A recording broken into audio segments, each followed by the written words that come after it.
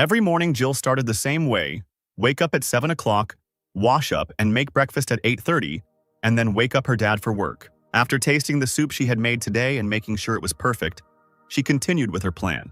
The heroine shouted at her dad to wake up because breakfast was ready, but there was no answer. Jill looked into his room and called him again. Apparently, he was sleeping too soundly to hear her. She walked over to the bed and gently touched his shoulder so that waking up wouldn't take him by surprise, but Dad still hadn't woken up.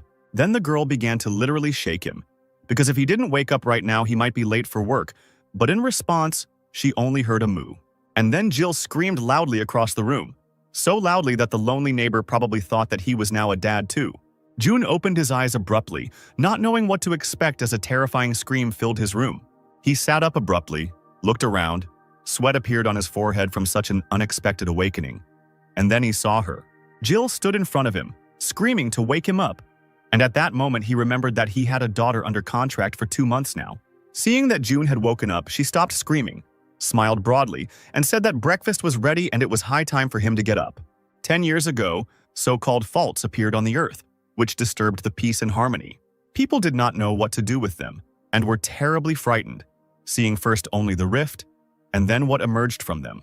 Monsters emerged from the rifts in huge numbers, and it was impossible to cope with them. At the same time, some people, regardless of gender and age, developed strange abilities. They began to be called hunters, who could track their abilities like in a computer game. Hunters stood up to protect the cities and began to control the rifts, exterminating monsters. Jun didn't have any special skills, so he had to study and look for a job suitable for an ordinary person. After graduating, he was able to get a job as a civil servant in the fault department and became the youngest in the department. He had no special talents, which negatively affected his work, where he constantly forgot about reports and was late. And only after a year of hard work he was able to get his first assignment at the fault. He was excited for his first mission and set out to find the rift that had appeared. However, here too, failure awaited Juna. On the way to the mission, he was hit by a truck. A bright light, a blow, the expectation of pain, but it did not follow. He opened his eyes and could not understand where he was. People who also did not expect him to appear here told him that he was in a world called Murim. The world in which he died a huge number of times experienced terrible pain and suffering. But after death, he was reborn again and everything started anew, because after appearing in Murim, he acquired one ability, a pocket watch that, in the event of death, would send him back a day and allow him to repeat the scenario again. June kept coming back to achieve his goal, win and stay alive. He did this so many times that it seemed he no longer remembered who he was or what he was doing. With each rewind, he drew conclusions and became stronger. And finally, he became the strongest warrior in this world. He had no other equal. The inhabitants of the world of Mirima nicknamed him Chanma, which meant heavenly devil. However, now Juno was only concerned with one question: how to get back. He became the strongest, so as a reward he was given the same sudden return to his reality, just as he once fell out of it. The hero woke up in the hospital, but he felt fine. He got up, got dressed, and left it, as if he had woken up at home. The doctors were shocked because he was the one who was hit by a truck yesterday and had to undergo a 5-hour operation. June understood that he had spent a lot of time in another world, did not remember his own at all, and a long adaptation awaited him. He looked at his status window. All his stats were maxed out. He was the best hunter for his world, and there was no need to return to his old job. The memories of Mirim frightened him, because there was a sea of blood on his hands. Memories flashed in his head. He stopped trusting anyone. He doesn't even remember how many times he died and was reborn again. And in that same second, he realized that now he wanted to be normal, go to work and live a normal life. Having decided everything, June went to work at the city hall, went up to the right floor, went into the right room and said hello. Everyone who worked in the department turned around and froze in shock, looking at the door. Greg was the first to speak up, but all he could ask was if June was okay. To which June replied that he was completely fine, and nothing terrible had happened to him. Greg noticed that he, at the very least, spoke differently and became more confident, after which he noted that his body seemed to have become stronger, although before he looked like a fragile guy. It was as if he was assessing him from the bottom up, and when he reached his face, he realized that his height had changed a little. June thanked him for all the compliments Greg had given him, but gave no indication that anything had changed. He assured that even if he had changed in appearance, he was still the same June who had worked with them in the department, after which he asked where his workplace was, since he was in shock after the accident and had memory problems. Greg, however, took the position that everything he was saying now made him even more suspicious. Olivia, who had been smiling at him until now, was sure it was June, only prettier. The boss wasn't satisfied with June and Olivia's words, so he brought out a fingerprint scanner. The moment of truth, June put his thumb to the scanner, put it on, and everyone froze. It didn't take a minute before the scanner reported that it was indeed June, a worker from the Rift department. Greg screamed that another test was needed, grabbed his hand and put his finger on the scanner, which once again confirmed his identity. The test continued over and over until the entire department became tired of listening to the scanner say the same thing over and over again. Greg stood his ground and said that he didn't understand how a person could change so much in just one day. But Olivia couldn't take her eyes off him. She didn't understand at all how height, build, and voice could change, but she really liked the new June. June's head was already starting to split from the endless discussions about his changes, so he asked again where his place was. But there was no answer, and the boss decided to send him home so that he could have a good rest. He didn't hear June's objections and only repeated that he was still on sick leave and that he would only allow him to return to work tomorrow. Greg grabbed him by the shoulders and offered to walk him to the exit, but June refused, since he could do it himself. And so he went home. But it was not so easy, because he had not been here for a long time. It took him a couple of hours to finally find his home. He had to climb up on foot because he didn't remember what floor he lived on, but he remembered what his front door looked like. The door was found, but the hardest part remained, remembering the code to open it. He entered code after code, relying on muscle memory, but all attempts were unsuccessful. I had to stop and think. The code should be familiar to him after all. He had entered it so often before that moment. Another unsuccessful attempt, when suddenly a female voice was heard from behind the door. He listened again. Maybe he really was so unwell that he was hearing voices when suddenly the door lock clicked. The door opened, and behind it was a young girl whom he saw for the first time, but for some reason she called him her uncle. He was stunned, and the only thing he could do was ask who she was. He walked inside, expecting anything from a conversation with a stranger who for some reason ended up in his apartment. June and the girl sat on opposite sides of the table. Outwardly, he seemed calm, but inside he was torn apart because he didn't know what to do. He took another sip from his mug and finally began to repeat after her the story he had just heard. Her name was Jill, and she was the daughter of his brother's girlfriend. He sighed heavily and said the same thing again slowly, trying to wrap his head around it. Jill nodded happily. It seemed to her that since he started talking to her, everything would be fine. June continued to reconstruct the events. His brother's girlfriend died in an accident. She had nowhere to go, and he agreed to look after her. And that's why she knew the code to his apartment and came here today, which made Jill smile. After which he decided to clarify whether they had seen each other at least once before today. After this moment, the girl became confused and replied that this was their first meeting. He looked for any way to resolve the situation and asked if Jill had any other relatives. In response, she hesitated and said that her mother was an orphan, so she had no one else to rely on. June suddenly became distracted by a plate with some dish and asked her what it was. She suddenly gained new hope and began to animatedly explain that it was omuraisu, an omelet and rice, and she had prepared it for June to have a snack after work, when suddenly he interrupted her and informed her that he would not be able to receive her at his place. Unexpectedly for him, the girl became furious, jumped up and screamed that he had promised her. She handed him her phone, opened the correspondence with him, and showed him the messages confirming this. And now he had to tell his story, because until yesterday he was in the hospital, got into an accident, and was discharged only today. And most importantly, he lost his memory, did not remember his brother or the girl he promised to help. He didn't know what to answer to her question about whether he was okay, since his body had fully recovered. But memory is very poor, which can cause difficulties in everyday life. He understood that it would be difficult for him to take care of anyone now, since it would take him some time to adapt. Jill froze, as if she didn't know what to say, but in reality she was quickly going through her thoughts in her head to somehow fix the situation. Suddenly she screamed that she wanted to sign a contract and come to an agreement with June. He didn't understand what she was talking about, so he decided to clarify what kind of contract she wanted to sign, to which Jill asked him to become her father until she finished school. At that moment, he regretted asking this question because her proposal was crazy. Without wasting any time, she flew up to him, grabbed his hand and began to convince him that he had lost his memory. It would be difficult for him to adapt, and she could help. She clung to his hand and kept saying that she would take on the cleaning, the washing, the cooking to help him. And in exchange, he will allow her to live with him until she finishes school, at least for 6 months, until she moves into a dormitory. June thought about it because this was indeed a good condition. No, even a very good condition. He spent a long time in the Middle Ages, in a completely different world, and it will take time to adapt to the modern world. She could always be asked about things he didn't know, asked for help, and it was really beneficial for both of them. He reached into his briefcase, began to take out paper and pen, and informed Jill that he was ready to draw up the contract. She was shocked because the plan seemed unsuccessful and now she couldn't believe her ears. Jun silently sat down at the table and began to write something. It seemed as if they were concluding a multi-million-dollar deal right now. He handed her a piece of paper with the rules that they both had to live by and asked her to tell him if anything was unclear or if anything needed to be corrected. The contract specified deadlines, obligations to provide Jill with all receipts and checks, account for expenses, and perform all household chores. June asked again if there was anything that Jill didn't understand or didn't agree with, to which she replied that she was fine with everything. There was one last step left for the contract to come into effect, and he handed her a pen. With tears in her eyes, she took the pen. It seemed like she was about to cry, but everything was exactly as she wanted. She bent over the papers, signed them, and said she would do everything in her power. And at that moment, a smile lit up her face.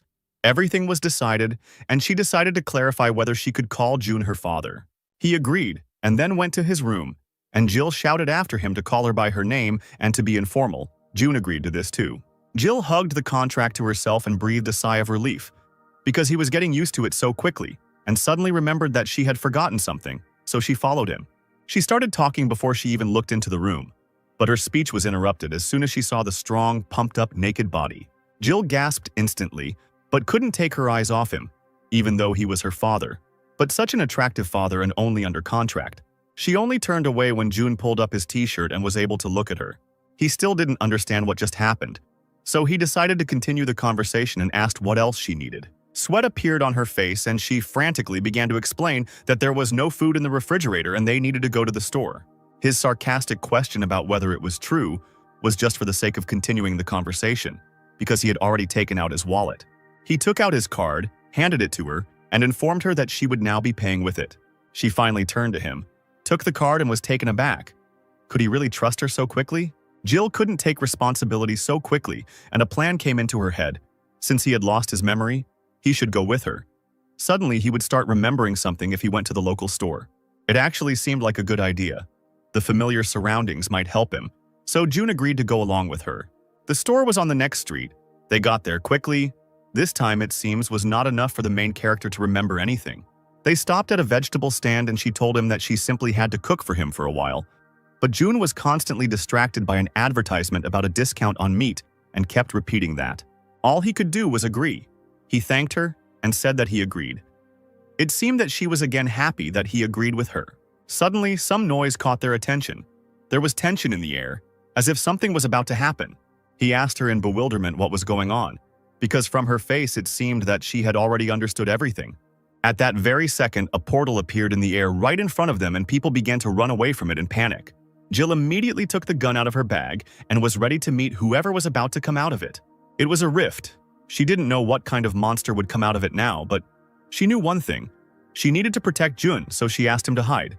A huge green creature with huge fangs emerged from the portal, and not only did it stink terribly from its mouth, but strange sounds were also escaping, similar to either growling or mooing. Everyone who was in the store began to run out of it in panic, screaming that a goblin had come into the store for milk. Jun stood rooted to the spot and simply watched what was happening. He knew what to do, but he had only promised himself today that he would live a normal life. Jill hadn't promised anyone anything, so she immediately pointed the gun at the goblin and pulled the trigger. A beam of light shot out from the cannon, and a small wind arose from the power of the shot. And so, the bullet reached its target. Jill hit the goblin right in the chest. The goblin felt the blow, looked down, growled questioningly, and saw a huge hole in his body. He fell flat on the floor. It seemed he wouldn't need any more food. The shop's visitors began to surround him. They realized that he had lost consciousness forever, and they exhaled joyfully. Fortunately, there was a hunter in the shop who protected them. Jill leaned against the wall, breathing heavily, and continued to hold the gun tightly in her hands. Noticing June, she quickly came to her senses, hid the weapon back in her bag, and began to scold him for simply standing still when he was in danger. June apologized and said he would be careful in the future. It seemed that was what she wanted to hear, and she calmed down. The police were already hanging over the goblin. He was alone. There were no casualties, and they headed towards Jill because this was the result of her actions. As he approached them, the policeman asked if they had dealt with the goblin, but his gaze was directed towards June. With a quick movement of his hand, he brought Jill in front of him and informed the policeman that his daughter had dealt with the goblin. He was shocked. Because the girl was only about 14 years old, he couldn't believe that it was really her. But quickly getting his bearings, he asked for identification, phone number, address, and bank account information. There was a reward for killing a goblin. This was the price for destroying the goblin in Mana. The police will pay it for preserving the lives and safety of the residents. The policeman said that the father could also provide a bank account and the money could be transferred to him. And Jun thought about it. He thought for a moment and asked Jill to state her score. She was surprised by what he said. He quickly removed all questions and said that it would be fair, because it was she who killed the goblin. She blushed with joy and quickly dictated her number so as not to scream with joy. They returned home. Jill was preparing dinner when suddenly the phone made a notification sound. She grabbed it and looking at the screen was clearly shocked by something. For destroying the rift in the goblin, she received 150,000 won from the Seoul police. June managed to read the message. She got a large sum for killing just one goblin. If it was paid so much, then there was no point in her living with him, he asked. She found his naivety endearing and began to explain that there had been a time rift in the sky and a monster had appeared. It was an accident, and no one could guarantee that all monsters would be so light. Besides, only licensed hunters can enter the rift, and she is still an ordinary person. He interrupted her with a question about whether she knew the law of reason, and Jill's face was frozen in question. She asked again what this law meant, and he explained that everything that happens in life is a reaction of the subconscious to what we are trying to instill in ourselves. Thoughts are material, and what happened to her was her desire. She understood what he was getting at and told him that she was planning to enroll in the Hunter's Academy in March. Jill had not yet completed Hunter Rebirth, but she already knew how to use mana and had a temporary permit for the mana gun, so she always carried it with her. He praised him, because not everyone can become a hunter, which means that special abilities were embedded inside her. She smiled and told him that he should treat her well, because one day she would become very famous. In addition, she had already set the table full of food, gave instructions to eat everything and leave nothing, and wished them a pleasant appetite. After discussing her future, she realized that she didn't know what June did for a living, and immediately asked the question. While wolfing down his dinner, he replied that he worked in the mayor's office as an ordinary civil servant. Jill was satisfied with his answer, as she was worried that his work might be dangerous. She handed him another plate of food, wished him bon appetit and good night. This eventful day had come to an end. The morning came too quickly, and now June was already approaching the City Hall building. There were still about 5 minutes left before the start of the working day. It seemed like time had stopped.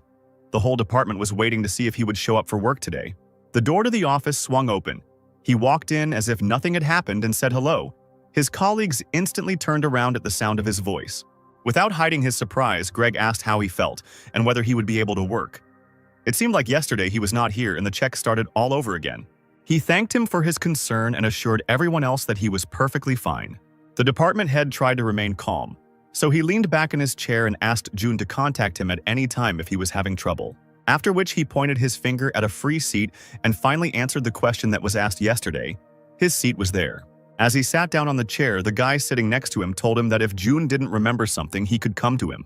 He hesitated, didn't know what to answer, just as he didn't know who this guy was, what his name was, and why he offered to help him.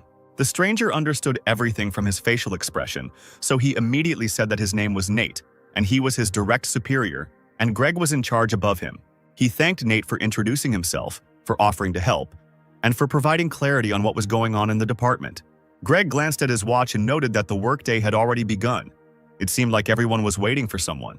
Nate quickly reassured him and noted that the one they were waiting for was a very valuable hunter, so it was necessary to bring him up to speed, to which Greg sniped, asking if an F rank was valuable. It didn't matter, because they were still waiting for the hunter, and none of them showed up. Suddenly they heard the sound of a door swinging open and heavy breathing and turned around.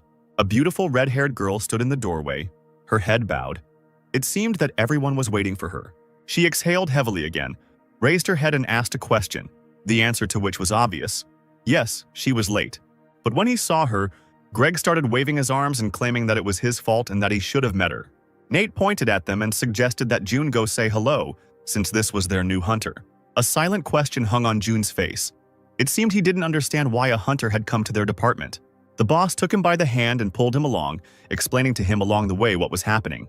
The department was engaged in searching for faults, and they usually went on missions with a hunter. Miss Kate will have to take charge of June and help him with his work.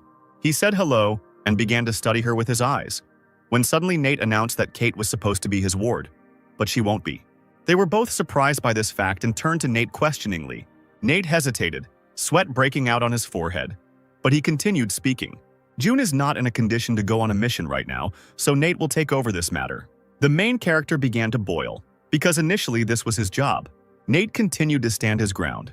It was better for him to complete this task, because no one knew what consequences the accident could have. Suddenly, Greg entered the conversation, stating that he was worried about whether June would be able to work normally. June didn't understand what was going on. Were they pretending that he was a dishonest employee? He stated that this was his job, and he would be the one doing it. Nate began to panic even more and began to try to convince the protagonist that he should not overexert himself. Greg contributed to the general panic and started shouting about how June couldn't even find a job.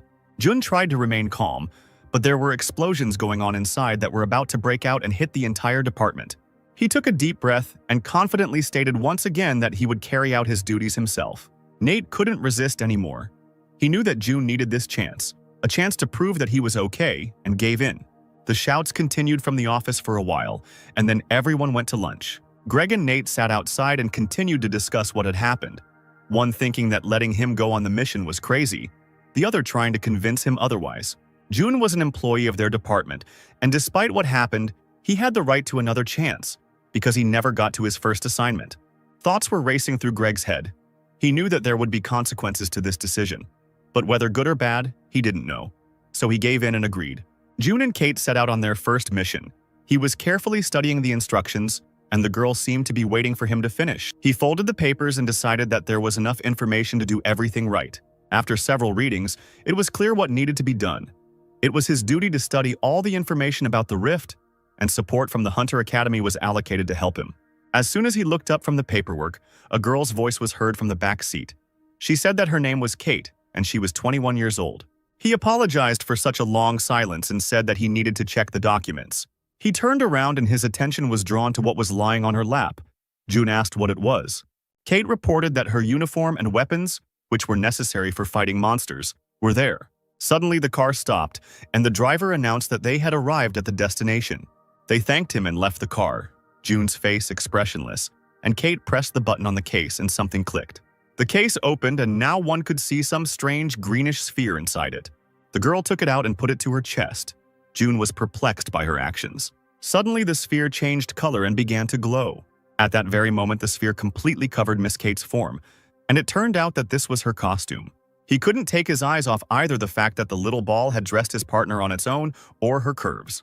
She became a little embarrassed and asked if this was the first time he had seen this, to which June nodded affirmatively. Along the way, Kate told him that this suit was the lowest level of protection, but even it cost 3 million won, and her sword was far from the best. She stopped and asked what she should call him, to which he replied that he didn't care.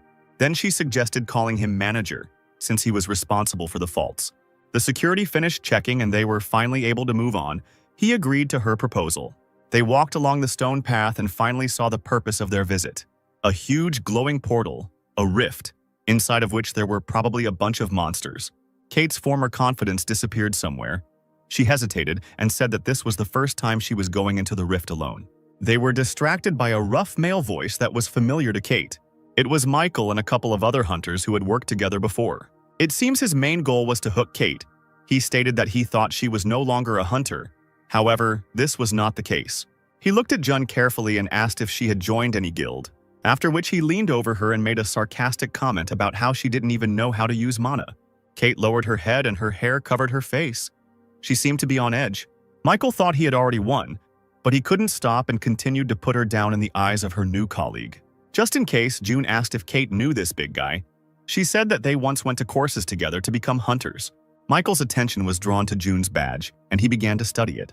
He burst out laughing when he learned that Kate was now working on a contract at the mayor's office. He wiped away his tears, quite amused by the fact that someone like her wouldn't be accepted into the guild, and since she was working under a contract, that meant she was still an F rank. June interrupted this madness by saying that everything he was doing now looked pathetic. Michael began to look to his comrades for support and point his finger at the one who defended the object of his ridicule. He looked down at him with disdain and called him an idiot. He grabbed his shirt collar and lifted it up, and Kate started screaming.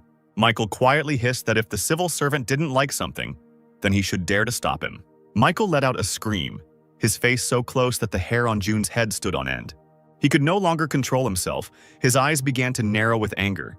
It seemed as if they were filling with blood. Seeing this, Michael became frightened and widened his eyes, but still did not let go of him. And in his head a terrible voice sounded, which said that if he let him go within 3 seconds, he would be forgiven.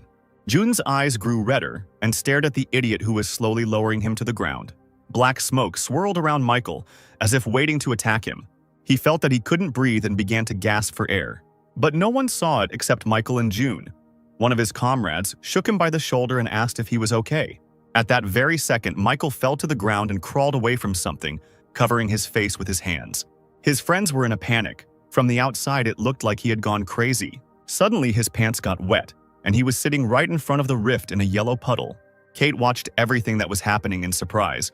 She was glad that her offender was punished, but she did not understand at all what was happening here. June, satisfied with himself, grinned and decided to finish off Michael. He made a surprised face, extended his hand and asked if he was okay and could get up. But this was only a mask for the others. He leaned over to give him another message that only the two of them would hear.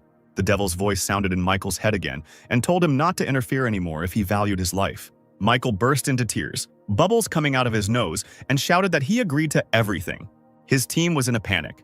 They didn't know what to do, and Kate covered her face with her hands. June flew past her and called her to follow him before something worse happened than what they had just seen.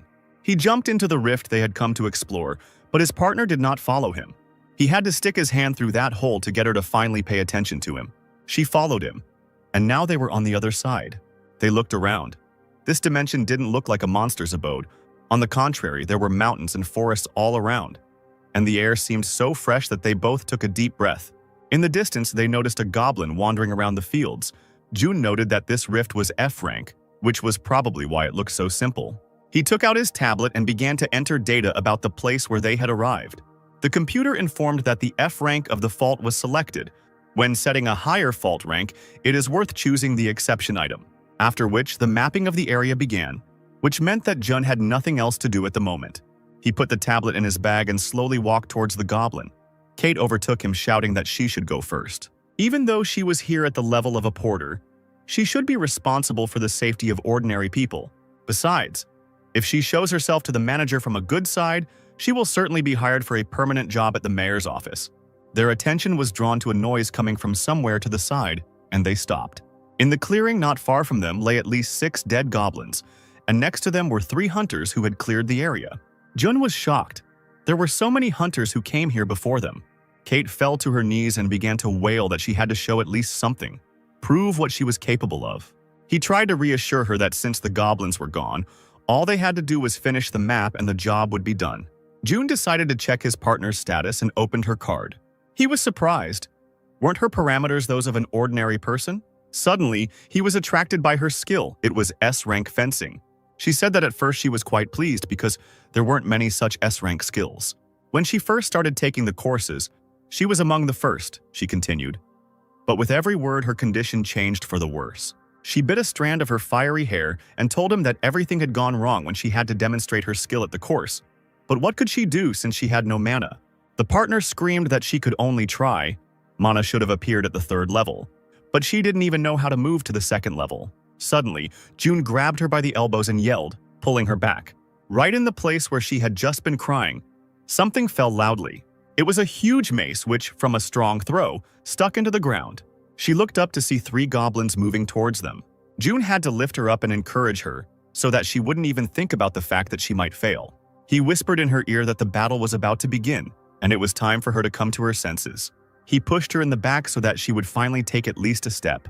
Kate collected her thoughts, pulled herself together, and focused on the goblins. She rushed towards them, drawing her sword and ready to attack. She slipped under one of the clubs the goblin was aiming straight at her head. She pushed off the ground with ease with one hand, and with a precise movement she cut one of them right on the nose. The goblin grabbed his face and Kate knew that this wound would not be enough. She pushed off the ground and bent her leg, preparing to deliver another blow. The next powerful blow to the goblin's head was delivered by her heel, but the goblin continued to stand on 2 legs, preparing to answer for what had been done to him. His eyes began to glare and he rushed towards her. But Kate was ready for this, jumped towards him, and with one swing of her sword cut off his head. The headless body crashed to the ground next to the other goblin. Breathing heavily, she stopped and then finally realized what she had just done. She turned to the manager and joyfully shouted that she could kill the goblin. However, looking back, she saw that June had his head down on the tablet, and another goblin was rushing straight towards him. With his claws and fangs bared, he growled and prepared to attack. June knew what was happening. It was not for nothing that he was the best warrior. He stood and simply waited for the moment. And as soon as the goblin approached him at full speed, he took a step to the side. Kate's eyes widened as the goblin ran towards the manager.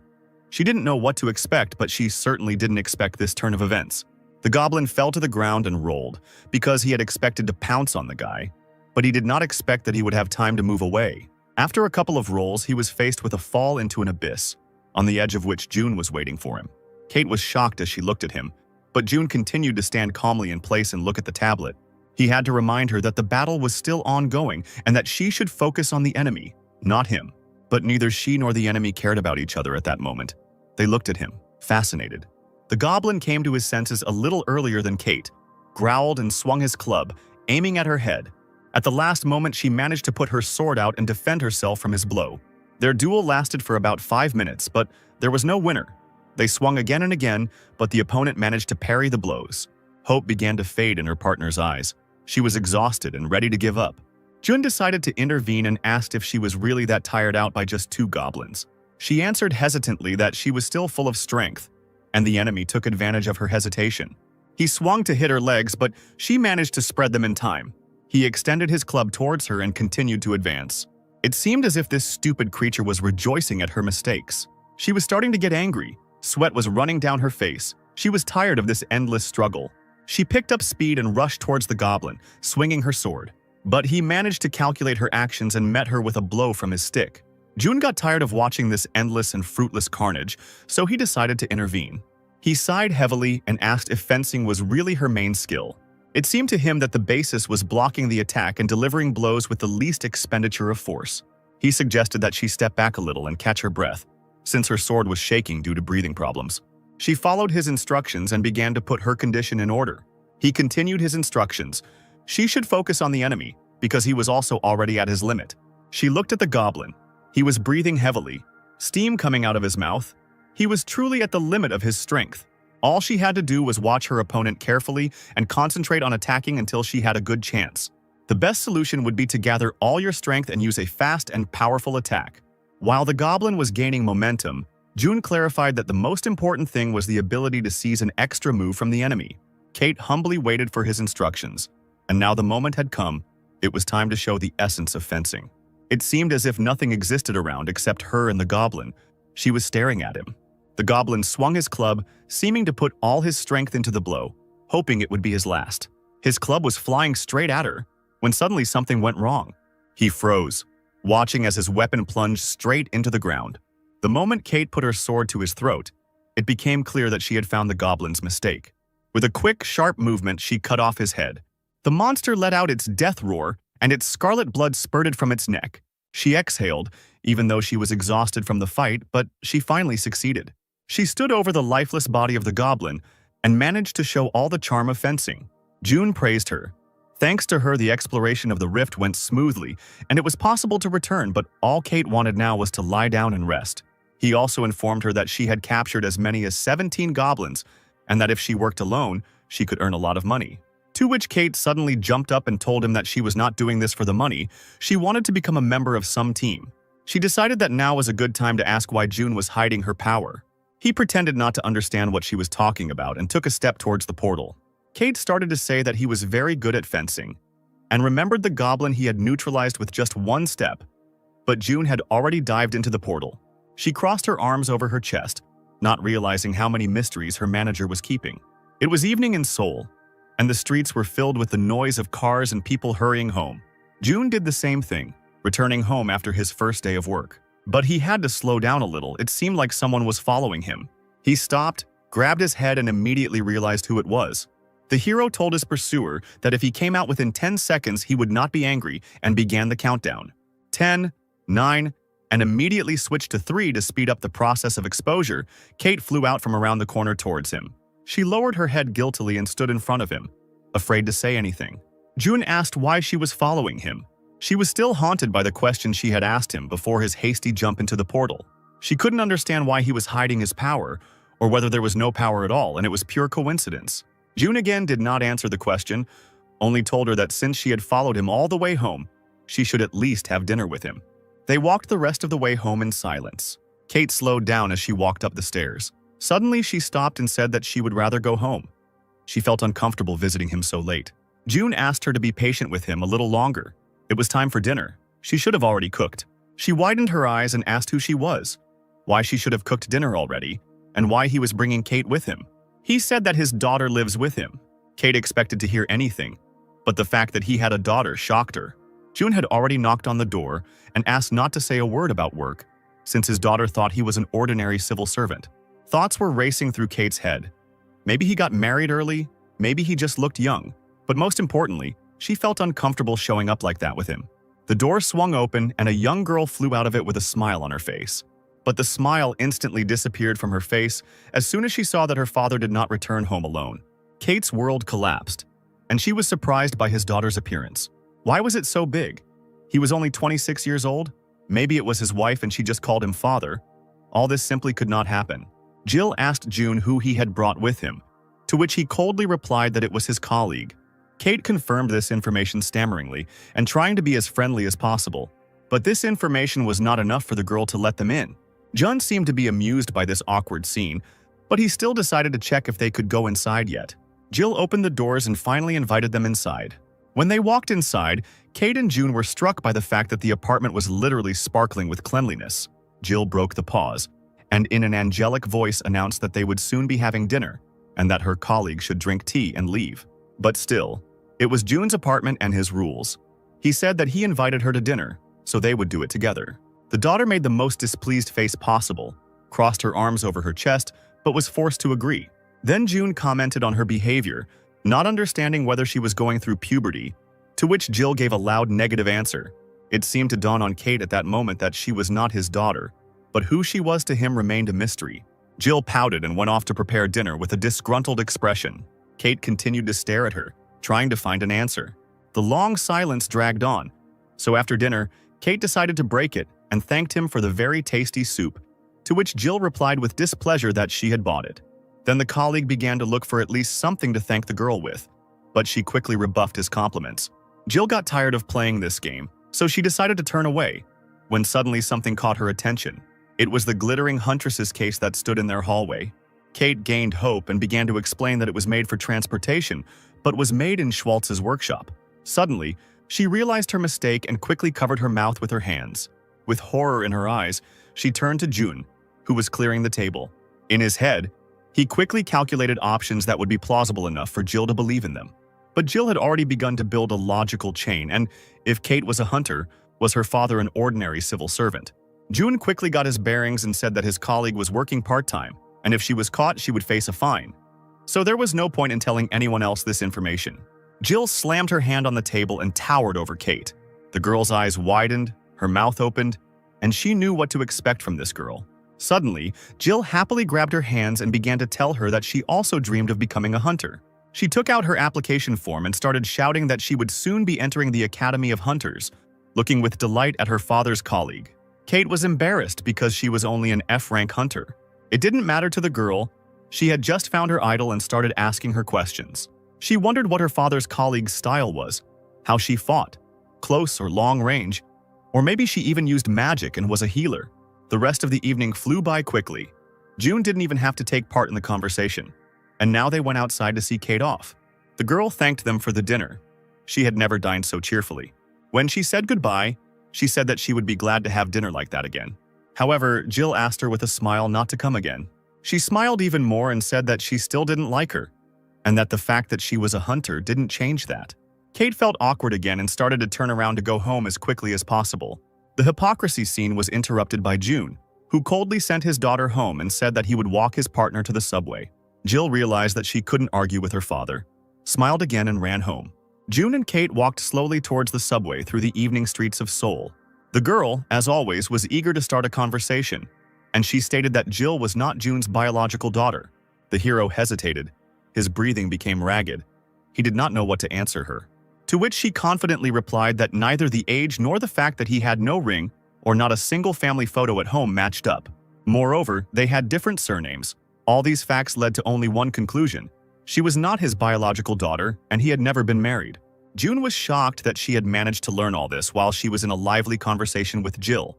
And then she asked an uncomfortable question about what kind of relationship he had with Jill, whether there was anything dangerous in it, to which June hastened to reassure her. There really was nothing dangerous between them. She was his niece, and his brother had problems, so he was raising her. Kate realized that she had been too excited about her investigation that she hadn't thought about what it might lead to. She calmed down and apologized for asking too many questions. June didn't care. The only thing he asked was not to talk about it at work. The rest of the journey to the metro was silent, and now they were there. June said goodbye and immediately went back. Kate watched him go and seemed to be conducting some kind of investigation in her head again. Suddenly, it dawned on her how she hadn't noticed this fact right away. June and his brother probably shared the same last name, but their niece and daughter did not. But by the time she realized this, June had already disappeared around the corner. There were still about 5 minutes left before the start of the working day, but there was already shouting in the office. Greg read the folder June had filled out with bewilderment and asked in bewilderment how he had managed to do it in one day. But June was only concerned about one thing: were there any problems in the report? But the report was done just fine. It usually takes several months to compile such data. June simply could not do this report alone. Greg turned to Nate with disbelief. He was sure that it was he who helped his colleague, but he shook his head, after which Nate praised June and said that now he would have to catch up with him. June, satisfied with what he had done, leaned over a little and said thank you. Suddenly, Kate appeared next to him and continued to praise Nate. He didn't understand what she was doing there since today was her day off, but everyone else was glad to see her. He was in no mood to continue talking to her, so he sat down on a chair and told her to do what she wanted, but there would be no overtime. But she persistently handed him some piece of paper. He began to study what was written, but still did not understand what it was. Nate decided to help the employee and said that the girl gave him the schedule of exams for the qualification of a hunter. All hunters took this exam once a year. The hunter's level could be increased or decreased. The highest was considered to be rank S and the lowest rank F. There were a huge number of guilds all over the world, each of which was constantly looking for high-level hunters. It was during the period after passing the exam that transitions between guilds were most common.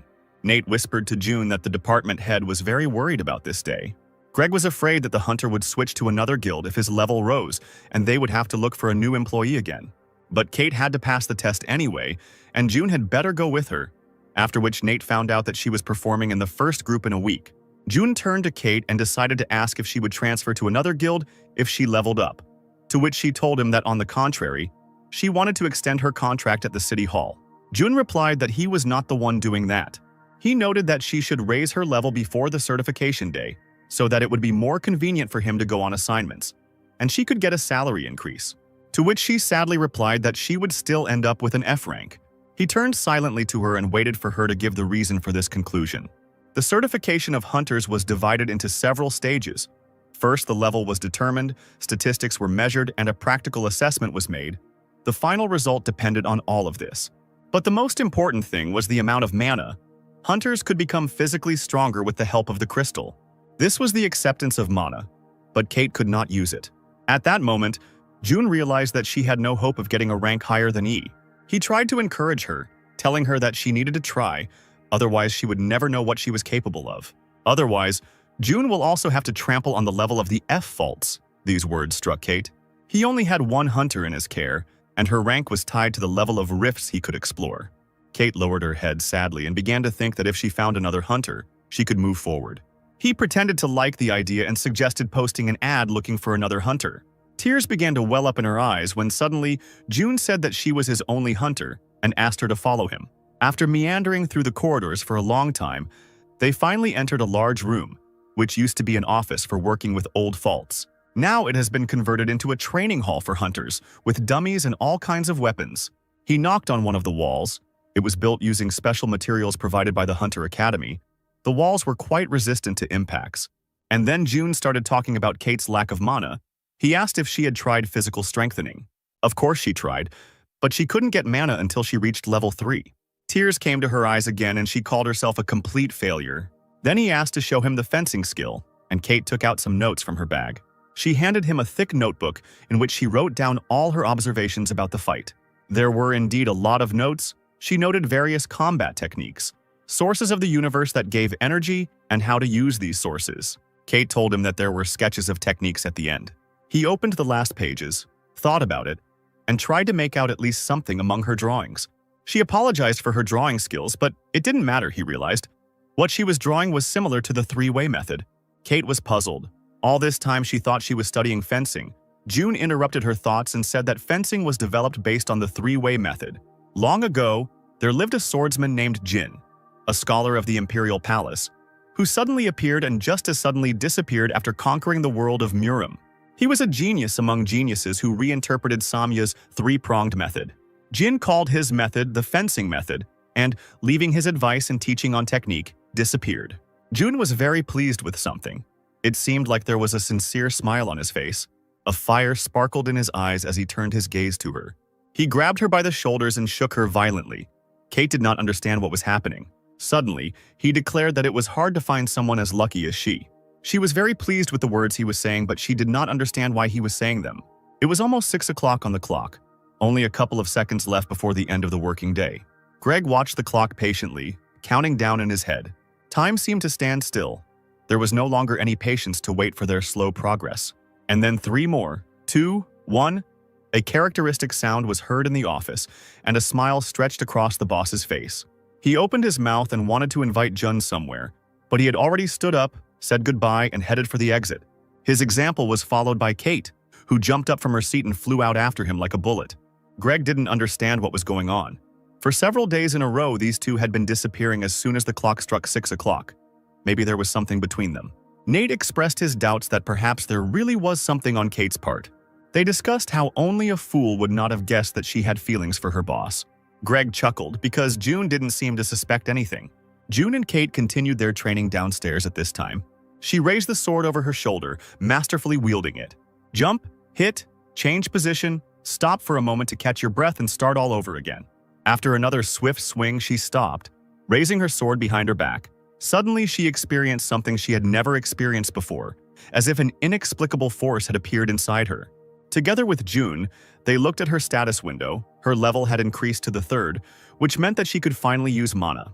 He applauded her because she achieved this result in just a week, while Kate said that their meeting was the greatest success for her. The manager replied with a sly smile that he would take this into account when he renewed her contract. Her face was filled with happiness at that moment. It seemed as if she had achieved everything she wanted in an instant. Suddenly, she hesitated and said out loud that everything was as she thought. June didn't understand where she was going with this, and she immediately stated that she understood that he was hiding his power. He sighed heavily again. He was tired of these hints. He led an ordinary life, but she tried again and again to find out something new about him. He turned around on the spot and said that he was going home and they would only see each other tomorrow at the Hunter's Academy. But she seemed satisfied with his answer.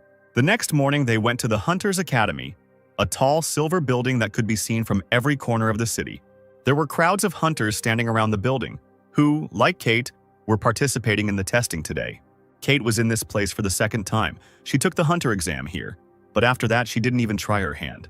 June encouraged her, because she had trained so hard and could expect a good result. Suddenly, someone from the crowd began to shout that Gale had entered the hall. Another one supported his cry because Emily was there too. 2 stately hunters entered the hall. The crowd in front of them froze.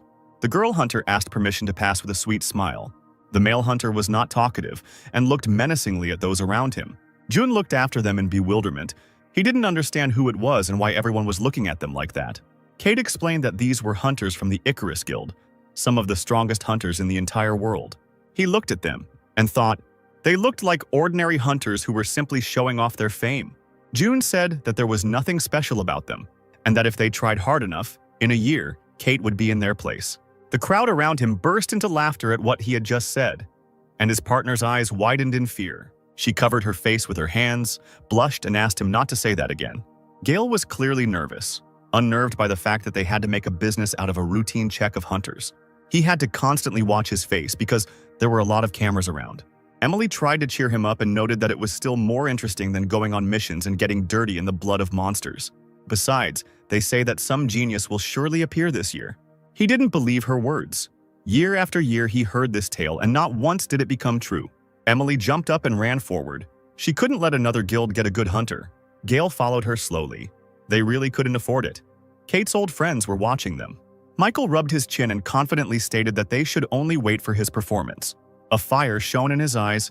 He was eagerly awaiting this in order to receive the coveted invitation to the guild. However, his partners were not so confident in him due to recent events and, just in case, checked whether he had taken a spare pair of pants with him. A pleasant young man in a blue suit entered the common room above and announced that the statistics would be counted right now and asked the hunters to enter in order. June finally suggested that Kate go ahead. He was starting to get tired of waiting. The hunters lined up in a queue, from which conversations could be heard every now and then, that someone would definitely get into Icarus.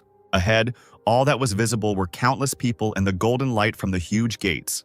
The next hunter approached the evaluation device and began testing. The computer displayed his statistics on the screen and showed a C rank, and those around him began to rejoice. And at that very moment, the hunter was surrounded by guild managers who began offering him work. Some offered free weapons, others a free suit, and some offered double the deposit. It took some effort for Kate to push through the crowd to get to the appraiser. 30 minutes later, she finally returned to the manager. Her head down and breathing heavily, breaking through the hunters was already a difficult task. Suddenly, she looked at him happily and announced that she had received D rank. Strength 6, Agility 11, Power 8, Mana 10. The last stat pleased her the most because she raised it from 0 in just a week. Inside, he shared her joy, but outwardly he seemed calm and quietly congratulated her. It was time for them to move on to the battlefield where they would have to show their skills. From the top floor of the arena, they watched the C-rank hunter who was in the same rank rift. June told Kate to get ready because she was going to go next. She hesitated and decided to ask again if she really should try her hand at a C-rank rift since she had only just reached D. He once again answered affirmatively that he was able to cope with the rift of this level. The girl was nervous and did not understand where he got such confidence from. Jun just asked me to trust him and try. The speakers announced that access to the rift would now be opened for the third group of rank C. Kate shook before leaving, trying to leave all her excitement behind, and she confidently took a step forward. But as soon as she stepped into the arena, she saw how many people were looking at her right now, and she started to get nervous again. A familiar voice called her name from behind her, and horror froze on her face. It was Michael, and he asked her in bewilderment what she was doing there. She hesitated and only moaned in response, and he mocked her sarcastically. He came closer and closer and hung over her, repeating his question over and over again. When suddenly he started yelling at her, he didn't understand that she really believed in her own strength. He screamed furiously that she was crazy. Tears welled up in her eyes. She cringed and began to apologize to him. Michael grabbed his head. It was the first time he had seen a hunter of the lowest rank attempt to pass the C rift. The hunters who were undergoing the test with them turned around and couldn't believe their ears. An F-rank hunter was in the arena with them. They noticed that she was wearing a low-level suit. She began to doubt herself. It seemed as if she had become an ant in this huge arena. Michael was at a loss for words. He did not understand what she was hoping for here, and he hypnotized her with contempt. Suddenly, his eyes filled with horror. He started spinning around and looking around to see if that creepy guy who had made him wet his pants last time was with her. June watched this picture. He hated Michael, who was really nothing. Suddenly, someone entered the room from which he was watching her. It was Gale, the same hunter from the Icarus Guild that all the hunters wanted to join. He slowly began to talk about how June worked at the mayor's office and that he had a young hunter, Kate, under his care. June wasn't surprised that he was so well informed, but he didn't understand where he was going with his speech. Gale moved slowly towards him and decided to get straight to the point. He said that the Icarus Guild wanted to invite Kate to join them. She had never undergone physical strengthening before, and this was the first time that an F-rank hunter could increase her mana so much. With the help of the F crystal, she increased her stats to 10.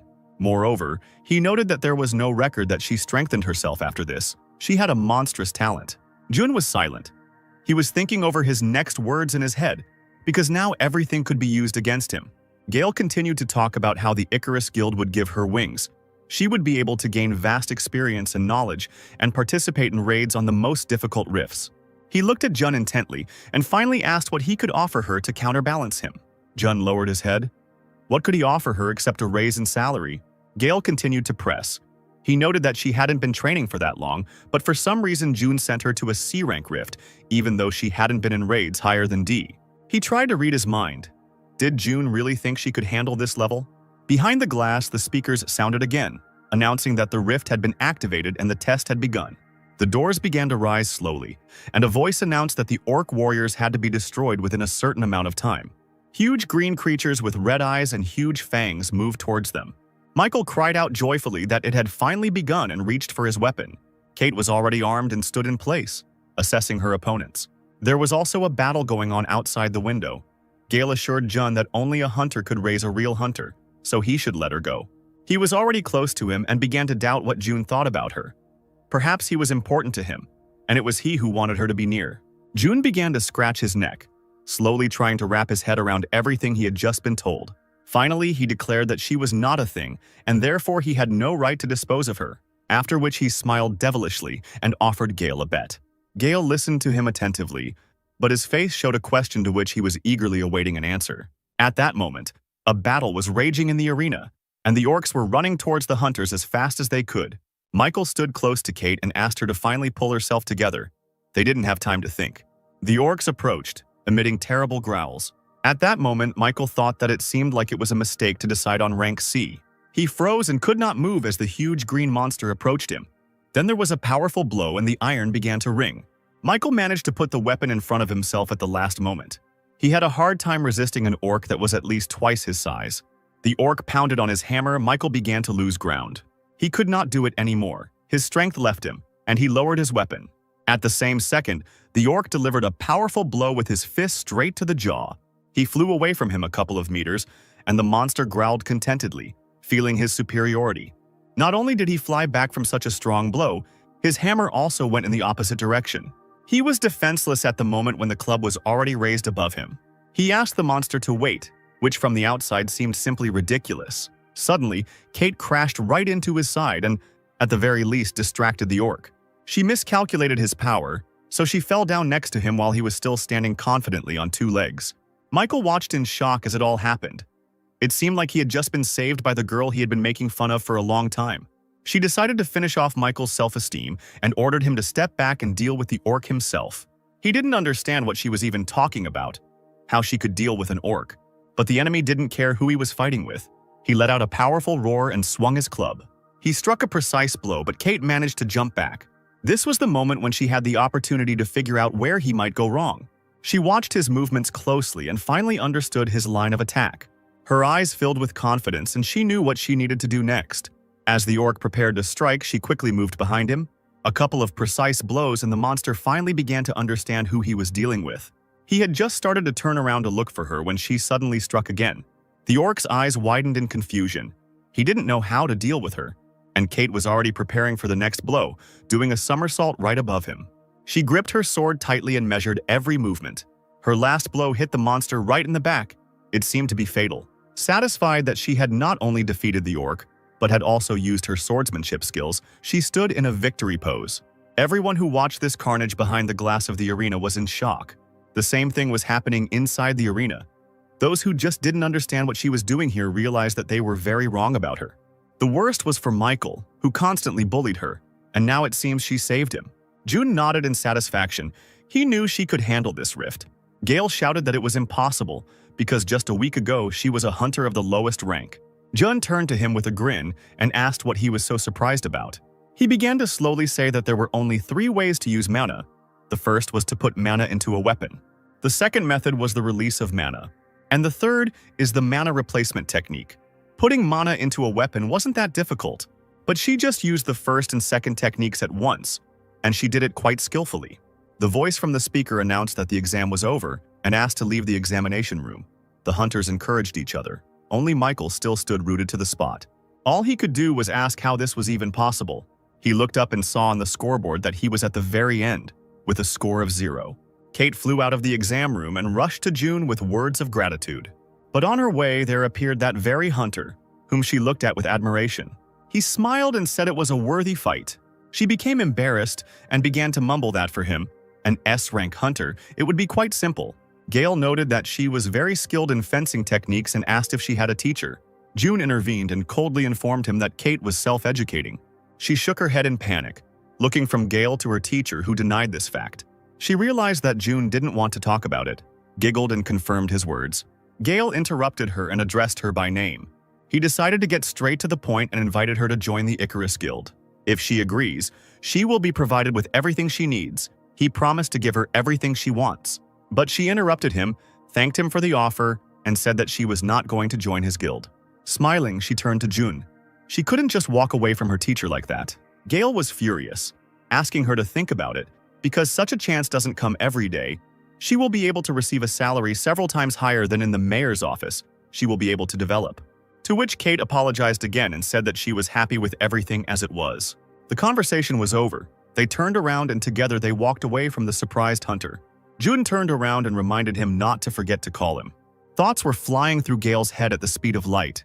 He didn't understand why he should call him. Suddenly, he remembered the bet they had made before Kate's fight. Right before the start, June declared that his ward would be able to destroy more than 5 orcs, and if June loses, he promises that he will persuade her to join the guild. But if he won, Gale owed him a Class A suit. At that moment, the bet seemed stupid to him. He was sure that he would win, so he happily agreed. The next day, their office was already filled with excited shouts from the morning. Kate took out her C-rank hunter card, but she was still shy. Greg and Nate complimented her because she had suddenly raised her rank from an F to a C. Nate took out his phone and asked if she was okay. They even published an article about her. He started reading the headlines, which literally screamed that the Icarus Guild had been refused. This was a girl with an enviable talent. Who was she really?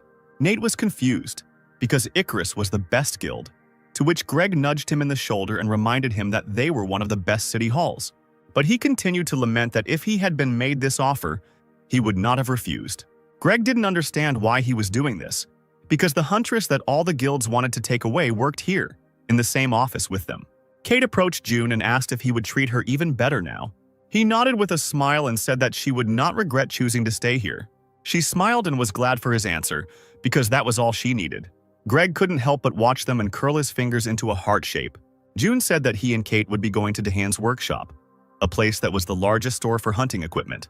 Nate tried to stop him, because their budget was not designed to buy equipment. Everything was already allocated, and for this they would have to consider an additional budget. June calmed him down and informed him that they would not buy anything, but would only take what they had promised. And now they were already walking around the workshop, assessing the scale of this store. They walked further and further through the store, Kate waiting for them to finally stop. When June finally stopped, she realized that they were standing right now in the most expensive store in this workshop. They were greeted by the store manager. June said that he was from the Rift Affairs department and came from a hunter named Gale. She immediately understood what was being discussed, nodded affirmatively, and invited them into the store. She suggested that they look around, and if they needed anything, they could immediately contact her. The first thing that caught their attention was the golden suit with the outline of a dragon, but it all seemed too much. They then moved on to a silver suit with red accents, with Kate saying she couldn't see a suit that suited her yet. She turned away from another display case to move on, when suddenly something caught her attention. A tight red suit, with high black boots, and most importantly, fluttering white wings behind his back. Kate pressed herself against the display case, her breath catching. She knew that this costume was very good and was made from the wings of a queen ant. Jun looked at her like she was a little child and asked if she would take the suit. Her eyes were shining. She was dreaming about this suit. Something was breaking inside her. But out loud she said that it was very expensive. After 4 hours, Jun was exhausted. He didn't understand why they spent so much time here if in the end they still took the suit with wings. Joyful Kate didn't pay attention to him. What was more important to her now was that the suit also had a beautiful case. June's attention was drawn to a sign on a weapons crate that said everything in it was on sale at a 50% discount. He stopped and asked why all this was being sold at a discount, to which the seller replied that these were E-rank items, but that he could look for something worthwhile. The merchant said that if they took several items, he would increase the discount. One item cost only 1,000,000 won. June was shocked. How could they talk about a discount when the price was still very high? Kate tried to calm him down and said that all the hunting things cost that much. But he had already turned around and walked on. Such discounts did not interest him. Suddenly, something stopped him. Something flashed behind him, and he realized what was in that basket. He pounced on the basket like an animal on its prey and began to rummage through it. Kate watched this scene in silence, not understanding what had just happened. Suddenly, June discovered what he was looking for and froze. In the basket lay a carved sword hilt that shimmered and emitted a red light. How could this thing end up here? The sword of Chanma, his sword, the ruler of the world of Miram. He looked at the price tag, which said 50,000 won. The seller began to apologize. He didn't know how this stump got there and reached out to take it. June hugged it close to him, not intending to give it away. He asked if it was really only worth 50,000 won. The older man continued to apologize and said that this did not usually happen. June said rudely that he would buy this sword. The seller was perplexed. It was an old piece of iron. Only the handle was left, but the hero didn't care. He had already handed over the money. After the store, he went to Mount Umyan, where he watched the evening soul away from prying eyes. He clutched the handle he had just acquired. He was upset by the fact that the sword of the strongest warrior only cost 50,000 won. He swung it. The sword changed its glow to purple, and instead of a blade, black matter burst out of it. A wind rose around him, and the sword seemed to begin to fill the space around it. He made another swing, hid the blade, and remembered that his daughter was waiting for him at home, who had definitely already prepared dinner. The hero took out his phone and looked at the time. If he took the metro, it would be too late. He pushed off the ground. Running was clearly faster. And now he was home. He opened the door and apologized for being so late, but no one was in a hurry to meet him. The TV was on, and the news reported that just recently, not far from Mount Umyan, a large-sized fault had appeared and immediately disappeared, but June wasn't listening to it. He looked into Jill's room, trying to understand why she hadn't met him. Jill leaned over the pile of documents, studying them carefully. Due to the move, she completely forgot about paying for equipment rental, lectures, maintenance costs, and several other items. She didn't understand why it was so expensive. It was a public university after all. And all the bills together came to more than 50 million won. Jill thought about telling her father about this, but it wasn't part of their contract. She should be grateful for the fact that he allowed her to live with him, but she was ashamed to ask for money for tuition. At that moment, her thoughts were interrupted by June, who entered the room. She was scared, because she missed him when he returned home. Frightened, she began to hide the papers from the table, but they didn't interest him. He came in to suggest having dinner together. She was flattered by the offer, but was forced to inform him that she was not hungry and suggested that he eat alone. He stood in the doorway and watched the strange picture. Jill began to build houses out of pencils right on the papers she had just been studying. The hero thought. It seemed that something was clearly wrong, and a plan appeared in his head. He went into the kitchen and started shouting that he couldn't find any sesame oil. Jill didn't understand why he needed sesame oil at all, since she had already cooked dinner. She hurried to his kitchen to help him set the table without incident. The girl was distracted, and he quietly crept into her room. He took the papers, quickly realized that these were bills, and began to add up the amounts. 50 million won. He didn't have that kind of money. He was in a panic and didn't know what to do. After dinner, he could not fall asleep for a long time and lay in bed thinking. Suddenly, another thought flew into my head. If the entrance fee was such a huge sum, then how much would it cost for 3 years of study? He picked up his phone, opened the bank app, and there was a little more than 800,000 won in his account. June dialed Kate's number and decided to consult with her. But suddenly he realized that it was too late to call. Kate's voice came from the receiver and she began asking him what had happened. He decided to go on the offensive and said that what had happened was that she was still not sleeping. In fact, Kate was already asleep. But when she saw that June was calling her, she simply couldn't ignore the call. He got down to business and asked how much an A-rank mana crystal that could be obtained by killing a monster cost. His eyes began to widen when the person on the other end of the line told him that one such crystal could fetch between 100 and 200 million. Kate thanked him for his concern, but reminded him that she had only recently achieved C rank and was still far from A rank. He didn't understand what she was talking about, so he simply thanked her for her answer and said goodbye. But at that moment, a plan appeared in his head. The night flew by quickly. June quickly fell asleep, because in the morning he had to do what he had thought up. He put on a hooded sweatshirt, packed glasses, a mask and gloves in a backpack so that no one could recognize him, and took a fake hunter's pass. He read the note Jill left saying she was going to exercise, so he had about 3 hours. The hero went to Mount Guryong, where a rift had recently opened. He put on the protective gear he had brought with him. With a long leap, he jumped over the fences and signs that warned that the area was dangerous. And he quickly rushed to the place where the rift he needed was located. June looked at the rift and put the fake card on the rift entry machine. It was an A-rank rift. A voice from the machine warned that the rift was much higher than the hunter's rank. He didn't care that the rift was higher than the hunter's rank on the card, since he was a top-ranked hunter. The identity was confirmed, and there he was standing in a rift that strongly resembled the forest on Mount Umyong. His plan was to quickly destroy a couple of monsters, take their magic stones and go home, since today was a day off after all. Suddenly, he heard the cracking of branches behind him. Someone else had entered this gap. These were 3 hunters who went on a mission to clear this rift. They were surprised that there was someone else in the rift. Jun rolled his eyes and realized that the situation had become a little more complicated now that it was known for sure that he was here. The hunter girl immediately called him crazy because Jun was in an A-rank rift even without a suit. The hunters assumed that he was broadcasting a video from the rift. Such people often ended up in rifts.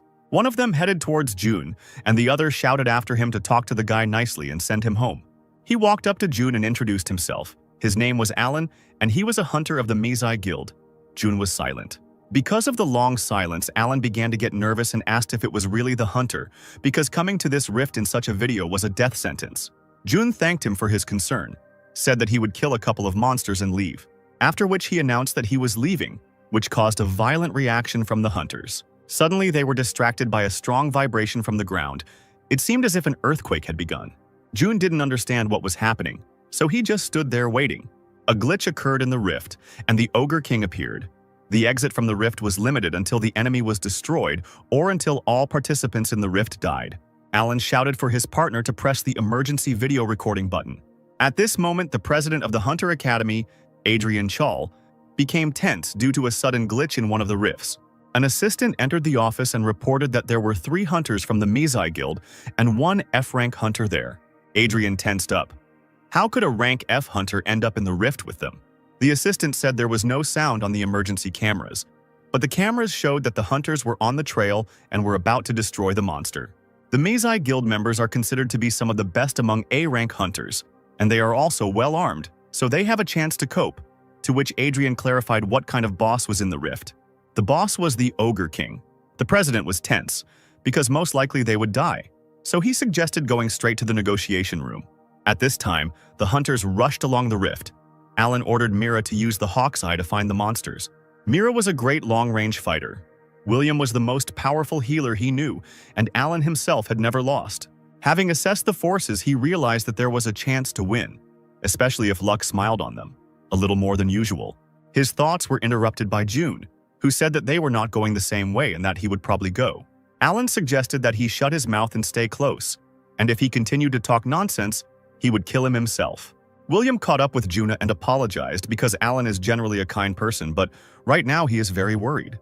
Mira was worried about whether they would be able to survive, because the Ogre King was not an easy target even for S-rank hunters. Suddenly, Alan made a gesture for everyone to stop and stop their idiotic conversations.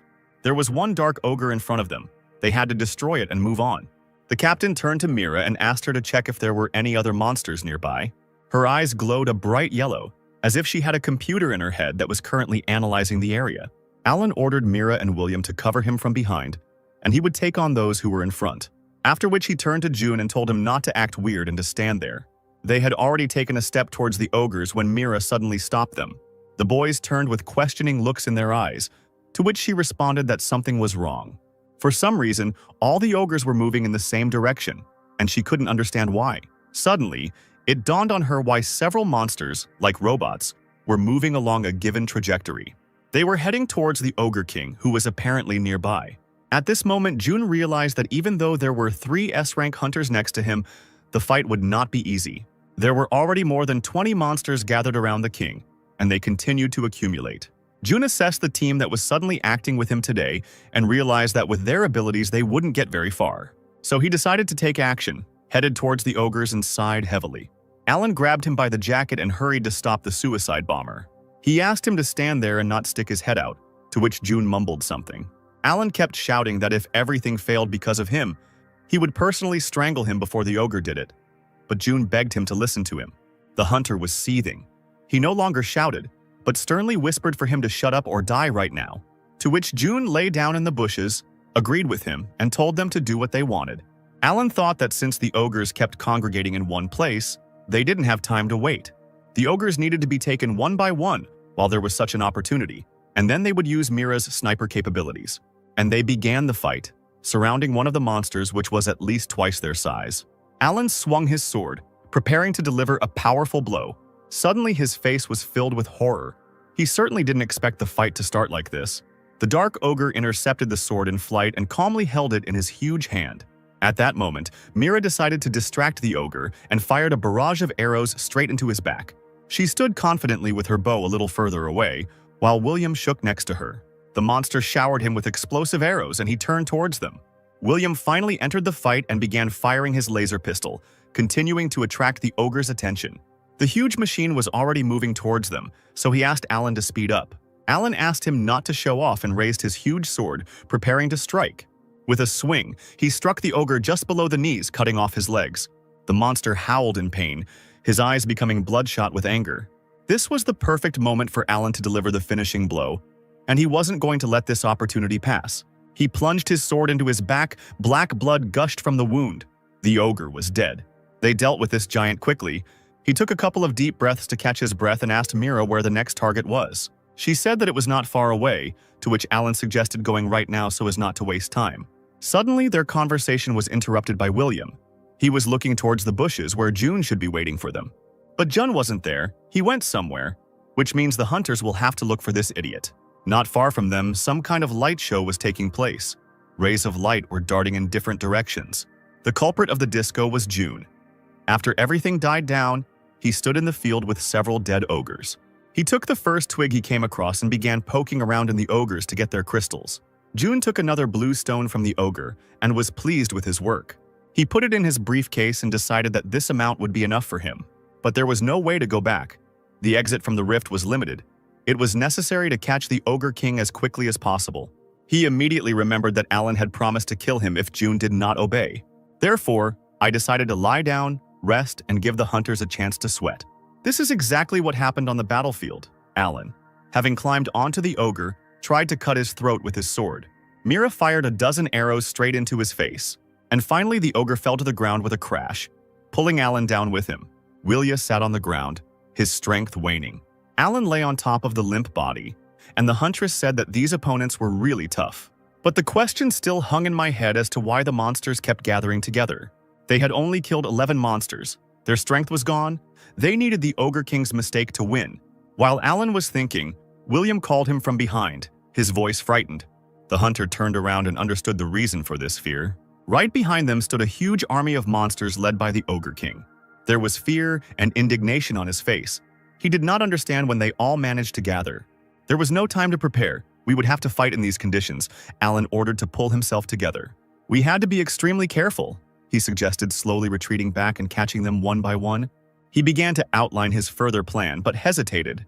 It seemed like this was the end. They had nothing more to do. They would die here, and suddenly there was an explosion.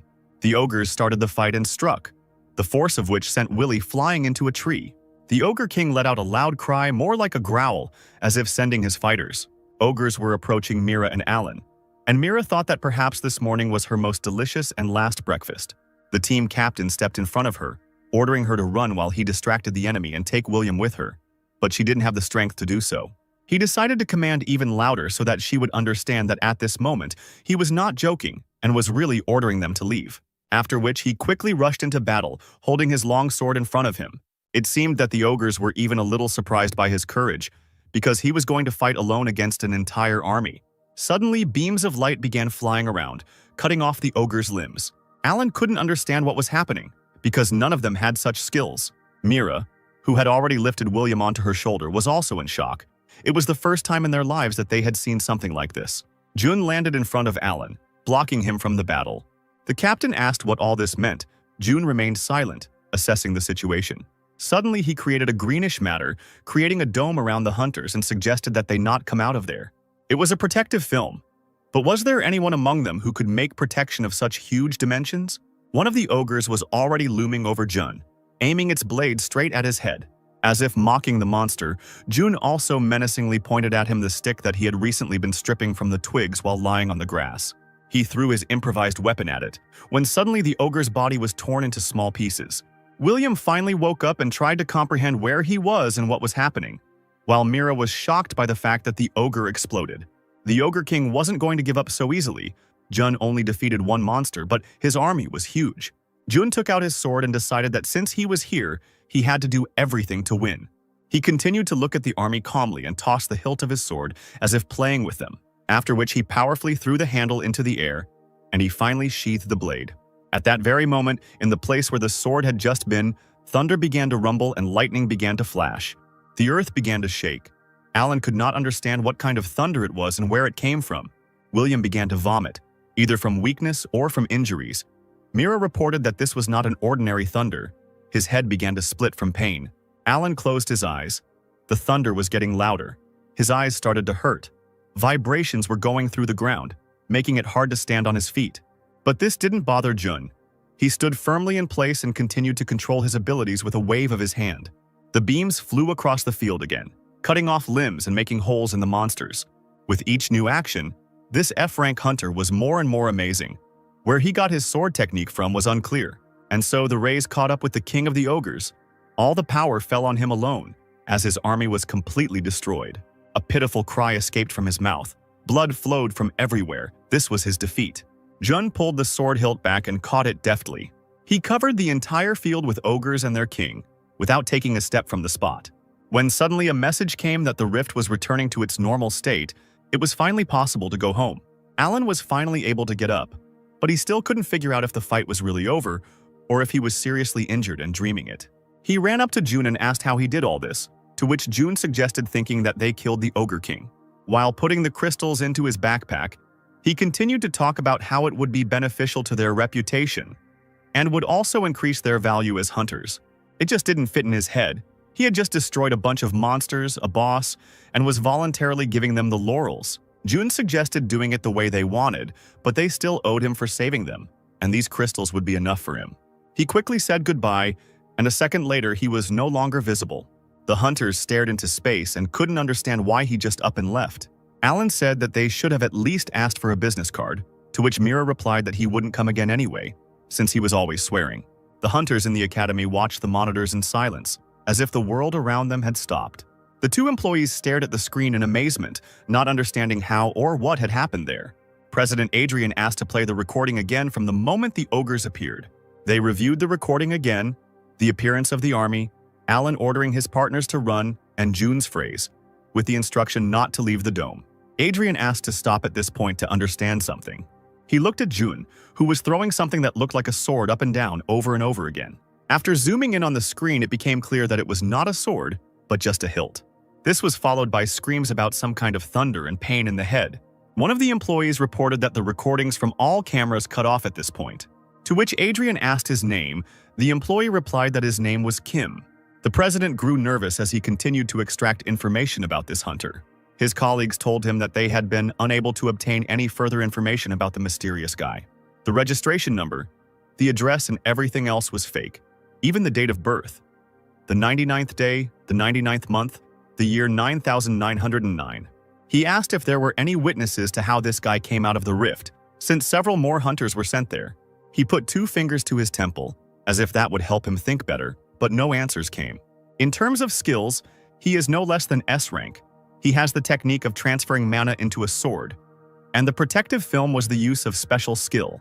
And as far as the president knew, there was no one among the hunters with such a style of techniques. He was sure that he would soon come out into the light. Jun was already home. He managed to return literally 10 minutes before Jill arrived and the door lock clicked. As if nothing had happened, he asked her where she went.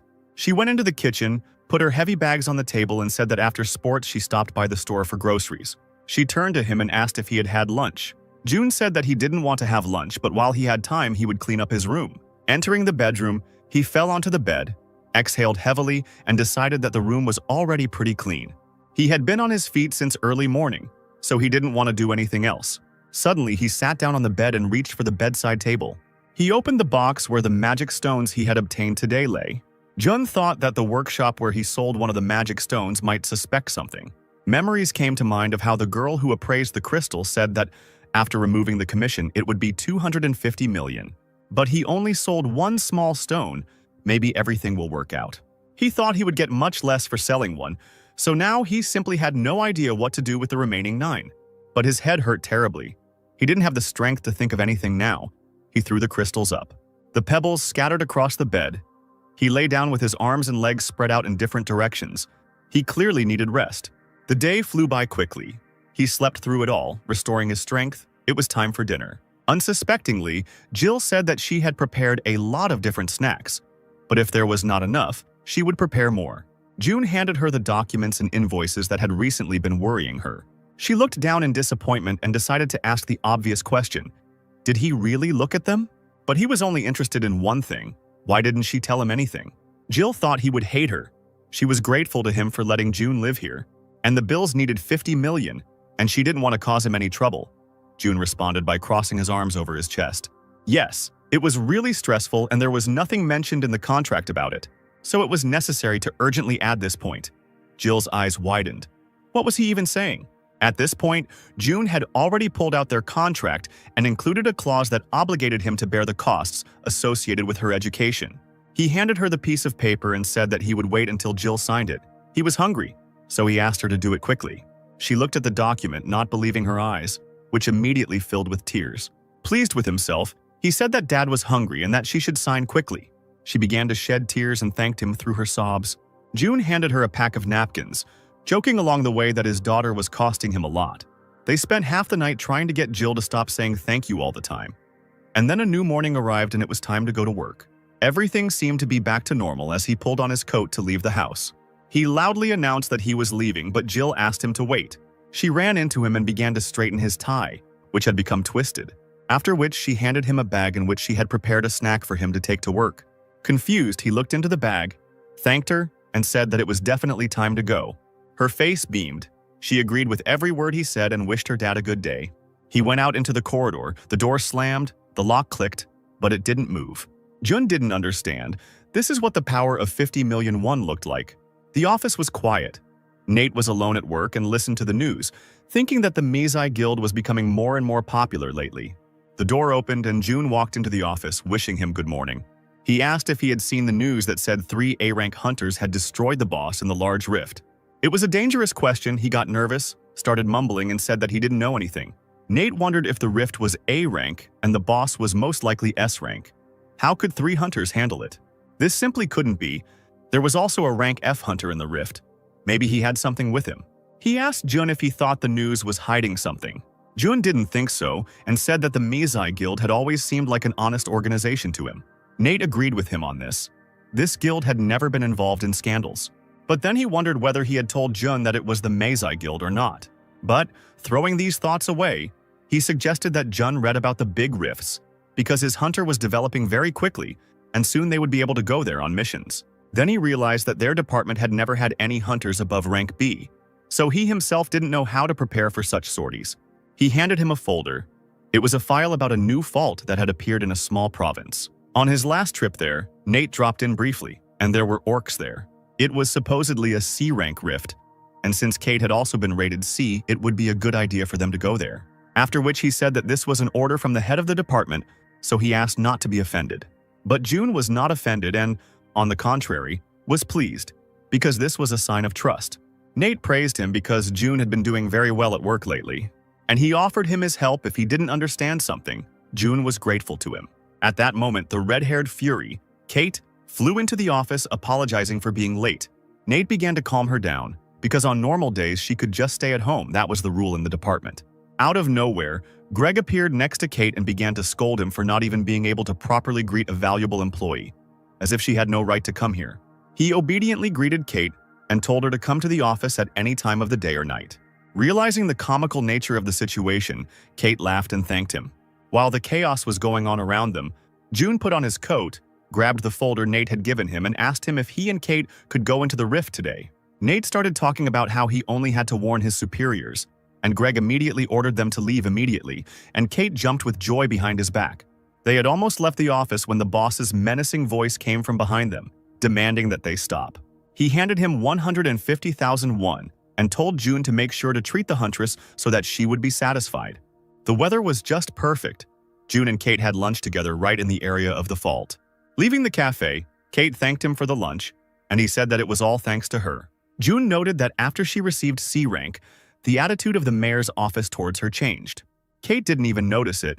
She assumed that Greg could have celebrated June's successes in this way, but it was out of the question.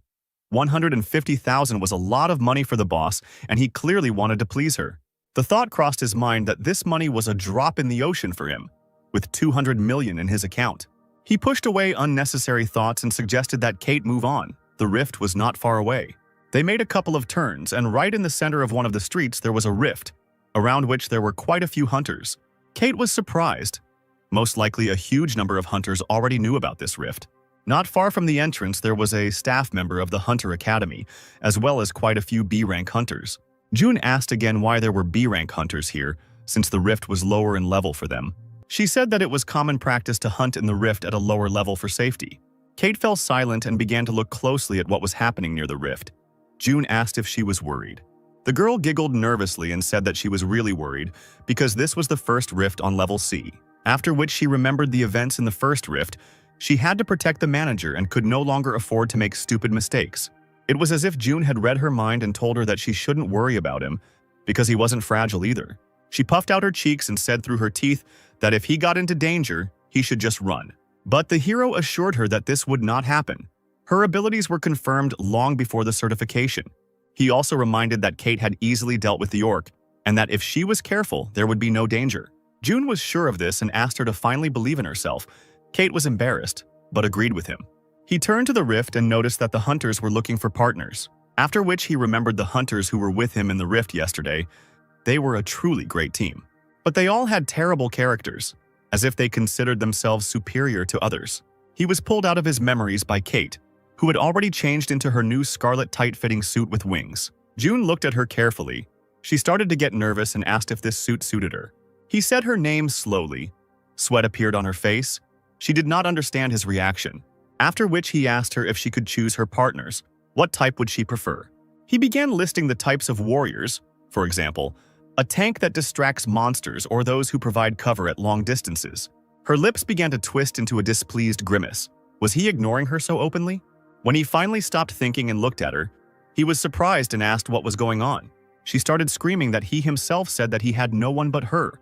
Or maybe it was a lie. She narrowed her eyes suspiciously and asked the most important question. Did the manager want to sign a contract with any other hunter? Jun stopped her.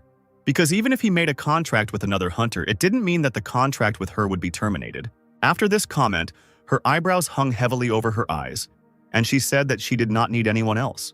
She turned around on the spot and walked importantly towards the fault, recommending that he follow her, because they needed to work. Near the rift, there was a trainee from the rift control department from the Hunter Academy who stuck one of his fingers deep into his nose. He threw aside what he had found during the excavations and noticed that something strange was happening here. 2 days have passed since the discovery of the rift, but the hunters who entered it still have not returned. The team that went there on the first day returned 8 hours later. After them, 32 hunters entered, but for some reason they did not return. Usually the hunt took exactly 8 hours, especially since there was no food or place to rest in this rift. He thought that this was definitely something to report to the Hunter Academy and began typing a message. But he immediately rejected this idea because there would soon be a change of post. Let someone else in charge deal with it. He was just an intern. A male voice addressed him, remarked on his good work and introduced itself. The man said his name was June and his partner was Kate, and they worked in the fault department at the mayor's office. The intern scratched his head and assumed that they had come to investigate the rift and handed him a tablet. While June was confirming his identity, the guy kept his eyes on Kate and finally realized something. This was the same huntress who refused the Icarus Guild. She looked down in embarrassment and confirmed his guess. She didn't like such popularity. June interrupted the awkward conversation and asked if they could come in, while already taking a step towards the rift. The intern extended his hands towards the rift, as if inviting them to come in. After which he told Kate that she was really popular, to which she asked him to stop. She was already ashamed. They stepped into the rift, and only then did the intern remember that he should have warned them about the peculiarities of this place. He watched their figures disappear into the portal and hoped that nothing bad would happen to them. June turned around and asked Kate if she had heard what he said, but she didn't seem to have heard even the manager's question. The hero decided not to repeat the question and launched the program to scan the rift. The program reported that the fault had been registered and work could begin. June turned his gaze to the endless desert fields and suggested that they begin mapping the area. But Kate's attention was drawn to some people who were sitting not far from them. It looked like a hunter's camp, but they all looked tired. Several of them were writhing in pain. Some were sitting by the rocks, and some were already lying helplessly. Kate asked the manager what could have happened here. He suggested not to speculate and go ask them themselves. As they moved towards the hunters, one of them said that there were more sacrificial lambs in this place. Looking at Jun, the man noticed that he wasn't even a hunter and asked what business they had come here for. He introduced himself and said that they had come from the city hall, after which he asked the hunter to tell him about the situation inside the rift. There were a lot of wounded people around, but it was unclear why none of them came out. The man replied that the hunters were not just sitting there, they had no way to get out and suggested that they turn around. The partners followed his suggestion, looking around them. When they suddenly noticed the rift, it seemed to have stopped.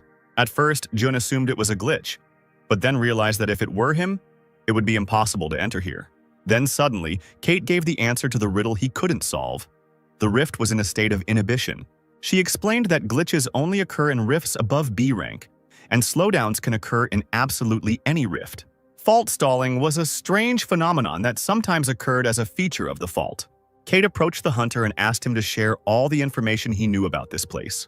He opened the information tablet, which spoke about the features of the rift, which was activated when more than 25 people were in it.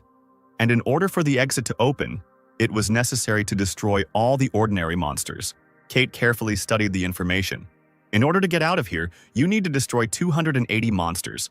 June noted that if you kill one of the champion monsters, you can get a B-rank weapon. The man coughed and suggested that they just wait here. They had been here for several days already, and soon they would surely send skilled hunters from the academy here. June objected, because if we combine our efforts, we can still destroy 280 monsters. The hunter chuckled with displeasure and asked if they even knew what kind of monsters were living here. Just like June, the wounded hunters thought that there were orcs here. His face filled with horror, and some memories surfaced in his head. June and Kate waited silently for him to continue. The hunter said that if they went a little further along the rift, they would meet B-rank trolls. Kate started to panic. She could still handle the orcs, but the trolls were already a new level. The man nodded.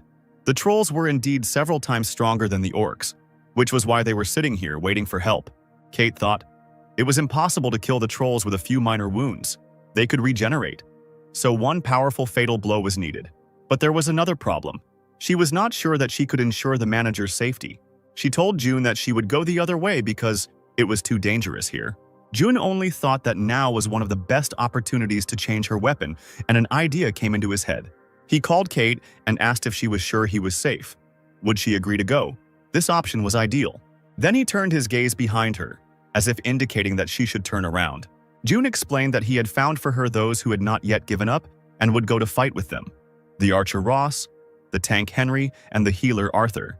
Ross was determined, so he said that if he initially thought that he had entered a B-rank rift, then there was no obstacle to hunting. Henry kept up with his partner, so he moved forward and offered to follow them, since they couldn't afford for a government employee to get hurt. When Jun caught up with him, he asked him what he was thinking when he came here without armor. Jun remained silent. Henry stared at him, waiting for an answer. He was talking to him. Why was there only silence in response? Jun continued to study the data. 3 trolls were waiting for them 30 meters ahead, so everyone should prepare for battle. While the hunter was trying to understand why he decided this, those same 3 monsters appeared behind him. The battle began, and Jun received information about the rift. It was indeed B rank, and the map's readiness level was currently less than 5%. Henry held out his shield, with its golden ornaments, in front of him, and was ready to begin. He rushed into battle, and the trolls seemed to be heading towards him. Kate was surprised. These were offensive skills. He was a powerful fighter. With his abilities, he pulled enemies towards himself, allowing the team to perform various maneuvers. As he continued to fight, he managed to shout out comments about how these opponents were not ordinary guys. Taking a small run, he powerfully hit one of the trolls, after which he performed a maneuver that allowed him to throw the monster over himself and separate it from the general crowd. He turned to the team and suggested that Ross deal with the one on the right first. He shouted back that he already knew this and confidently pulled the arrow. A yellow target appeared near one of the trolls. It was the attacker's mark. It allowed to reduce the enemy's defense and increase the damage he would receive. Ross released an arrow, and it pierced the blue giant's shoulder, causing him to growl in rage. He pulled the arrow out of himself and snapped it in half as if it were a straw. But Ross had no intention of retreating and immediately aimed a volley of arrows at the troll. Jokingly, he warned the troll that it would sting a little now, since he planned to shoot 20 arrows at once. The troll lowered his head, either protecting his eyes or hiding them from the light emitted by the arrows. But this attack did not harm the troll. He only spent more time pulling the arrows out of himself. At this point, the situation became more complicated, because the archer assumed that after this attack the monster would be dead. As soon as the troll got rid of the thorns released at him, he rushed towards his offender. But Kate appeared in his path, ready to attack. She leapt high into the air, raising her sword to strike, the wings of her suit fluttering in the wind like her red hair. Kate was incredibly fast, so much so that the troll couldn't even figure out where she was at that moment. Suddenly, she struck a powerful blow, and the monster let out its death roar, losing its head at that moment. She exhaled heavily. She had spent a lot of energy on this attack. Ross was shouting behind her that they were a good match. Arthur, who was treating Henry at the time, asked the archer to think only about the battle now. Ross seethed. He didn't understand what he had just said, to which the healer replied that he didn't get involved in pointless arguments during a battle. At that moment, Kate approached June and asked if everything was okay. He, perplexed, replied that he was simply observing the battle and had no intention of interfering in it. The girl said that she was just worried about him and was glad that he was okay. June's face changed and he asked her to concentrate. And at that very moment, he ran away from the place where he had just been standing and shouted for Kate to turn around. A huge troll was flying at her from behind, intending to literally trample her into the ground. She managed to jump back at the last moment. The monster dug its claws into the ground. Henry apologized. It seemed like his skill had slipped out by mistake, putting her in danger.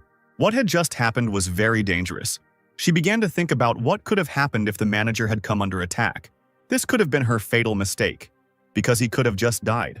This thought did not upset her. On the contrary, it gave her strength, and now she was ready to destroy everyone, just to protect her boss. She gripped the hilt of the sword tightly, as if the sword had grown to her hand. Kate rushed into battle. Now nothing could stop her. The troll opened his mouth wide. It seemed even he was surprised by her confidence. She dealt him several cutting blows, but despite their force, it still looked graceful. The troll took several large leaps backwards to give himself room to maneuver. Watching the girl rushing towards him again, he made the only decision that was right for him. The monster let out a terrible, loud roar that seemed to vibrate the air around it. The hunters suddenly stopped, wondering what was happening to this troll. Henry begged everything around him that it wasn't what he thought it was. But he was not mistaken. It was a battle cry the troll called the pack to his aid. A crowd of blue monsters rushed towards them, growling furiously and trying to destroy even the sand beneath them. The hunters turned and ran. It seemed like the only right way. Kate didn't move. She just watched as the deadly storm approached. 9 monsters were approaching her, but she had no intention of retreating. Ross noticed this. He didn't want to die, but he couldn't leave her there alone. He overtook his partners and asked them to stop. Kate needed help. They watched the girl as she confidently walked forward towards a whole horde of trolls. Arthur didn't understand what to do, but Henry removed all questions. They had to retreat. They would all die here. But Ross's attention was drawn to another detail. He saw her sword.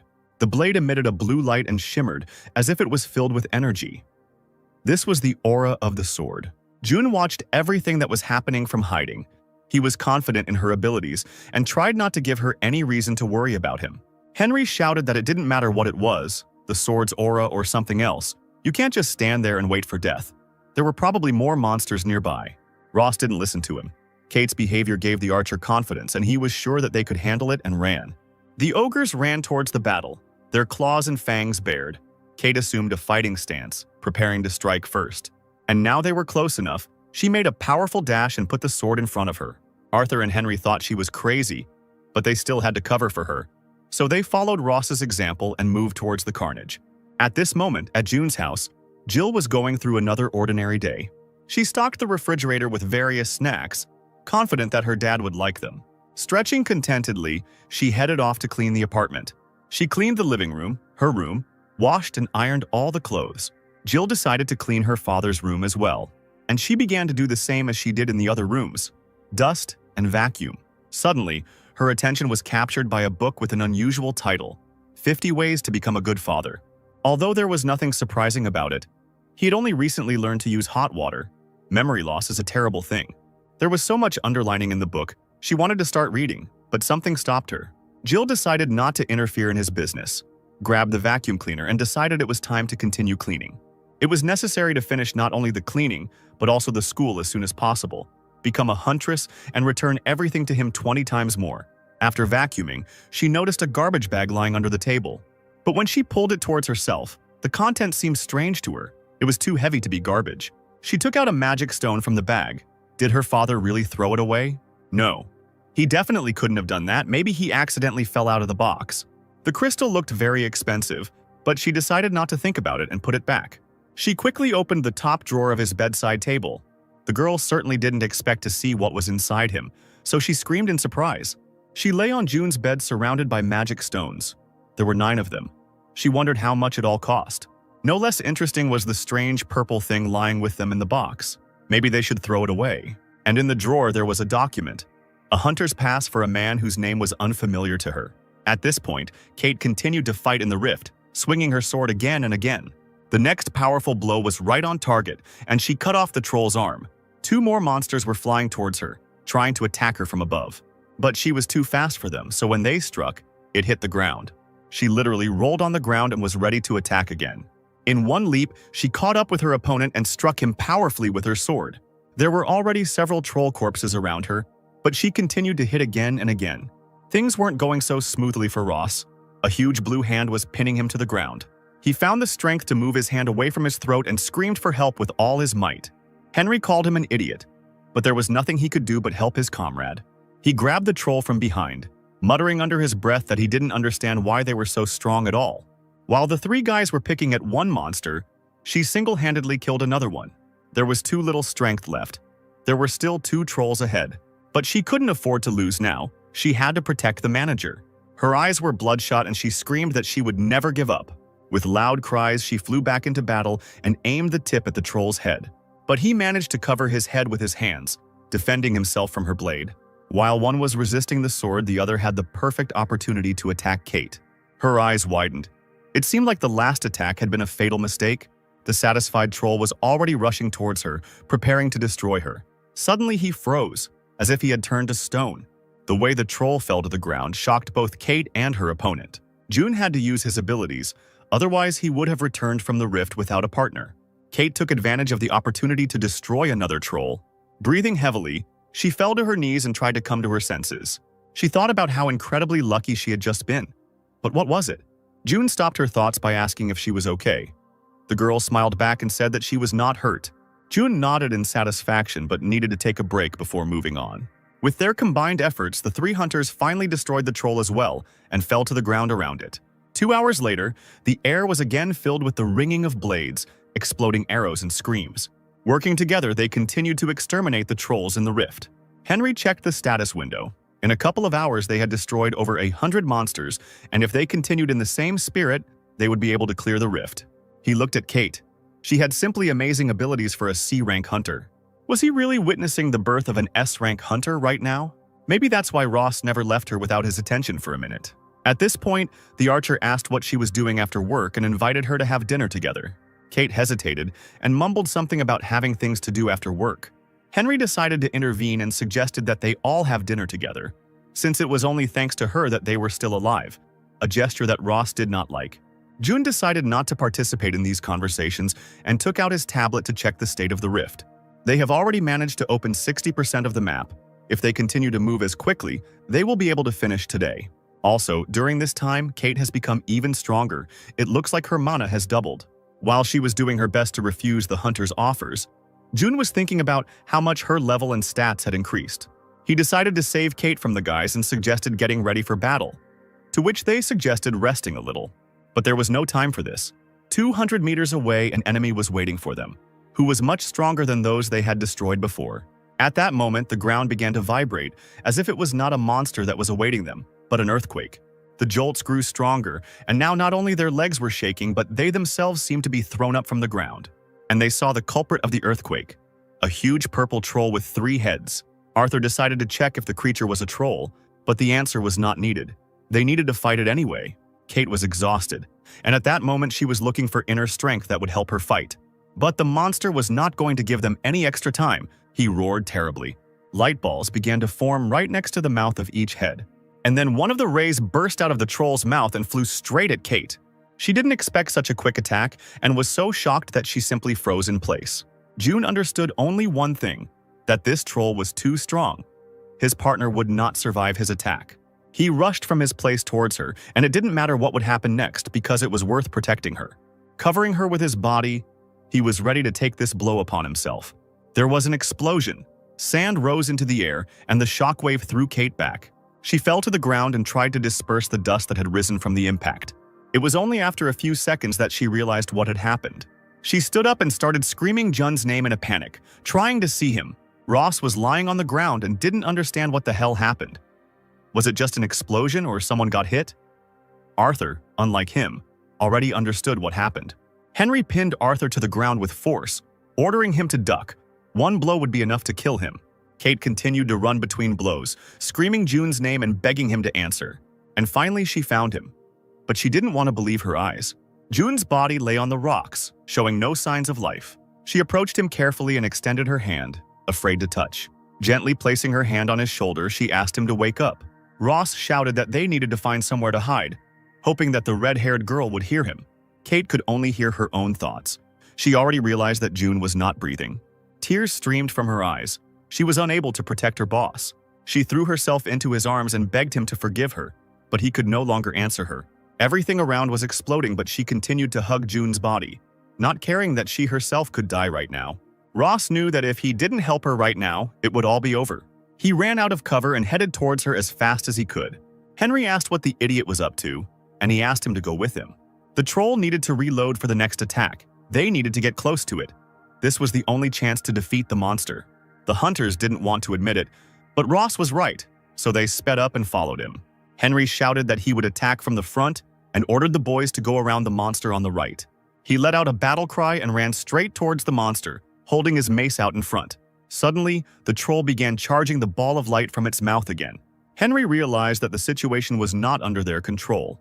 The monster attacked much faster than they expected. The monster fired a volley straight at the hunter, who flew away from him at high speed. After bouncing off the ground a couple of times, he finally stopped. His shield and mace flying to the side. Experiencing terrible pain, he could no longer continue the fight. Several hunter's marks appeared around the three-headed troll and flashed, blinding him. Ross stood close to him, launching a hail of arrows at him. With a sly smile, he told the troll that he was his opponent, and that he shouldn't get distracted, thereby trying to protect Kate. Memories flashed through Kate's mind. She saw their first meeting and acquaintance. The way he lifted her up in the first rift and asked her not to stand there like a pillar, they were in the middle of a battle after all. How he thanked her for new sensations and dishes he had never tried. His smile and the phrase that she was the only hunter he needed. She thought she had finally found her place. Tears continued to roll down her cheeks. But suddenly, for some reason, a window of her status opened next to them. The window said that, faced with circumstances, she acquired a new skill. An oath. Another explosion went off behind her, and Ross barely managed to escape it. While the troll was reloading, he fired several more arrows straight at his head. The monster's eyes filled with anger. He opened his mouth and growled, spraying saliva in all directions. Ross kept up with his opponent and also shouted to show his determination. And then, another volley of light burst from the troll's throat. At the last moment, the archer managed to dodge it, pressing himself to the ground. But right at his feet, two more explosions were heard, which sent the remaining two heads towards him. A powerful shockwave lifted him into the air and sent him flying. He fell flat on his back, raising a heap of sandy dust. Ross howled in pain as he fell right onto the rock. Henry was lying next to him. He suggested that he just die. Why was there any need to resist if he was whining from falling on a tiny stone?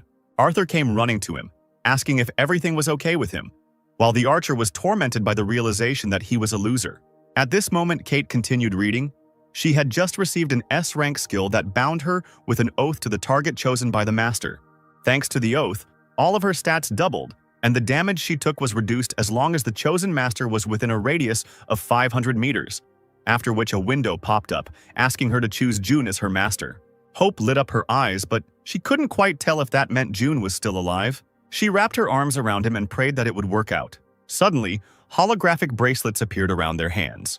The computer said that the gentleman had been selected and was within a radius of 500 meters. The oath's blessing was activated and her stats rose, ready to continue the fight. Henry also found the strength to get up, but it was difficult for him to attack alone, so he simply ran away from the explosions. The last one caught him.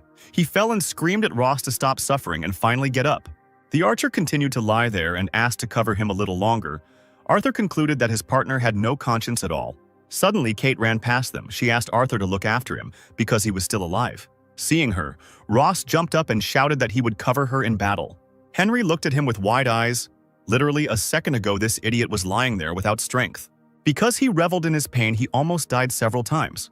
The next explosion landed right next to Henry, and he was sent flying again. He fell right next to Arthur, who said that if they were to take damage immediately after he healed them, then there was simply no point in it. After which he asked me to wait here for a while he went and checked on Jun. Henry grabbed his hand and asked him to heal him first. Arthur had no choice but to agree. Jun finally came to his senses and was able to open his eyes. He saw that Kate had chosen him as her master. She has definitely become stronger, it seems, at least twice as strong. After which he thought that if he went out right now, it would be strange, because he almost died. So he decided to sit in place for a little while longer. At this moment, Kate was moving decisively towards the huge troll. She teased him by zigzagging across the battlefield, daring him to attack. The troll got tired of playing by her rules and decided to act differently. The monster combined the efforts of all three heads, and a pillar of fire burst from its mouth. Kate didn't expect this. Dodging the fire, she jumped to the side, falling to the ground. She was in incredible pain. She clenched her fist and slammed it hard into the ground. Suddenly, she felt that she was in mortal danger. Turning around, Kate saw that right above her head was now the troll's huge right foot. Several explosions were heard behind the troll, and he winced in pain. It was Ross. He shouted to Kate that he would aim for his back and that she should not worry and just continue the fight. And then several explosions flew at him. He was no longer going to just fly and fall, so he began to use this to his advantage. The troll was distracted by Ross, which was the perfect moment for Kate to strike. She pushed off the ground and struck him straight in the shoulder, cutting his skin. The monster turned towards her with displeasure, grabbed the cut. It seemed that this was the first time he was really in pain. Without waiting for the attack to replenish, he decided to hit her right then and there with his whole arm, sending Kate flying. Landing expertly on her feet, she held her sword out in front of her to maintain her balance. At that moment, she realized that her damage had become much stronger and she would no longer yield to the troll in battle. Kate managed to fill her sword with aura again and she rushed into battle. She gave him another punch to the shoulder and pushed off to land on the ground. While the monster was growling from the wound, she was already behind him. Without waiting for his answer, she dealt him several cutting blows straight into his back. With one hand, he tried to reach his back, where the last blows had landed, and with his eyes, he continued to search for the culprit of the pain. Finding her, he reached out to grab her and stop her from moving, but Kate dodged it expertly. Another blow hit the troll right in one of its three heads. He growled in pain again, and several fangs broke off and flew out of his mouth. The troll leaned on one knee, his strength seemingly running out. The monster missed another blow to the head, which Kate delivered to him with her foot. He fell on his back, screaming furiously, the air around him shaking, and Kate confidently walked around him. She looked him over again, as if choosing where to strike next. She jumped on his chest, and at that moment she realized that this was the end for him. Her sword glowed with blue light. She masterfully learned to use the sword's aura. She plunged the sword into his head and froze. The fight was over. Ross looked in fascination at the fragile girl who had just defeated a difficult boss. He exhaled and said that they barely made it. Henry noted that it was because of him that they almost died a couple of times. Jun watched her triumph from afar. She had grown incredibly, mastered the sword, but still had much to learn. He looked at himself. He knew one thing for sure. After work, he would have to buy new clothes, as they were all in huge holes. An image of Jill screaming because he was being bullied at work immediately came to mind. He finally stood up, took off his boot, and shook a mound of sand out of it. Arthur noticed this. He noted that June was absolutely fine. This comment was heard by Kate. Turning around, she saw the manager, who was alive. She rushed towards him faster than she had acted in battle, her eyes filling with tears. Kate ran into his arms and went limp. She could finally breathe out. Ross called June a bastard zombie. He didn't like coming back to life, which took away the girl's attention from him. Approaching June, Arthur asked how he managed to survive, but June was not sure of the answer to this question. Henry groaned and was sure that he would die today. He was overcome by the feeling as if 100 years of his life had been taken away from him. Arthur pointed his hands at Jun and said that he would still treat him, just in case. He was waving his arms strangely and panicking. Arthur asked him what he was doing. He was surprised. His abilities didn't work on Jun because there was nothing to heal in him. But how could this happen? He received direct fatal damage but not only survived, but was not wounded at all. Ross was still trying to deflect attention from him. What difference did it make? After all, he still survived. Henry suggested stopping here because they no longer had the strength to fight and needed rest. June nodded in agreement. This really was the best option. The hunter asked how they should divide the magic cores they had obtained. The answer surprised him. June said that they should divide them equally among themselves. The law prevented him from making money from hunting, which Henry was glad of, but he was quick to point out that he had a pretty handy app for working with the Rift. June asked the guys for a favor since he wasn't getting anything. They looked at him in surprise and waited for an answer as to what kind of service he needed from them. He pointed his finger towards the dead troll that lay not far from them. After killing the monster, an extra reward dropped, a B-rank sword which he asked to give to Kate. They smiled and happily agreed to provide this service because they were able to deal with the troll only thanks to her. A pleased Kate held a brand new sword in her hands, her eyes sparkling with happiness. She couldn't stop thanking them. Ross noted that she looked very happy with her new weapon, and she laughed in response. Jun became wary when he heard footsteps approaching behind him. It was two hunters from the Icarus Guild who were walking towards them. Emily came closer and smiled and said hello. Gale continued to maintain a stern expression. Gale responded with a sarcastic comment. He didn't expect to see June and Kate here, after which he turned to the carcass of the three-headed troll, which lay lifeless on the ground. He noted that Kate had become much stronger, and that she had dealt with the champion monster was amazing. She was pleased to hear such words from the famous hunter. She smiled sweetly and thanked him. June wasn't about to give in to the barbs, so he smirked and said it was all thanks to the suit Gale had given her. Gale began to slowly walk towards June and for some reason reminded him that he had not given the suit as a gift, but had lost it. Emily intervened in the argument and suggested that Gale move on, as they still had a lot of work to do. Gale agreed and stated that he and Emily would go first since the others were so busy that they were just chilling and headed ahead. Emily walked up to June, handed him a business card, and asked him to contact them if they were thinking about transferring. June asked what she meant, to which Emily replied that she was talking about transferring Kate to their guild. After these words, June began to slowly tear the business card he had just received into pieces. As he destroyed the business card in front of Emily, he said he didn't care if someone was treated like a thing to be bought or sold. At this moment, their comrades opened their mouths wide. Did he really tear the business card of the best guild to shreds? Jun continued that he didn't care about other people, unless that someone was his person. Then he wasn't going to hold back his comments. Emily froze. Cold sweat appeared on her face. It seemed like something went wrong, but she didn't mean anything bad. The hero clenched his teeth and hissed that this was the last warning and that he should not mention the word transfer in relation to Kate anymore. He continued to stare at Emily and said that talking about a person as if they were a thing was extremely offensive and threw the shreds of the business card on the ground. They returned from the rift late in the evening. The boss decided to organize a small corporate party in honor of today's outing. June decided not to go to it because Jill was waiting for him at home and he had already spent time buying new clothes. On the other end of the line were cheerful drunk colleagues. He heard that right at that moment Kate was talking about the incident with the Icarus Guild. At that moment, Kate jumped up, waving her fists and trying to accurately convey June's words about how he would protect his man. Greg thanked June for his work and the right approach to their employee, while Nate jumped around in surprise in the background. Suddenly, Nate snatched the phone from his boss's hand and began to conduct his own dialogue with June. He noted that he thought tearing up the company's business card was too much. June asked for forgiveness for this act, when suddenly he heard approving notes from the end of the receiver. He decided to ask again what he meant, because so far the opinions were changing from phrase to phrase. Nate said he believes there are times to bow your head and times to let your anger out. The Icarus Guild was a huge and famous company, but that didn't mean they had to always lose to them, and yelled that June did the right thing. He kept shouting that it would be one thing if Kate left voluntarily, but treating her like a thing was disgusting.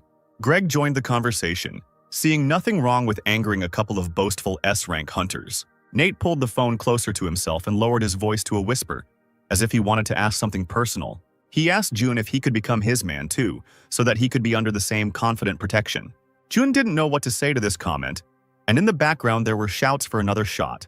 He was sure that no one was listening to him on the other end of the line anymore, but just in case he said that they would meet tomorrow. He hung up and smiled, pleased with the day, Kate's growth as a hunter, and how warmly she was welcomed into their company. After which he slowly trudged home. No matter how well everything went, it was still a difficult day. He walked home to find Jill in a spotless apartment waiting for him. Jill said hello, when suddenly something else caught her attention. She noticed his new clothes. June remained silent, because he expected to dodge this question. He began his story by saying that he came across a sale on his way home, and it was already getting colder outside, and he also felt sorry for the old lady who was selling the suits.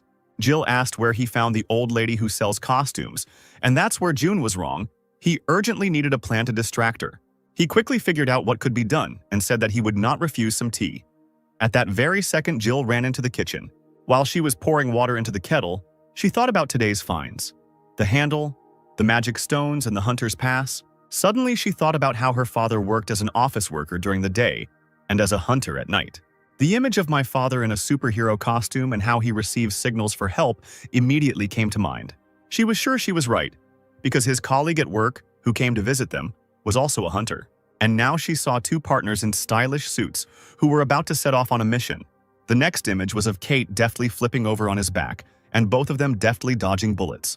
She continued to imagine various scenes and began to boil with anger. The same thing happened with the kettle she put on the stove. June walked into the kitchen and pointed out the fact that the kettle seemed to be boiling.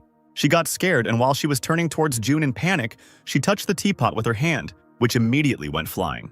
Without a second thought, June darted towards the kettle and caught it with both hands.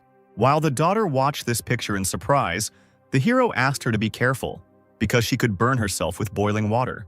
She couldn't hold back her emotions any longer. She screamed and asked what he was holding in his hands right now.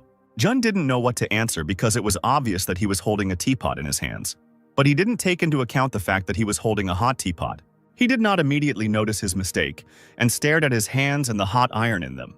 Jun quickly moved the kettle to the table and began to justify himself by saying that it wasn't that hot. Apparently, the water hadn't boiled after all. But the kettle's whistle claimed otherwise. She grabbed his hands, turned on the water, and lowered them into it. Her hands needed to cool down. Jill apologized for her carelessness because she could have gotten hurt. Wiping his hands on a towel, he asked what she was thinking about so hard. She screamed as if she remembered something. June continued to look at her questioningly. She ran into the room, an action that left him even more confused. But a second later, she was already returning to him, with some kind of bundle in her hands, which she handed to him. He started reading. It was an informational entrance flyer for initiation into hunters. Jill hesitated and started to say that there would be nothing important there and she just wanted him to know, after which she noted that it was a weekday, and she knew perfectly well that he was busy, so there was no need to come. June rubbed his chin thoughtfully. It would be next Monday. How could he ask for time off from work? But the most important thing is that he understood that this was incredibly important for her, so he said that he could come. Jill blossomed. A smile spread across her face and she thanked her father. There was another event in the rift that June missed. Ross decided to talk to Gail about how terribly June treated Emily and her business card. But Gail didn't understand why he had come all this way just to report this. He stopped jumping and waving his arms and froze, looking at him, after which she asked to punish June because the way he behaved irritated him terribly, and Gail had a reason to do it. It was already lunchtime on the next working day. Everyone had left the office, and June had an excellent opportunity to ask his boss for time off. He glared at him from his desk, not knowing what excuse he could come up with to leave next Monday. The hero finally made up his mind and approached the boss's desk, apologizing in advance. He asked if he would mind if he worked only half a day after lunch next Monday. Greg asked why he was going to do that, to which June replied that it was personal. The boss nodded at his answer and asked if it was something that couldn't be discussed. June had no intention of revealing the real reason for his request, so he simply confirmed his suspicions. Greg thought about it. He didn't know what to do, because next Monday Nate was going on a business trip. June didn't understand what kind of business trip this was, to which the boss reminded him that the following Monday there would be an initiation of new hunters. They had received an official note in their office asking for the participation of all nearby organizations, so they could not ignore it. June's eyes widened. That was where he needed to go, but the boss said Nate would be going there. He added that they wanted June to concentrate on working with Kate, so they didn't ask him to attend the ceremony. However, Greg advised that if it was really urgent, he should pass on the approval notice, as their department could tolerate 2 employees being absent for 1 day. June assured him that there was no need to worry and said that he would rather go and have lunch. He immediately found the place where Nate had lunch, because he spent every day in the same cafe. June sat down next to him and immediately started a conversation about how he heard him planning to attend the entrance ceremony at the Hunter Academy. Nate nodded and said that he would spend time there from 8 in the morning until 2 in the afternoon and would return to the office after lunch. The hero asked if he could go to the ceremony in his place. Nate was taken aback by the question. Why would someone suddenly have to go instead of him? June hesitated for a second and realized that he couldn't hide the truth in a conversation with Nate. He started telling him that he had a daughter and that she was being initiated the following Monday, so June wanted to be there. The soda went straight back into the glass from Nate's mouth, which is where June got his daughter in the first place. He asked how old June was, and when he found out he was only 26, Things became even more complicated. If his daughter was being initiated into the hunters, then she was 17 years old. He continued, and with the next question he clarified whether June had a wife. June lowered his head and continued his story, having to reveal that Jill was not his biological daughter. This left Nate even more confused as to how all of these facts could possibly fit into one story. As they crossed the road, Nate asked if he knew about Kate's daughter. The boss breathed a sigh of relief after June told him that Kate had been to their home and even knew his daughter, after which he decided to clarify how Kate reacted to this. June said that her reaction was normal, but did not understand why he was asking these questions. After assessing the whole situation, Nate said that Jun really should go and talk to the boss. He also assured his colleague that he would keep everything he had just learned a secret. The week flew by quickly, and now it was Monday. June stood near the academy and watched the crowd that continued to gather nearby. It was really crowded here. I wonder if it was because the school was expensive or there were other reasons. He turned around and his attention was drawn to a particularly dense crowd of people. Listening closely, he realized what was going on there. People were shouting Emily's name. In the center of the crowd stood the huntress from Icarus. Everyone was trying to get her autograph, but Emily politely refused, explaining that she was in a hurry. People continued to run past him, and he just smirked at the fact that such people were forced to attend schools. He hoped that he would remain unnoticed, because this meeting would not bring anything good. But Emily had already called his name and was heading towards him, pleased. June clicked his tongue in displeasure. This was the last thing he wanted at that moment. It seemed as if she was deliberately speaking louder than usual to attract attention. Suddenly, she bowed down before him and began to apologize for what happened during their last meeting. She was so excited by what she saw that she rushed and did not think at all about the feelings of his colleague. Emily continued to stand submissively, her head bowed, and a crowd began to gather around them, whispering that this man was even more important than the huntress, since she bowed before him. June asked her to get up because everyone was looking at them, but Emily continued to say that she didn't want to cause him a negative reaction. He admitted that he had been cruel to her too, and began to ask for forgiveness, when suddenly she said okay and straightened up. People looked at him with displeasure, and he felt as if he had been fooled. Emily handed him her business card again, and she asked him to make it a reminder of her peaceful intentions. With a smile on her face, she said that this business card had nothing to do with his colleague Kate. Jun asked if it didn't concern her in any way, then why did he need the business card at all? She asked to take a business card and remember that June could contact her if she needed help. He looked at her and then at the business card in surprise, after which he leaned over and sincerely thanked her for this gesture. Emily suggested they go inside. The event was about to start and then they parted ways. A voice came from the speakers in the corridor that the ceremony was beginning and invited everyone to enter the hall, and the future students were asked to remain in a designated area. Among them was Jill, the color of her uniform perfectly matching her brown eyes. Emily continued to watch June. She felt his aura and understood that he was an unusual person. She knew she was not mistaken. She felt the same from him in the rift. Emily knew that June was hiding his true power, but she didn't understand what it was. All that was left was to wait and see what would happen next. One day, this force would enter their world. Unsuspecting, June continued to search for Jill in the crowd of students. Suddenly, he noticed her, but he couldn't understand how he managed to find her so quickly in the huge crowd. Outwardly, he did not show any emotion, but inside he was very excited about this fact. Suddenly, he blushed, covered his face with his hand and wondered if perhaps he really did have paternal feelings. The host introduced the dear guest who honored them with his presence today, and the president of the Academy of Hunters, Adrian Chall, came onto the stage and bowed to the audience. While the ceremony's guests were being introduced, June decided to find a good restaurant nearby to have lunch with Jill. A message came from his phone saying that the oath ceremony had begun. A girl with dark blue hair stood on the stage and, raising her hand, named the points of the oath one by one. The two women standing next to him were discussing the fact that this girl was the younger sister of the Sword Emperor, who was considered the best hunter of all, and she herself was already an A-rank hunter. He looked again at the little girl who was standing on the stage and couldn't understand how she could be A-rank.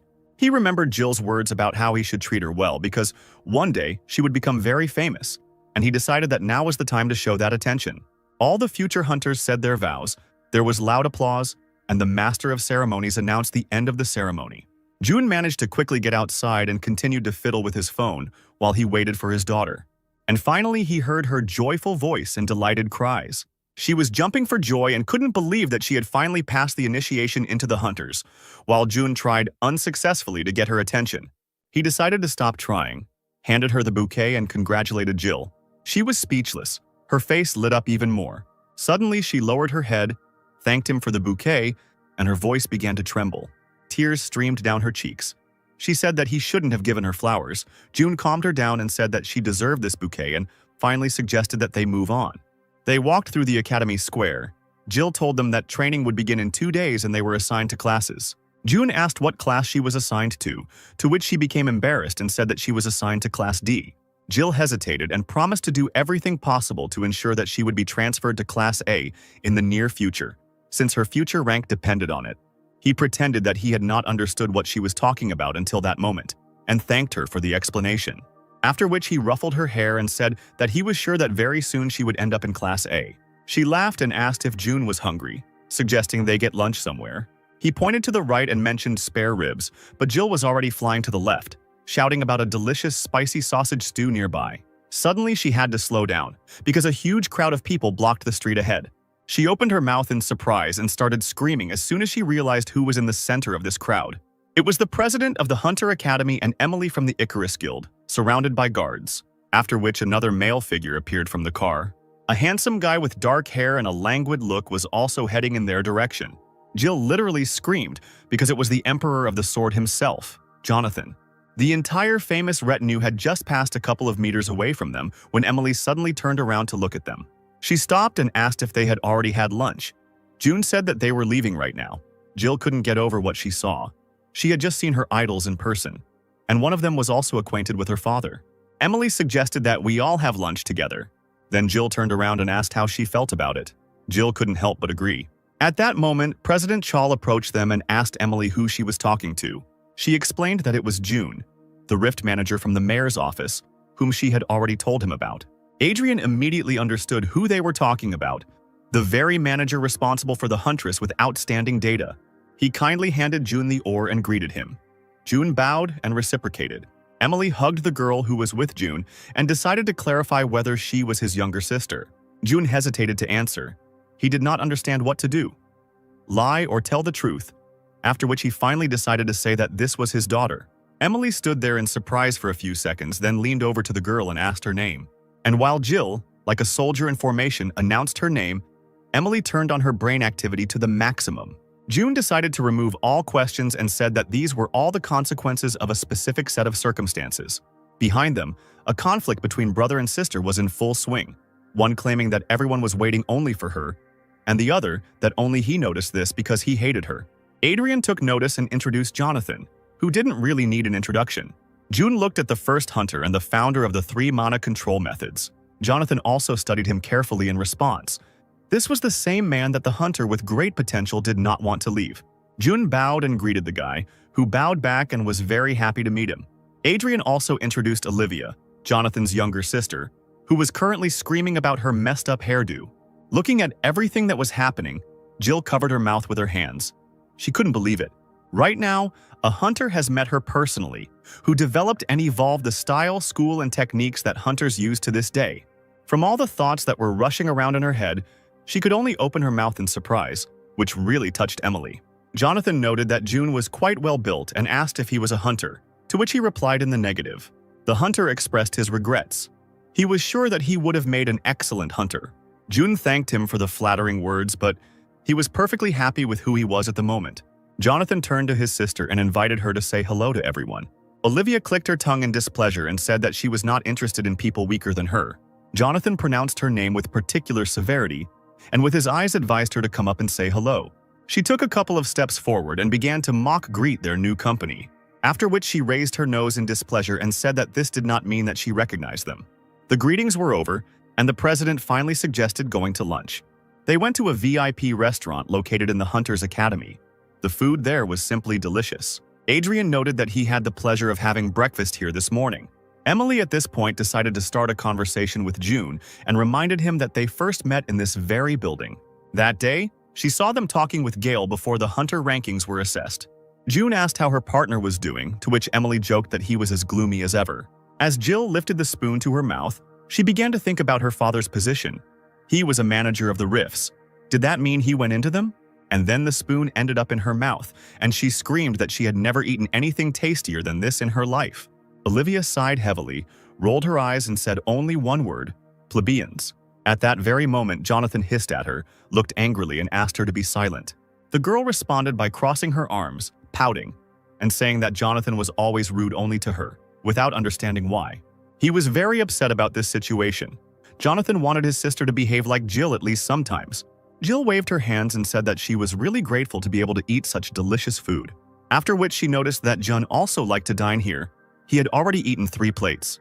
She leaned towards him and said that she would try to cook just as well at home.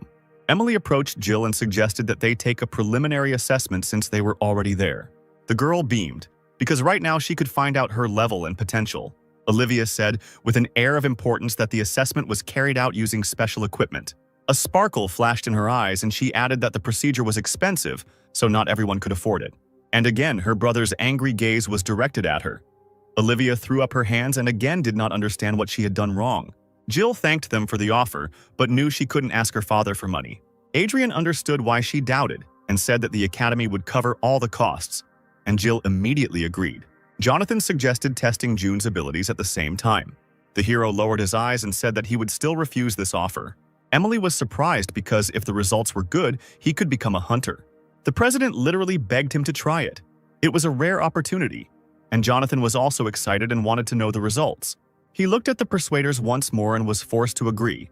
They clearly wouldn't leave him alone. Jill was the first to be tested and was placed in a machine that emitted a pinkish-white light. The measurement lasted about 5 minutes, and finally the computer announced that the results of the study would be printed out. Emily took the results sheet out of the printer and was surprised. Jill was expected to awaken an A-rank skill, and the final expected rank was also A. Jonathan made her happy because only 5% of hunters could boast of such results. Emily encouraged June because if this girl develops her skills, then a cloudless future awaits him. Jill approached Olivia, who informed her that perhaps she was not as hopeless as she thought. Jill beamed and thanked her, ignoring her snideness.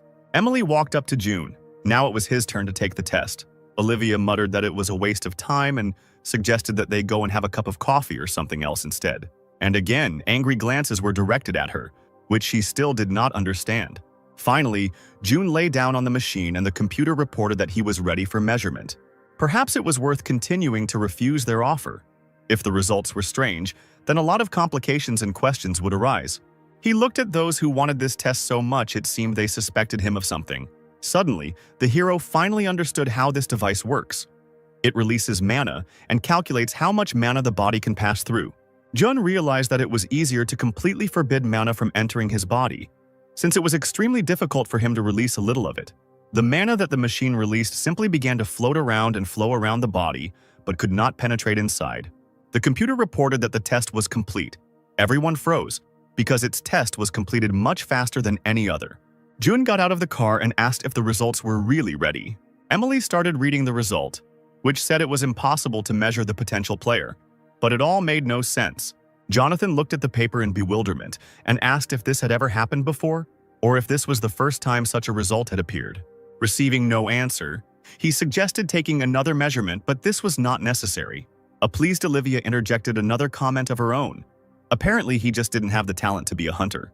Emily continued to look at the results because no matter how lacking a person's abilities were, they would still be ranked as Class E or F. She bit her nail out of nerves. Such results were incredibly rare. It was simply impossible. The girl started yelling at the hero, begging him to do the test again. There must have been some kind of error during the scanning. Adrian stopped her. The next test would be difficult, since scanning an ordinary person several times in a row could be a strong strain on his body. Jonathan muttered that he should also look at the results again. Therefore, I suggested to June to strengthen his body. Then the results could be completely different. Indeed, there were cases when abilities were revealed in people without a predisposition to them, so there was no need to be so quickly upset. Emily was sure that she felt the hunter's energy coming from him. There was no way she was wrong. While the whole group continued to talk about how sad they were about the test, June asked if they could finally go. It had been a few days since the test, and a few days since June had spent sleeping in the office. Greg sighed languidly, looking at the monitor, huge black bags hanging under his eyes from endless work. Nate checked all the papers for the 1,000th time, but it seemed his eyes no longer perceived the numbers and letters. He looked up from his paperwork and suggested that they go to the sauna that evening, since they hadn't washed for several days, which was why the office smelled terrible. The boss looked at his trembling fingers. The idea was great. but he didn't have the strength to even walk there, so he planned to just stay here for another night.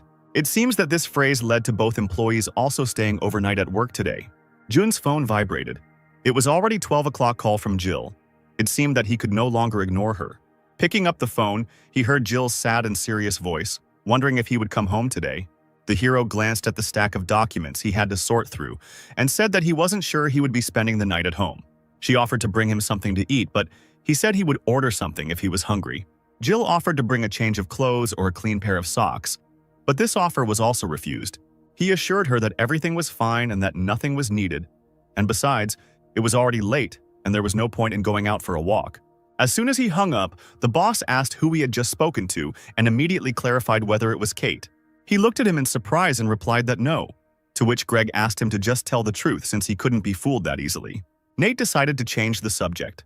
Besides, he was interested in whether the rift in Inwangsan Mountain had been confirmed. In response, the chief began to stretch in his chair. He hated this time of year, because every year the Academy of Hunters asked them to take care of field trips for students. They needed to select and test the 100 rifts below rank C to choose the most suitable for beginner hunters. June thought about telling Jill about this, since they would definitely meet on this excursion. Moreover, thanks to Emily's efforts, the girl already knew that he was working on fault zones. Late at night, he finally returned home, and a contented but tired sigh was heard from the far room. Jill came out to meet him and asked him to let her know when he was going to return home so late. He apologized to her and promised that he would definitely do it next time. Jill suddenly transformed into a completely cheerful person and announced that she was going on a field trip to the Rift next week. It was her first time going, so she was very nervous even though it was only an F-rank rift. Jill's face turned serious, and it was the perfect moment to ask what her father actually did for work. He hesitated and began to explain that in the department he deals with everything related to faults. Jill decided to immediately clarify whether this meant that he himself was entering the rifts.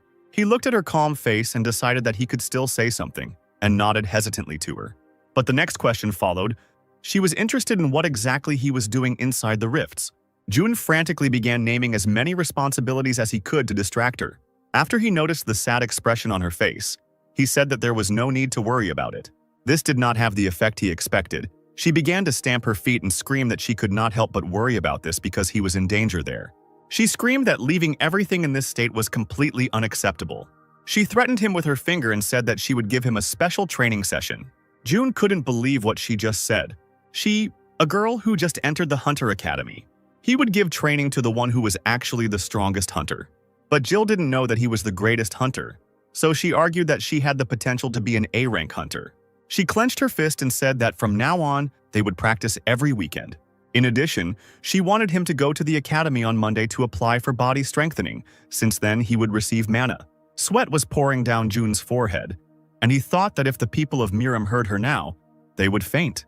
Jill had already thrown on her windbreaker and was literally ordering him to follow her. They went to the alley near the house. Jill asked to open the window of his characteristics to check them. June opened the window and understood that right now he would have to lie, because all the characteristics were maximum. While he looked at his numbers in panic, the girl asked him to read them in order. He started making them up as he went along. Strength 10, Agility 6, Health 9, Inner Power 0, no skills. Jill stopped him. The total points were 25, which was impossible since it was almost the same as an E-rank hunter. His strength and health were even higher than hers. Perhaps this was normal, because my father was in good shape. Jill decided to check on the inner power stat, as she had never heard of it. June waved his hands and assured her that he was mistaken. His mana was at 0. The girl did not notice the catch and said that for an ordinary person such an indicator is normal, although the other characteristics are still unusual. After which Jill began training and suggested learning how to use the Chul, one of the techniques that can be used at a distance from monsters. It might not be possible to use it right away since her father doesn't have mana yet, but she still decided to show how it works. She held the gun out in front of her and held it confidently with both hands. Suddenly, the gun began to fill with mana and form a blue ball. She continued the lecture and explained that taking mana from the body and redirecting it into the gun means reloading. If he succeeds in doing this, then half the way will be passed, and she suggested to try. He twirled the gun in his hands while thinking about how to release a small amount of mana. Jill suggested that he close his eyes and try to feel a light energy in his body. Then he had to imagine this energy, like a river, flowing from him straight into the gun. He was nervous and convinced himself that everything would be fine if he had complete control over himself. The gun filled with a blue glow and Jill began to scream in shock. She didn't understand how he managed to do it the first time. Jun was frightened by her screech and immediately stopped the reloading process. The girl looked at him, fascinated. It seemed that her father was incredibly talented. He tried to calm her down and said that it was most likely a coincidence because when he tried to do it again, nothing worked. Still, Jill was upset because she had trained for a month to be able to reload the weapon. Despite his obvious talent, she was still against her father becoming a hunter, as it was very dangerous. Jun reassured her that he was not going to become a hunter and suggested that they go home. It was quite late and also boring. The next working day began. Today was the last day of preparation before the excursion. All the data was checked, the fault was selected, so the office was calm. As Nate passed by Jun, he noticed that his colleague was currently forging documents stating that he had completed the Hunter Academy fortification and had accumulated 1 unit of mana. Nate screamed that he would definitely be put in jail for this, because he was an official who was forging documents right now. Jun assured him that he would definitely not be put in jail because he would only show this document to one person. The hero had to tell the long chain of events that led him to such actions. They went to lunch where he explained that it was all to reassure his daughter, who was worried about his work. Nate noted that his life is both complex and interesting, after which he remembered that his daughter would be on an excursion the next day, which the 3 of them would conduct, and asked if he would have to hide from her. Jun shook his head and said that there was no longer any reason to hide since Jill knew where he worked and that he went into the rifts. The colleague exhaled, because this meant that he had worried in vain. Plus, Nate reminded them that they had an important event coming up next week. The Hunter Academy will undergo a full inspection, and they will have a chance to receive a B-rank split from them into their management. Let's hope that everything goes smoothly and the grade will be good. A thought popped into his head of a boss who had put in a lot of effort into this, and if they got a good rating, he would get promoted. If the assessment is not enough to get a rift, then they will have to lie low for a while to avoid his wrath. And so the day of the excursion came. Together with the new students, they went to the prepared rift. The academy coach gathered everyone together and asked for a moment of attention. He introduced his colleagues from the fault department who would be accompanying them today. Greg waved his hands in greeting and put on his sweetest smile possible. He told the students that they were currently in an F-rank rift, where they would most likely encounter goblins that would pose no threat to them. However, anything can happen in the rift, so all students should remember that safety comes first. After finishing his endless lecture on safety, he asked if anyone had any questions. Looking at the disgruntled first years and hearing the silence, Greg suggested going to explore the rift. The students rushed along the fault as if it were a morning jog. And finally they found the goblins, who seemed to be already regretting the excursion. Rage burned in the eyes of the young hunters. They kicked, pushed, trampled the unfortunate monsters. Greg noted that he had seen all this countless times, but each time the young hunters scared him. Continuing to watch them, he asked Nate if there was a chance that any of the graduates would work with them on a contract basis. He did not upset his boss and encouraged him that the most important thing was to continue to hope for it. Olivia was standing next to June, and he asked if she wanted to join in. The girl noted that hunting the weakest goblins seemed pointless to her, and then asked if he was responsible for the safety of the students. He replied that he was just an assistant, to which Olivia clicked her tongue in displeasure and asked if he could do anything in this life. June asked him to keep his comments to himself, and Greg's face was already poking out over his shoulder. He told her that she shouldn't be afraid of her first training session, and if anything went wrong, they would cover for her. Olivia rolled her eyes, wondering who would be protecting whom.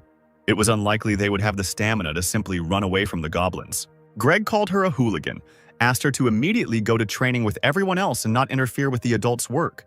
Nate rushed at him and quickly whispered that this was the sister of Jonathan, the Emperor of the Sword himself. At that very second, Greg rushed to catch up with the girl and offer her some fruit tea. Nate returned to June and laughed. It seemed like the boss was in for a tough day today. After which he leaned towards June. He was eager to find out which of these girls was his daughter. He pointed his finger at one of the students standing nearby. Nate noted that she was very cute and would probably be very popular among her peers. Jill noticed her father and his colleague looking at her and waved to them. The school coach said that now they would have exactly 1 hour to hunt on their own, and at the end of it, they should return here. Hearing this, Nate suggested that June finally approach his daughter. June literally jumped up and headed towards her. It seemed like his colleague had never seen him run so fast in his life. The two of them retreated to a remote clearing, where June watched her training and gave advice. After another shot, he noted that she had a talent for shooting. She thanked him, but was quick to point out that, unlike many, she trained alone, so that he would be even more proud of her. Suddenly, June heard some kind of whistle and became alert. The weather began to change abruptly. The sky darkened, a strong wind arose, and peals of thunder could be heard. A goblin appeared not far from them, who was different from those they had seen before. The goblin had a strange purple tattoo on his forehead. He looked like a boss monster.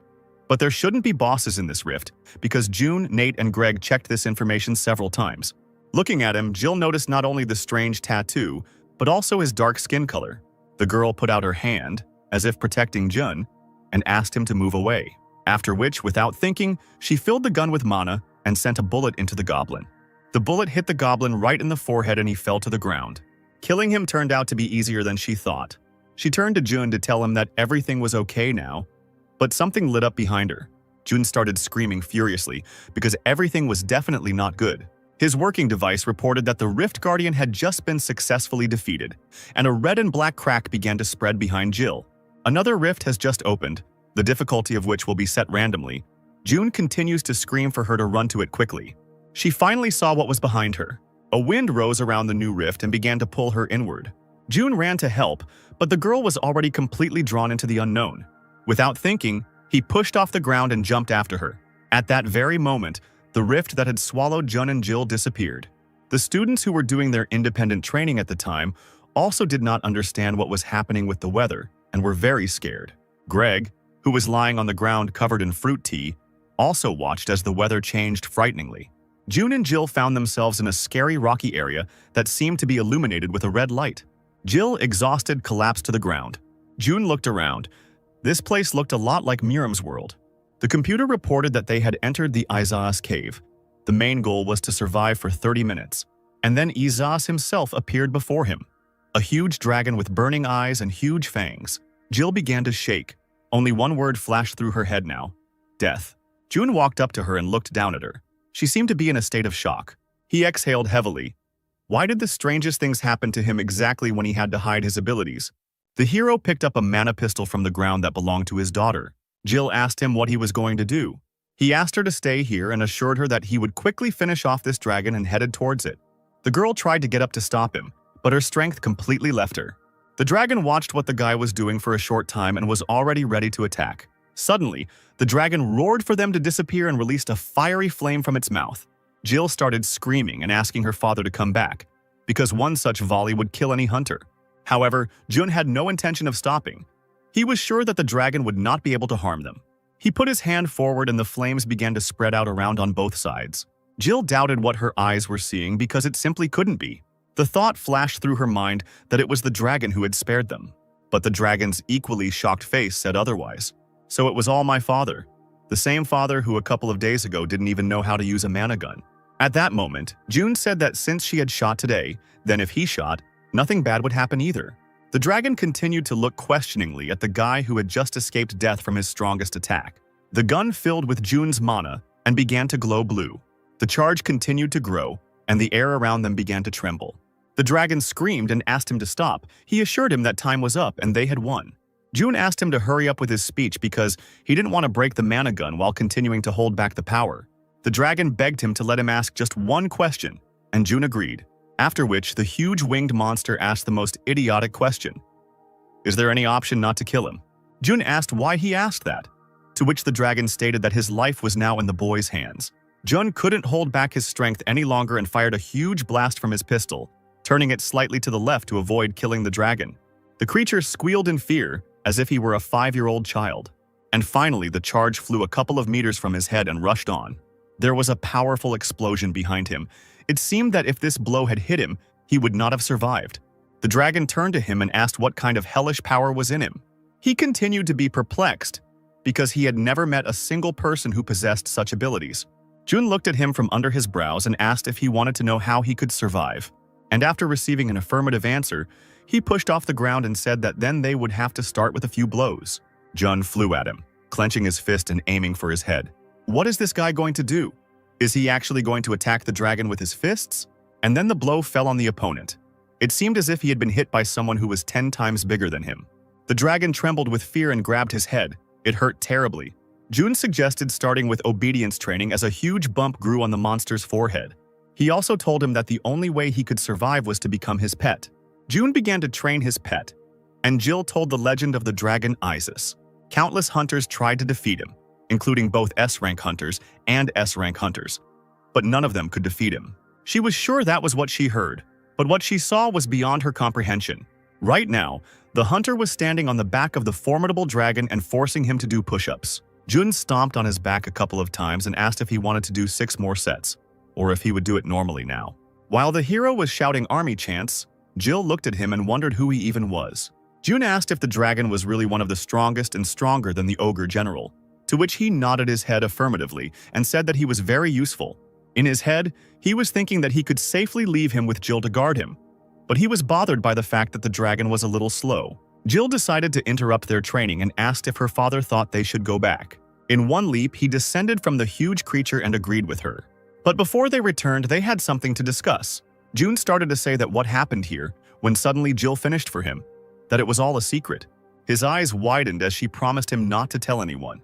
The girl was sure that he had his own reasons for hiding it, and she would be understanding because they were family. He nodded to her, then turned to the beast and asked if he planned to go straight ahead.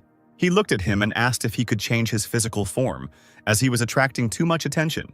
After which he threatened him with his finger and said that if he behaved thoughtlessly outside, he would not like the consequences. He understood everything and said that he would transform right now. The dragon began to glow, as if it had become a hologram, and began to decrease in size. He continued to shrink until he was level with their knees, and there in front of them stood a cute little orange dragon with incredibly beautiful eyes. Jill immediately started screaming that she had never seen anything cuter in her life and suggested calling him Yoji. Yoji was clearly unhappy because a couple of hours ago he was one of the most terrible opponents, and now he became a pet dragon. Jun looked at him and asked if there was anything he didn't like. The dragon apologized and said that everything was fine. The hero offered his daughter to pet him and explained that he was much softer than he seemed. Yoji obediently lay down on his back and stuck out his belly for Jill to scratch. The weather inside the rift began to improve. The sky cleared of clouds and the sun began to shine. Greg and Nate also noted the change in the weather and were glad that nothing happened to the students. The boss thought about it. It seemed that during all this time he had never seen Jun, and suddenly, Jun appeared out of nowhere and apologized for his absence. Greg clicked his tongue in displeasure and said that it was time for them to go back. But he didn't finish his sentence and looked at his subordinate's companions. He pointed his finger at Jill and asked if he knew this student. Jun immediately replied that she was his daughter. And while Greg's face was distorted into a surprised grimace, Jun said that there were circumstances that he could not delve into now and apologized. The boss grabbed him by the shoulders, shook him gently, and said that he understood him perfectly well. Everyone makes mistakes when they are young. Jill walked up to Greg, bowed, and introduced herself. The boss continued to glance back and forth between Jun and his daughter, and the hero once again said that he couldn't give more details. Nate walked up to Jill and introduced himself. The girl was glad to meet him, because her father had told her a lot about him. Greg was listening to the exchange of pleasantries when something suddenly caught his attention. It was a small orange creature. He asked where they found such an interesting puppy. While the boss was asking how they had dyed his fur like that and couldn't decide on the breed, Jun motioned to Yoji to keep quiet. Greg began to stretch his face and said that they should take the animal to the vet. The boss picked him up and Yoji started barking, to which the man yelled that he was trying to bite him. Jun said that now this animal would help him, and he discovered in himself the talent of a trainer.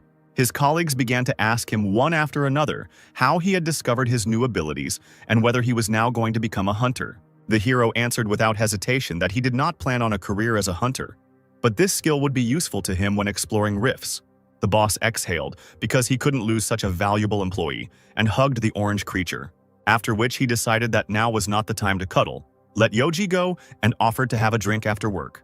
Greg approached Jill and invited her to join in as well, as he could give her some advice on her hunting career. Jill refused the offer until the man said that he would order meat for everyone, and she could no longer resist. Their sweet conversation was interrupted by a woman's voice coming from the side. It was Olivia, who was eager to find out what kind of animal was with them. Yoji looked up at her and made an incredibly cute face. The girl picked up the dragon in her arms and spun him around in the air. Jill asked her not to lift him without a reason. Jun approached Olivia and told her that this was his pet, and that he had discovered new abilities in himself. She immediately screamed that the trainer class was the rarest class in existence, after which she asked if it was even possible, since the results of the preliminary assessment were not yet in. But most of all, she was interested in whether he was going to become a hunter. to which June said that he had other plans for his life. She began to raise her voice and did not understand why he refused, because a trainer would be welcome in any guild. June said that he was going to use his abilities to explore the rifts. A representative of the academy heard their conversation and was also perplexed, since trainers in the guilds were paid even just for their presence. Greg intervened in the persuasion. He separated him from the hunter and finally suggested that they leave, noting that everyone has their own path in life and only he knows what he wants. June noticed that this gesture was clearly to prevent June from thinking about transferring, so he again informed him that he was not going to go anywhere. Greg beamed. Tears welled up in his eyes and a genuine smile appeared on his face. He hugged Jun, buried his face in his back and said that he loved him incredibly.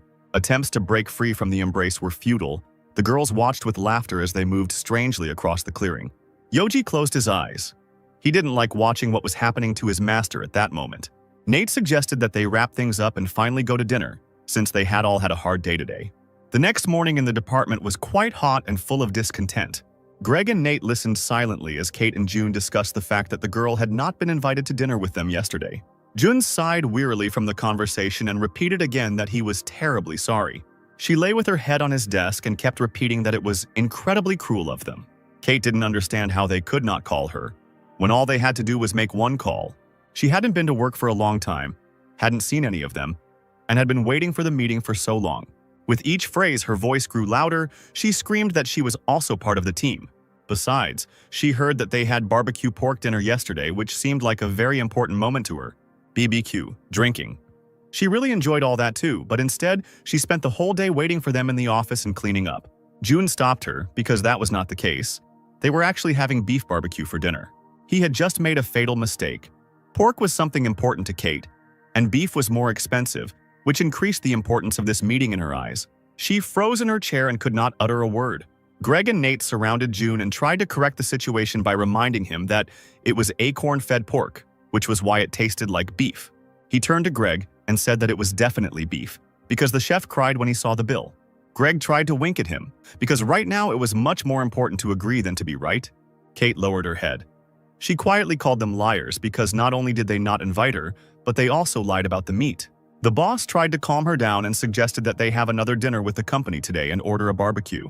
But Kate was already heading for the exit and announced that she would eat the barbecue herself. Nate grabbed the candy and ran after her, continuing to apologize as he caught up with her. Kate had an incredible love for sweets. She was already chewing a candy and asked not to forget in the future that she was also an employee of the Rift department. Nate seemed quite pleased that he had pulled off such a trick, but still agreed with everything she said. He asked her to take care of them during the inspection next week and noted that she was the most important cog in their machine. But it seemed the test was on the verge of failure. Greg was yelling at someone on the phone that they couldn't just cancel it. He asked to stop constantly repeating that now there is a requirement that only a B-rank hunter can work with a B-rank rift. The entire department has been preparing to take control of this rift for a whole year, but a week before testing it is canceled. While he continued to shout into the phone, the other end had already hung up. He slammed the phone down and called them bastards, after which he asked everyone to return to their work and he would be back soon, and left the office. June asked if they hadn't specifically asked for help with this project. Nate said that this wasn't the first time this had happened. The colleagues sighed with displeasure and said that this was their way of trying to show who was boss. At June's house, it seemed, a conflict was also brewing. Yoji was unhappy with the fact that Jill was the one deciding everything. She tried to calm him down and said again that they couldn't go for a walk now because she was busy cleaning. Besides, who knows what might happen outside? Yoji asked why she was afraid if she had a dragon. But the girl was most worried about him, because she couldn't stop him alone. The dragon was offended by the fact that she thought he would immediately get into trouble as soon as he left the house. Jill suggested that they all go out for a walk when his father came home, to which he fell to the floor and began to squeal like a little child, stamping his feet. When he got tired of hysteria, he heard that the owner had returned home. After he greeted Jill, he walked up to Yoji, picked him up by the head and reminded him that his daughter liked cute things, not things that were loud for every reason. He ordered him to stand against the wall and raise his hands. They sat down at the table and Jill asked what to do with Yoji. Jun said that he bought food for him, but for now he would stand there punished. June thanked Jill for the wonderful dinner, while the dragon was content with just the smells. He added that each time she made it more and more delicious and offered to wash the dishes. The girl jumped up from her seat and asked everyone to stay in their places while she washed the dishes herself. It seemed that this was another attack of gratitude towards him. which he was forced to accept. With some hesitation, he agreed to let her do it. He came into her kitchen and asked her to behave as before, because nothing had changed. How could she agree that nothing had changed when she saw the opposite? An image immediately appeared in her head of her father literally fanning the flames with his bare hands. She didn't know if she could behave like she used to. Then she remembered how she promised to protect her father when she became a hunter, and how she organized training for him so that he could at least do something. My thoughts were literally screaming because she was saying such stupid things. June watched this from the side and did not understand what was happening. In her head, it was as if someone was fighting. Suddenly, someone asked how he could do this to her. At first, June was scared, but then he realized that it was the TV that Yoji had turned on. He was staring at the TV and watching some TV series, calling the main character an idiot. Jun sat down on the couch and reminded him that he had ordered him to look at the wall and not at the TV. The dragon bowed low, apologized, and promised to behave well. The hero asked him not to act out the theater here and to get up immediately. Jill came into the room and reported that Yoji had not eaten anything since lunch. Jun said that there was a bag of food for him right outside the door. Jill took the package and began to carefully examine its contents. And she took out a dog bowl from it, which made the dragon furious. Jun asked what the problem was and asked if he really thought he would be eating at the common table. The dragon hesitated, but he also had human rights, that is, dragon rights. Jun was convinced otherwise, so he took a bag of dog food, filled a bowl full, and offered him what he was given. After which he headed to his room and asked Jill to make sure that Yoji did not go near the refrigerator while he was washing himself. The dragon looked at the bowl with disappointment. Could anyone have thought that the great and terrible would be satisfied with dog food? But there was nothing to be done. He took one pebble and slowly brought it to his mouth, trying not to sniff. Jill grabbed his bowl and asked him not to eat it. Tears welled up in Yoji's eyes. This girl was going to take away his last hope for dinner. She asked him to be quiet and brought a plate of baked ribs. And she suggested that he eat quickly before his father came out of the shower. Due to the rapid eating, the dragon choked and began to cough. Jill handed him a glass of water. He took a sip and froze, looking at the glass. He stared at her with wide-eyed devotion and said that he would protect her for the rest of his life. Jun was happy that the day was over as drops of water slowly trickled down his body. The next day, the office was again filled with excitement, but this time the occasion was joyful. Everyone surrounded Nate, who announced that he had found a B-rank hunter who would sign a contract with them. He went to school with this guy. He was always quite strong and goal-oriented. And after Nate shared with him the troubles at work, he said that he had already earned enough money working as a hunter and would help out his old friend. His colleagues congratulated him and noted that now their boss would finally breathe a sigh of relief. At that very second, a joyful Greg flew into the office, shouting that he loved Nate. He hugged him and looked at him, missing everything he said to him because it didn't matter now. Nate said that they would meet at some expensive establishment today, and if the boss wanted. But before he could finish speaking, June appeared in front of him and said that he would go with him. He clarified that it would be better if he went with the curator, and the chief stayed here. Greg was upset but agreed with his words, and now the colleagues were already going up in the elevator higher and higher. June could not believe that they were going to the bar so early. Nate suggested thinking positively, because you never know when regular people like them will be able to come to such an expensive place like this. Besides, they won't get anything supernatural. His friend will just buy them a drink out of the kindness of his heart. June thought it was unlikely that this was happening out of the kindness of his heart. It all seemed somehow strange. The elevator stopped, and they were met by a beautiful girl administrator. Nate asked if Adam had arrived yet. They had an appointment. The girl smiled and said that he was already waiting and invited them to follow her. They walked down a long corridor, as if they were in a hotel, and strange sounds could be heard from behind closed doors. The administrator opened one of the doors and wished them a pleasant evening. Nate entered the room first and was glad to see an old friend. Opposite them sat three huge men with a pile of booze on the table. The man who looked the worst said that they hadn't seen each other for a long time, and it seemed that he was Nate's friend. Nate hesitated. Everything around didn't look like a business meeting. It looked more like a brothel, where a couple of girls were about to arrive. Jun silently studied the situation, but it was immediately clear to him that nothing good could be expected from this meeting. The colleague apologized for being late and joked that he should have taken a taxi after all, after which he introduced Jun and said that they had been working together for over a year. Adam patted the seat next to him, inviting them to sit next to him. He ordered his guys to move quickly because the government officials wanted to get to him. Nate thanked him, and June went into his phone and quickly typed something. Adam poured a shot of bright orange liquid and offered to drink. He turned his attention to June and repeated that he should also drink. June agreed. A conversation filled with memories began, Adam trying to remember how much time had passed since school. While June was knocking back his shot, Nate was telling him about how great his job was and how great his co-workers were.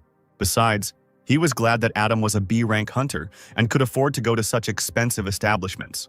Adam noted that it wasn't that expensive, but he understood him, since he lived from paycheck to paycheck. After which he added sarcastically that he had nothing to talk about with someone who came by metro instead of a taxi just to save money. He finally decided to introduce his comrades, noting that they were all B-rank hunters.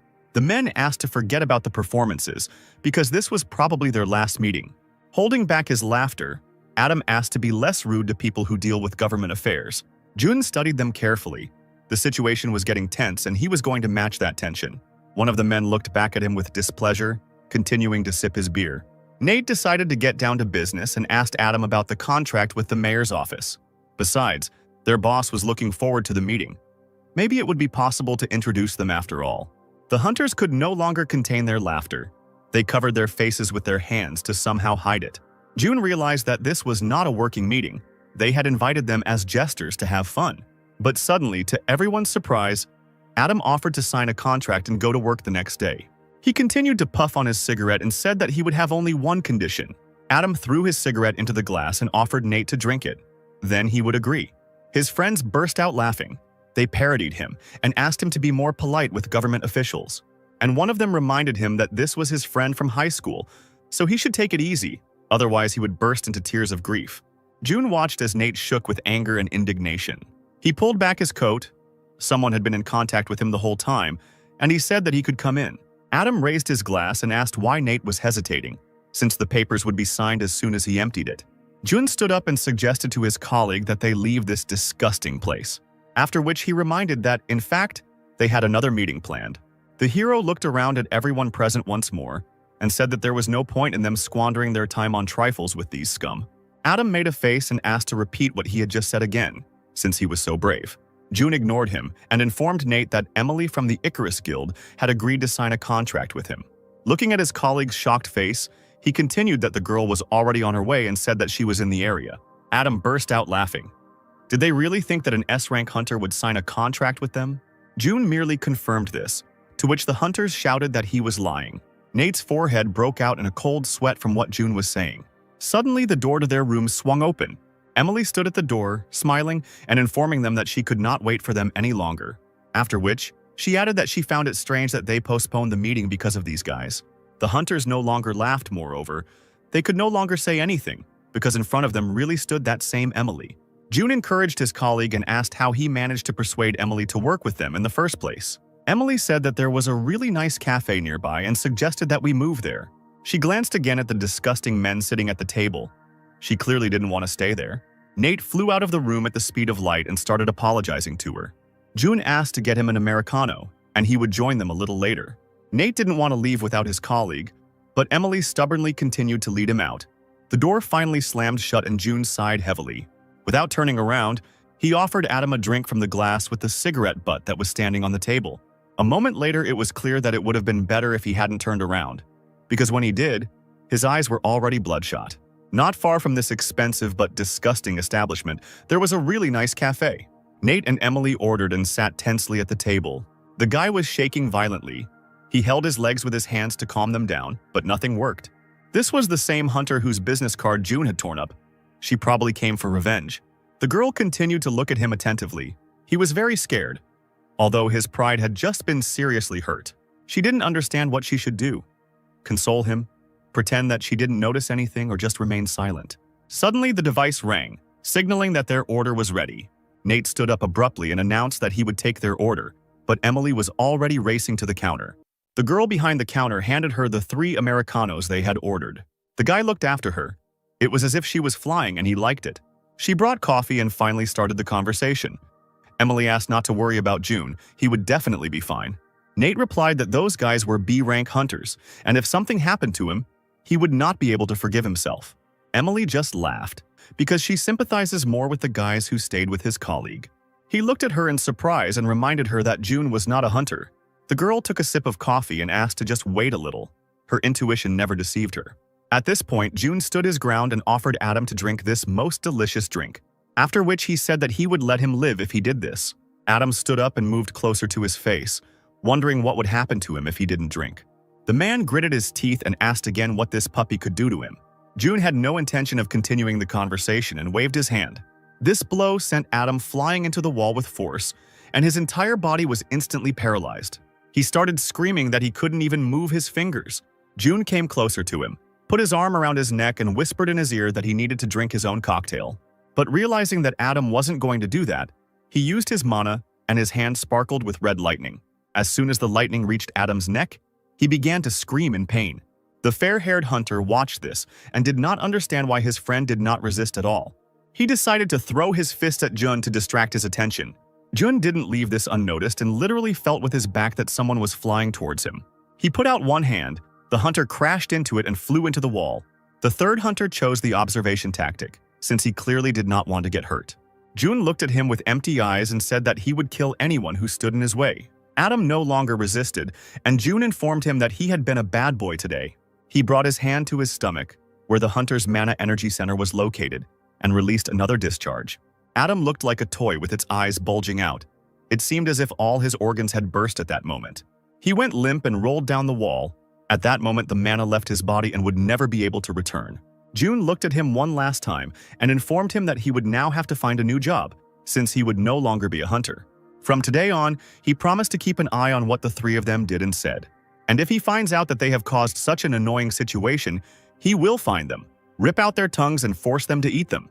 The door slammed shut, and it seemed that this evening was over for them, just as their careers were over. Jun walked confidently down the corridor without turning around. All he needed now was a glass of Americano. The awkward conversation continued in the cafe. Nate clarified that it was not true that Emily was planning to sign a contract with them. She was embarrassed and said that she couldn't do it, but that Jun had simply asked her for help and said that he had gotten in touch with some strange people. The guy stood up from his chair, bowed to her and began to apologize because it was all his fault. Emily asked him to sit down because she had her own goals and she was helping for her own reasons. He looked at him in bewilderment. What kind of goals did she have in relation to Jun? When suddenly the hero approached their table and apologized for being late, Emily invited him to sit down next to her. Nate looked at him and asked if he was okay and if anything had happened while they were gone.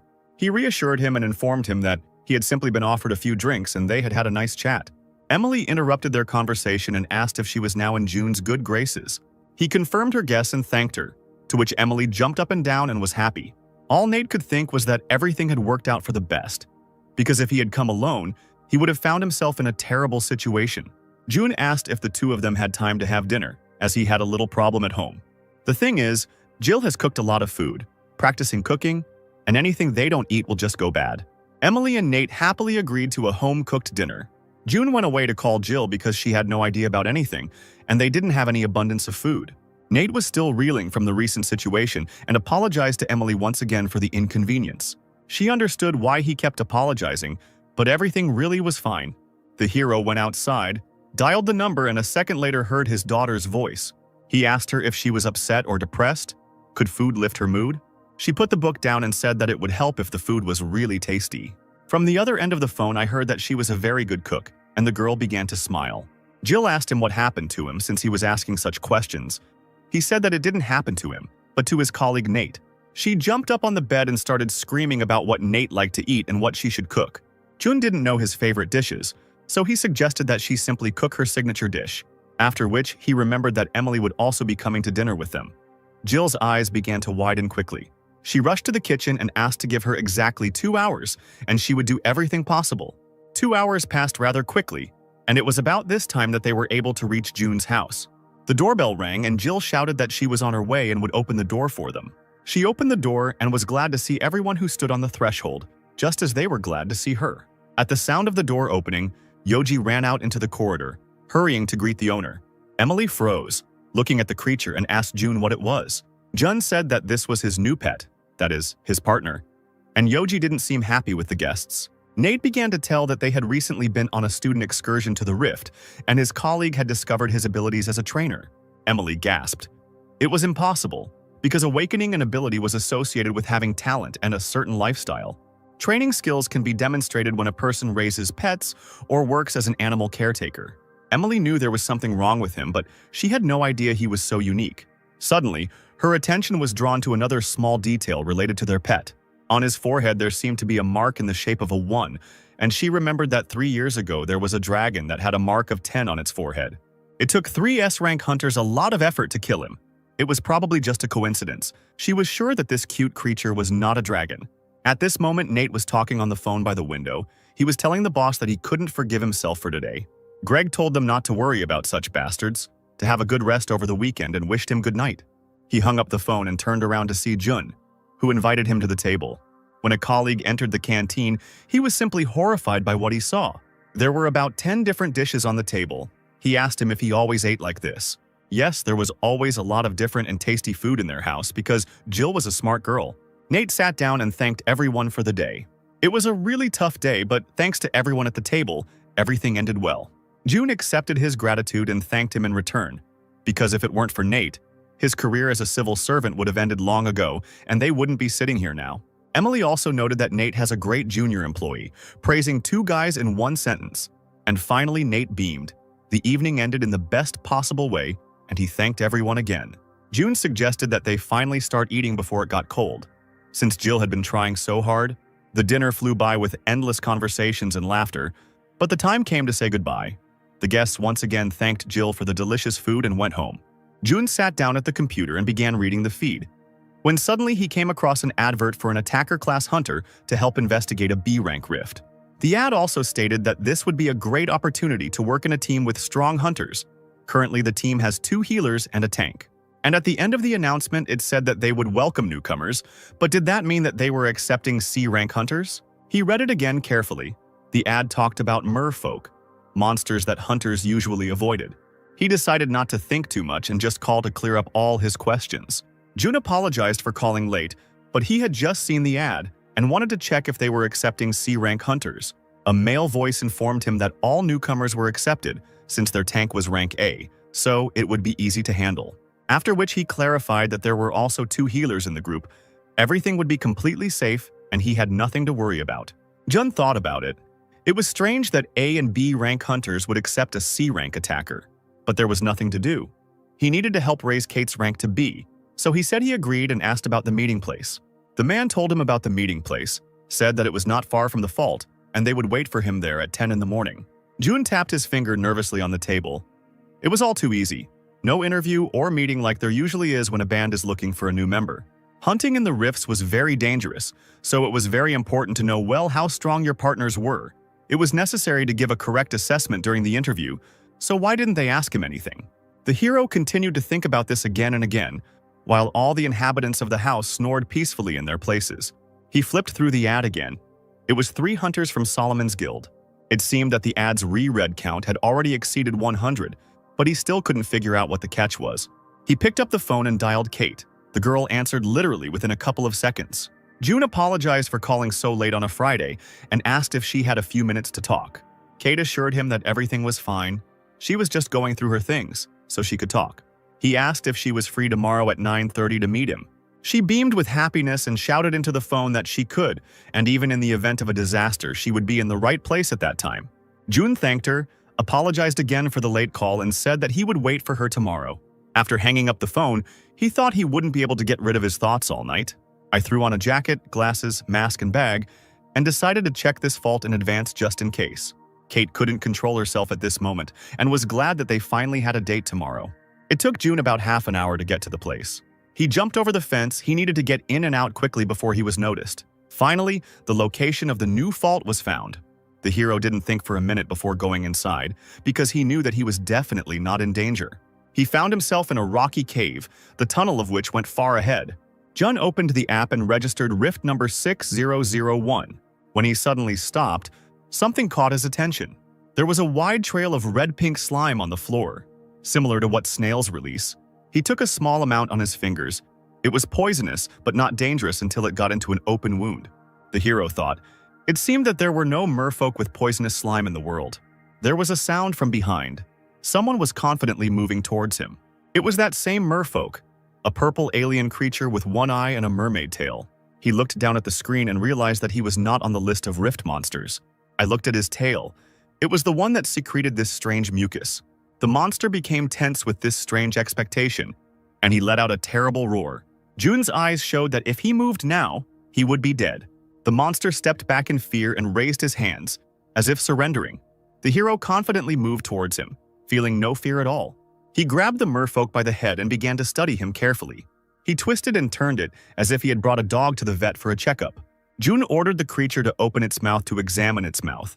There was some kind of poison on his little fangs, but it was different from the mucus. The most important thing was to remove the mucus from the skin, but it would be difficult for a hunter below B rank to do this. He turned on the flashlight on his phone and began to look for the organ that secretes the poisonous mucus. The hero took his paw in his hands and finally found what he was looking for. The fight will be much easier if you cut off the merfolk's legs first. The job was done well. He thanked his patient and kicked him away. And then he added to him that if he wanted to survive, he should stay in the farthest corner of the cave and not leave it. Now, all that was left was to reach the place where the map data ended. Suddenly, the computer reported that he had become the target of a merfolk, and if the hero was spotted within a radius of 50 meters, the indicators would be reduced by 30%. He continued to explore the cave. 99% of the map was already ready. The last percent remained to be found. June had already walked around everything, which meant this place was the only remaining area. Right in front of him was a huge metal door. The program said that if you open the door you can see a huge monster, but this did not frighten him, so he went in. The air trembled as the boss monster of this rift was right in front of them, a 15-meter shark that swam around the arena, even though it was not filled with water. Her mouth was filled with huge, shiny teeth. This was a special sacrifice quest. The boss Shaktus will start his attack as soon as someone crosses the red line. To complete the quest, it was necessary to hold out for 5 minutes or make a certain number of sacrifices. If the sacrifice's goal is achieved, Shaktus will be sealed for 1 hour, and as a reward, the hero will get the opportunity to open a treasure chest. The body count was 9 to 10. June doubted that there was a hunter who could hold out, which meant that 9 people had already died here. This was the reason why the hunters were not interested in rank, skills, or his name. They just needed a victim. He thought that such terrible people could be found everywhere and took a step beyond the red line. At that very second, Shaktus opened his mouth and swam towards June at high speed. But as soon as he swam up to him, he felt the terrible power that June possessed and became frightened. In a panic, the shark tried to swim beyond the red line itself, just to avoid being here with this man. The hero sat down on the chest and began to wait for the quest timer to end. He was amused by his boss's behavior, so he took out his tablet and took a photo, which he added to the rift data. He carefully studied this room and entered data into himself in order to have complete information. And then the computer reported that the special quest was completed, the lid of the chest clicked and opened. The Sharkus will be sealed for 1 hour, and the red line will disappear forever. June reached into the chest and pulled out the A-rank Shaktus bone sword. He raised it up, the specs were great. He was sure Kate would like it. He continued to swing his sword like a little child and went home. Arriving home, June quietly opened the front door so as not to wake anyone. He glanced at Yoji, snoring near the bowl, who was actually taken as a protector. He gave him a gentle kick and told him to go to sleep in the corner and not lie on the road. Yoji muttered sleepily that Jill had covered the meat with dog food and that if he got caught, he would have a terrible headache. June knew that his daughter was feeding him, but he was happy that the two had become friends. Entering the room, he looked at it again.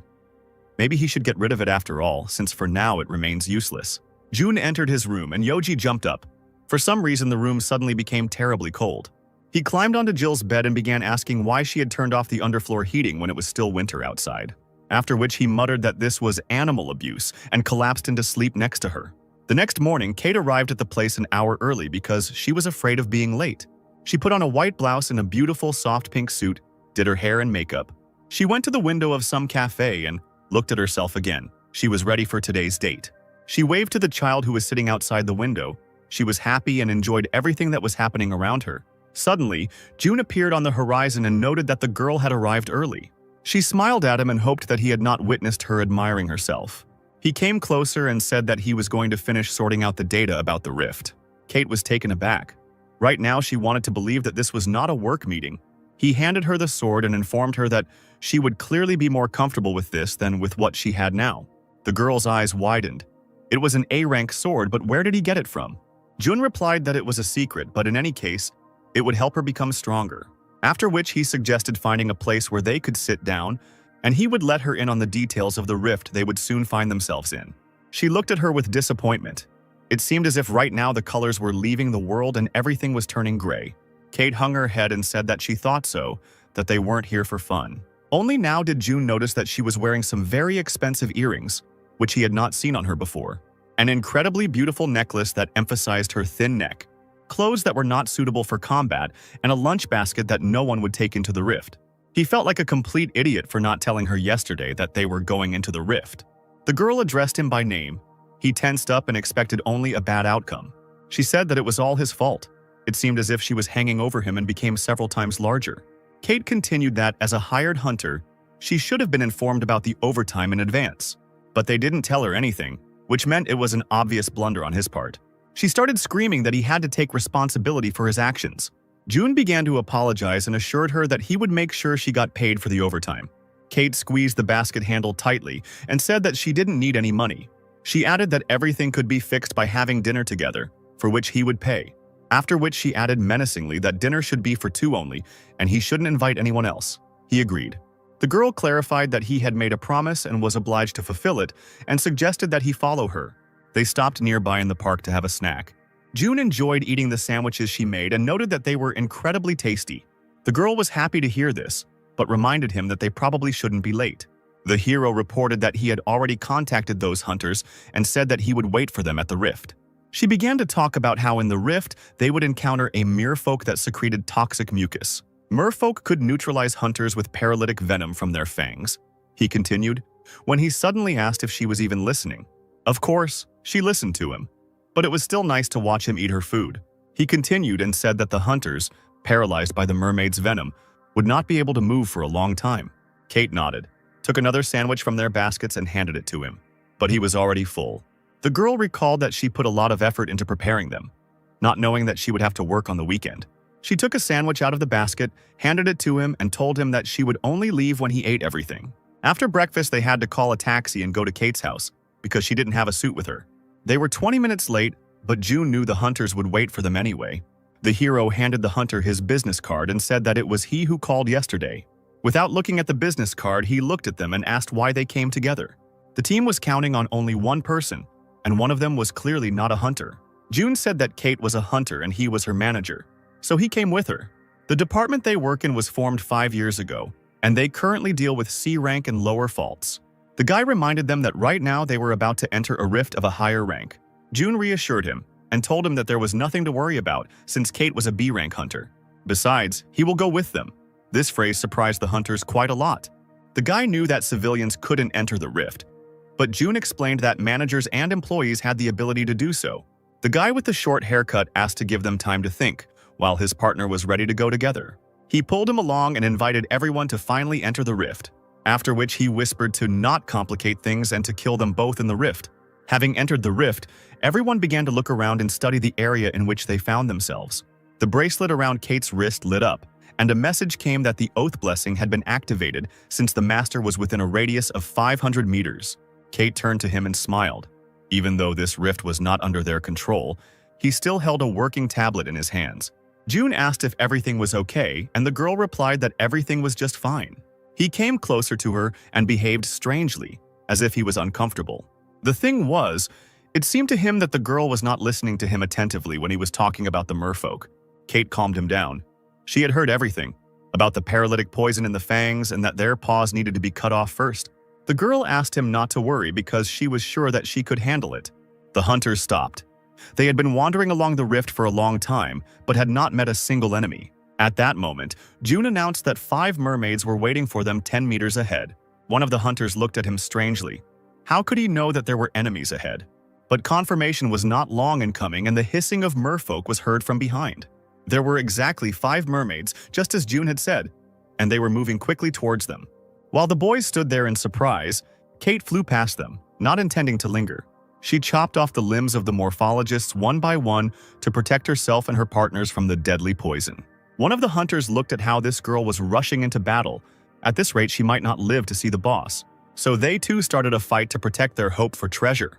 June watched from above as the hunters fought and what their abilities were. Judging by the way they handled their weapons, none of them were healers and reported that there were 7 more mermaids 15 meters away. Kate immediately rushed forward. The hunters asked her to stop because pursuing 7 was very dangerous. But the girl didn't find this task difficult, so she confidently jumped into the very center of the battle. She chopped off their paws again and again and dealt them fatal blows. Literally 5 minutes later, she stood surrounded by defeated enemies. June praised her for her quick work and asked her to rest, since there were no more enemies nearby. The hunter looked at them in bewilderment and tried to understand who they were, after which he gritted his teeth and realized that such abilities would definitely interfere with their plans. It had already been 2 hours since they had been in the rift, and Kate was eager to fight again and again. With quick, sharp movements, she first cut off the merfolk's limbs to disable them, and then destroyed them. It seemed as if she was faster than the wind. The mermaids could do nothing against her, and so the red-haired tornado left behind another 10 corpses. Kate lowered the blade, which was dripping with merfolk blood, and wiped her forehead from fatigue. The boys from Solomon's Guild watched her, mesmerized. Her swordsmanship was simply incredible. It's hard to believe that she was only a C rank. No one on their team could attack as accurately and precisely, despite each one being B ranked. For such abilities, she herself must be B rank, and A rank is most likely on the way. Kate approached June and shared her feelings. It seemed like she became a little stronger. The guys admired her. They didn't understand how she dealt with the merfolk so easily. For the girl, this seemed like nonsense because it was easy to defeat the enemy if you knew his weak points. June told her that if their paws were cut off, they would become very vulnerable. They had no idea about this, but how that damn manager knew about it was an even bigger mystery. June called Kate and suggested that they move on. And again, the sounds of battle. They came across another pack of merfolk. While the guys dealt with one mermaid, Kate took on all the others. But the number of mermaids was definitely less than usual, as if only the strongest were hanging around nearby. For the team, this only meant that it would be easier for them to reach their goal. One of the guys approached Kate and asked if she needed any treatment. The girl said that everything was fine, but she suggested keeping an eye on Jun, because he was quite demanding. They went to the manager together to see if he was hurt, but he was fine too. Another of the hunters speculated that a series of unforeseen factors had complicated matters. Now they need to come up with a plan for the three of them to get rid of this huntress. But they will most likely get hurt too, if they try to get rid of her. Jun looked suspiciously at the guy, who was currently thinking of ways to kill them. He decided to interrupt his thought process, and again suggested moving on. After taking several turns, they emerged from the narrow cave and found themselves at a fork in the road. Jun studied the map and said that they should go left. Kate immediately went after him, but one of the hunters objected, because he knew the local geography better. The guy confidently said that they should go right. Kate looked at him in surprise because if June said to go left, then it would be better to go left. It was difficult for the hunter to find words against such iron logic, but he still decided to try. He reminded her that she and the manager were here for the first time, but the guys had been here many times, so they knew better where to go. Kate thought for a moment, then replied that then they could go right, and she and June would go left. There was nothing else to do, they agreed, and offered to go first. One of the guys quietly said that he wanted to hit them last, so that his blow would be the fatal one. 10 minutes later, they continued to wonder who the two were. After all, right in front of them was the door to the boss, which had previously taken them more than 2 hours to get to. Kate giggled contentedly from behind him, and the guy just clicked his tongue in displeasure. The last thing you need to do in this rift is fight the boss. The girl immediately told Jun that it was dangerous to go inside, and he agreed to simply watch from the side. Kate nodded in satisfaction and asked him to be careful and stay away from the boss. Suddenly, a shudder ran through her body. One of the hunters cast a disease on her that reduces the enemy's statistics by 30%. Even though this girl was close to rank A, in this state she wouldn't be able to handle 3 opponents. However, the spell was immediately nullified by the blessing of the oath. The hunters' mouths were wide open. How could this spell be nullified? Is there any way to deal with her? And finally, Kate understood everything. She guessed that something was wrong, but she didn't think that these guys were hunter killers. There was no time to waste because she had already bared her blade and right now they were preparing to kill her. Suddenly, a cry came from behind, asking everyone not to move. Kate slowly turned around. The blonde boy held a blade to June's throat and told her to stand still if she didn't want June to lose his head. Everything inside Kate collapsed. She couldn't protect him. She let him go. June looked at the dagger and coldly asked what he was going to do with it. The guy grinned, said he would find a use for him, and moved towards the huge gates, continuing to hold him back. The door slammed shut and Kate fell to the floor. Everything inside her was torn apart. Why hadn't she noticed this before? Why hadn't she protected him again? These questions tormented her again and again. The boys surrounded Jun and moved forward in the boss room. They knew Sharkus wouldn't attack until they crossed the red line. But he suddenly roared and quickly rushed towards them. Approaching them, he saw June. turned around and began to quickly swim away. The hunters were puzzled as to why this creature was behaving so strangely. Suddenly, they noticed a new oddity. The red line had disappeared. It was as if someone had been playing a joke on them all day, but it was definitely not a joke. They opened a status window which stated that the quest had been completed, and the chest was open, but there was no treasure inside. Jun forced a sly smile. He was sure they were surprised considering their efforts and the 9 sacrifices they had made here. The hunter turned to him in panic, not understanding how he knew. The hero said that they could observe what was in the chest all day long. Kate had been destroying merfolk with her blade all day long.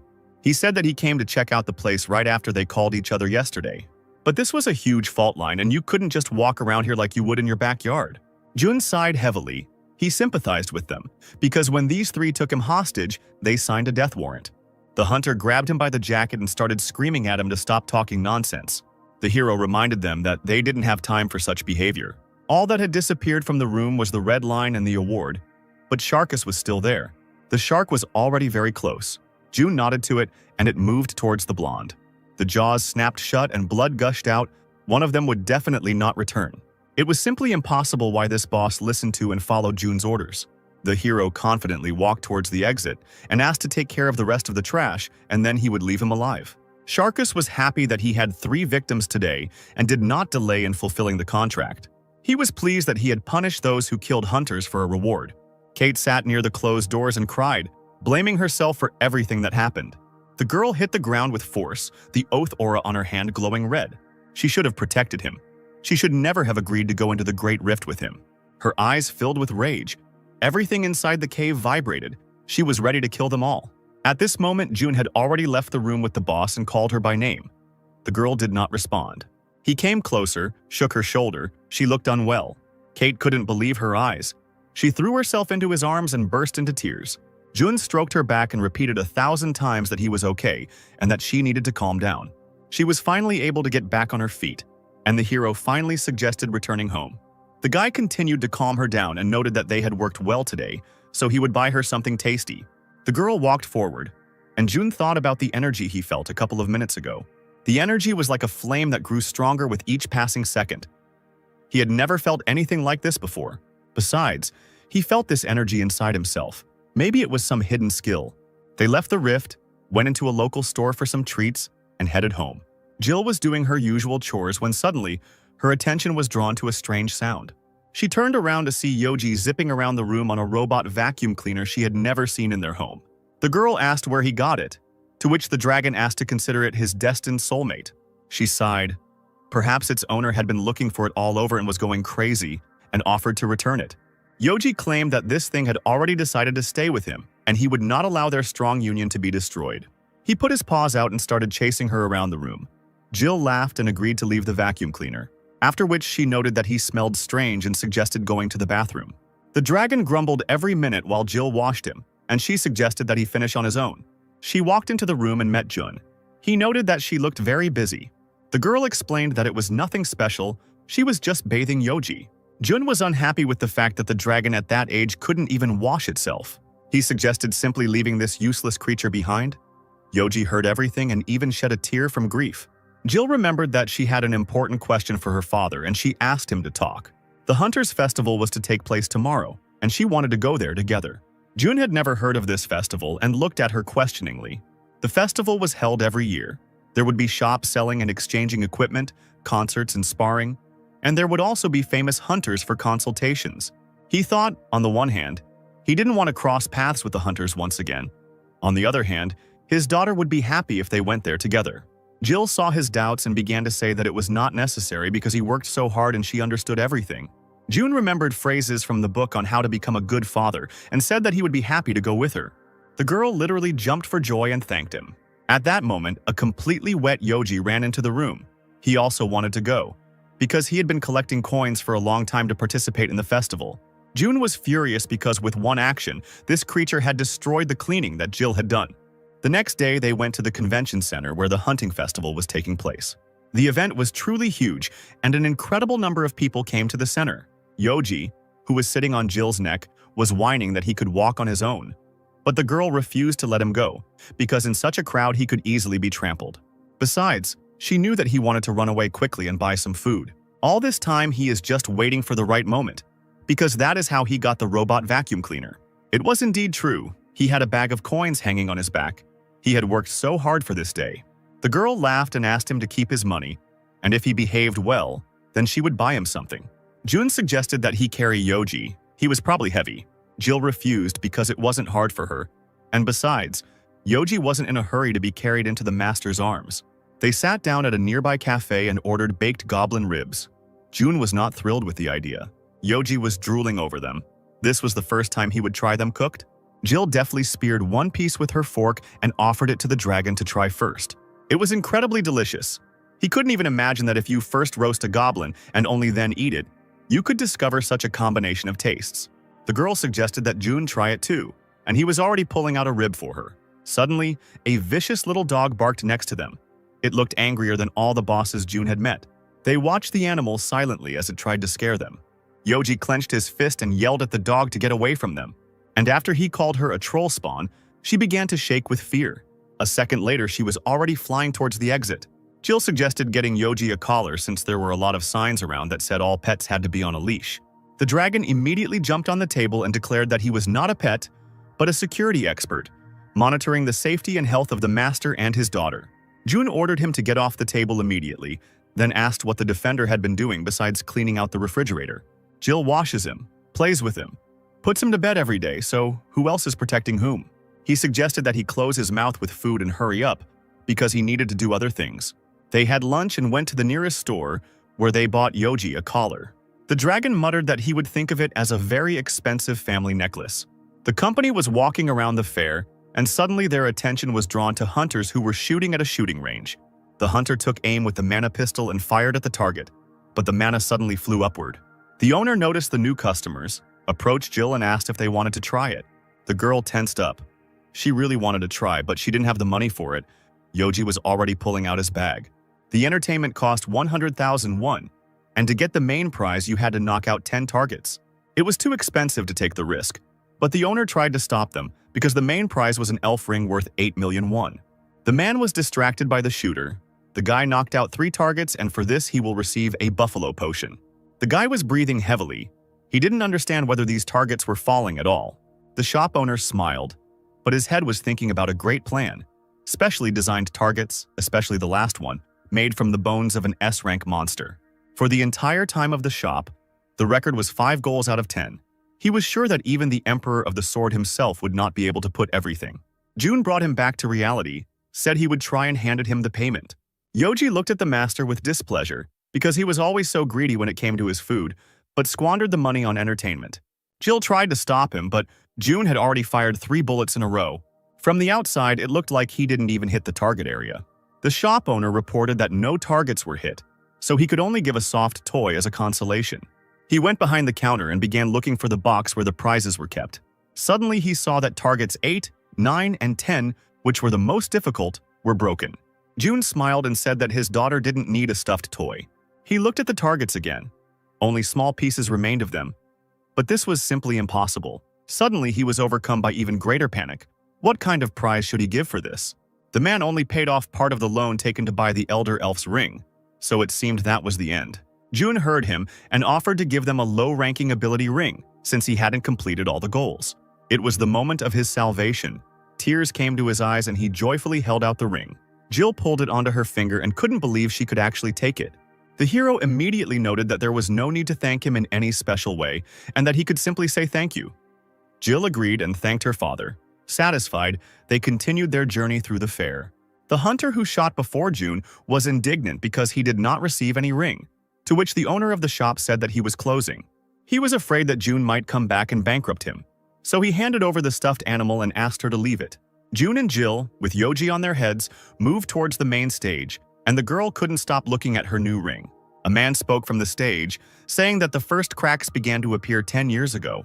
It was something like a historical reference, telling about the appearance of the faults and the hunters. Jill suggested stopping and listening, as her father's memory might return. Jun froze in amazement, and Jill asked if at least a part of her had returned to him. He grabbed his head and said that some memories were returning, but lately he was focused only on work.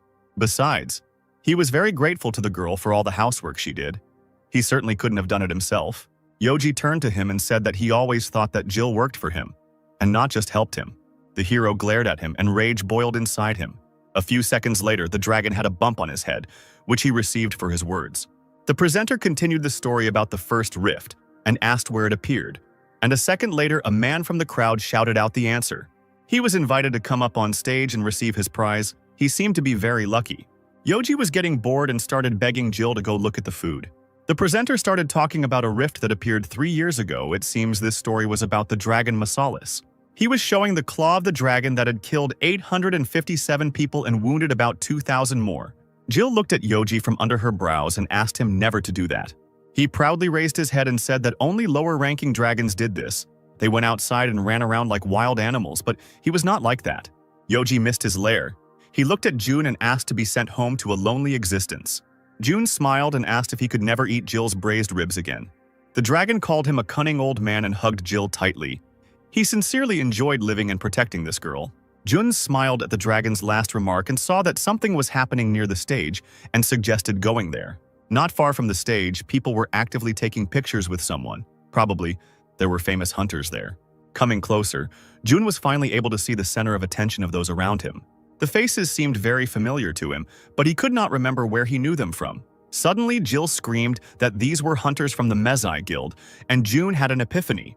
He asked if she wanted to take a photo with them. The girl screamed and immediately ran towards them. She really wanted a photo with them. She asked Alan to take a photo, and he immediately called Mira and William. Jill started yelling at her father to hurry up so they could take a photo together. June walked discontentedly to take pictures with people who had succeeded only because of him. He stood in the center, everyone posed for a souvenir photo. Jill looked the happiest of them all. The girl thanked them for the photo, and Alan said that they were very flattered that their guild was of interest. June asked his daughter if she wanted to see anything else or maybe get a snack, which caught the hunter's attention. He watched them go and continued to listen to their conversation. Mira approached him and asked what happened and why he was looking at them so intently. Alan jumped up and ran after them, leaving the huntress's question unanswered.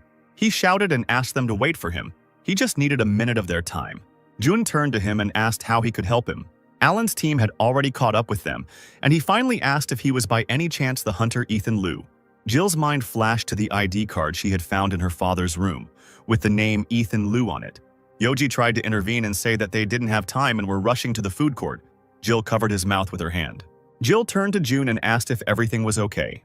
He told Alan that he was mistaken and that Ethan Liu was not him. The hunter bowed his head and apologized. Apparently, he had made a mistake after all. The hero didn't see anything terrible in this. It happens to everyone, and they went on about their business. It was definitely the same hunter who saved them in the rift. He was wearing a mask and wanted to hide his identity, so he didn't confess now. More fans of the guild approached them and asked for a photo, and that was definitely the end of the conversation. All participants in the dialogue were confident that they would meet again someday, but now was not the time. They spent about another hour at the festival, after which they went home as they were very tired. Jun looked at Yoji, who was driving around the house on a robot vacuum cleaner. Now his precious body would not move on its own. At home he will have this wonderful device, and on the street Jill, perfect. Jun clenched his fist, not liking the fact that the dragon considered Jill a means of transportation. Yoji rushed to the girl on the vacuum cleaner and asked her to be quieter and more careful, because Jill was watching her favorite drama. She looked up from watching and asked her father why he was wearing a suit. Jun didn't want to tell her the details because she would be worried, so he said he would have to go away. An urgent announcement came from the television. A huge fault had been discovered in Mount Wumian. Yoji clarified the location of Mount Wumian. It was very close. Jill listened carefully to the conversation. The mountain could indeed be seen from their window. The girl and the dragon were glued to the window of the room. What they saw was both fascinating and frightening. The silence was broken by June's phone, which was ringing persistently. He replied, "It was Nate. They were already waiting for him in the office. The situation was emergency." Jill looked at her father again and again out the window. The crack that had appeared was visible even from the house. A huge red and black ring that continued to grow. Emily was already close to the fault. In just 10 hours, the fault had become the size of a 20-story building. She opened the status window. The rough estimate of the crisis had risen to 2,000 and was still rising.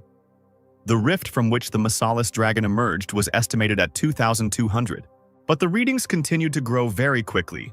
She turned to the hunters gathered here. There were about 100 hunters here, mostly A and B ranks. and there are only 7 S-rank hunters, including Emily and her partners, Gale and Ray. Everyone was in a terrible mood. The rift's numbers had demotivated them even before the battle had begun. Ray continued to stare at the rift, his appreciation growing with each passing minute. He thought about telling his mother the password to his bank account, since he would most likely never return home. A headquarters for coordination was set up in an abandoned building near the rift. Gale reported the situation. They had completed the deployment of troops and were currently awaiting further instructions.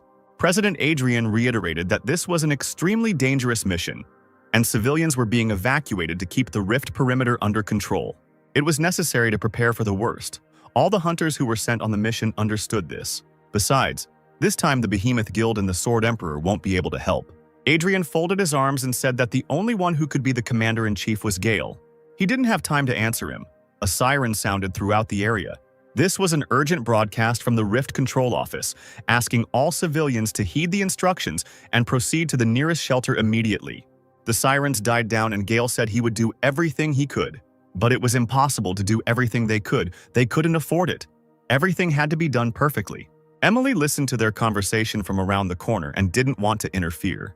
Adrian reported that according to the information, there are 2 hours left until the outbreak. 70% accuracy. If the outbreak is not stopped and the monsters fill the streets of Seoul, a terrible tragedy will occur. The catastrophe is not comparable even to Masalis. We must keep everything inside the rift at any cost.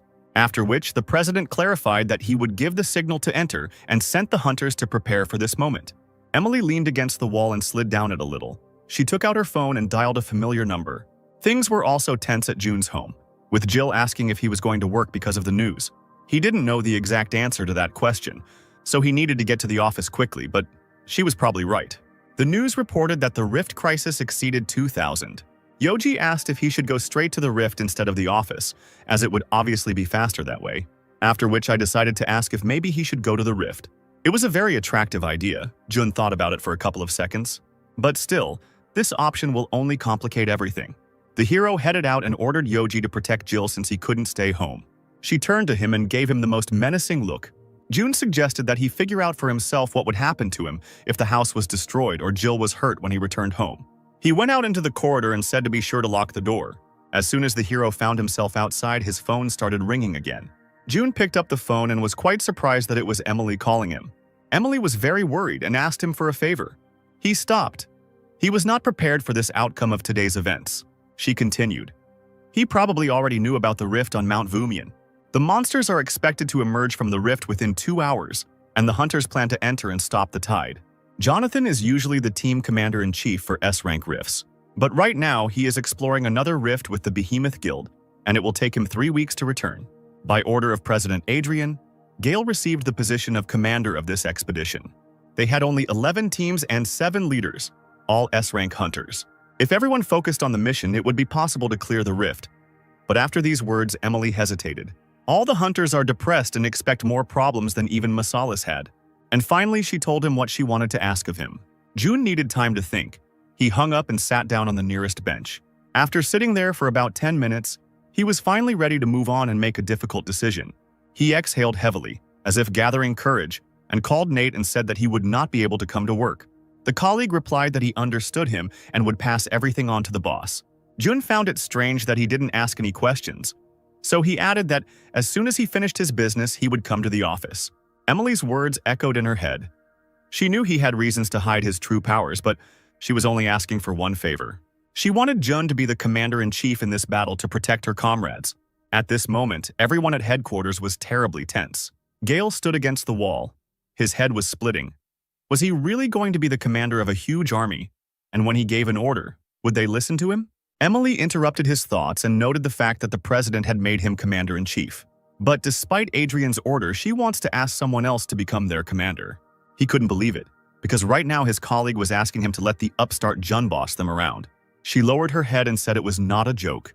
Gale asked if she really thought the other hunters would agree to this, but the huntress knew they wouldn't agree, so the two of them had to stick to the same legend. They needed to tell everyone that this was the president's order. Then, no one could disobey.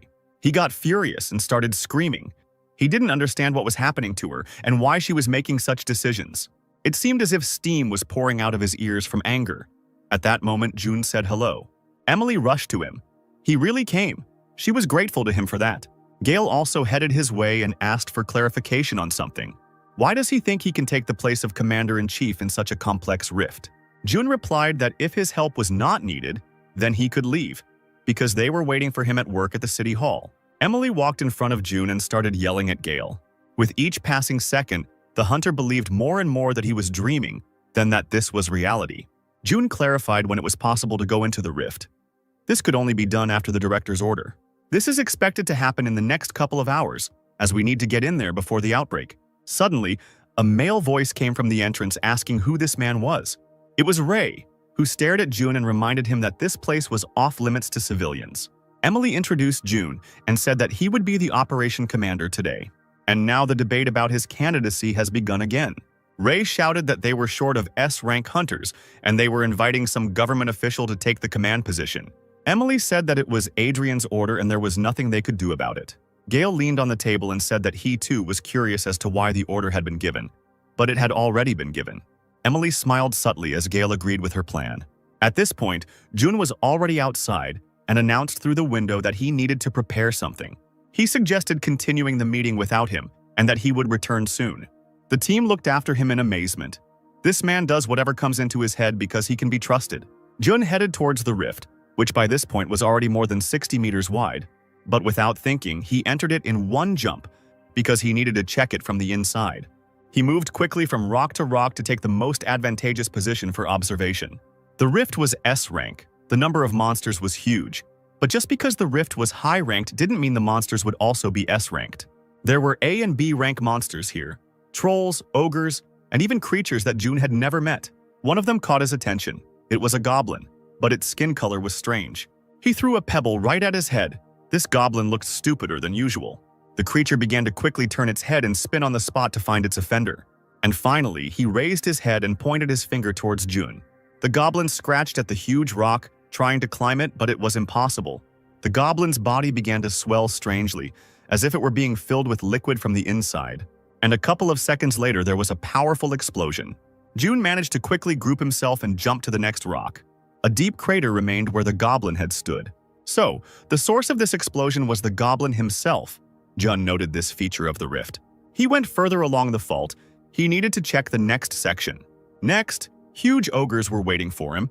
One of them noticed him and tried to kill him with powerful blows. The ogre did not pose much of a threat. The hunters would quickly deal with him, so Jun moved on, which surprised the monster. And while he lost sight of him, it was necessary to quickly move to the next section. Jun thought that there were a lot of monsters in the rift that were not listed in the registry, and it was very dangerous to clear the rift in such a state. He noticed strange yellow stripes on the ground and landed on one of them. At that very moment, there was a clap of thunder and lightning struck the place where he landed. My head hurt terribly. One blow like that would kill another hunter, obviously. It's not worth stepping on the yellow areas. The rift was huge and filled with a bunch of different monsters and gadgets, probably due to its high rank. The Hunter Academy continued to monitor the situation and the numbers of the rift. The assistant entered the director's office, which usually didn't mean anything good. But this time, the guy reported that the level of the crisis was gradually decreasing, and the time of the outbreak was pushed back by 15 minutes. Adrian looked questioningly at his assistant. He didn't understand why this was happening. There were only two options that could lead to this. Either the rift dissipates on its own, or the number of monsters inside decreases. But if the rift were to dissipate on its own, the numbers would decrease much faster. The president proposed to continue with the plan, but seeing his colleagues look, he clarified what was wrong. The assistant decided not to continue this conversation and only said that the operation would continue in 30 minutes as planned. Gale walked up to Emily and relayed the president's instructions to begin in 30 minutes. He was worried about where Jun had disappeared to, since no one had seen him for an hour. He assumed that the manager had checked out the situation and simply ran away. This statement made Emily furious because he was not that kind of person, and if he did not want to help, he simply would not have come here. Gale yelled back at her.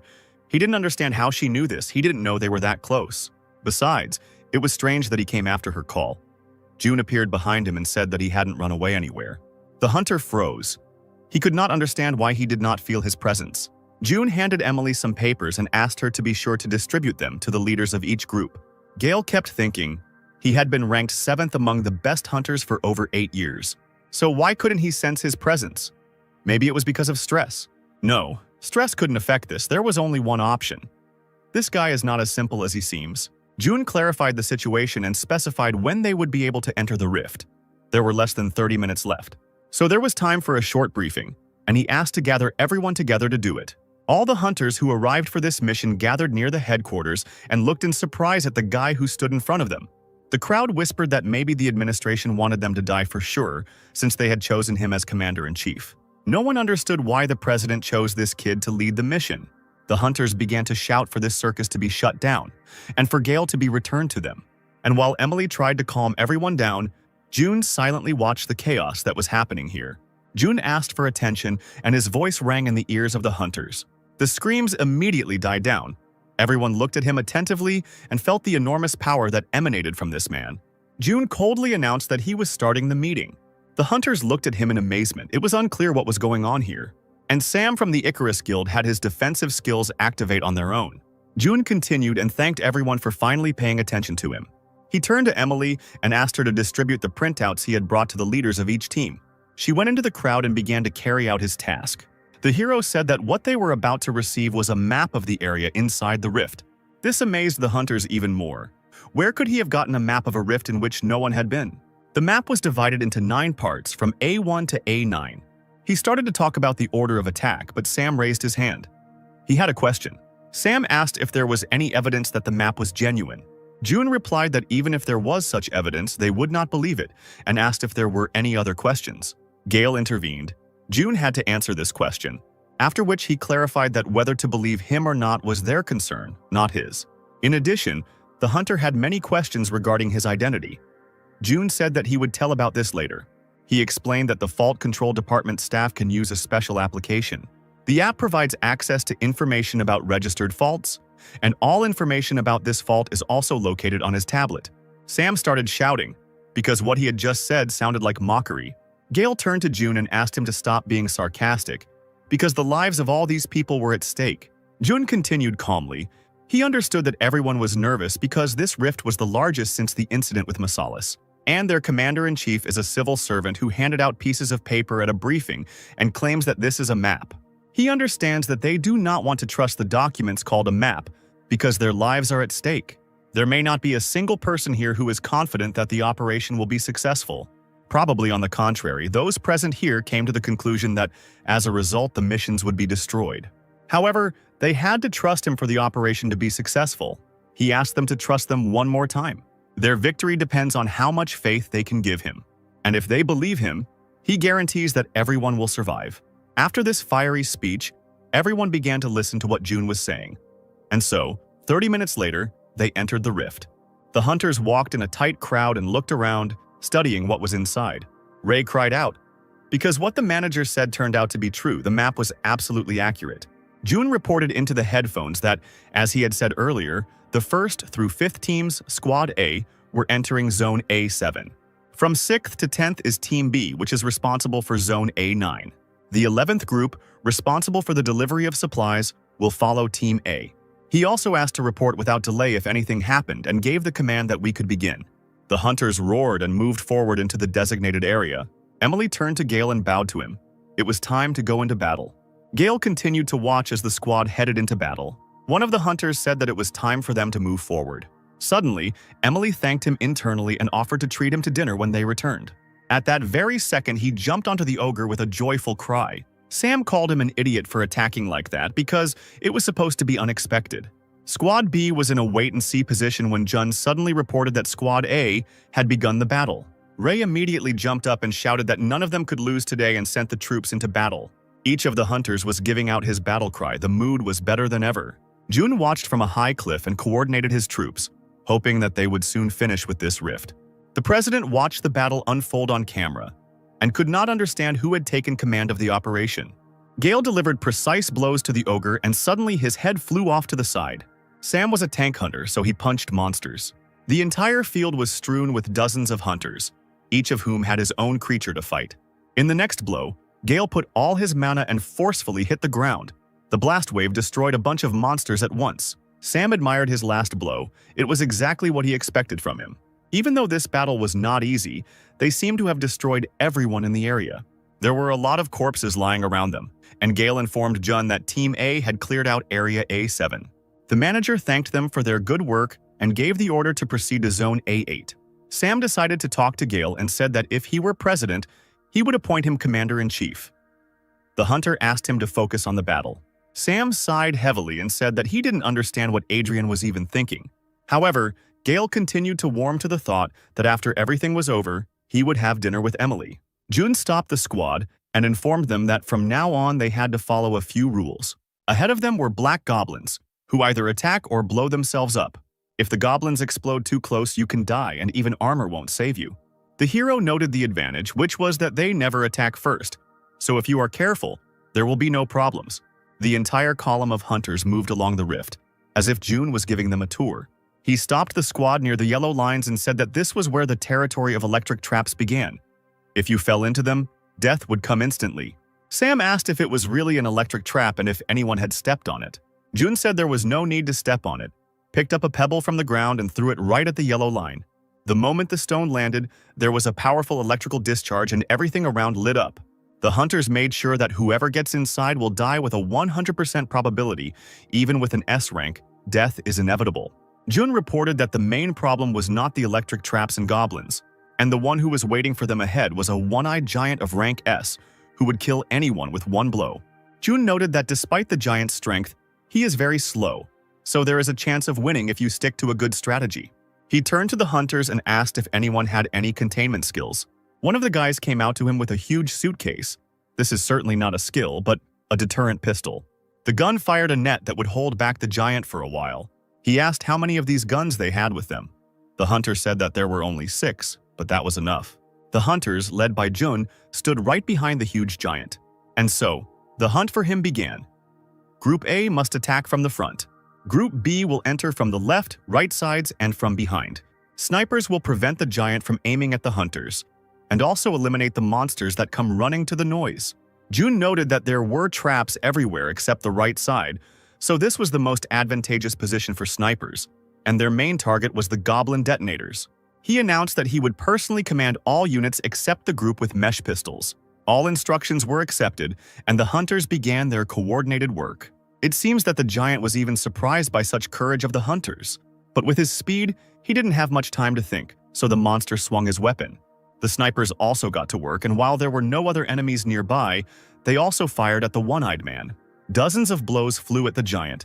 They did not cause him any significant damage, but distracted him for a while. Gale made precise, powerful attacks and shouted to his squad to keep going. The monster received another wave of blows, but it was difficult for him to respond, as the blows came from different sides. Sam flew straight at the giant and delivered a flurry of fist punches. This seemed to anger the monster the most, and he turned his eyes to Sam. He chuckled nervously, asked his opponent if he had overdone it, and waved his hand. The monster waved his hand and Sam flew into the air. The squad with net guns took advantage of the opportunity and fired nets towards the monster. The nets flew right on target. They entangled his legs and braided them tightly. Gale shouted that they had succeeded. They had been able to block the giant's movement. He gritted his teeth, which meant that the moment had come to deliver the main blow. In a few big leaps, he climbed up the giant as if he were climbing a ladder. He remembered Jun's words that the most important thing was to be able to blind him. Then they had every chance of winning, but there was only one try. Gale raised his sword right above his eye when suddenly a huge hand moved straight towards him. Emily was already next to him and held out her sword to protect him. At that moment, the snipers fired a shell into the giant's hand, and Emily had to leave the huge body. Gale grinned. This was his chance, and he raised his sword again. He plunged the blade into the giant's eye, blood gushed out like a fountain, and the monster roared in pain. Sam turned around. Strange sounds were coming from behind him. They were the dark explosive goblins, who had come running towards the noise, just as Jun had expected. The snipers reported over the radio that there were too many goblins and they couldn't handle them. June took note of this and gave the order to all 11 groups at once. He ordered to shoot to kill and not spare the bullets, and the hunters immediately began to carry it out. Hundreds of projectiles flew towards the explosive dark goblins. The goblins began to explode, hoping to damage the shooters, but they were too far away and the entire field was illuminated by explosions. The forces were running out. The battle lasted about an hour, but there were no casualties among the hunters. Gale thanked Jun for his excellent leadership, but they all needed a break. But they didn't have that time. June ordered everyone to concentrate. They needed to kill the last monster. June said that they needed to pull themselves together and find strength in themselves, because the main boss was already approaching and pointed ahead. The hunters looked high into the sky, their faces quickly filling with horror. It seems that this level will be impossible to pass. None of them have seen such strong and huge opponents. June was focused, trying to find this enemy's weak points to figure out how to fight him. Ahead was a control line, and behind it stood a giant, about 300 meters tall. This was the Titan Merenuk. Instead of hair, flames blazed on his head, and his eyes glowed bright red. He looked at the crowd of bugs that had not yet started fighting with him, and waited. The status window stated that only 5 people could enter the boss area, and those who did not enter the boss area would be expelled from the level. If Merenuk is not defeated within an hour, his army will follow those who remain. Gale began to list those who could fight among the S-rank hunters. It was him, Ray, Sam, Emily, but June did not let him finish the 5th name and said that he would go with them. He once again listed the names of those whom Gale had named and asked them to begin preparing for battle. Tired but not broken, Emily accepted his order with a smile. Gale looked at the mysterious June and asked if he had any plan. The hero simply walked forward and noted that the entrance to the boss was behind the yellow line. The hunters followed him and also crossed the yellow line. The team was chosen. Nothing could be changed. At that moment, all the other hunters seemed to evaporate and disappear from the rift. Ray clenched his fist and declared that the main goal was to hold out as long as possible. Sam tried to continue joking and said that he thought that they had already won, and now the main warriors of this battle would be served a table, and the rest would be sent home. After which he turned to Jun and asked why he went with them, since he wasn't even a hunter. He replied that he couldn't find a way. Sam looked at him questioningly, trying to understand what way he was looking for. Jun continued his sentence and said that he couldn't find a way that would allow them to defeat the Titan without him. The thought flashed through Gale's mind that this strange man still thought there was a chance to win, to defeat someone who was 100 times bigger than them and loomed over them like the tallest high-rise building. Merenuk began to awaken. This meant that the battle was beginning. Suddenly, the computer reported that Merenuk's abilities were being restored. The players were frozen, and the use of skills was impossible. Sam started to cry. It wasn't fair, they couldn't even move and Merenuk would kill them. At that moment, the Titan raised his axe in the air and aimed at a pile of ants on the ground. A huge blade rushed towards them at the speed of light. Emily closed her eyes. Right now, there would be a blow and they would die. But after a couple of seconds, she realized that the blow never came and opened her eyes. In front of them stood Jun. Holding the blade with one hand, there was not a scratch on him. Only the ground was slightly cracked. Merenuk was perplexed. He could not believe that someone could escape death. Jun began to squeeze the blade with his hand, and it began to crumble, as if it were not steel, but clay. He finally clenched his fist all the way, and a powerful shockwave emanated from the axe, throwing Merenuk into the air. The Titan's abilities were restored, and he was fully combat ready. At that very moment, the freeze on the team lifted, and they were able to use their skills. Gale was shocked. This man never ceased to amaze him. Some great power was hidden inside him, but no one knew what it was. Jun turned to face the team. There was only one moment that he was worried about, and the fears were confirmed. A camera was installed on Sam's shoulder. Jun exhaled heavily. He called him a coward because everything was filmed. After which he turned to Merenuk and said that this time this was truly the last request he would fulfill for Emily. A blue aura began to appear around Jun, and he was currently filling the air with his mana. Blue energy began to rise from his body like mist and take the shape of a sword. Jun slowly raised the heavenly sword above the Titan's head to strike. It seemed as if the whole world around her froze. Emily forgot how to breathe and simply watched what he was doing. Gale was shocked. In his 8-year career, this was the first time he had seen such abilities. Jun was focused only on defeating this giant. He made a movement with his hand towards him, and the heavenly sword fell upon Merenuk, cutting him in half. Everything happened so quickly that the Titan didn't even have time to understand anything as his body began to fall apart. A stream of blood began to flood the field. It seemed as if it was raining. The computer reported that the object had been eliminated and the rift had been cleared. The rift will dissipate in 2 hours, so candidates should hurry to exit it. Emily looked around for the manager, but he didn't seem to be anywhere. Sam can't believe he actually just left. But all this didn't matter now. Gale announced that they had won and suggested going home. Besides, they had to hurry because they had to report, and the day had been terribly hard. Ray suggested that everyone get a drink at the bar today and turned to Emily, to which the girl said that she had a date today. Gale was happy to hear these words. Jun was already in the center of Seoul and was heading home. He called Jill and said that he was free. The hero asked what she would like for dinner, with Yoji shouting in the background asking for pizza. The information system reported that the state of emergency had been lifted, but June continued to discuss the upcoming dinner. June was walking home and had no idea that a couple of hours before his return, the city was also quite restless.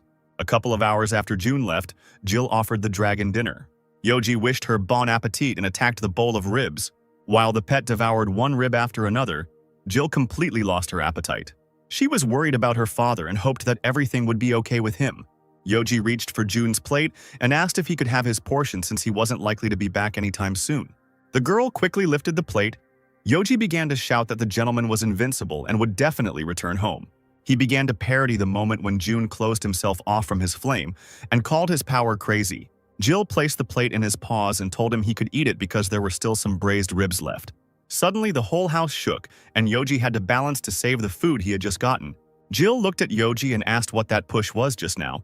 But this didn't bother Yoji, because the most important thing now was that he didn't drop anything. There was breaking news on TV. A dragon appeared in the city center and another tremor occurred. The whole table was overturned, food was everywhere, and Jill appeared to have hit her head. Yoji sat on the table, covered in sauce and crying, because he had dropped his ribs. He turned angrily to the TV, looking at the one who was to blame for this. And a second later, he flew out the living room window, heading towards the city center. Jill tied her sneakers, annoyed that this dragon only caused problems when her father was not home. A huge rift opened in the center of the city from which a dragon emerged. The dragon was in no hurry to attack. At the moment, he was simply studying the situation. The rift team was already there. Greg shouted that the Mizai Guild had finally arrived. Alan, Mira, and William moved towards the rift. From that moment on, this place was under their control. William approached the guard and asked what rank this dragon had. At the moment, it was the same rank as Masalis, but the numbers could increase. Mira pulled the bowstring and aimed the arrow towards the dragon. Alan tried to stop her in a panic, but the girl believed that while he was standing still, it would be better to take away one of his eyes and simplify the task. Nate hurried towards them and asked them not to make hasty attacks because the dragon could become enraged, and there were still many civilians nearby. He shouted that he understood her anger, but attacking right now was a mistake. At that moment, the dragon was staring intently at something. The hunters tried to find the object of his interest and looked in the same direction. Nate didn't notice anything unusual and asked if there was anything in the sky that might have attracted him. Suddenly, a red star blinked in the sky. No one had seen it before. It was Yoji, running at the speed of light to get revenge on the one who had deprived him of another portion of ribs. At the moment of landing, he changed shape and turned into a huge red dragon. Yoji was much larger than the dragon that emerged from the rift. The crowd froze. It was simply impossible to believe that there were two dragons standing right in the center of the city. Greg, hiding behind Nate, asked if he thought they had seen this red dragon before. At first, Nate didn't understand what the boss was talking about, but then he noticed the number 1 on his forehead. This was the same animal that Jun took to help in the rifts. Yoji flew up and gave the second dragon a hard push, after which he caught it in the air and with a powerful kick sent it back into the rift. Nate heard a familiar voice as Jill ran past him, heading towards the rift. She jumped, grouped herself, and disappeared inside the portal. No one managed to stop her. The purple dragon sat in a deserted rift and held his head. The last blow was strong. He wondered what idiot dared to stop him and turned his gaze to the offender. The purple dragon, with the number 9 on his forehead, finally realized who he had just called a bad name. Right now, his master, the dragon Izas, the strongest of them, was looming over him. Izas reported that the dragon made 2 mistakes. The first mistake was that he came out of the rift without his permission, after which he struck a powerful blow. The dragon flew too far away. He beckoned him with his claw and asked him to come to him. He looked down on him and asked if he knew what braised ribs were. The purple dragon thought about it. He knew what ribs were, but he had never heard of stewed ones. Izas said that this was his second mistake. The dragon struck him again, and the second one did not understand how he could be mistaken about something he had never heard of. He was about to continue this conversation when suddenly Jill's voice was heard from somewhere outside. Izas looked at her in panic and asked how she ended up there. The girl was afraid that he would cause problems, so she followed him, to which Izas said that she still couldn't take such a risk. The second dragon was furious. He did not understand how a pathetic little man dared to address the Lord informally. Izas stopped him and clarified that he was going to do this to a member of the owner's family. He said that this was his master's daughter, a great man who makes the most delicious braised ribs. Then he swung his fist at him and said that he would have to get 5 more punches for wanting to hurt Jill. A few minutes later, Jill was looking at a picture that once looked different, much like how her father trained Yoji. The purple dragon was doing push-ups, and Yoji was sitting on top of him, noting that he was in terrible shape. Jill shouted that she already felt sorry for this dragon and suggested going back. Yoji thought it wasn't enough to awaken the bitter taste of human society, but Jill suggested they cook some ribs at home. Yoji immediately changed his form and said that the second dragon was lucky, but if he came out again without permission, he would be finished. Jill looked around and asked if this dragon also had nowhere to go, and that was why he lived here. She suggested that he go with them and ask his father if they could leave him. Yoji was against it. She sat down next to the purple dragon and asked if he could shrink, and he nodded. And in a couple of seconds, he was already different. A little dragon with incredibly beautiful pink eyes. The girl stroked his head, praised him, and called him cutie. She finally suggested going to their home, but if her father was against it, then nothing could be done. Tears welled up in the dragon's eyes. He realized that the owner's daughter was an angel. At this moment, Nate and Greg were blocking the path to the rift on the street. Alan asked them to stop talking nonsense and step back, because they had to protect this place, and a civilian had just entered the rift. Suddenly, Mira was taken aback. It seemed that there would be no need to save that girl. The girl emerged from the rift safe and sound, and she had company. Nate couldn't contain his emotions. He was happy that June's daughter was okay. He ran up to her and, just in case, checked to see if she was hurt. The guy saw that she was fine, but thoughts were spinning in his head. She went in there without equipment. How did she manage to return in one piece? But there was one more question that needed to be clarified. Nate leaned towards her and whispered if the two creatures were dragons. Jill happily confirmed his guess and reminded him that he had seen one of them last time. The girl didn't understand why Nate's face twisted like that because she thought everyone already knew it. Mira also carefully studied these creatures, and even though it was impossible, she had an idea of who they were. She finally said that they were dragons. Nate vied with her to answer that they were the pets of their employee June. Nate began to stretch Yoji's face and asked Mira if he could do the same with a dragon. He made another attempt to convince her that they were puppies. Yoji looked up at him and asked if he wanted to die. Jill asked Yoji how he dared to talk to his father's colleagues like that, and if he continued, she would not feed him today. Mira continued to investigate and noted the numbers on their foreheads. Nate interrupted her again and asked Jill if it was time for them to go home. Jill looked at him in surprise, not understanding where he was going with this. Nate motioned for her to come closer so he could speak into her ear. He whispered that if it turned out that these babies were dragons, it would turn the whole world upside down, and besides, her father would be in a difficult situation. Jill loudly declared that her father was already waiting for her at home and that she should return home as soon as possible. Mira tried to stop her. Nate stood between them and stopped the huntress, who continued to shout that these creatures were dragons. Jill picked up the little ones in her arms and, her heels sparkling, ran towards the house. Alan was putting the pieces together in his head. June was the guy they met in the rift, and these two of his pets were dragons. And even though he had most of the details of this picture, he still couldn't put them together. Jill had already reached the house and was trying to tidy up the house, which was in chaos. Yoji continued to run after the dragon and shouted that it was because of him that he didn't get to eat his ribs. The girl made another attempt to calm them down and noted that the house was in a terrible state and needed to be tidied up before her father arrived. Yoji finally took a break, thought about the consequences of the devastation, and said that he himself was going to start cleaning up. Jill looked at him and asked if he could handle it on his own. The dragon immediately armed himself with a broom and a rag, ready to fight the mess. A couple of minutes later, he was flying around the apartment on a robot vacuum cleaner, and Jill was amused by the whole picture. Suddenly, the phone rang. She took it out of her pocket. It was her father. June announced that he was finished with work and was heading home, then asked what she wanted for dinner. A joyful Yoji shouted into the phone that he wanted pizza, to which the hero replied that no one asked him. The dragon was upset that his master always ignored him, because he tried so hard to behave well. June hung up and decided that eating pizza was a great idea. His attention was drawn to a screen showing the news and announcing that a dragon had appeared in the city. There were two dragons on the screen at once. One of them was Yoji, but the second one he had never seen before. He sighed heavily. It seemed that while he was gone, his pet had managed to cause trouble. 30 minutes later, June was already home with a box of pizza, and Jill was waiting for him. He told her that he was fine, and that she shouldn't worry. Suddenly, Yoji flew out into the corridor, hugged him by the leg and started shouting that his master was the best. June assessed the situation. Jill was fine, and the house was intact. He turned to the dragon and informed him that, fortunately, he would continue to live. A second dragon peeked out from around the corner, shocked that with just one glance this man could subdue the crazy tyrant Isaias. He must have been a great man indeed, since Aziz himself calls him master. The dragon jumped out in Jun's path, fell into a bow, and said that he, the ninth dragon, Carciel, would now worship him. Jill looked guilty and asked her father if they could keep the dragon. She said that he was alone in a deserted place, and besides, Yoji also gets bored alone. Jun didn't mind leaving the dragon if that's what she wanted. He asked his name again, and the dragon dropped to one knee and loudly announced that he was Carciel.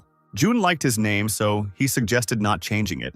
The hero headed to the shower, and Jill went to heat up the food. Yoji felt like an empty space at that moment. He ran into the kitchen and tugged at Jill's apron, wondering why she didn't give Carciel a nickname. Jill agreed with her father. She liked his name too. She picked him up in her arms. Yoji continued to squeal that his name was cool too. Having seated him on the sofa, the girl suggested watching TV and again called him Yoji. The dragon was angry, because his real name is Izus. Jun went out into the living room and carefully studied what had happened to her. The window was covered with paper because someone had broken it. He turned to Yoji and asked who did it, even though he knew the answer to that question perfectly well, so he deprived him of pizza for dinner. Everyone had dinner and wished each other good night. The dragons were sleeping under a blanket on the floor in the living room. Yoji was dreaming about pizza and he was drooling on the floor. Someone touched his paw. It was Jill, sitting next to him with a plate of pizza and asking him to be quiet. He rushed towards her with tears in his eyes and hugged her tightly, after which he began to gobble up piece after piece because he was incredibly hungry. Jun was sleeping soundly. He had had a terribly difficult day today, which was finally over. Notifications continued to arrive on his phone, and it seemed like he was in for a tough day tomorrow.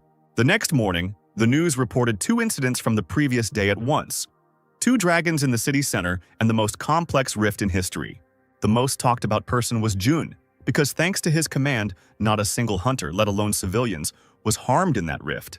He didn't like this explosion of popularity, but he was glad of the fact that at least no one came to their home. At that very moment, the intercom rang. Jill went to open the door, and Jun asked her to pretend that he was not home. Jill turned on the screen. The man standing there looked familiar. Suddenly, it dawned on her who this man was, and she screamed. Right in front of their door stood the president of the Hunter Academy, Adrian Chal. There was a tense, gray-haired man standing behind the door, waiting for the door to be opened for him. Jun shouted the command to rise, and the dragons lined up. He said that a very important person was about to come to them, so they needed to hide and not stick their heads out. Carciel showed with his whole appearance how much he respected his master. The hero liked how the second dragon extolled his orders. She hadn't experienced that in a long time. Yoji was angry. He was infuriated by the fact that the gentleman was falling for this acting game and not paying attention to him. Jill opened the door, and the president and his assistant entered the apartment, bowing deeply to Jun. Jun got straight to the point, asking where they got his address from. Adrian replied that he had personally been doing a long search. The hero noted that it was tactless, but since they had come all this way, he invited them in. Everyone went into the kitchen, sat down at the table, and Jill served tea. Adrian thanked the girl for the tea, despite the fact that their visit was so unexpected. Jun interrupted the pleasantries and asked what business they had come on. The president said he watched the situation through emergency surveillance cameras, and the more he watched, the more he admired it. Jun noted that he had to go to work soon, so he asked to get down to business. The assistant nodded and pulled out a pile of papers from his folder. They checked the cameras that the Meizai Guild used and found out that the person who saved them was Jun. Jun looked at the papers and was upset by the fact that he was caught after all. But they didn't come here to figure out what's right and what's wrong. The assistant stated that they were here to offer to officially become a hunter.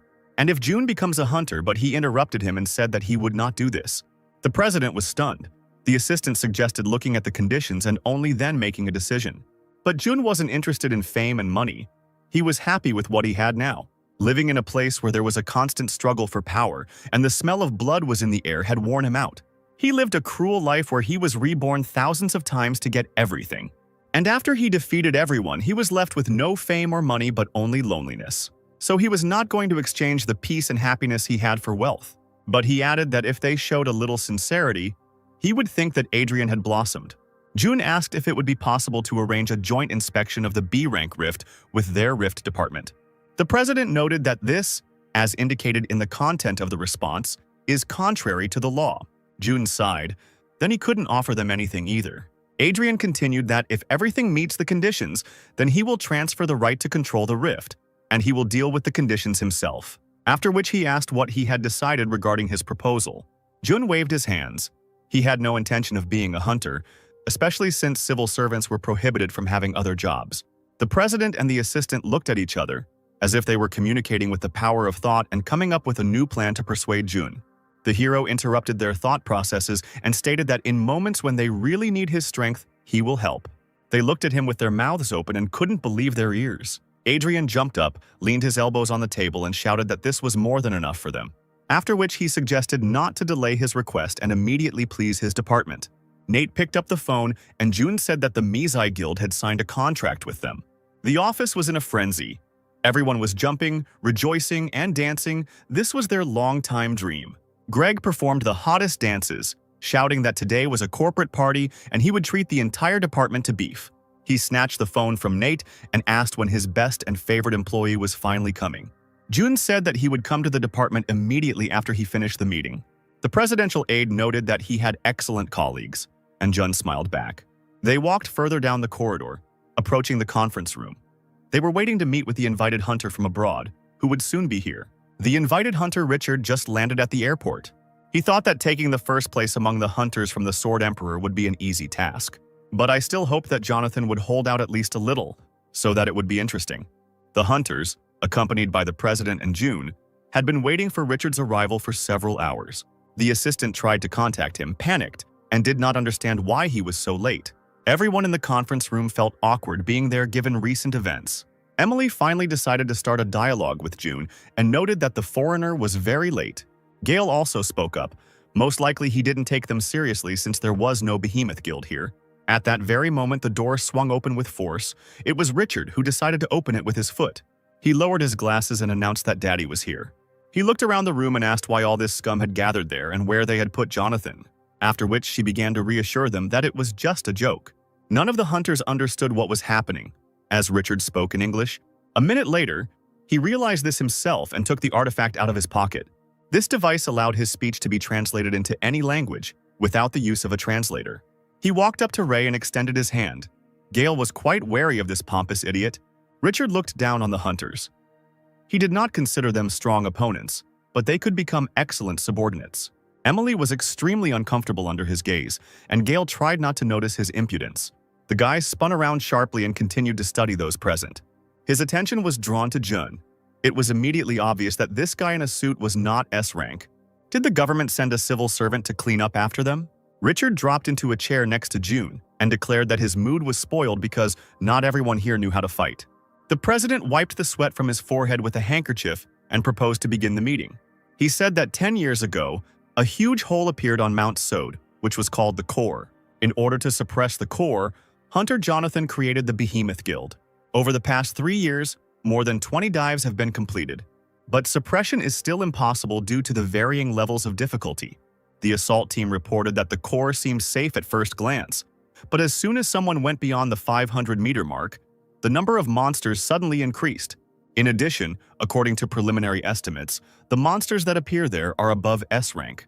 The Behemoth Guild has put forward a proposal to continue the level ranking and introduce the SS rank. Huge monsters lurk in the Core at every turn, attacking on land, from the air, and in the water. So far, the Behemoth Hunters have not been able to advance very far. According to the estimates of the Academy of Hunters, it was found that at this rate, the conquest of the Core is impossible even in a century. The aide added that everyone present was invited to be asked to join the attack. Gale asked the president how strong the monsters were compared to the final boss, Marinuk. Adrian exhaled heavily. They could only guess. Most likely, Marinuk was a child's toy compared to those in the Core. Emily asked if Jun would go there with them, but that had not yet been decided either. Her last words shocked the foreign hunter. He didn't understand why everyone was so worried about this guy who wasn't even on the list. Richard decided to immediately remove all questions, pointed his finger at Jun and asked who he was. The president continued to be nervous and reported that Jun was the commander-in-chief of the S-rank Great Rift operation. Richard laughed, because if the man who looked like he would break if touched was a commander, then he would gladly kill him. Gale jumped up from his seat and asked him to repeat what he had said, but Richard remained focused on his goal. He hovered over him and told him that he had seen many weak guys who became commanders, and then died with a hole in the back of their heads from the allies. And if he doesn't plan to end up the same way, then he better get out of here. Jun just laughed, stood up from his chair and straightened his tie, after which he turned to him and asked if he could handle him with such little inner strength. The veins on Richard's forehead began to bulge as anger began to build within him. Then he grabbed him by the suit and raised his fist, aiming at his head. As Richard prepared to hit June, he stood motionless, without any emotion. In a second, Emily appeared between them, asking them to stop this circus. The foreigner asked again what was so special about this bastard that everyone was fussing over him. Emily stopped them because it was a public conference room, and ordinary people nearby could get hurt. In the basement of the building, there is a training room where you can freely fight with each other. Richard laughed even harder. Was it worth going somewhere far for a guy who would break from one push from him? He pointed at the presidential aide and asked if he would take them to the training room. The assistant leaned towards Adrian and whispered that at this rate Richard could get hurt. The president turned to June and asked if everything was okay, to which he merely nodded in response, after which Adrian headed towards the exit and said that he would take them there himself. Richard began to flex his fists and declared that although he was not into intimidating people, he would show this guy his place. And so, everyone present in the conference room went down to the basement training room. June promised that he would sort everything out and settle it himself. But even if he was lenient, Richard might get into trouble. Besides, the group leader will torment him if the training hall breaks down. The foreigner was ready for a fight, called Jun a suit, and suggested that he get down on his knees right now and beg for forgiveness. The only thing that irritated Jun was that this guy talked too much. Richard was seething. He promised that even if someone tried to stop him, it would be useless and he would kill the suit. Jun finally decided to end it and stepped into the training ring. Richard rushed towards him and tried to strike, but nothing happened. Another blow, and again it missed. It seemed as if he was 10 times slower than June. The hunter began to panic. He did not understand how the enemy was dodging his blows. June just continued to watch him suffer. Richard threw another dozen punches but still failed to hit. And at that moment, when the foreigner simply rushed at him, Jun took a step to the side and the guy flew down. After which, the hero struck him once in the shoulder. The team's mouths dropped open, not understanding what the implications of this might be. But Richard only froze, as if he had turned into a stone statue. The hunter lost his balance and fell like a stone onto the ring floor. June won another fight of his own, turned around and headed towards the stairs from the ring. He glanced at the resident and said that he hadn't hit him too hard, so he would wake up on his own in a few minutes. The manager checked Richard's limp body. Everything was fine, nothing was broken, he just lost consciousness. The president froze. He could not even imagine that they were faced with such force. Gale also finally confirmed his suspicions. This man really was on a completely different level. June approached the president and said that he was leaving because he had other things to do. The hero headed to the bar where his department was celebrating an important event, the signing of an agreement with the Mizai Guild. The West Department rejoiced, and the chief treated everyone to drinks and beef. A girl from their unit asked why they were looking for Jun from the academy. Did they really want to recruit him? The manager replied that they only had one request, at which point Greg and Nate breathed a sigh of relief. Just in case, the boss reminded him once again that Jun shouldn't leave and abandon them. He smiled in response and agreed with his words. Nate didn't understand why the Mizai Guild, a recognized A-rank guild, wanted to sign a contract with the city hall, and Greg still felt uneasy about this news. He added that it seemed that these hunters would not listen to them, but would simply laugh. The boss asked June if he would take on Kate and one of the new hunters. The answer was yes. He asked to take care of Kate so that she would not feel alienated. The entire department was looking forward to tomorrow, as they were sure that the huntress would enjoy working shoulder to shoulder with the Mizai Guild. And so the next working day came. Everyone was expecting new hunters to arrive, but the atmosphere in the office was tense. From the very morning, Kate stood her ground. She would not work with other hunters. The staff were stunned. They didn't expect such an answer from her. The girl noted that she could protect Jun herself, so the department did not need additional team members. Nate tried to convince her otherwise because no matter how strong Kate was, you can't stop 10 opponents with one hand. After which he asked a logical question: what will happen to the manager if the monster attacks from behind? Memories flashed through his mind. Considering what had happened some time ago, he was right. June knew what to do and reported that he was fine and that Kate was now in no way inferior to the A-rank hunters. He looked at her with his mesmerizing black eyes and waited for an answer. Kate was pleased by his words. She was embarrassed, but agreed with him. It seemed the conflict was resolved. Kate agreed, and Nate thanked June with his eyes. Suddenly, the door to the office opened and a guy entered and announced that the Mizai Guild had arrived. The staff started running around in a panic. They needed to prepare tea, and it wouldn't hurt to clean up. The chief stopped the chaos with his hand and asked the fault handling department to gather around him. He gave a speech that the department was, of course, grateful that the Mizai Guild was signing a contract with them, but there was no point in groveling before them. after which he added that if they oppress anyone, they should immediately report it to him. He will sort it out. Nate was shouting that their boss was cool, and June just smiled silently. And then the members of the Mizai Guild entered the door. Alan, Mira, and William. Greg ordered the staff to put strength into their gaze and not to be nervous, but he himself was terribly nervous. The hunters confidently approached them, and Greg and Nate tried to remain calm and look brave. Alan towered over Greg and asked if he was the head of this department. He hesitated in response, muttered something unintelligible, and only at the end said that he was the boss. The hunters bowed low and greeted him. Nate and Greg, who were watching what was happening, opened their eyes wide. The boss whispered to Jun why they were so disciplined, but he didn't know the answer. Alan stood like a tin soldier. There was no room for error. Memories of the academy president negotiating this job with them came flooding back to him. He asked to serve June unquestioningly with all his heart. And if the relationship between the president and the manager deteriorates, it will be entirely their fault. All Alan was thinking about was that June wouldn't remember how he insulted him in the rift. June suggested that the hunters sit down while he made them some tea, but Alan and William suggested pouring the tea themselves. But this would put him in an awkward position if the guests were busy with tea. The hunters trembled again. The manager asked me to simply read the contract carefully and familiarize myself with the terms before putting the stamp on it. Alan hesitated for a second, then ordered his partners to quickly sit down at the table. In a moment, all three were in their places and waiting for the papers to be brought. And as soon as they received them, Alan gave the command to sign, and they raised their hands in unison. While the hunters were signing their signatures, Greg tried to shout that the contract needed to be read and then signed. Jun realized that the probable reason for this behavior was the president's instructions. After signing the contract, the department completed all the paperwork and Jun headed home. Yoji greeted him with joyful cries. Jun assumed that they had not yet had dinner, and they needed to do it without him. The dragon laughed sarcastically. He didn't even know that this was possible. Jill was already advancing from behind. She pushed the pet away and asked when he would stop behaving like this. They sat down at the table. Yoji continued to watch the master, waiting for a command. Jill sighed heavily and said that he could eat. The dragon seemed to be drunk from these words. Yoji pounced on the bowl, and June asked if this dragon was really that weird. Or maybe Carciel was weird, because he was sitting far from the table and eating dog food from a bowl. Suddenly, Yoji choked and began screaming for water. Jill decided to ignore the theater and asked her father if he was free tomorrow. There would be a lesson at school at 10 in the morning with parents present, and she hesitated. The girl didn't ask anything and just reasoned that tomorrow was a weekday, and her father was probably busy. June said that he would come, because he had worked well today.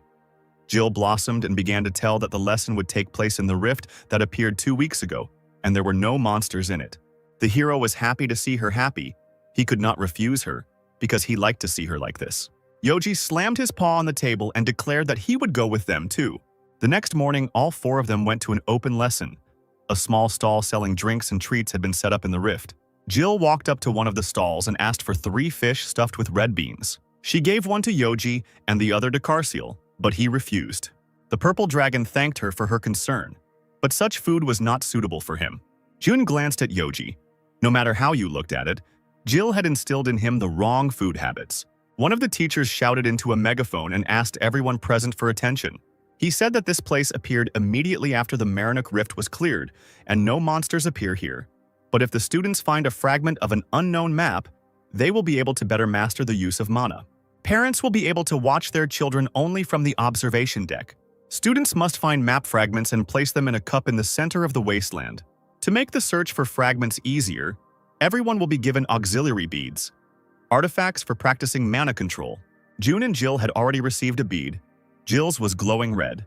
If you introduce mana into this ball, you can change its shape as you wish, and the color changes from red to purple. The more purple, the stronger.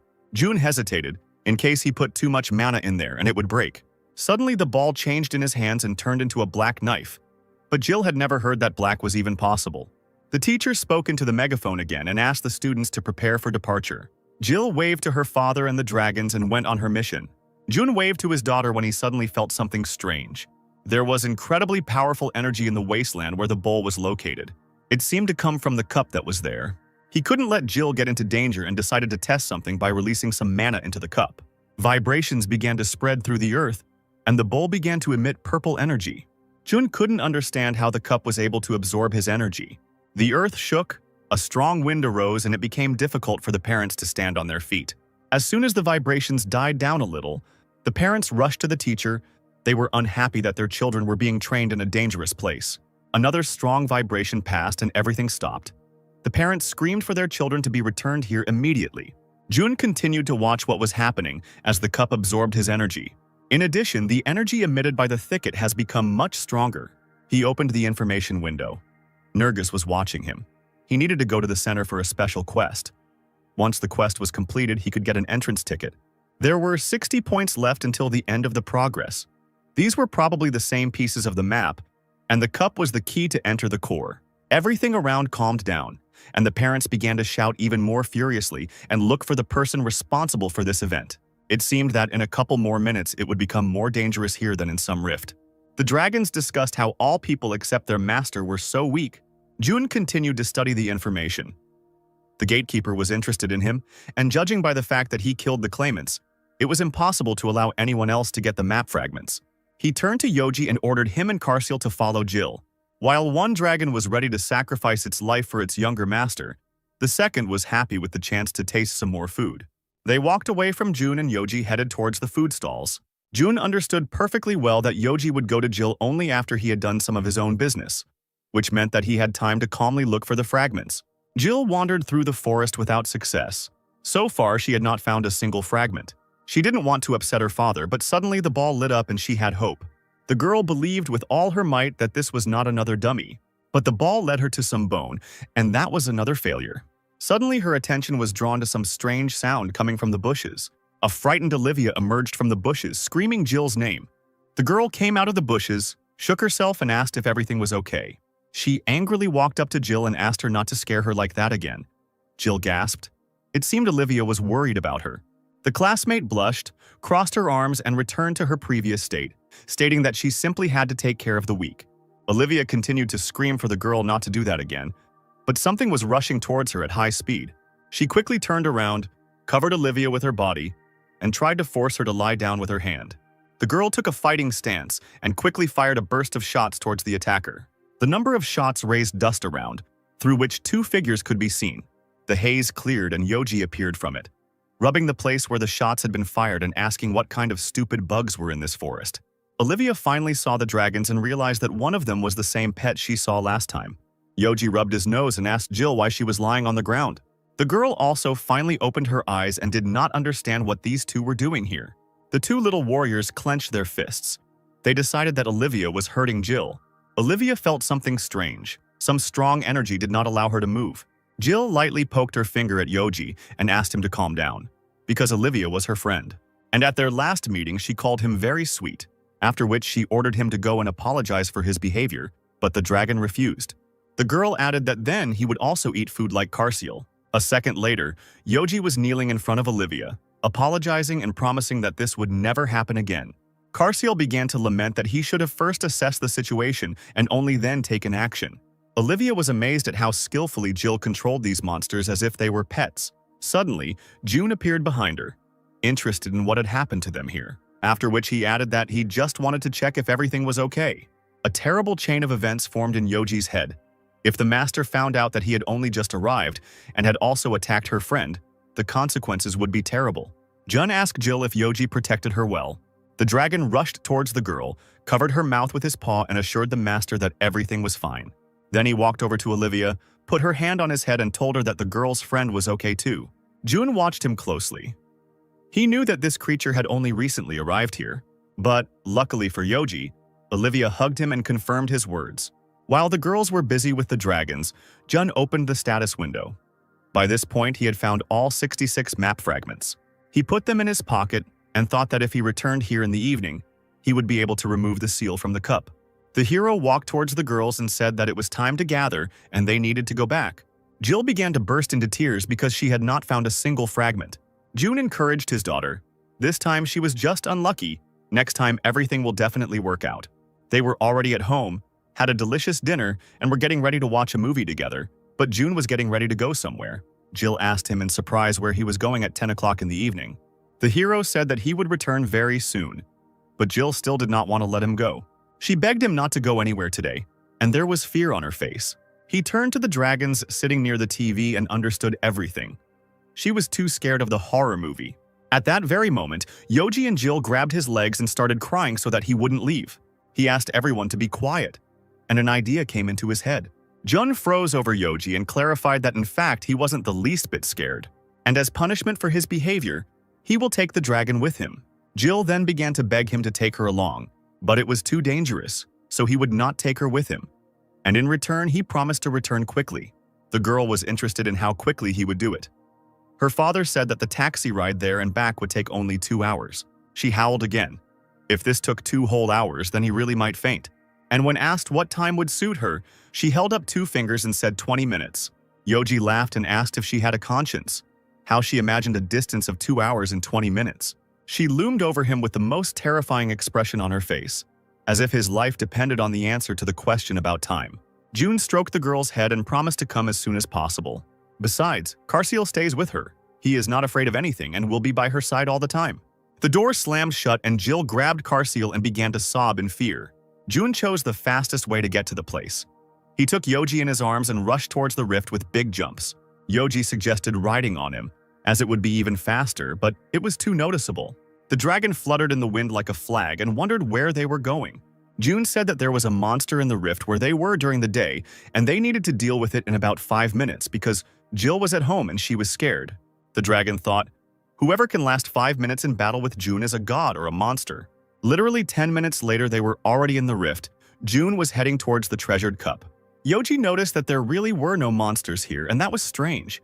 June asked him to wait a bit and threw the collected fragments into the cup. The cup vibrated and began to emit clouds of purple light. The dragon hid behind Jun.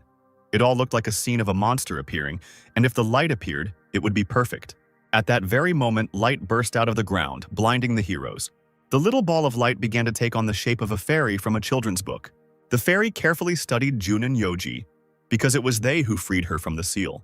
She explained that she was the administrator in charge of the tutorial and that she was responsible for checking the qualifications of the applicants. Yoji chuckled and asked sarcastically what that flying thing was. The fairy screamed.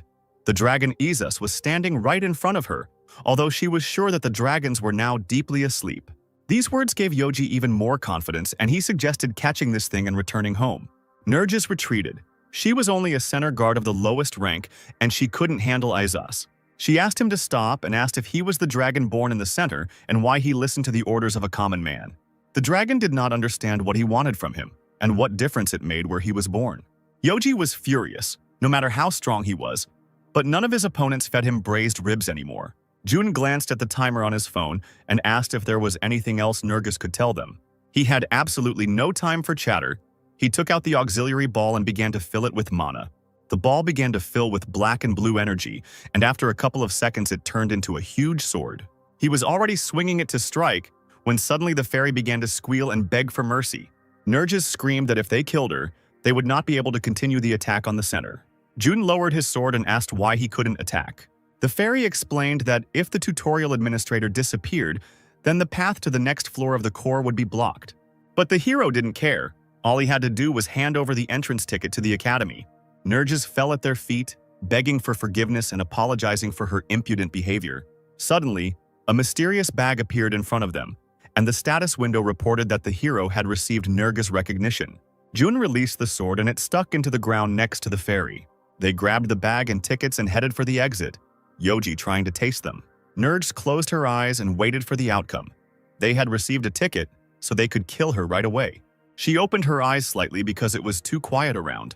The fairy straightened up and watched as Jun took the bag in one hand, the dragon in the other, and simply walked away. Jun was only thinking about handing over the tickets and that would be the end of his job, and let the hunters deal with the rest. At this time, at the entrance to the center, the Behemoth Guild was trying to figure out when they would finally find the real entrance. Jonathan reported that this time their expedition was over and they needed to return to report everything to the president, after which he added that reinforcements would soon arrive and his team would feel a little better. Ricky asked the Sword Emperor if they would send newcomers to help them. Jonathan clarified once again that these would be reinforcements, hunters who belonged to other guilds, so there was no point in even thinking about being unceremonious. Ricky claimed that even his mother doesn't nag that much. Chloe asked if that's why he has such a terrible temper. He immediately turned to the girl and noted that for her statements, he would write a statement for insulting her parents. The next day, the Rift department got a call. Nate spoke to someone and said that he would pass everything on to June. After hanging up, he asked Jun if he had taken the basic Rift training. June said no. Then he should do it next Monday, as lectures will be taking place at the Hunters Academy. June nodded, because this trip was a great opportunity to take the entrance ticket to the president. Kate cried out that she had a rank assessment the following Monday, to which June then suggested going together. The girl beamed and asked if they could have dinner together after that. June remembered that a couple of weeks ago, he had promised her a dinner together, just the two of them. He happily agreed, and Kate suggested meeting at the entrance after they were both finished. The following Monday, June went to training lectures. He had already sat through the morning class, and the lecturer dismissed them for lunch, asking them not to be late. June grabbed the bag he had retrieved. Now was the time to hand over the entrance ticket. He approached the president's office, but someone was already there, and an assistant had already noticed him. The assistant quickly ran up to him and told him that if he needed anything, he could just call. Jun reassured him and said that he was here for basic training anyway. The guy looked at him in bewilderment. Why would a person like him need to undergo training? June just handed him the bag and asked him to pass it on to Adrian. The hero headed towards the elevator, saying that they were already waiting for him at class.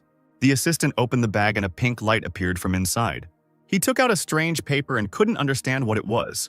In the classroom, the lecturer had already begun his afternoon lecture. The girl sitting next to Jun watched as he diligently wrote everything down. She decided to start a conversation and asked why he was using his free time so stupidly. Jun said that he was quite inexperienced in working with riffs, and his memory was not very good, so it was better to write everything down.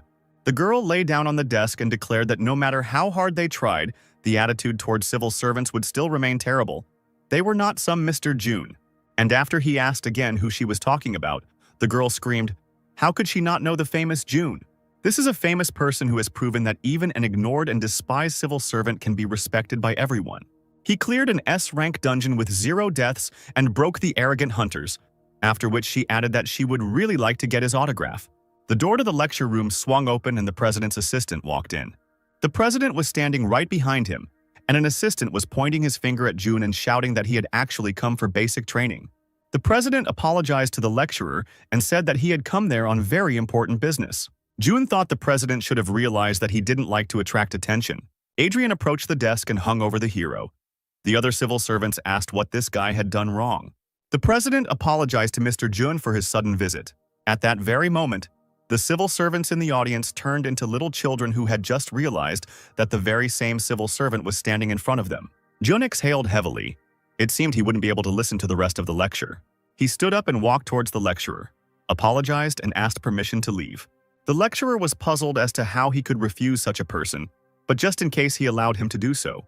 The entire lecture hall watched the men with surprised glances, and the company headed to the president's office.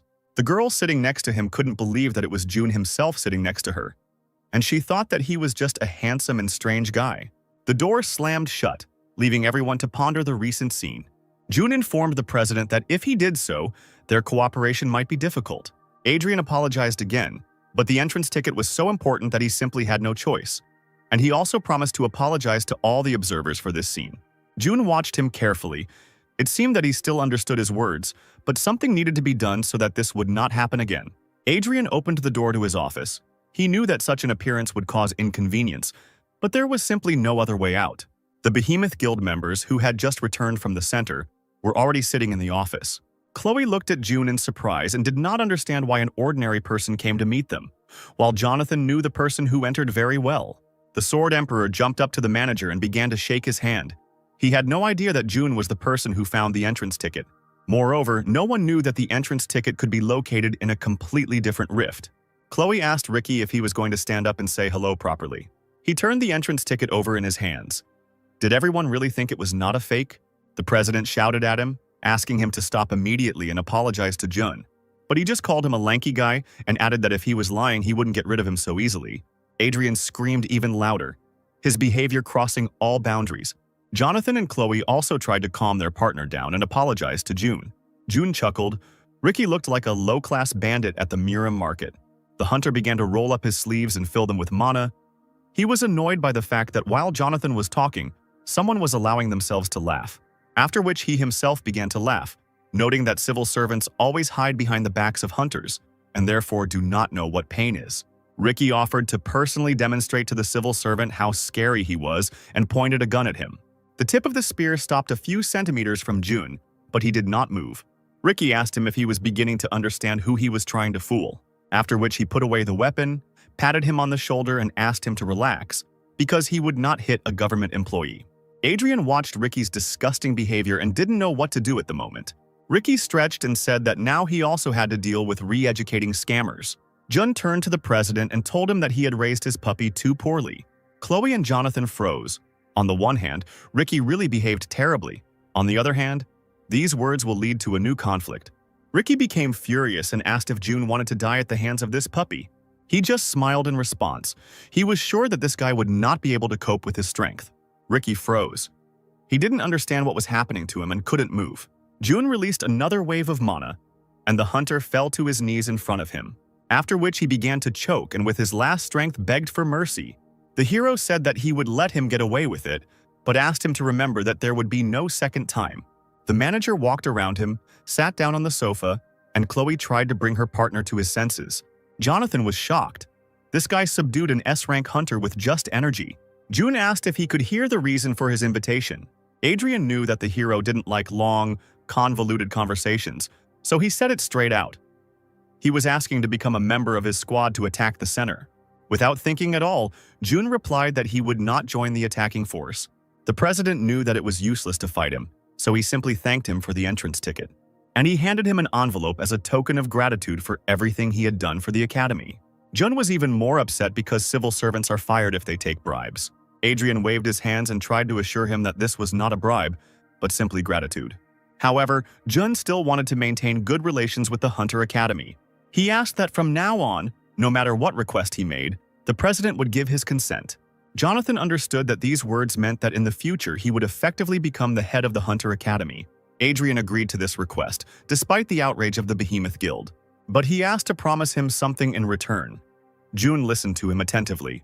Currently, many hunters have died in the rift, and the center boasts a level of difficulty that is incomparable to a normal rift. He asked him to prevent the needless death of hunters, at least in the center. Jun replied that he would do his best to achieve this. Adrian clapped his hands and promised him to fulfill any request he asked. The hero stood up. The rest could be discussed later, but he needed to return to training. And in the future, he asked to refrain from actions that could harm other people and left the office. Everyone in the office exhaled heavily. This meeting was truly tense. The president leaned back in his chair and asked them if they had seen the latest news. After all, just before them was Jun, who became a commander in an S-rank rift and single-handedly dealt with a boss monster. Moreover, it took him less than a minute to kill this very boss. Chloe tensed up and asked the president if he was really human. Jonathan was literally tearing his hair out, because at their first meeting he was giving him advice and asking him not to be upset that he didn't have mana. Jun, unlike the others, was only worried about missing part of his afternoon classes. He entered the auditorium where there was no one. It seemed like everything was already over.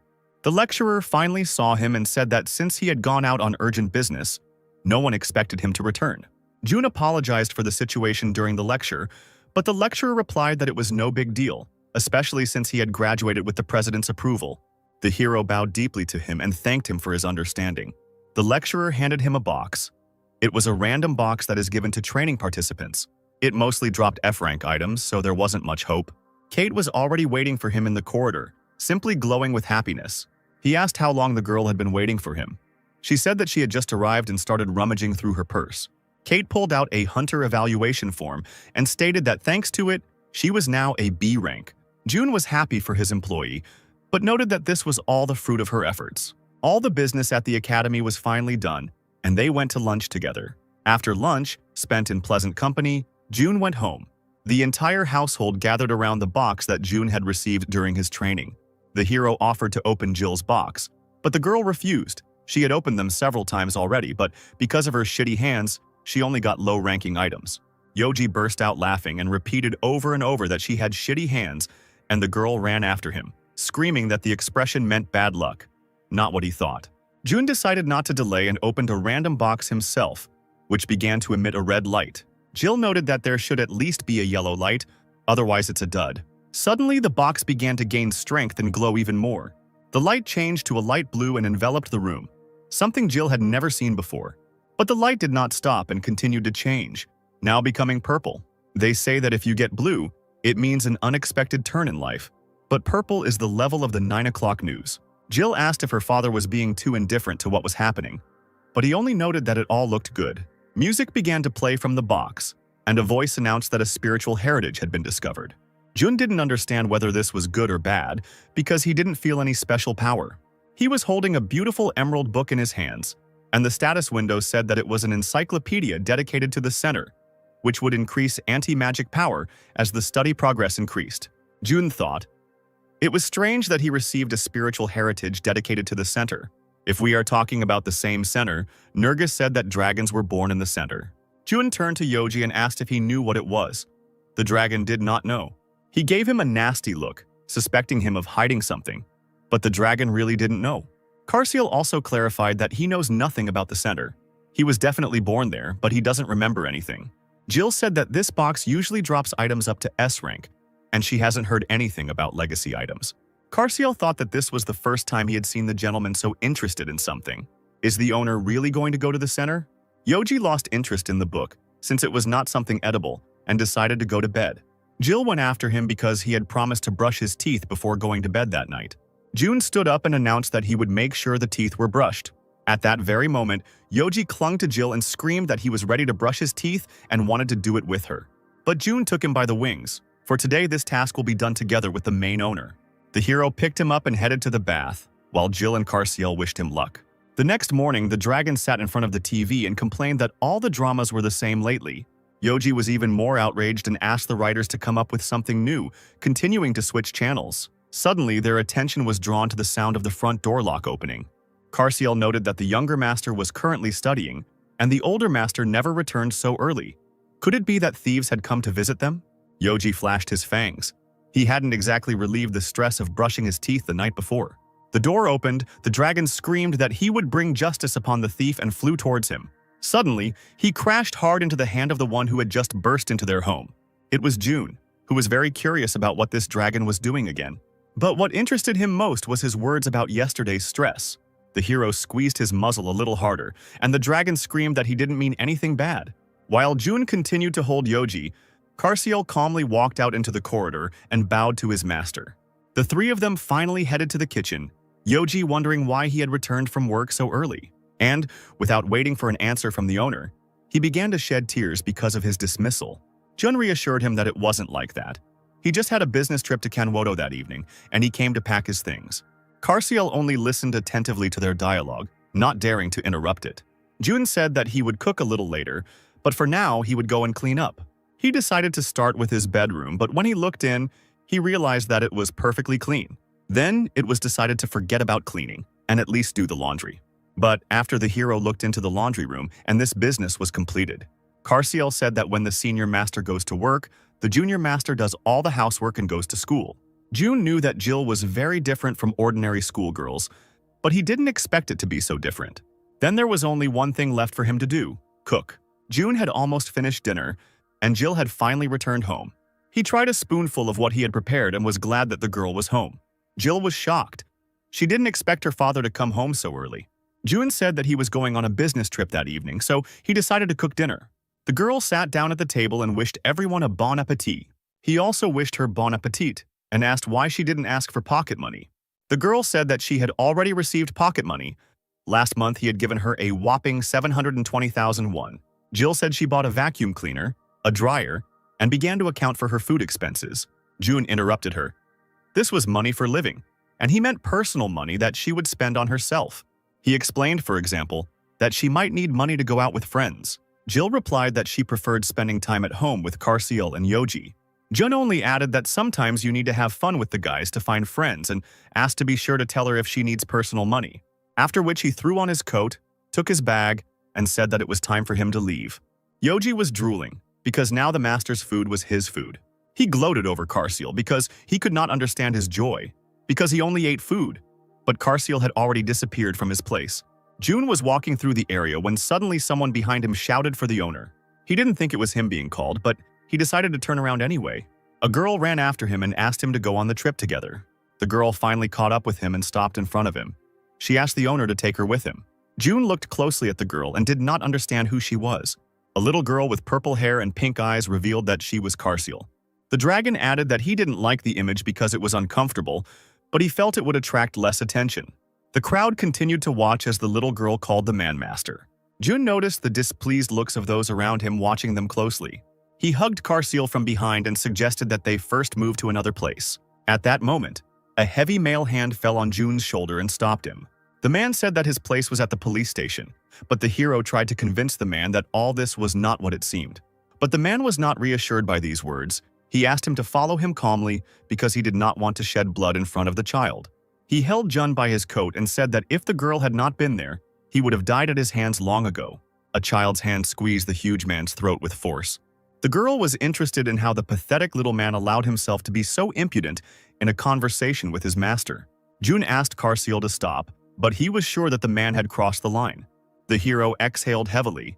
If they stayed here, everything would only get more complicated. He decided to take matters into his own hands and picked up Carciel to leave. June looked at the stunned residents. He understood that all this looked strange, but it was not what everyone thought and assured that they could rest assured. He hailed a passing taxi and quickly left the place. Getting into the car, he asked to take them to Mount Sode. The driver quickly drove off. A couple of hours later, they were already there. June paid, and they left. Carciel was indignant about the cost of the taxi because they were driving slowly, and with the money they paid, they could buy a lot of food. June asked him to calm down and noted that while he was in this state, he should not call June the master. The dragon was scared. He didn't want his owner to kick him out of the house. The hero reassured him because he was not going to kick him out, and then turned his attention to the happy father and son. He turned to Carciel and asked him to call him dad while he was in the form of a girl. This was the only way to avoid misunderstanding if someone overheard their conversation. Carciel beamed and said that he would be happy to call June his dad. June suggested they have a snack before they entered the rift. Carciel was upset because he didn't bring any food with him.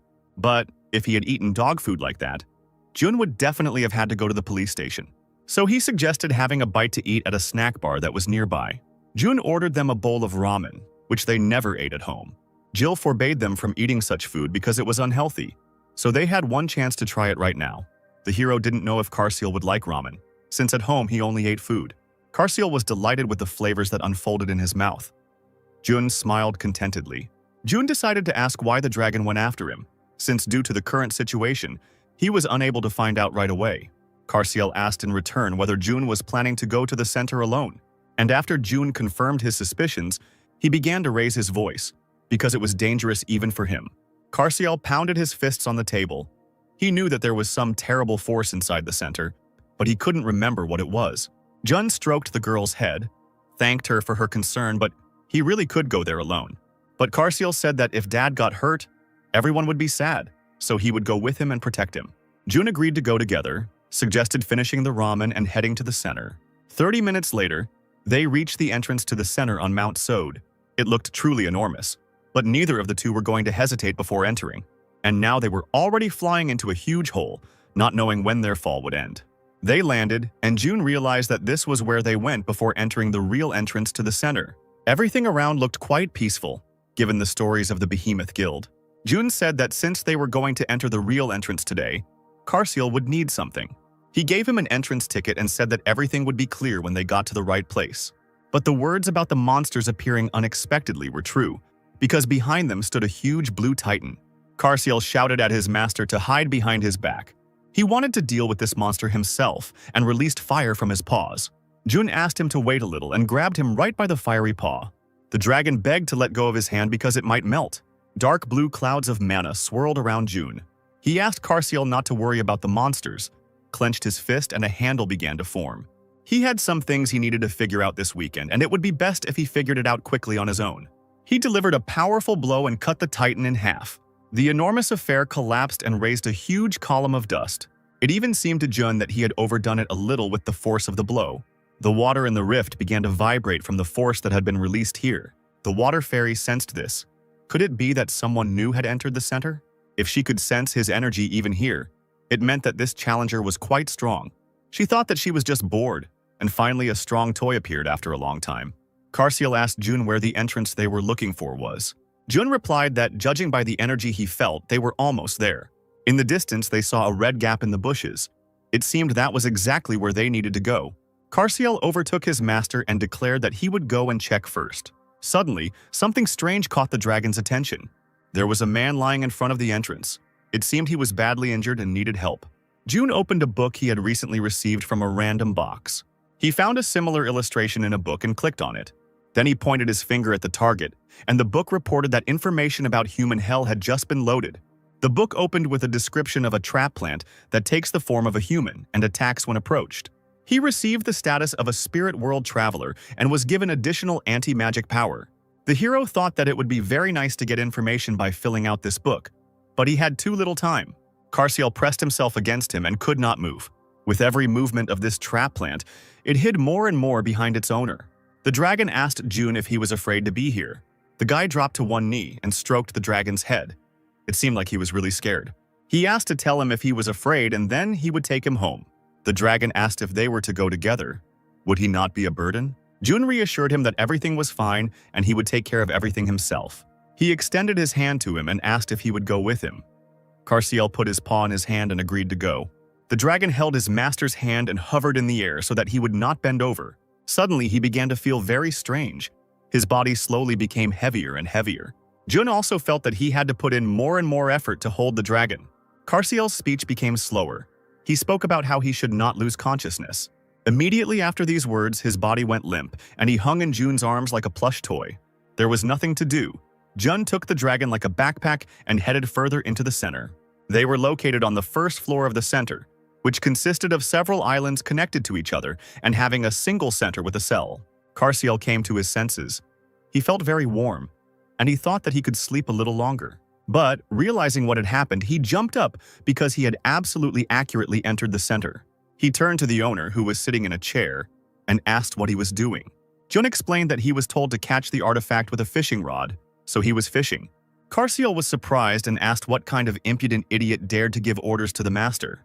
The hero explained that this was not an order but something like a test, and then asked how the dragon felt. The dragon felt much better than usual, perhaps because he was born in the center, and because of this his energy was strengthened. He asked if it would be quicker to go into the water and retrieve the artifact, but Jun was told that the artifact would disappear if he went into the water himself. In addition, the hero waited for the dragon to wake up and was afraid to wake him up with noise. Carciel didn't understand what could be noisy about fishing, and Jun began to slowly fill the rod and hook with mana. The dragon noticed that the water suddenly began to ripple, and the hero asked him to step back a little. A huge column of water rose from the reservoir, which was 10 times higher than them. Yoji wasn't sure if it was possible to fish like that, but Jun assured him that it was at least faster. A fish landed in Carciel's paw and he asked if this was considered cheating. Jun replied that he didn't use anything other than a fishing rod, so it wasn't cheating. The fishing rod began to disappear, which meant that the artifact had been caught. Probably the watch. He opened a status window that said he had caught 3 artifacts. Additionally, artifacts could be combined to produce a higher-level artifact, an offer Jun accepted. As a result of the merger, he received a wizard's bracelet, which increased his damage and anti-magic power. Jun showed the bracelet to Carciel and said that he would give it to Jill. The dragon was happy for his owner and congratulated him. Jun stroked him on the top of his head. The hero reached into his bag to get a tablet or a book and figure out what to do next. But a black hole appeared in the sky above the lake, as if it had been cut. A hand emerged from the hole, and the sky began to crack at that spot. Carciel jumped out in front of Jun and asked him to hide behind him. What emerged from the rift told her that they had completed this quest sooner than she thought. Jun carefully studied the creature that appeared and behaved cautiously. The little fairy said that her name was Tusitala, and that she was the assistant of the adventurers who had arrived at the center, after which she asked him to take care of her and blew him a kiss. Jun continued to silently watch her actions. The fairy was 5 times smaller than he was, so she didn't seem to pose any danger. Tusitala flew up to Jun and asked why he wasn't reacting to her. It was embarrassing. The fairy circled around the hero. She ruffled his hair, touched his face. She wanted to finally play with this toy, because this was clearly the contender she had sensed long before his arrival. Carciel began to growl. He felt some kind of terrible energy emanating from her. Jun also felt this power, so he asked the dragon to stand behind him and not come out. Tusitala realized that she had been discovered, but she could not afford to lose her toy so quickly. And she began her theater, began to look around and shout. Did they feel the terrible energy? She clung to June and said that she was terribly afraid and could not even imagine how scared the adventurer was. The fairy turned to June and asked if he understood even a little how creepy this place was, after which she added that without her help they would die in the blink of an eye. June glanced at her and noticed that Tusitala looked much stronger than he had seen before. But then he grinned and realized that it made no difference anyway and he could handle it. The fairy began to get angry. Why did this man allow himself to laugh while she was speaking? She was literally shaking with anger and wanted to go and kill him right then and there. But then I exhaled and decided to be patient and enjoy the game as long as possible. The fairy bowed to him and offered to tell him more about the center. The concentration of magical power here is very high, so it can weaken adventurers. Therefore, a very important thing here is the anti-magic power, which is able to protect the body from the penetration of magic. And the deeper the adventurer descends, the stronger the concentration of magical power will become. Tusitala circled over June and noted that he had already gathered quite a lot of anti-magic power. But even without her help, they and then June interrupted her and asked how to get to the very depths. The fairy promised herself that this was the last time she would let him get away with interrupting. She pointed ahead. Each floor had challenges. On this floor, you had to catch the monster on the central island. Then you could move on to the next floor. Tusitala added that if they were afraid of the monster, they could of course simply jump off the cliff. But then they would be certain to die. June chuckled and told her that he would be okay even if he jumped. The fairy began to grin. This man irritated her more than he pleased her with his presence. She said that June was her first toy in a long time, so she was patient.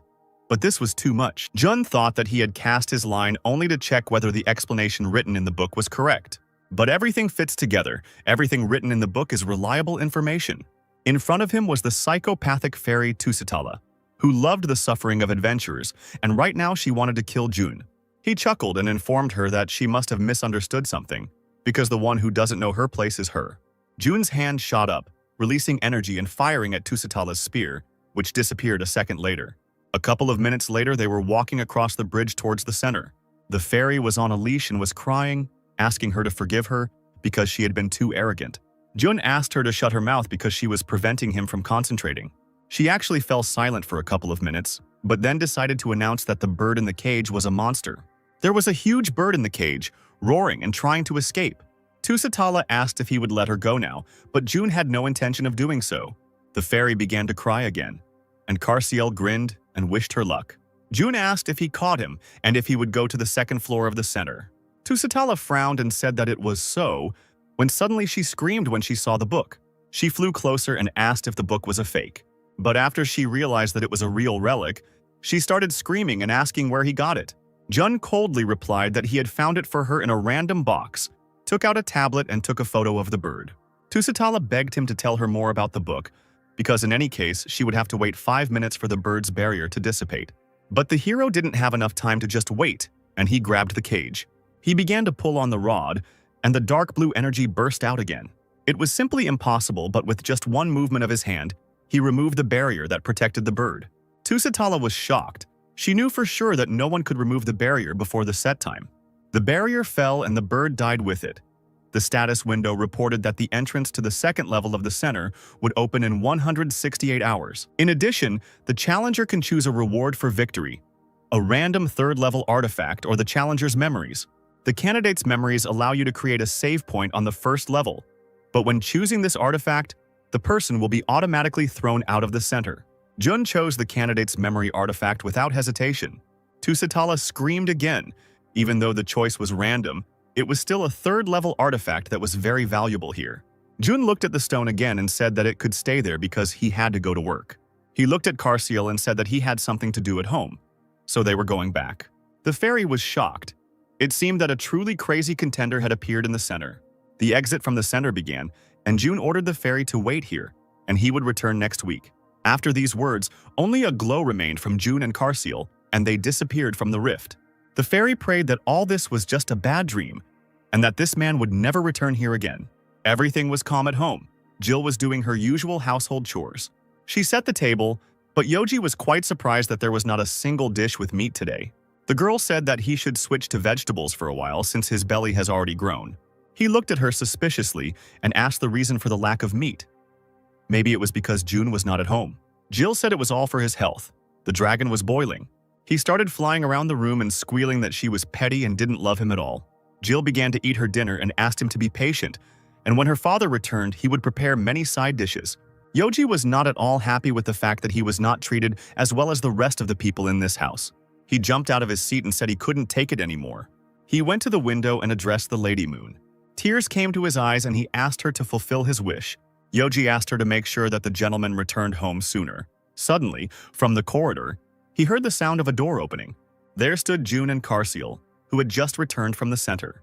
Joyful Yoji was happy that his wish came true so quickly and rushed towards his owner. June watched his face as if in slow motion, after which he automatically took a step to the side, and the dragon flew with all his might into the wall behind him. While Yoji was sliding down the wall, Jill came up to June and said that she was very glad that he returned before Sunday. He headed to the kitchen and asked Jill not to worry about dinner. She grabbed him by the jacket and loudly declared that this would not do. The girl asked to first go and take a bath, as slowly and as long as possible. She suggested that Carciel do the same, since they were clearly tired. June had already lowered himself into the hot bath, and Carciel continued to listen to Yoji muttering something under his breath. The hero turned to Yoji and asked how much longer he would continue to behave like this. He said again that he didn't dodge on purpose and didn't mean to hurt him, after which he turned to Carciel and invited him to get into the bath. Yoji offered the dragon a choice, him or the master. Carciel climbed into the hot bath and asked if these thoughts would change anything if the master was still stronger. June asked Yoji to finish his theater and get into the bath too. Finally, all three found themselves in the water, and the dragons felt as if they were in paradise. They went out and were met by Jill with a ladle, who asked if everyone had washed up well. But these three could no longer utter a word when they saw what was in the kitchen. The table was covered with a pile of dishes, as if there was some kind of holiday today. They sat down at the table and Jill said that they had been working hard over the weekend, so she decided to cheer everyone up. Yoji looked at his plate, saw meat there, and turned to Jun. The dragon begged him not to go anywhere else. Jill lowered her head. She turned to him and asked him to eat silently, otherwise he would leave the table immediately. He immediately covered his mouth with his paw and accepted the order, because his dinner depended on it. Jill asked what they had for lunch today. Carciel said ramen without thinking. The dragon began to say that it was very tasty, when suddenly he also covered his mouth with his paw, because this was his secret with his owner. Yoji was blushing because the second dragon had tasted something he had never eaten before, and June apologized to Jill. The girl just smiled awkwardly and said that nothing bad would happen this time. And right after that, she started her lecture about the high amount of sodium in ramen, which can raise blood pressure. Her story took up the rest of the dinner, and everyone realized that asking her to make ramen was definitely not worth it. June thanked his daughter for dinner and said that he still needed to prepare for work tomorrow. Jill started clearing the table and offered to help him, but not to prepare for it much because they were going to the auction, and the characteristics of the items will only be shown after purchase, so he just wants to relax. The next auction host announced the next lot, an onion with a starting price of 50 million. Everyone present very quickly raised the price, and now it has risen to 300 million. The man sitting near the staff offered a price of 500 million. Greg asked Nate if they should compete for the lot. June said that this bow looked unremarkable and suggested waiting a little longer.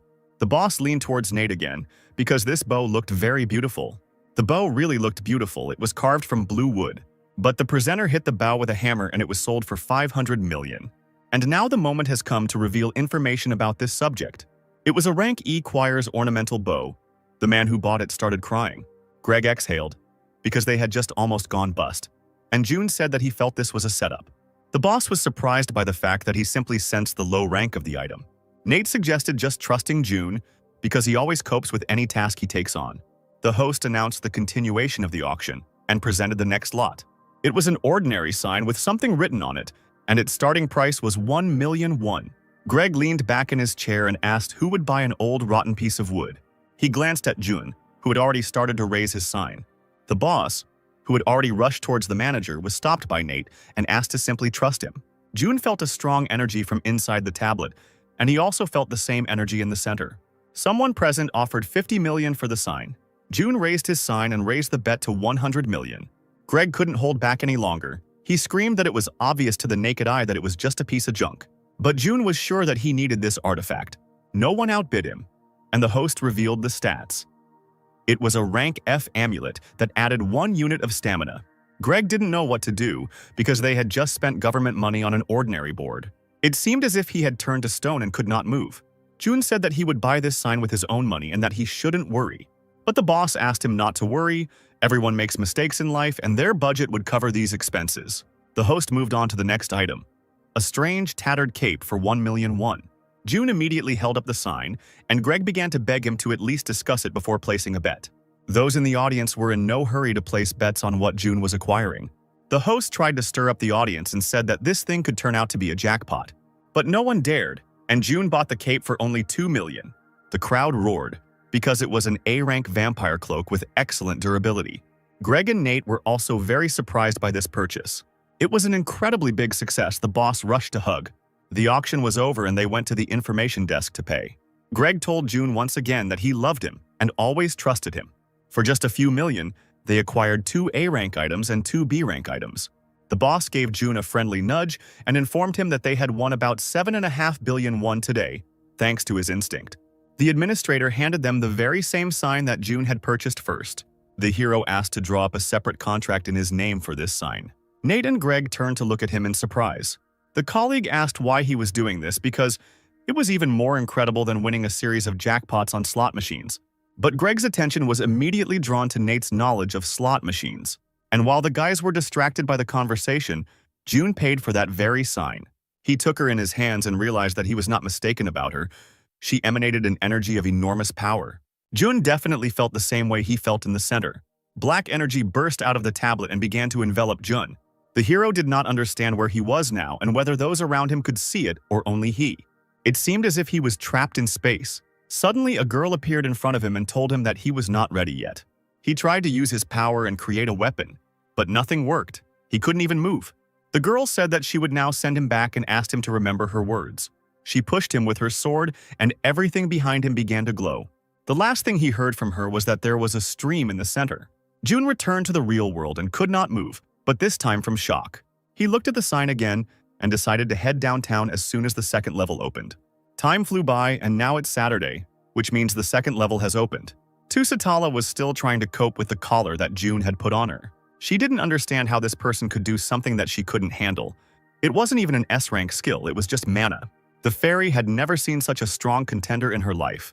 She sighed heavily and said that with such power, it was possible to restore the broken center and save Cecilia. June was already standing behind her and heard her add that this devilish bastard would never agree to help her.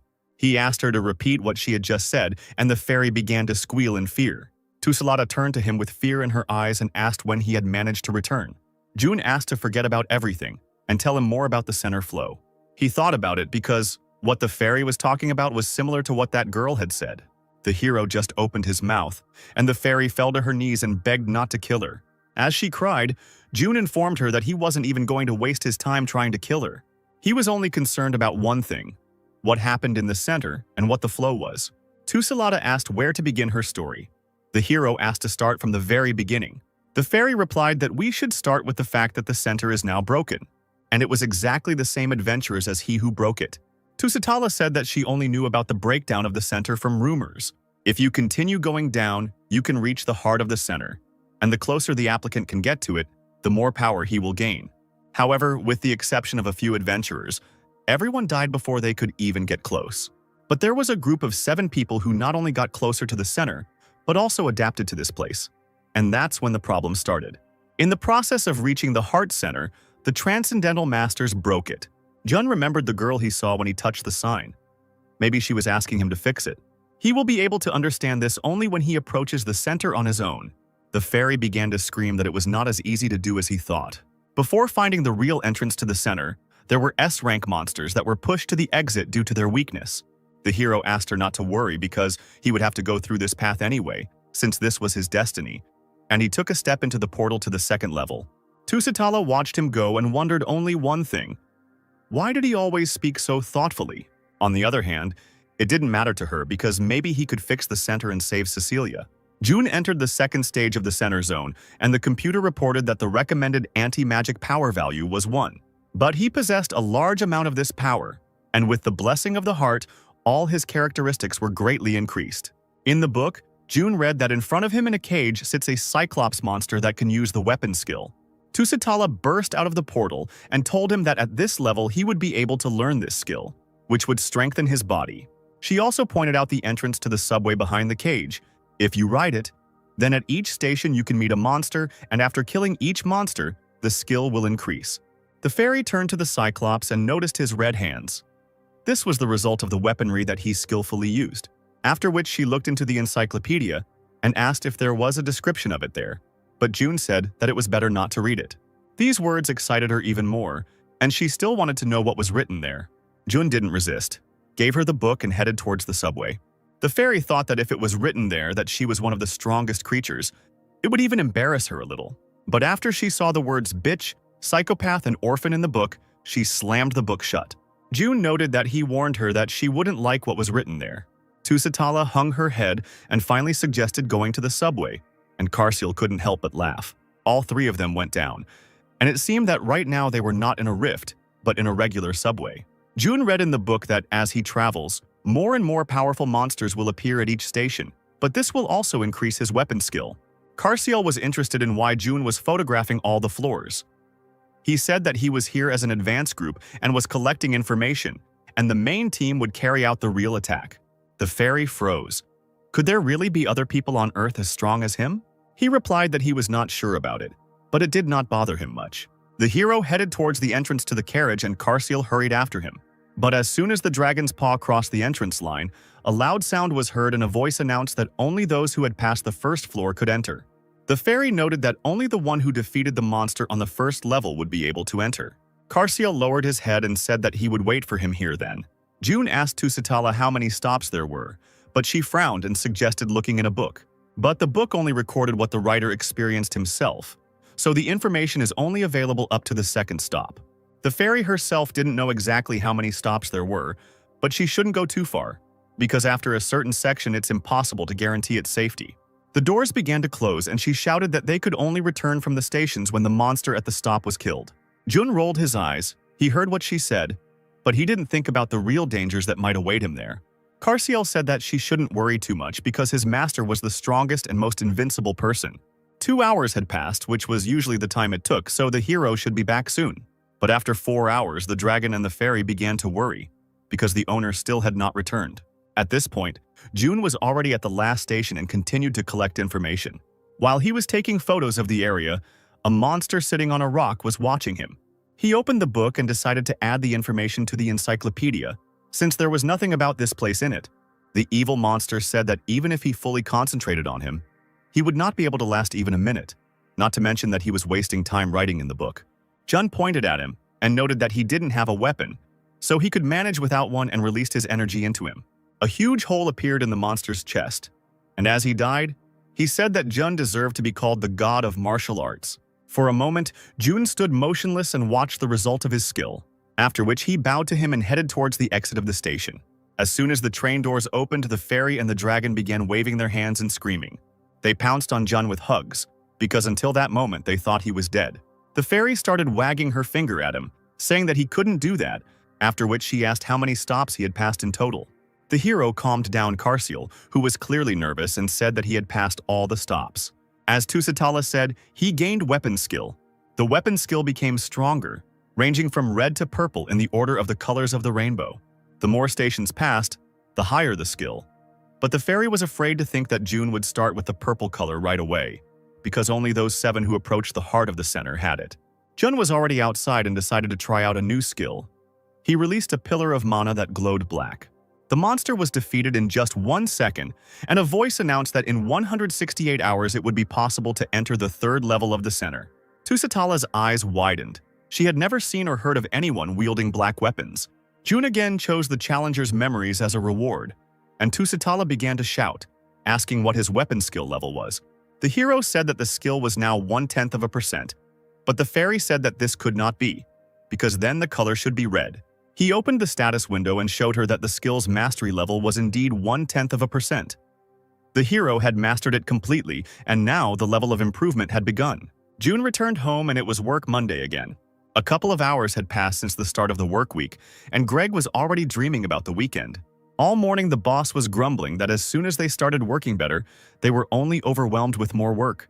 Suddenly the door to the office swung open and the person who entered shouted that he hadn't seen his friends for a long time. There was tension in the office. It seemed that everyone was not happy with the man, except for June, who did not recognize him.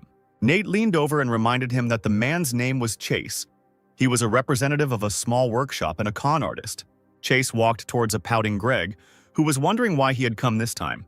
The salesman narrowed his eyes and asked if they had any budget left to purchase equipment. The boss said that they had spent their entire budget on the auction. Chase cried out in fear, after which the man became sad. He insisted that it was necessary to make a purchase in a real workshop and he would have sold it to them cheaply. Chase didn't lose hope and turned his attention to Nate, who, without waiting for questions, said that he didn't need anything. The man exclaimed that the guy was rude, but that was his charm and he had already set his sights on Jun. The salesman asked who the model-looking man was. Nate reminded him that it was the same June he had seen on his last visit. Chase couldn't believe his eyes because there was nothing left of that guy that he saw in this handsome and strong man. He asked if June had used the mana supplement he had purchased last time, but June didn't understand what he was talking about. But the seller was not going to stop and began to take out some bottle from his bag. He spoke about a legendary civil servant who got his abilities thanks to this supplement. Chase promised that Jun would also become an S-rank hunter by drinking it, and he would sell the drink for only 20,000 won instead of 4 million. June turned to him. The man leaned closer and asked whether he would take 1 box of the drink or 2. The hero whispered that the seller should be content with his past deception and reminded him that fraud with hunters' items is punishable by life imprisonment. This phrase offended the seller. He shouted that he was not deceiving them, and the drink really works. Jun narrowed his eyes and said that the civil servant he was talking about was now in this building and suggested that they go to him together. Defeated, Chase hung his head and headed for the exit, much to Nate and Greg's shock. They rushed to the savior and endlessly asked how he managed to do it. The questioning was interrupted by a joyful Kate, who entered the office and shouted that she was back. She handed everyone a bag of the drinks the men had just refused and said they were gifts. The girl was delighted to share the fact that she had snatched up this mana-boosting drink at a huge discount. Greg reminded Nate that he too had been incredibly happy with the purchase when he first met Chase. Jun laughed when he heard this information, but his boss decided to remind him of his past purchases as well. He said that Jun spent 1.5 million won on mana supplements during his first meeting with the seller. Kate was upset. She didn't want to believe that it was all a scam. Nate decided to support her and started drinking the magic drink. Jun was saddened by the fact that he spent such a sum on such a trinket, but he also thanked Kate. After finishing his working day, Jun headed home where, as always, Jill and company were waiting for him. Noticing the bag, Yoji immediately asked if there was food in it. Ignoring the dragon's question, the hero handed the bag to the girl and said that it was a nutritious drink for mana. Jill picked up 1 bottle, told him that the drink was popular on the internet, and asked if he had bought it himself. But when the daughter heard that it was a gift from Kate, she frowned deeply. The girl quickly pulled herself together and suggested sending her a message of gratitude, because it was a very expensive and valuable gift. Yoji grabbed one of the bottles and asked with a grin how this water could help with mana. The dragon had just opened his mouth to tell of the true qualities of the drink, and Jun's hand quickly caught up with him. The hero closed his mouth tightly and suggested that they go wash together. While her father and the dragons were in the bathroom, Jill quickly set the table and invited everyone to dinner. Jun took the bottle and asked why it was only near his place. The girl replied that he was always at work, and since the drink was expensive and healthy, it was only for her father. The hero opened the bottle and began pouring it into glasses, suggesting that they drink it together. Yoji again noted that there was no point in drinking it, but was interrupted by Jun. Under the heavy gaze of the owner, the dragon reported that this was definitely the best elixir for mana. Jill didn't hear their conversation and took a sip of her drink. She said the taste was a little unusual, but after Jun took a sip, he realized what kind of drink it was. The dragon spat out the drink and began to grumble that he would no longer drink alcoholic beverages. The hero turned tensely to Jill and asked if everything was okay, to which the girl replied that everything was fine. It seemed that everything was really good, if not for one fact. Yoji sat there, displeased but submissive, as one bean after another flew at him. Jill couldn't get her chopsticks to hold the food and just threw it all over the place. She suddenly became very sad, unable to find an answer to her strange behavior. Jun, Carciel, and Yoji watched her silently. It was clear to them. She was drunk. The girl looked at Yoji and asked if he wanted anything else to eat. The dragon pressed himself against his master. He was terribly frightened by her eyes, and he was even ready to refuse food. Jill suddenly changed her mind, slammed her fist on the table and started yelling at Yoji. A second later, her belligerent mood was replaced by tears, and she begged them to answer why they hated her. Jun stood up and suggested that she go to bed early and go to rest immediately. He carried her to the bed, locked the room, and Jill continued to scream that she couldn't sleep until she finished cleaning. But the soft bed quickly drove these thoughts away. and she stared at the ceiling. It seemed to her that the whole world had turned into a tornado right now, and she was at its center. Her eyes began to slowly close, and it became increasingly difficult for her to speak. The girl could no longer lift her heavy eyelids and fell into a deep sleep.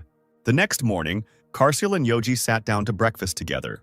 Jill got out of bed and tried to open her eyes, but it was very difficult for her to do so. The dragons turned around at the noise coming from their hostess's room. The girl came out into the kitchen very crumpled and asked to tell what happened yesterday because she did not remember anything after they sat down at the table. Yoji leaned back in his chair and told her about her strange condition. She threw up on the blanket, she cried and threw tantrums. Jill couldn't believe her ears. She couldn't have behaved so disgustingly. The dragon also clarified that the owner had to clean everything up for her and calm her down for half the night. And in the morning, the dragon told June that now the girl was useless and that she needed to get rid of such a daughter. The girl began to cry and shake the dragon, trying to find out if he really said that, but Yoji finally said that he was joking.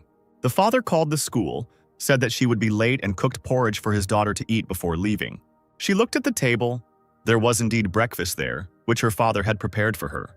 Jill didn't lose her composure and happily informed Yoji that he would now be deprived of meat side dishes for a week. Her words were like a bolt from the blue for him, and he began to panic. The dragon began to tug at her shirt and beg her to forgive his stupid joke. Something interesting was brewing in the Rift department as well. Nate was on the phone and replied that he would be heading there right away. He told Jun that there had been a complaint from the Rift they had been given rights to. A group of hunters had set up a blockade there and were controlling the hunt, taking everything for themselves. The colleague exhaled heavily. If a rank B Rift was blocked, then there were at least 10 rank A hunters. But if something goes wrong, the department will lose its hard-earned rights to the Rift, so he heads there. June had already started to rise from her chair to go together, but Nate asked that he remain in the department. The colleague assured him that he would sort it out on his own and asked him to pass his words on to his boss. The guy grabbed his briefcase and quickly flew out of the office, and June only wished him good luck. The hero decided to find out a little more information and began to explore the internet.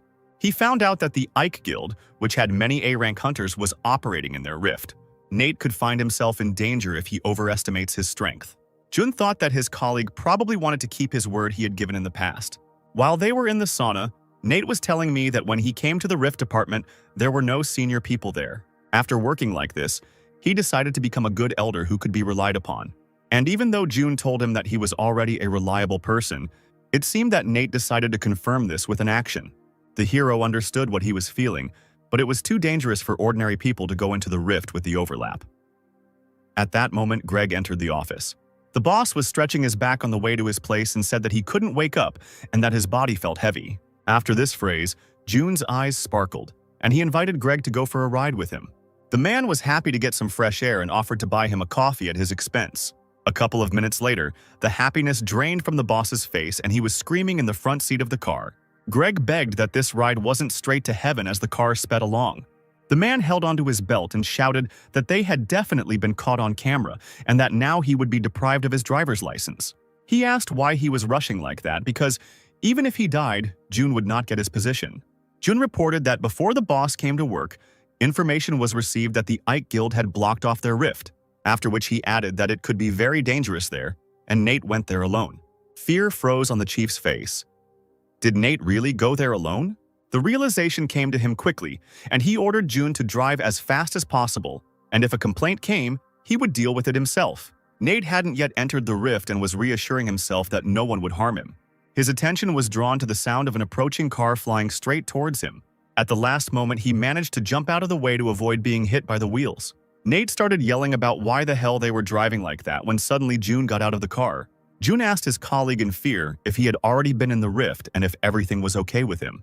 He was shocked that the driver was June, said that everything was fine, and asked what he was doing there. The hero replied that it was the boss who wanted to see the Ike Guild, and at that moment he was throwing up right in the parking lot. Nate said that he contacted the Ike Guild, who denied everything, so he needed to go and check for himself. Greg wiped his mouth with his sleeve and lamented that he should have told him everything first and only then gone into the Rift. The chief reminded them that the three of them would die if they separated, but would live if they stuck together. The colleagues agreed that they would no longer cope with difficulties alone and headed into the Rift. There was a schoolgirl standing in the clearing, clearly scolding the hunters working in the Rift. She said that they had set up a blockade there, but the hunters assured her that this was not the case. The the girl shouted that only 10 people had occupied 70% of the hunting grounds, which meant that this was definitely a blockade. Why would S-rank hunters come to this dungeon at all? It's obviously to pressure others. Government officials entered the rift. Greg asked that those who caused the commotion here be brought to him. June noted that the girl was wearing a school uniform like Jill, wondering what the schoolgirl was doing there. Nate and Greg were surprised by two things at once: why a schoolgirl was yelling at the Ike Guild, and why its leader looked like he was backed into a wall. The girl finally noticed the government officials and froze for a second. Suddenly, she ordered government officials to quickly arrest these people. June continued to study her carefully. She was quite loud and bossy, but he didn't understand why yet. Greg approached the Ike Guild and asked if this student was telling the truth. The guild leader reported that they had indeed caught many monsters here, but they had never interfered with other hunters or created any blockades. He handed him a flash drive containing video camera recordings confirming his words. June inserted the flash drive into his tablet and they began to study the recordings carefully. The schoolgirl, pleased with herself, was confident that she was right and was already beginning to shine. Greg cleared his throat, apologized to the girl, and informed her that it was not a blockage. She pouted. Did these men also side with the guild? And its leader apologized again and finally said her name, Kira. At that very moment, Greg and Nate began to shake, and June didn't understand why her name scared them so much. Colleagues shouted in one voice that this was the daughter of the president of the Academy of Hunters himself, Adriana. The men bowed low before her, and Kira advised them to prepare for dismissal. All this noise from early morning was caused by just a little girl, and June said that it would be better for her to go to school. Kira, baring her teeth, turned to June and asked him to repeat what he had just said. She started screaming that she would call her father and he would fire him immediately, after which she asked his name. Greg began to apologize for June and begged him to forgive him, since he was still a newbie. Kira did not calm down and suggested that June personally talk to the president. The boss was in a state of near fainting.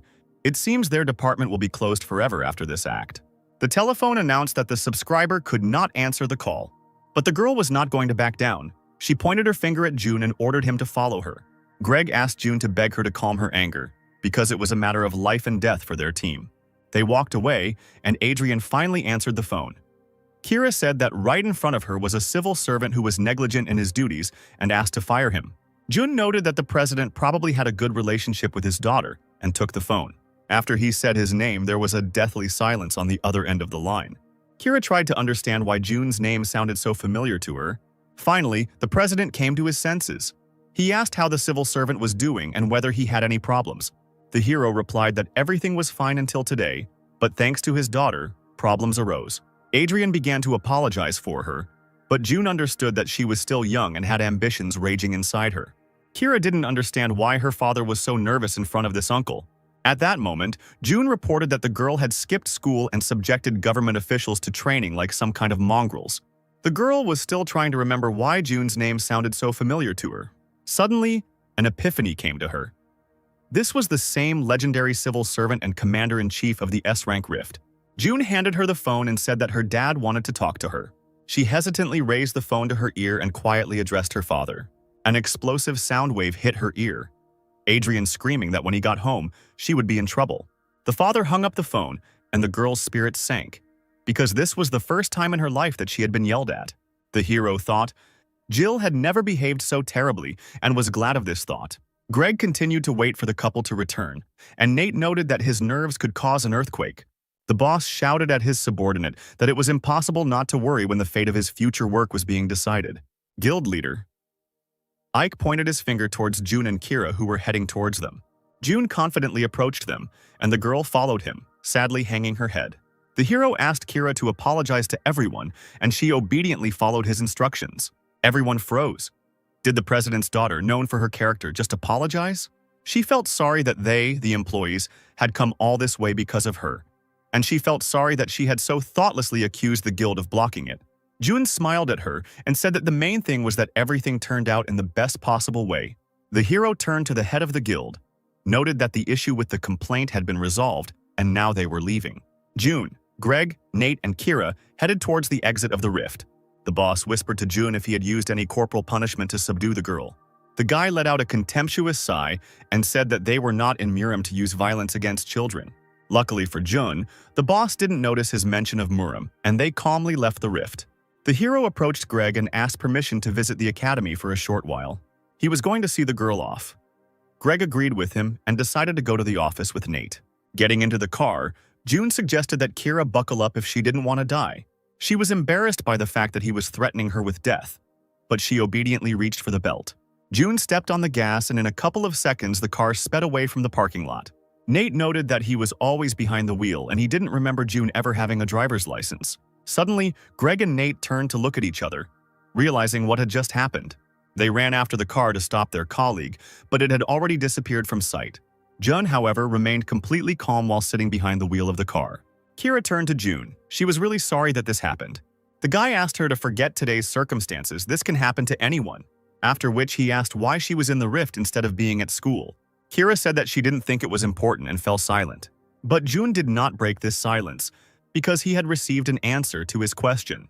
The girl asked if he would ask her anything else, and June asked in response if he should do that. Usually after such an answer, they ask why it doesn't matter, or is there some story behind the reason. June asked robotically why going to school wasn't important. The girl frowned. Kira asked if he didn't care about her that much, then why take her to the academy? The hero said that he has a daughter, about her age, and she studies at the academy. He wants to meet her. The girl started screaming. She couldn't understand where he got his high school daughter from because he looks very young. June replied that she was not his biological daughter, but he treated her as his own, after which he decided to change the subject, smiled at her, and asked why she didn't think school was important. Kira assured that she would become an A-rank hunter, and the school only gave her the basics, which she found boring. Her father told her to gain experience at the academy, but for her, it was just a waste of time. June said that there was truth in what she said, but the president didn't say anything wrong either. Suddenly, the sky outside the window changed. The computer reported that there was a distortion in the center. They stopped and got out of the car. People around them ran away in panic. Right in front of Jun stood those he killed in the center. But why were they alive and why did they appear here? The Cyclops and the bird loomed over him menacingly, and he decided to find out the reason from Tusitala later. At that moment, the bird began to attack and released a pillar of fire in his direction. The pillar was of incredible power. It seemed like it could be the final blow for them. Kira closed her ears and eyes. She didn't want to believe that she had just died. After a couple of seconds, she realized that she was alive and finally dared to open her eyes. June stood in front of her, shielding them from the impact of the official car. Despite the danger of the situation, the hero managed to think about whether he would have to write an explanatory note about the car, since he did not get into an accident with it. He pushed away unnecessary thoughts and asked Kira to wait a little while he finished with this. June formed a spear out of mana and threw it at his opponents. Kira closed her eyes again and screamed that such monsters were beyond even the Sword Emperor's power. She added that instead of a long, painful death, she would prefer to die quickly and immediately. These monsters may have been a problem for the Sword Emperor, but they were certainly no problem for June, who took off 2 huge heads with one blow. He just turned to Kira and asked if she was hurt. The girl called him uncle again and asked who he was. June quietly replied that he was a civil servant, but the girl was furious at this answer because that was not what she meant. The girl stamped her feet and screamed, "Can't he just go and tell how he did it?"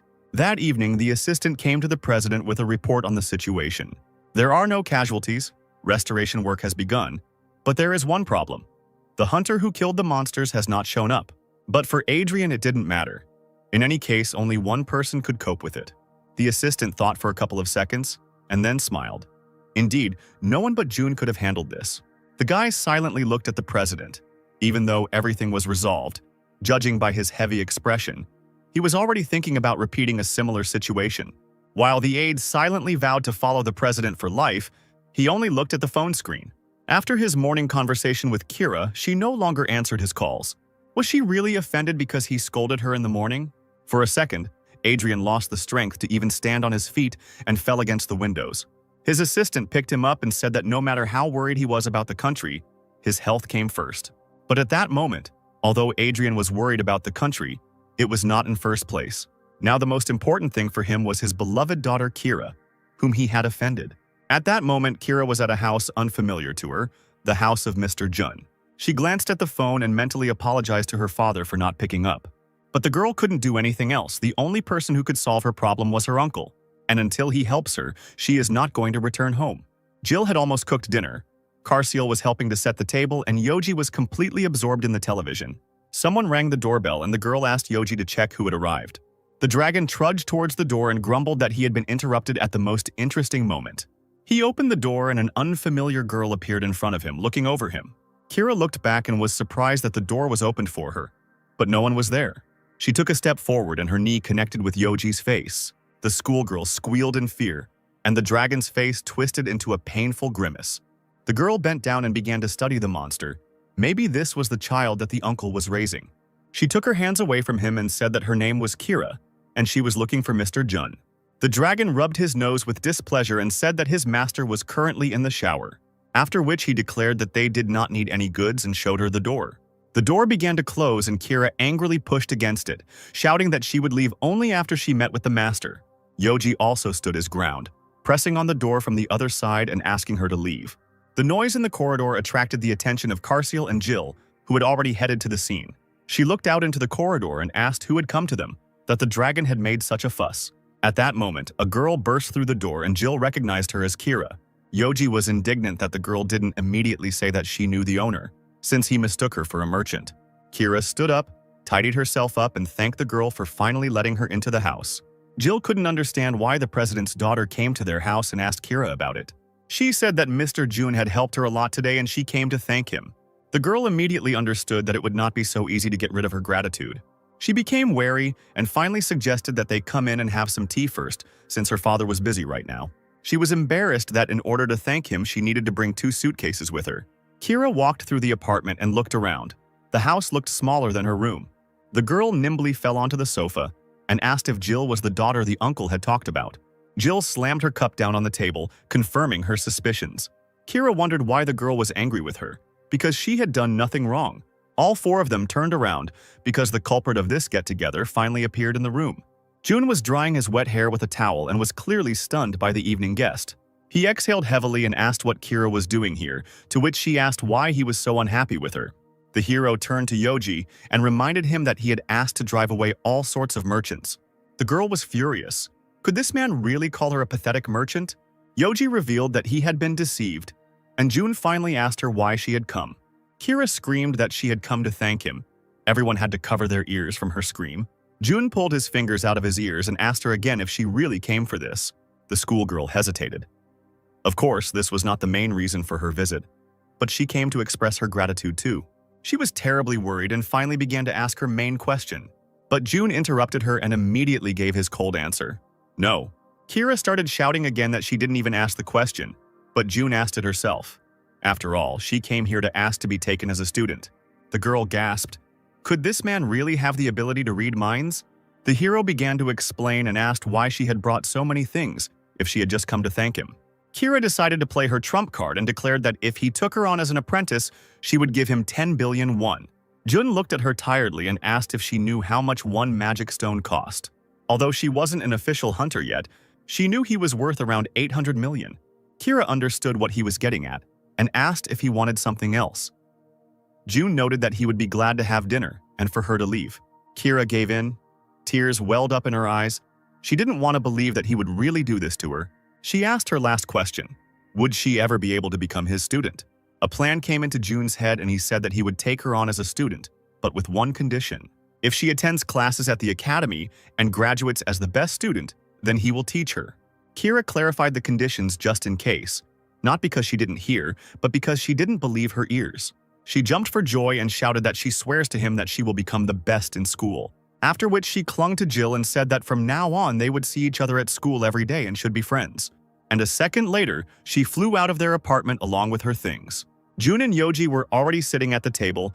The latter was happy that they would finally eat. The hero was happy that now the girl would diligently go to school, and this fact would please the president. At this moment, Adrian was shocked by what they told him in the academy laboratory. The professor said that in the future, monsters will appear that will be 5 to 6 times stronger than those classified as S-rank monsters. It was the president's worst nightmare. They had seen 3 creatures in recent times, which only one person could currently handle. The professor interrupted his thoughts and informed him that they had much more serious problems. The fact is that the center has begun to actively absorb the Earth, and this has terrible consequences. Adrian, with a stern look, explained that the center began to absorb the Earth, which meant erosion had begun. But Jonathan didn't understand him at all and asked Adrian what he was talking about. The old man began to ask with a serious look. After all, he first entered the center 3 years ago. Initially, the maximum rank of the rift ended at A, but after they entered the center, rank C rifts began to appear. The discrepancy value between C rank monsters is around 1,000, but this guy has a record of 7,500, far exceeding that figure, Adrian explained. Jonathan asked if that meant the more they explored the center, the stronger the monsters appeared. Looking at the cutie Yoji, you don't think he's super strong. But Adrian replied that it was true. The more difficulties they overcome, the more often the center sends increasingly stronger monsters to the earth. And how else can this be called if not absorption? Then Jonathan asked with a serious look, "Does that mean there is no hope for humanity?" We can tell from his face that he is really worried. But Adrian replied that this was just his hypothesis for now. And when Mr. Jun provided information about the tutorial zone, they would think about it again. Adrian himself was worried and told Jonathan that in the end they and all of humanity depended on Mr. Jun.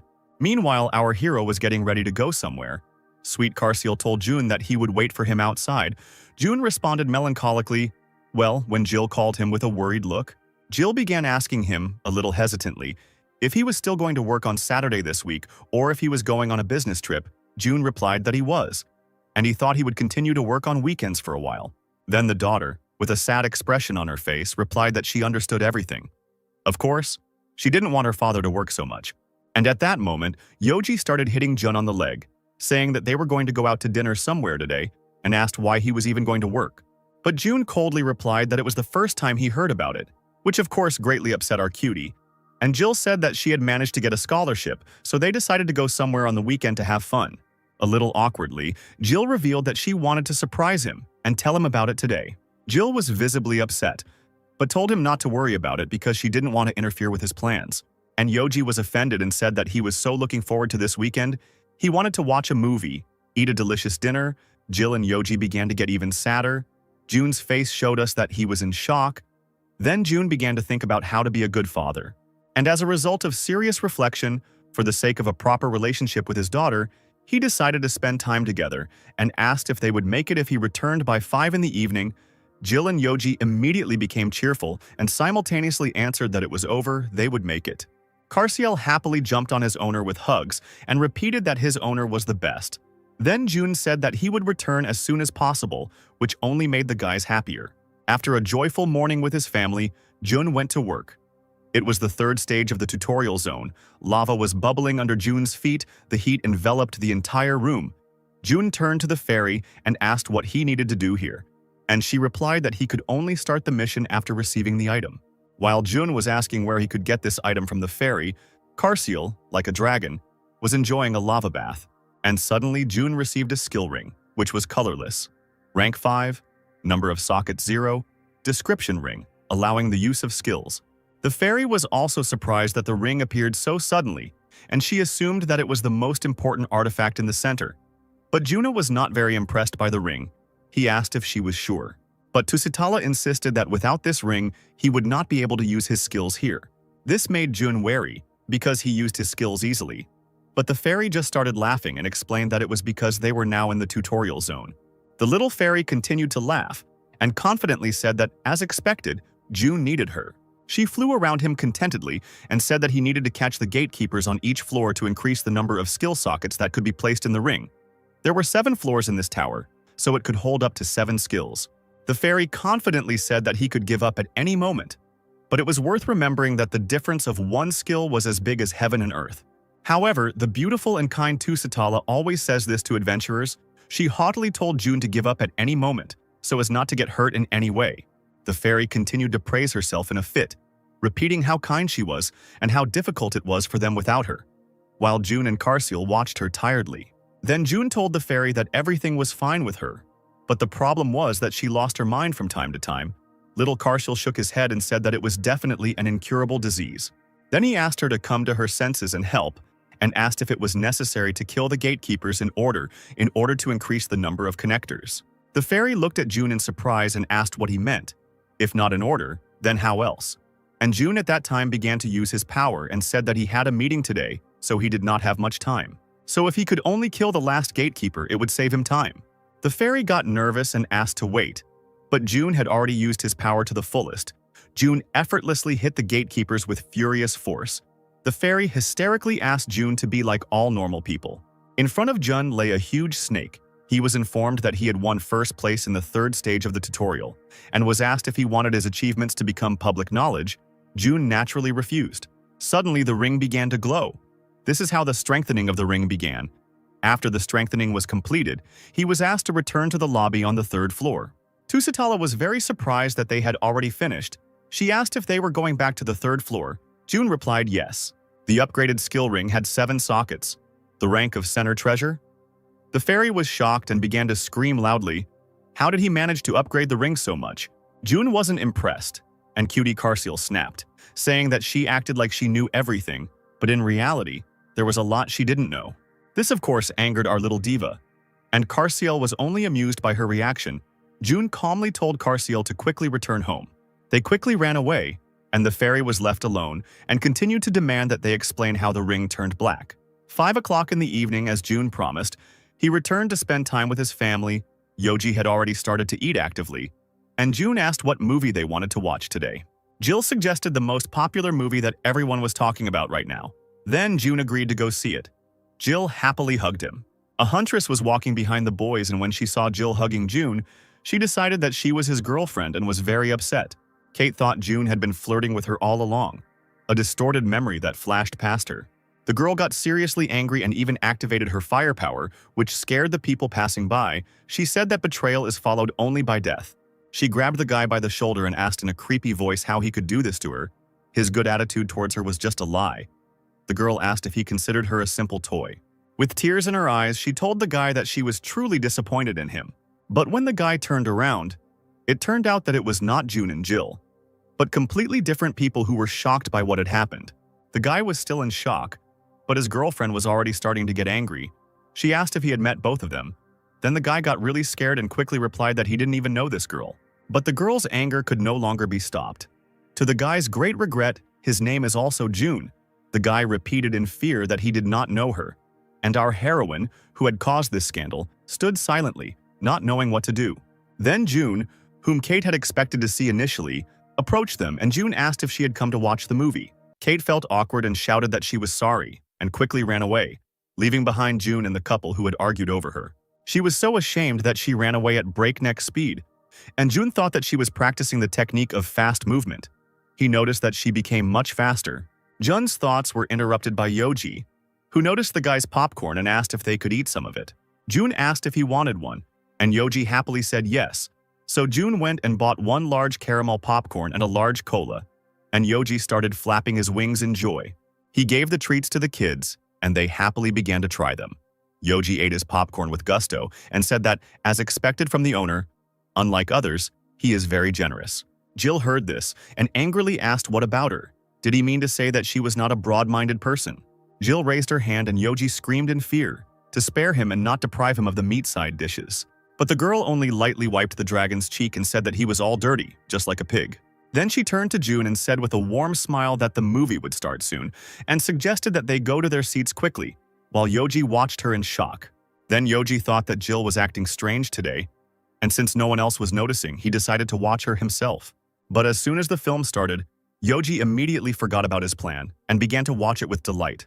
When the film ended, only Yoji left the hall in high spirits. Everyone else clearly regretted going there, and Yoji had already completely forgotten about his promise. And when Jill said that they were going to eat meat and asked if he was coming with them, Yoji stood up and confidently told them to follow him. June was also happy because all his loved ones were happy. This was the ordinary life he dreamed of. They went to a restaurant and Jill ordered a lot of meat, so much that Yoji's mouth started to water. June looked at the menu and asked how much Jill received as a stipend, since a serving for one person costs more than 80,000 won, which is a lot. Carciel was shocked, because for this money you could buy 4 bags of food. Jill and Yoji, opposite, were shouting in one voice that you can't save on food. Jun thought that in any case he could burn for meat. Then, June remembered that Jill had said last time that she could get a place in the dorm, and he asked if since she was getting a scholarship she could now get a place. This question made Jill sad and June noticed it. She asked how her father was. What did he think? Should she move to the dorms? Jill said that if the conditions were met, he would prefer that she leave. While she was sad, Yoji ate all the meat, but June calmly replied that if she didn't want to, she didn't have to go there, and Yoji sniffed the aroma of fried meat so sweetly. Jill was surprised by June's answer, and the guy continued that she herself didn't want to stay home. June smiled at her and said that he liked her presence too. This touched Karsiel, but not Yoji, who was too busy eating. Jill excused herself and said she needed to go to the restroom, and when she went there, Jill was filled with doubts. At first, Jill was going to leave as soon as she was given a place in the dorm, but it's only been 3 months since they've been living together. But it feels like they've been together for decades, and she always feels peaceful and safe. Jill realized what it was like to rely on her parents, and it saddened her to think that someday she would have to move out and live on her own. But now she wants to be a family for a little while longer, with her dad, Yoji, and of course Karsiel. Saturday, 1400 hours, June was on his way to a training trip for the Rift department. The boss was already dancing and singing. Nate tried to calm him down so that he would sit down in his seat, because it was dangerous to jump like that on a moving bus. But the boss did not agree. He was having fun. Others were not far behind. They were drinking and having fun. One colleague offered June a glass of alcohol, and June agreed. She then turned to the huntress Kate and offered her a glass of alcohol as well. But when she turned around, she saw Kate blush and decided that she was already drunk, and then said that if she was having a hard time, then she didn't have to drink. Kate replied that he wouldn't drink because he wasn't feeling well. June noticed this and remembered that she hadn't even had a glass. Noticing June looking at her, Kate became embarrassed and quickly turned away. The girl asked her if she was sure she was okay, and Kate stuttered that she would feel better as soon as she rested. The reason why she acts like this is simple. Kate keeps thinking about what happened yesterday, so she can't look Mr. Jun in the eye. And this upset Kate greatly because the chance to sit next to him came so rarely. But as soon as June offered her some water because he thought she was seasick, Kate turned away and pretended to be asleep. The girl bought into her game and said that it looked like Kate was really drunk, and June, understanding her game, said nothing. The girl said pitifully that if she had known that Kate would get so drunk, she would have thanked her earlier, and the drunk and happy boss shouted that they really hadn't thanked her yet. The boss started to say that if it weren't for Miss Kate, they would have been sleeping on the street this time.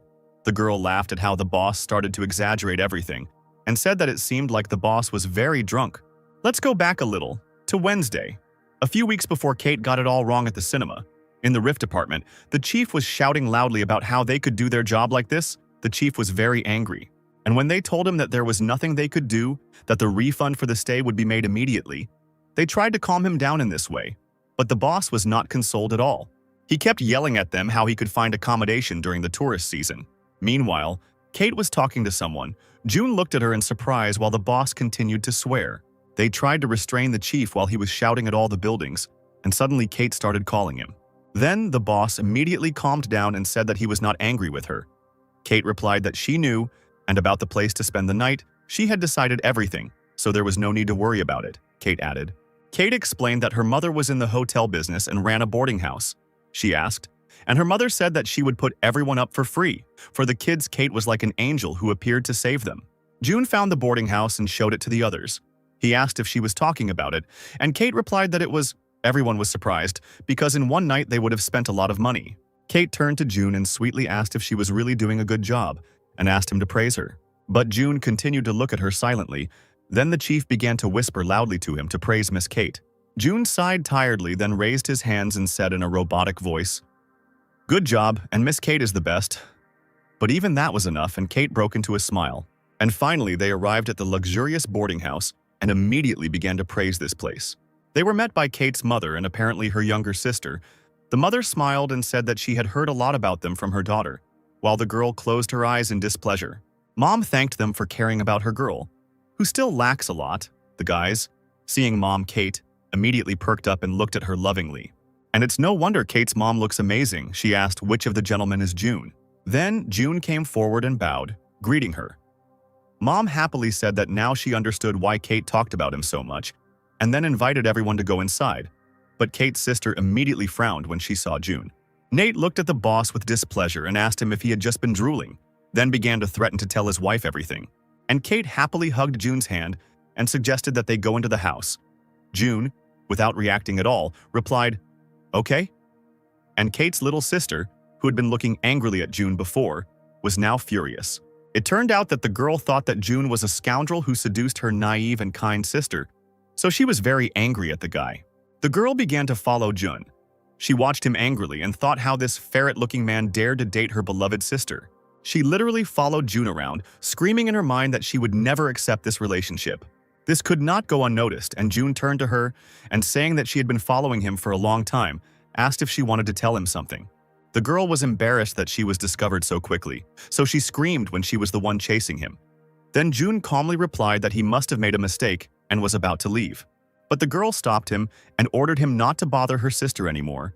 June, of course, did not understand anything, and the girl continued to say that she recognized that her sister was a beauty, with a good body and an excellent character.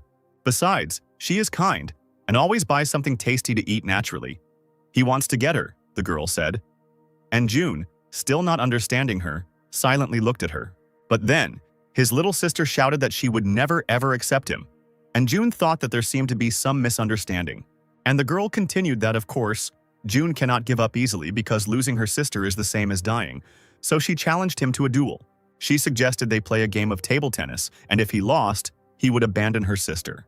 June, who suddenly found himself drawn into this fight, decided to have some fun and asked what would happen if he still won. The girl looked at him with displeasure and said that since he was so confident, if he won, she would fulfill any of his wishes. Thus began a game of tennis for her sister's hand. Before the blow, the girl shouted that he should not dare to cling to her sister after losing. June decided to play along with her and calmly replied that he accepted the bet. His colleagues were watching the game, and the boss asked Nate what the two were doing, but Nate himself was confused. And then the girl hit the ball with incredible force, screaming that this time she would show him her deadly blow, which was really strong. Even June's colleagues were shocked. She was confident and thought that he would definitely not be able to reflect it since she had won first place in the district competition. But she didn't take one thing into account. June was determined to win, so the ferret uncle changed his indifferent energy to professional one. June easily caught the difficult ball and hit the ball with even more force. It is not worth playing chess with chess champions. And of course, June easily won against her. The little sister sadly lay down on the table, sadly repeating that it was impossible. And June asked, she said that she would do anything if she lost. The girl got worried and said that she would do anything. So could he just let her sister go? The little girl continues to protect her older sister even after losing. June replied that Kate was such a precious person, so he couldn't do that. The girl sadly said that nothing could be done. A bet is a bet, and she had to keep her promise. She then shouted that she would turn a blind eye to him dating her sister, but she could not allow marriage under any circumstances. After these words, all three men were in shock. June asked who he was dating. The girl replied that it was with her sister, the boss, still drunk, said that it was not true, and June replied that it seemed like there was some kind of misunderstanding, and said that he would never date the huntress Kate. But the girl did not believe him and shouted at him not to lie, and said that he even confessed his love to his sisters. It seems Romeo does not know what the girl is talking about. My sister started telling me about some romantic scene that never existed. June sighed and said that it was the hunter Kate who took his words at her own discretion. The girl was surprised and asked why he said that he could not let her go. Then June replied that since Hunter Kate was an irreplaceable talent for their mayor's office, he said he couldn't let her go. Then, June put the racket on the table and said that there was something more important. She said that she would do anything. Then the girl became very worried. The girl was frying meat with a serious face and asked June what the hell she was frying meat for. She muttered under her breath discontentedly. Winning a bet from such a beauty as her, and entrusting her with just this, was stupid. June noticed that she was distracted and, approaching her, ordered her in a loud voice not to shirk. The girl said that she almost had a heart attack. Then June asked whose fault it was, who was lazy here. Then June pointed to the boxes and asked her to bring the boxes that were lying in front of the bus. He said the barbecue preparations were finished, so we just had to bring them, and that was it. Lena complained that there were a lot of them. June replied that she shouldn't worry, because once she started, she would quickly get it done. Then Lena decided to change her strategy. Turning on her charm, she called him brother and said that she was a little weak physically and suggested making this place. But Jun, of course, didn't buy into this game. He looked at the girl with a cold gaze and didn't answer. Seeing such a reaction, Lena got scared and ran away, shouting that she would bring all the boxes right now. Jun just laughed at her reaction. He thought that Lena was so bright and lively, and she and Jill would definitely be friends. Finally, in the evening, the party began. Everyone ate meat and drank, talking to each other. The man raised his glass and said that they had all worked hard in the past first half of the year, and on this day, they could forget about their work and enjoy the holiday. The chief and Nate also raised their mugs of beer and drank happily. relaxing after the hard work. Then the boss asked how about a bet, and said when he thought the two would get married, to which Nate bluntly replied that he would bet on them not getting married. The boss asked how he could even say such a thing. Seeing this picture, Nate replied that June had no feelings, and asked if anything could come out of one-sided love. Then the boss sadly replied that he would definitely like these two to get married.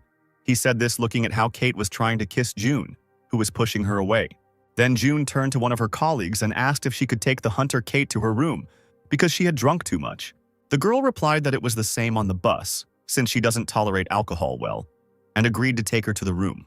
When Kate was taken to the room, then Lena came and looking back asked June where her sister had gone. June replied that Kate looked tired, so they took her to the room and put her to bed. Lena frowned and asked if he himself took her to the room. Lena put a portion of meat on the table and said that, surprisingly, June had behaved nicely. June thanked her a little awkwardly for thinking that about him. Then Lena said that she thought he could get 5 points. June asked how many points he had now, and Lena answered bluntly, -95. Then Lena stared at the alcohol and asked if alcohol tasted good. June replied that he wasn't sure, and that she probably preferred cola. This angered Lena, and she asked with displeasure if he was now treating her like a child. June, not understanding her anger, replied that she was not an adult. She stood up and asked, "To do your job diligently, to eat and live. Isn't that what it means to be an adult?"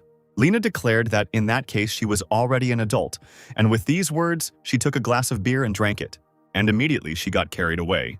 One sip made her feel sick, and she asked why she would drink something like that at all. It seemed that even this small sip of beer made her drunk. She turned around and walked away with uncertain steps, saying that since she was an adult, she had to get down to business. The boss asked June if he shouldn't take her to her room.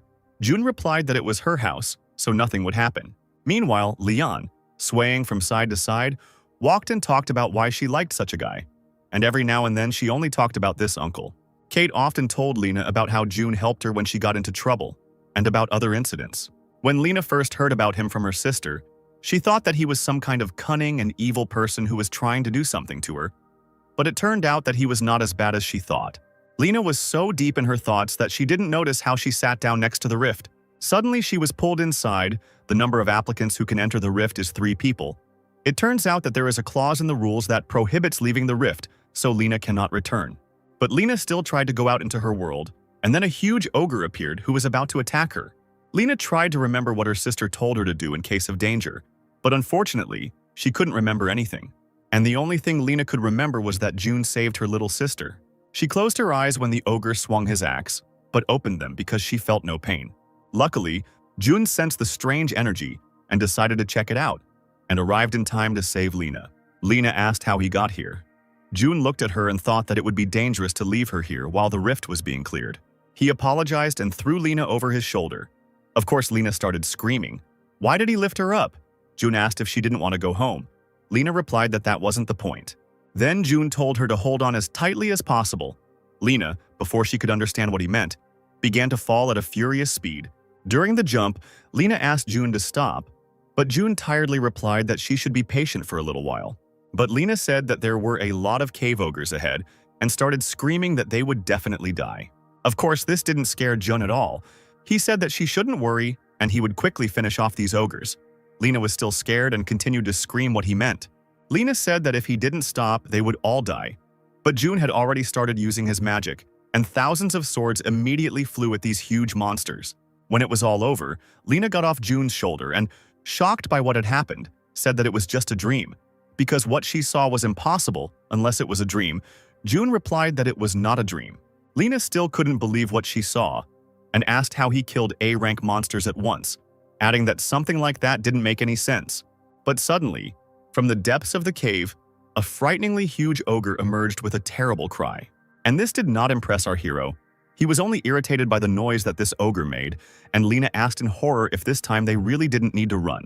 But before the huge monster could raise its weapon, June used his ability again, and the monster was pierced by thousands of huge swords. And the monster fell with a crash onto the bodies of the other monsters that June had defeated. And then June got an amazing achievement. The useless cave was cleared in 5 minutes and 17 seconds. Having succeeded in the timing attack, June opened the hidden part, and now the Coon of Belial, one of the 72 demons of Solomon, appeared. The entire cave glowed. June thought that this was the same energy as the anti-magic energy received from the center. June just touched the object as it glowed even more, and suddenly an angel appeared and he told June that even though he was just a clone, he was able to block the light of total destruction. The creepy angel turned out to be a clone of Belial, the 68th of Solomon's 72 demons, and he said that he liked the insignificant human because June was trying to join his squad, and added that being his servant was an immeasurably glorious opportunity. This angered Jun. He called the clone a half-chicken and asked who he told him to work for.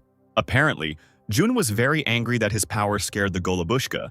He realized that Jun had at least enough power to pull his body, and so it happened. Despite the angel's pleas to stop, Jun surrounded him with his magic. Lena was very surprised. She asked who he really was. Jun joked that he was a civil servant. Lena told him to stop talking nonsense. Jun replied that it was actually true and suggested that they leave. Lena ran after him and said that before leaving she would like to say something. Lena said that she should thank him, no matter who he was, a special forces soldier or a hidden hero, then thanked Jun for saving her. Jun smiled and said that the sudden change in attitude was somehow strange and suggested that she behave as usual. Lena said that he didn't need to pretend to be indifferent and asked if he really came to save her to get points from her sister. But Jun said no and said who would clean up after the barbecue if she wasn't there. Naturally, such an answer only angered Lena. She began to be indignant, but Jun replied that she had promised that she would leave. Meanwhile, in the center of the heart, in Belalal's mansion, sat the real Belalal. He read the rating and was surprised that the tutorial's rating, which never changed, suddenly changed. Besides, this is the first time that someone with a rank higher than purple has appeared, and Impelheim must be sharpening its teeth. But more importantly, Belial was furious that he dared to kill his clone, and he also didn't like that Jun called him a half-chicken. This really angered him, and he threatened to personally tear off all the limbs of this insignificant little man. It was a typical Saturday morning, the day of departure to the center, and the dragons were watching a drama on TV with great interest. While Yoji was happily shouting that the drama had a cool plot, Jun suddenly grabbed him by the wings and said that he had to go somewhere with him today. Yoji asked him displeasedly what he was talking about. Carciel told Yoji that he had been spending a lot of time at home lately, so his owner said he would take him to the center instead. Yoji asked if he was going to the center with him. Jun was about to say that he had gained weight lately, but suddenly Yoji burst into tears and started thanking Jun. He even started dancing. His reaction surprised Jun, and Carciel was touched and said that it seemed like Yoji really wanted to go. Jun and Yoji came to the last zone of the tutorial center. Yoji came to the edge and said that the view was scary. The view was really creepy. There were huge snakes below that were biting each other. Jun asked Yoji if he was scared. Yoji replied that he was actually the king of dragons and he was different from all this little stuff. Yoji said that this impudent fellow dared to raise his voice at him.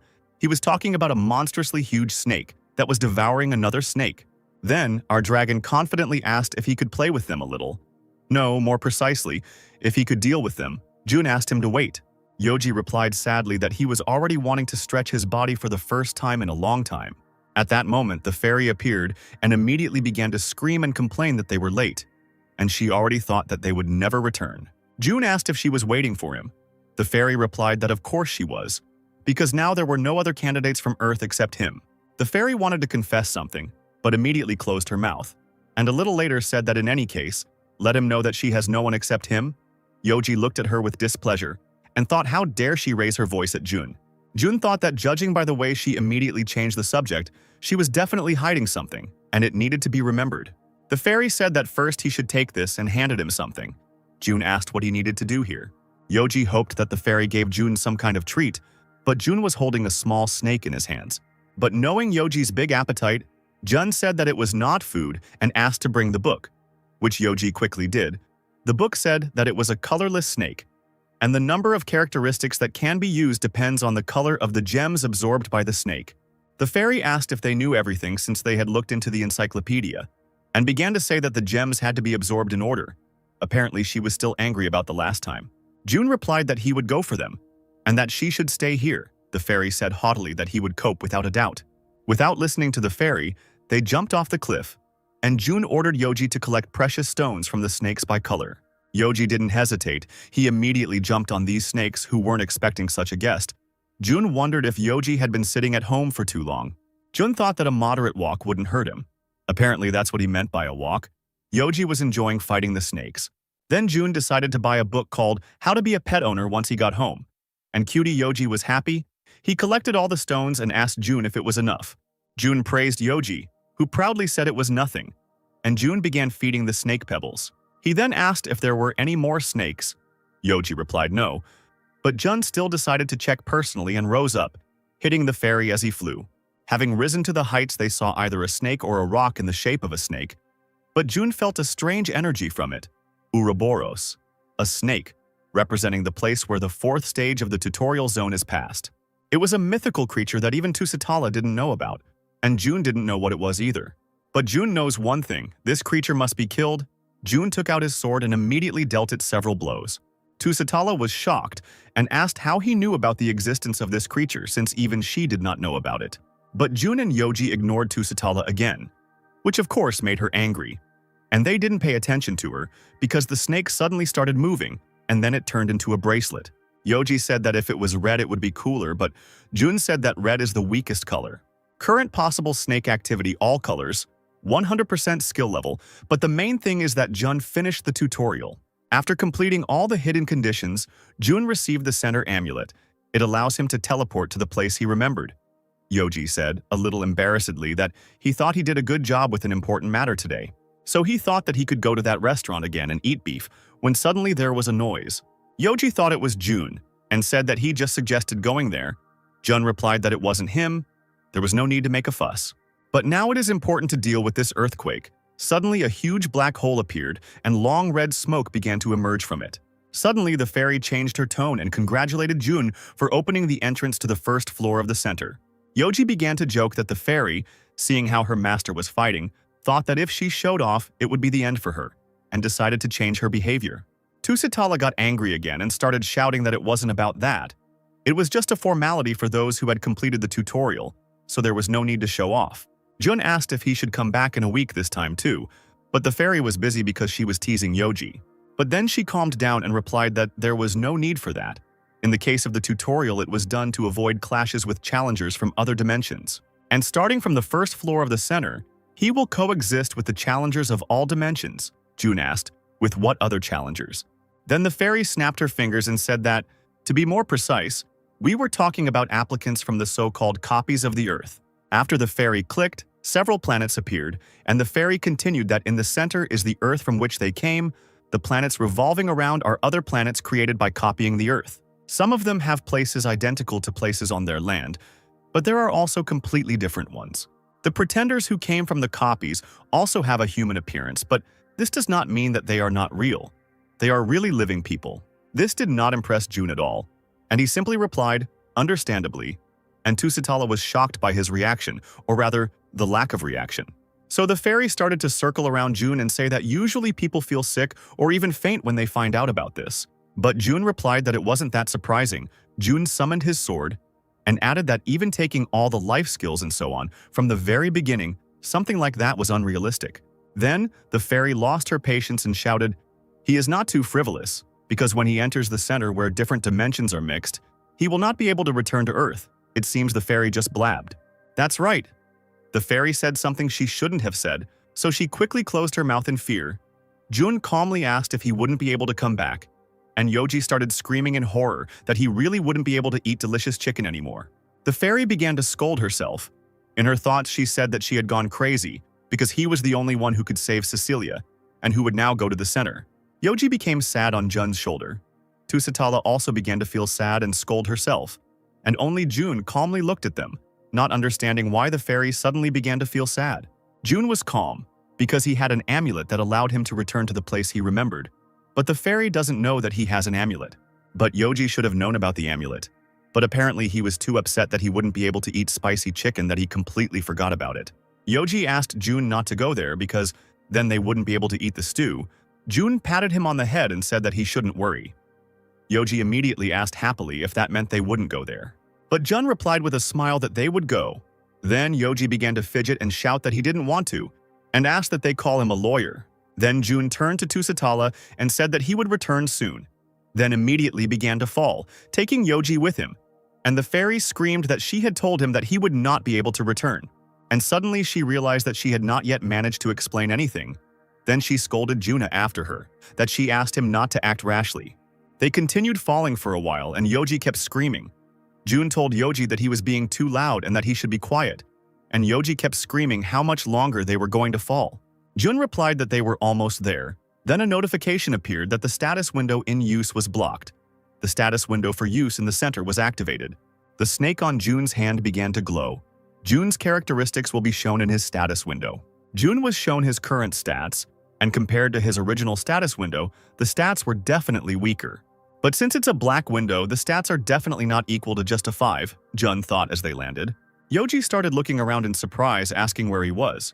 Jun thought that since they were open, he could just register the skills. Then he put on the ring and registered the skills Heavenly Demon Spiritual Technique, Pocket Watch, True Jin Armament. Due to the artifact effect, the skill power increases. Jun decided to leave the empty spot for the skill for later, when someone asked if this was the first time a newbie had appeared in the last 10 years. The man suddenly appeared behind Jun and said that he was glad to meet him, and added that his level of mastery. And Jun of course didn't understand anything. He asked what the man was talking about. And this alerted the man. He took out his spear and asked before entering the center. He didn't listen to the explanation.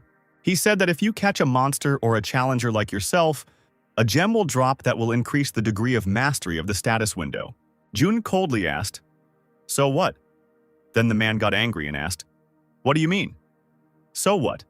Then stated that he would absorb the gem that was left behind and become much stronger. The man's impudence angered our dragon, and he began to laugh terribly. The man, not knowing who was in front of him, asked who this cutie was. At first the man laughed at Yoji, and when Yoji asked if he knew how to make spicy chicken, he didn't answer. The man's face changed from a grin to horror as Yoji turned into his true form, although he continued to talk about food, and the man began to shake in fear. The man asked who he was, and Yoji, with tears in his eyes, replied that he was the king of dragons. He was the one who explored all the delicacies of the world. He was the one who was left without Jill's cooking, and now he had nothing to fear. And even though he wants to swallow this impudent fellow right now, if he knows how to cook delicacies, then he will spare him. Jun couldn't resist and took out his amulet, saying that with this they would be able to return home, and Jill said that she would make braised ribs today. Yoji immediately stopped crying and asked why he was only telling him this now. He turned into his sweet self and said that he thought he would never be able to taste braised ribs again and would live on nothing but grass like spinach for the rest of his life. Jun replied that he understood that and asked if they could slowly start to leave. Yoji didn't understand. And then Jun added that he was talking about the people who were there. Yoji turned around and looked at the rocks, saying that there was no one there. Then Jun asked if they really wouldn't show up even though their comrade had been captured. Apparently this behavior made Jun really angry. He started using his magic and said that in Murim and here, the hunters are all the same. The man was horrified, and rightly so, because Jun literally dissolved him in his terrible magic. As Jun said, there were other hunters hiding on the rock, and they froze in fear when they saw what Jun did to their partner. One of the hunters asked how he noticed them. At such a distance, the other, instead of answering, only asked if it was important now. Before the man could tell him to run away, a black dib suddenly surrounded him and dissolved this hunter too. Then the others immediately started running away and shouting that on the first floor, only the red status window could be used. So where the hell did the black energy come from here? One by one, all the hunters began to die due to Jun's magic. Not even bones were left of them. There was only one hunter left, and then Jun appeared in front of him, asking him if he was done playing hide and seek, and not to say that after all the killings he had done, he was scared now. The man fell to his knees and replied that he had committed a mortal sin and began to beg for forgiveness. How about we unite and join their guild, the Outlaws, by swearing a blood oath, the man suggested to Jun. A man named Sid invites Mr. Jun to join the Blood Guild, the Outlaws, but is immediately refused. Jun was beside himself with anger. The man did not understand why he was immediately rejected, and then he received a notification that the Lord could not be invited to the Blood Guild. The man didn't know that Jun was a lord, but Jun approached him and said that the blood union must be something like a clan in Murim. But in any case, he had no intention of joining them. After all, to get involved with people like them means to become a bad father for Jill, of whom she will be ashamed. Meanwhile, Jill was asking Ciel that she was going to make a spinach salad instead of braised ribs today, and what he thought. Carciel replied that he liked the idea. But Yoji clearly won't like this idea. Jill asked where her father goes on business trips every weekend. Ciel got worried and kept silent. Then he quietly said that the master had ordered it to be kept a secret. Then Jill sweetly came up to him and asked if he could tell her a little, and explained that she would just pretend she hadn't heard anything. Seal replied that Jun said that the younger master would be worried. Jill said that it meant he went to a place that she would be worried about if she heard about it. Then Ciel fell at Jill's feet and started complaining that it was so unfair, and how could she draw such conclusions? Jill sat down on the table and sighed. Carcel asked if she wasn't worried already. Jill replied that it wasn't about that. She replied that she is very happy now, but sometimes she is scared. It seems that happiness is ready to disappear at any moment.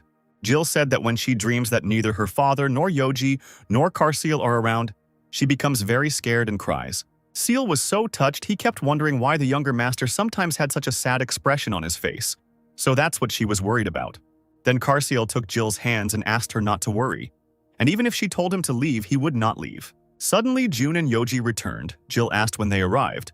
Jun replied that they had just arrived. Jill asked why they had to sneak up on them like that. Yoji replied that he walked in the front door with pride, and Jill asked when he heard that. Then Yoji played along and said that from the moment she said that she just cried sometimes. "It's my soul that's crying, not my eyes," Yoji said, and began to laugh madly. He joked that she was behaving like the heroine of a novel. Jill became embarrassed and started hitting Yoji, screaming that she never said such a thing. Yoji apologized and told her to look over there. The owner also thought she looked worried, so he bought a huge bed. Then Yoji said that Jun bought it not because she cried, but because the horses sometimes fell asleep at the table. Now he and Carcel decided to sleep with her. Yoji said that he was completely discouraged. A dragon is a creature that values its nest as much as its life. Carcel added that for him and the master, this house has already become a nest.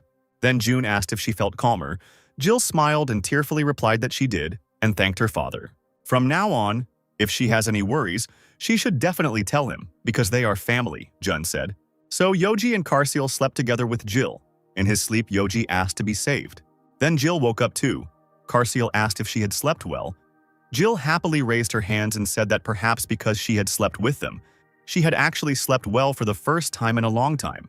Jill said it was time to make breakfast, but she froze when she saw that the clock was already 20 minutes past 8. In a hurry, Jill ran to the kitchen.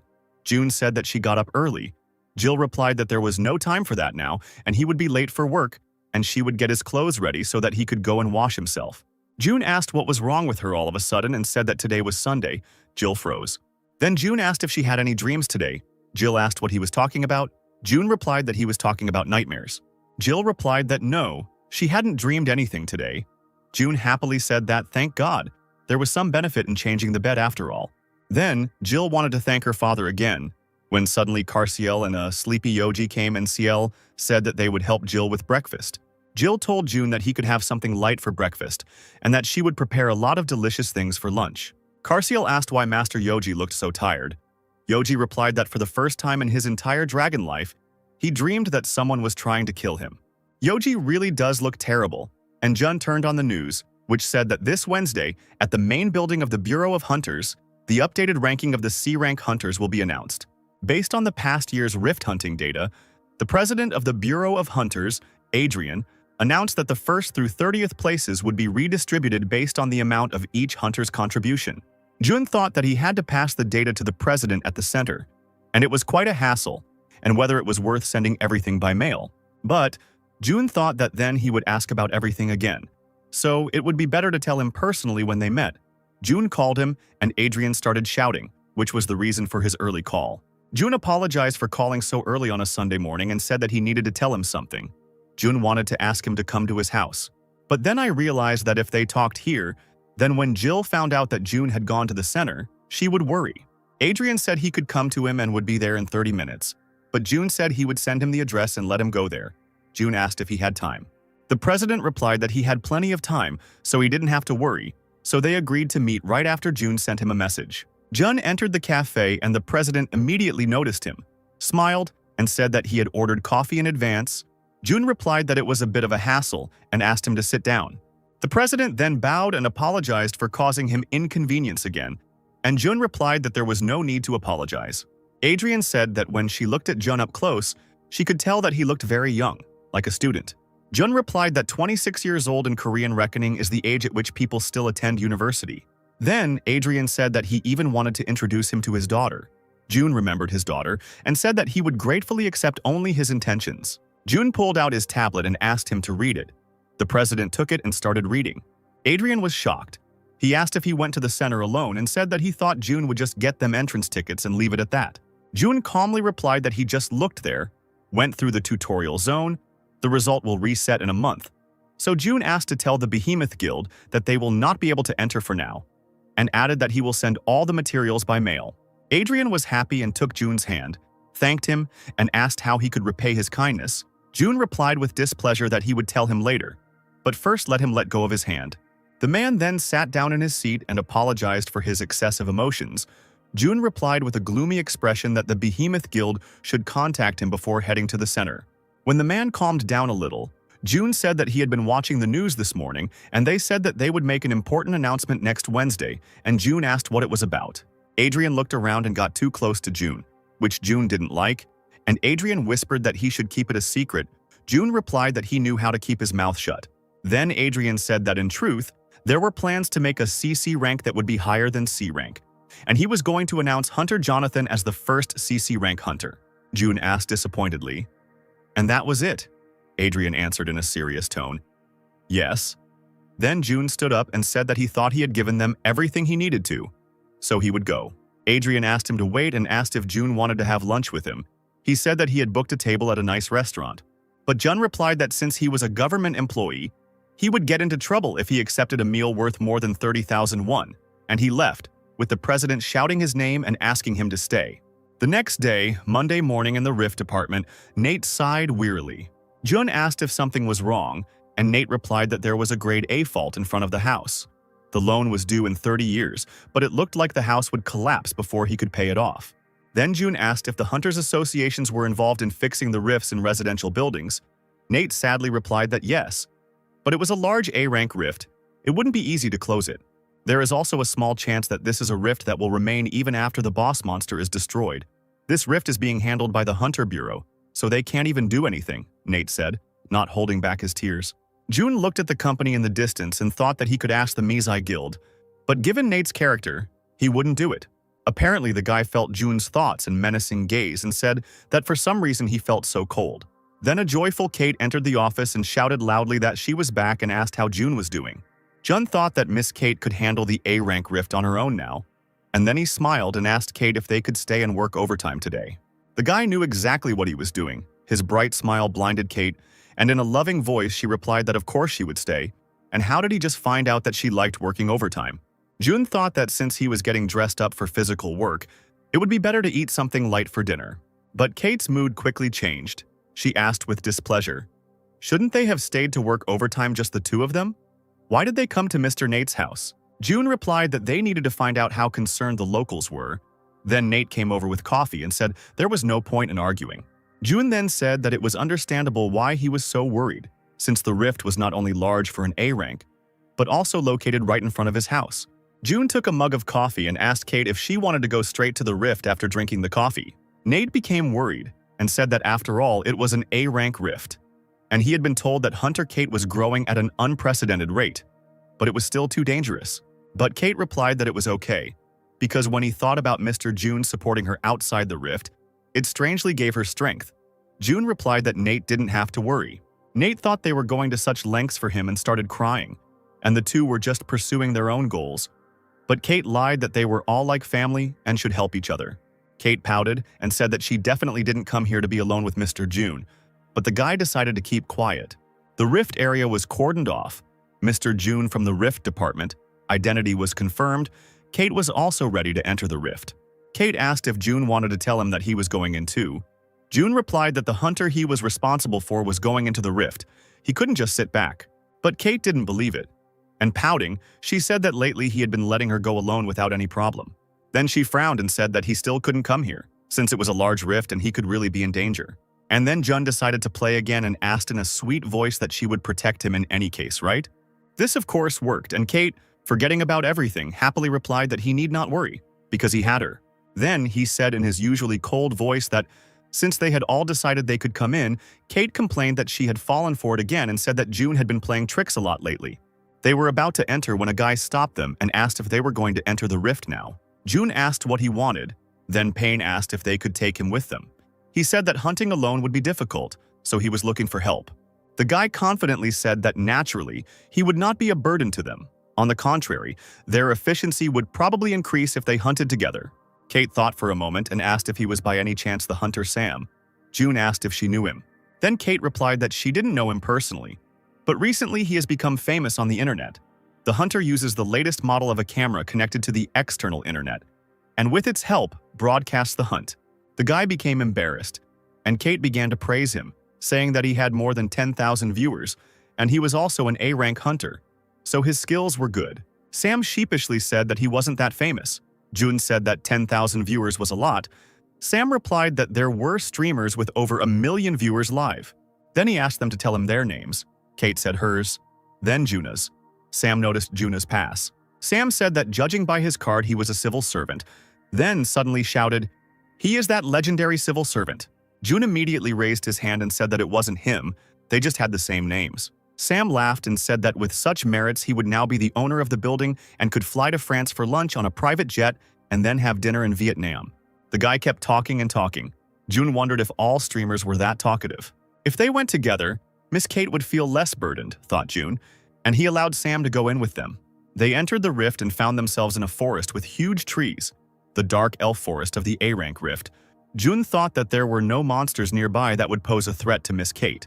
This means that the boss monster is now right in the center, and this guy will be difficult for Miss Kate and Sam to deal with.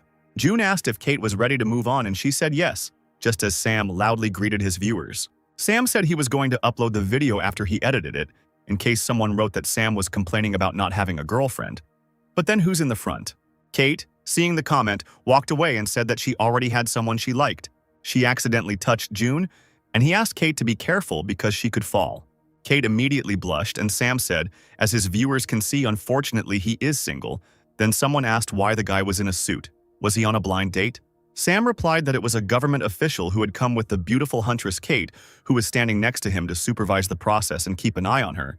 Kate said that June had said that she was beautiful. People started writing that Jun was very handsome and asking if he was single, and Yoji was watching the broadcast. Jill took off her apron and asked if her father had arrived, and said that he was a bit late today. Yoji said that he hadn't arrived yet, and advised him to watch the broadcast he was participating in. Carciel replied that he thought the owner didn't like that. Jill became worried and asked when he would come home then, since it was already 8 o'clock in the evening. Yoji said if they donated money too, they could ask when the owner returned. But it turned out that the minimum sponsorship amount for a voice message was 100,000 won. Yoji scolded Sam for robbing him, so he asked Jill to top up the balance for them. But Jill of course refused because 100,000 won is a lot of money. Yoji began to be capricious that the precious meat was getting cold on the table right now, and if it is not eaten quickly, then everything will be lost. To tell the truth, it is the owner's fault that he did not warn, and is late. Then Jill gave in and agreed. They wrote when the master would return home. Sam decided that this was a message to him, and replied that his house was far away and he would be late. Jill got angry and hit Yoji with all her strength. Then Yoji shouted why that idiot answered instead of June. Jill scolded him that it was his fault. She continued to scold Yoji for just wasting so much money. Carciel told Yoji that he should have written down the owner's name so that he would understand. Jill said that CL was right. Yoji decided that he could write again. Then Jill became even more angry and began to shake him even more than before. Yoji, holding back his vomit, said that the money could be used for pocket money. But Jill replied that it was impossible because it was money that her father had earned by working hard, and thus they would simply throw it away. CL supported Jill and asked if he knew how much the owner had spent on meat last month. Yoji tried again to win the argument. He said that they could later earn this money and return an even larger sum to the owner. Then the sly man asked Jill if she wasn't interested in knowing when the owner would return home. And then Jill found herself at a crossroads. On the one hand, she had never been an ungrateful daughter who did not worry about her father. But on the other hand, this is precious money that her father earned by overcoming the hardships of the world, and it cannot be spent so carelessly. Then the evil side said that if they asked, he would come faster, and then she would be able to see her father even faster.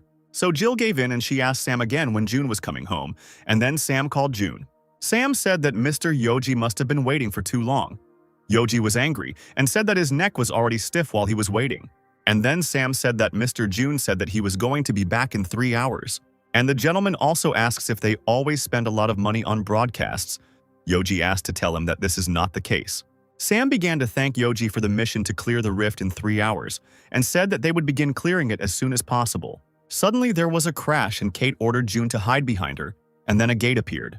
Kate said it was the first time she had seen such a changing rift. The inscription on the stone read that this place would become a grave for those who defied the sleeping forest. Sam became worried and said that it felt like this was the boss's zone, and Kate started to worry too. Kate thought that she had to protect Mr. June, and wondered if the door she chose led to the boss's area. She was afraid of choosing the wrong door. Sam decided to choose the first door and enter it. He said that the edge of the forest was safer than the center. But June replied that it seemed like it would be difficult, and that it was a system where the 3 of them could enter through one door. So only one person can enter through one door. Kate immediately asked June to stay here. She ordered that when the rescue team from the Bureau of Hunters arrived, he should get out of here first. Kate was very persistent. She wanted to protect June. Sam and Kate each chose a door and went inside. June was thinking what other salvation Kate was talking about. June thought she should know that since they entered the rift, unless it was a rare occurrence, rescue teams did not come to help. He realized that Kate must be very worried. But June is a person who is responsible for his own life, and so he also chose the door and walked through it. And of course, June chose the door that contained the boss of this rift. The boss was sitting on his throne under a huge tree. Then the monster stood up and said that it seemed he had a guest, and asked if he knew why this place was called the Sleeping Forest. June replied that he did not know, and the monster replied that the name was given to him because the forest plunged into eternal sleep those who invaded his dark elf realm. The monster said he was pleased with the name, the Sleeping Forest. Isn't that the perfect name for their haven where they punish their named guests? The elf asked, laughing madly. The elf said that he was a guest who had come for the first time in a long time, and therefore he would show him great mercy by sending him to the next world painlessly.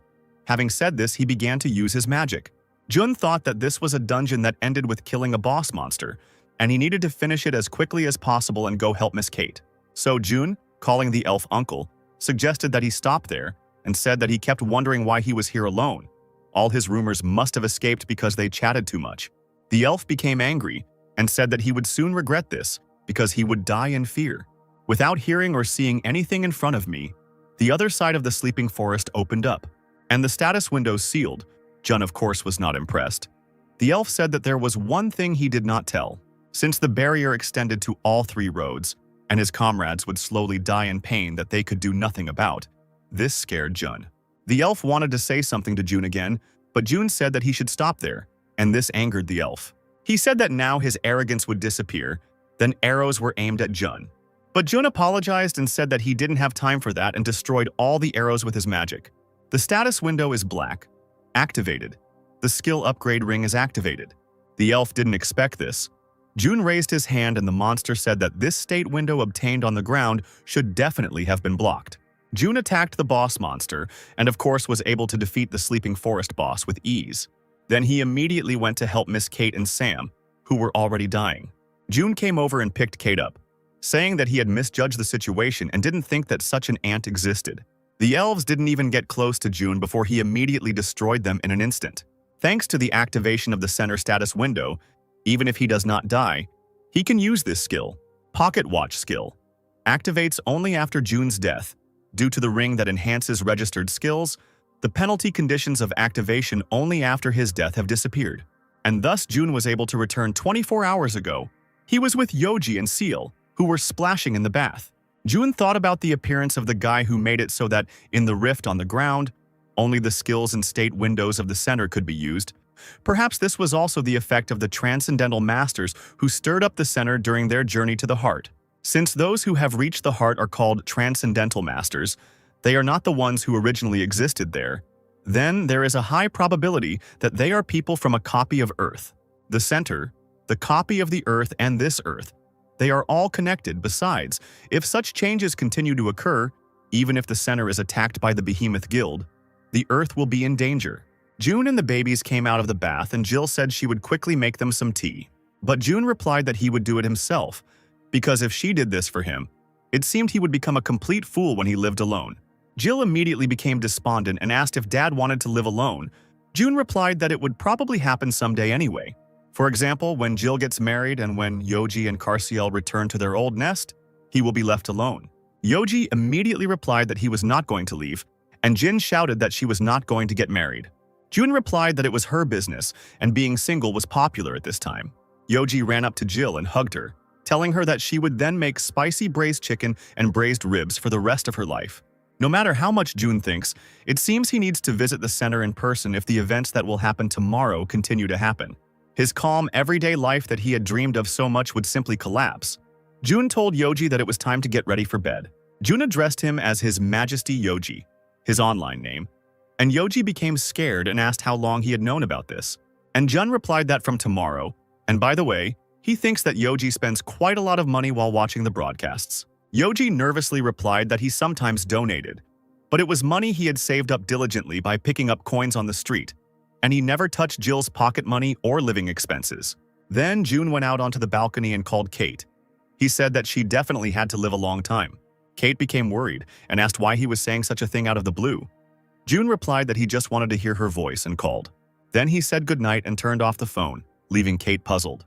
The call lasted only 50 seconds, but for the lovesick Kate, it meant that June had given her the green light. Kate tossed and turned happily on her bed, glad that June had said he wanted to hear her voice. June's unexpectedly sweet act made Kate think that he might ask her out on a date tomorrow. Trusting her imagination, Kate dressed more beautifully than before and happily came to work on Monday. Kate asked where they were going since they had a date, but her rose-colored glasses immediately fell off when she saw that June was not there. Nate told her that June had asked for half a day off today, and a sad Kate immediately asked if he knew where June had gone. Sadness turned to anger when Nate replied that he didn't know anything, and June simply told him not to worry about the price of the house and left. For some reason, Jun decided to meet the president at a dog cafe. The president said that he heard Jun looked into the rift today. The president apologized for being late, but June replied that everything was fine and that the place reminded him of home. June did not mention the dragons that live there, as he did not want to give details. June said that besides, it was he who suddenly called him, but the president continues to behave like this and it is burdensome. The president replied that he was indebted to him every time. Jun replied that such a difficult attitude towards him, on the contrary, was even more inconvenient, so he asked to treat him like an ordinary person. Then the president sat down and promised to try, and asked. This time he said that he would tell him about a special rift. Jun replied that it seemed like the conversation would drag on, and handing over the menu, asked what he would like to order. The president looked at the menu and asked the waiter to bring him a chocolate brownie, which immerses him in sweet memories with his beloved. The names of the dishes, of course, are strange in this cafe. The president's order was finally delivered, and June couldn't help but look at it. He, too, was surprised by the name. The president read June's report and was unpleasantly surprised when he read that there was a rift in which the status window could not be used. Jun replied that he didn't yet know when a similar rift might appear again. He couldn't take action every time such rifts appeared, and asked if Adrian understood what he was talking about. The president said with a serious expression that Jun wanted the hunters to become stronger using the information he had just given him. And also, every time you go through the tutorial stage, you will need to choose between items such as the artifact and the challenger's memories, said Jun. Jun also asked to tell them that they must choose the candidate's memories. The president asked in surprise why. Because they must at all costs obtain the hidden part called the Heart Amulet, thanks to which it will be possible to return to Earth, even by entering the center. The president clearly did not expect this. He shouted loudly that when he rose from his chair and asked what would happen then if he could not get it, he would never be able to return from the center. June asked to listen to him and said that he heard that there is equipment now that can broadcast even from the rift. When the Behemoth Guild enters the center, tell them to start the broadcast so that he can see them. The president initially wanted to hold back, but he still couldn't. He stood up from his chair and hugged Jun tightly, while saying that it was as expected from Mr. Jun, who goes so far for them. In the evening, our little family played cards. Everyone was serious, and the stakes were in the form of candies. Yoji looked at his cards and laughed evilly. Jun said that it looked like he had gotten lucky cards. Then Yoji put all his sweets on the table, or rather, on the mattress, and said that he would play big this round. Jill and Carciel immediately said they wouldn't play this round, but June said he supported him and would bet 5 lollipops.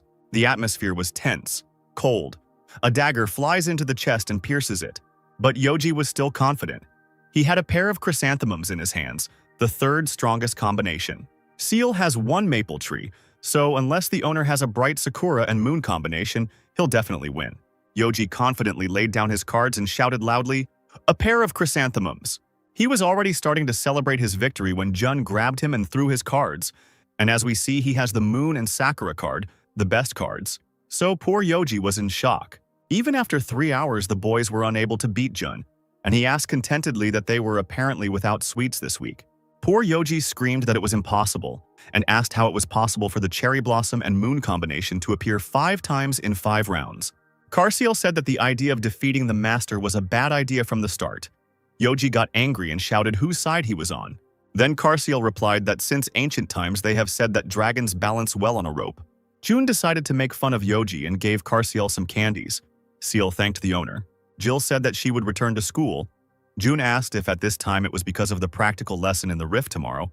Jill replied that she did well in the practical lesson last time and had already reached Class B.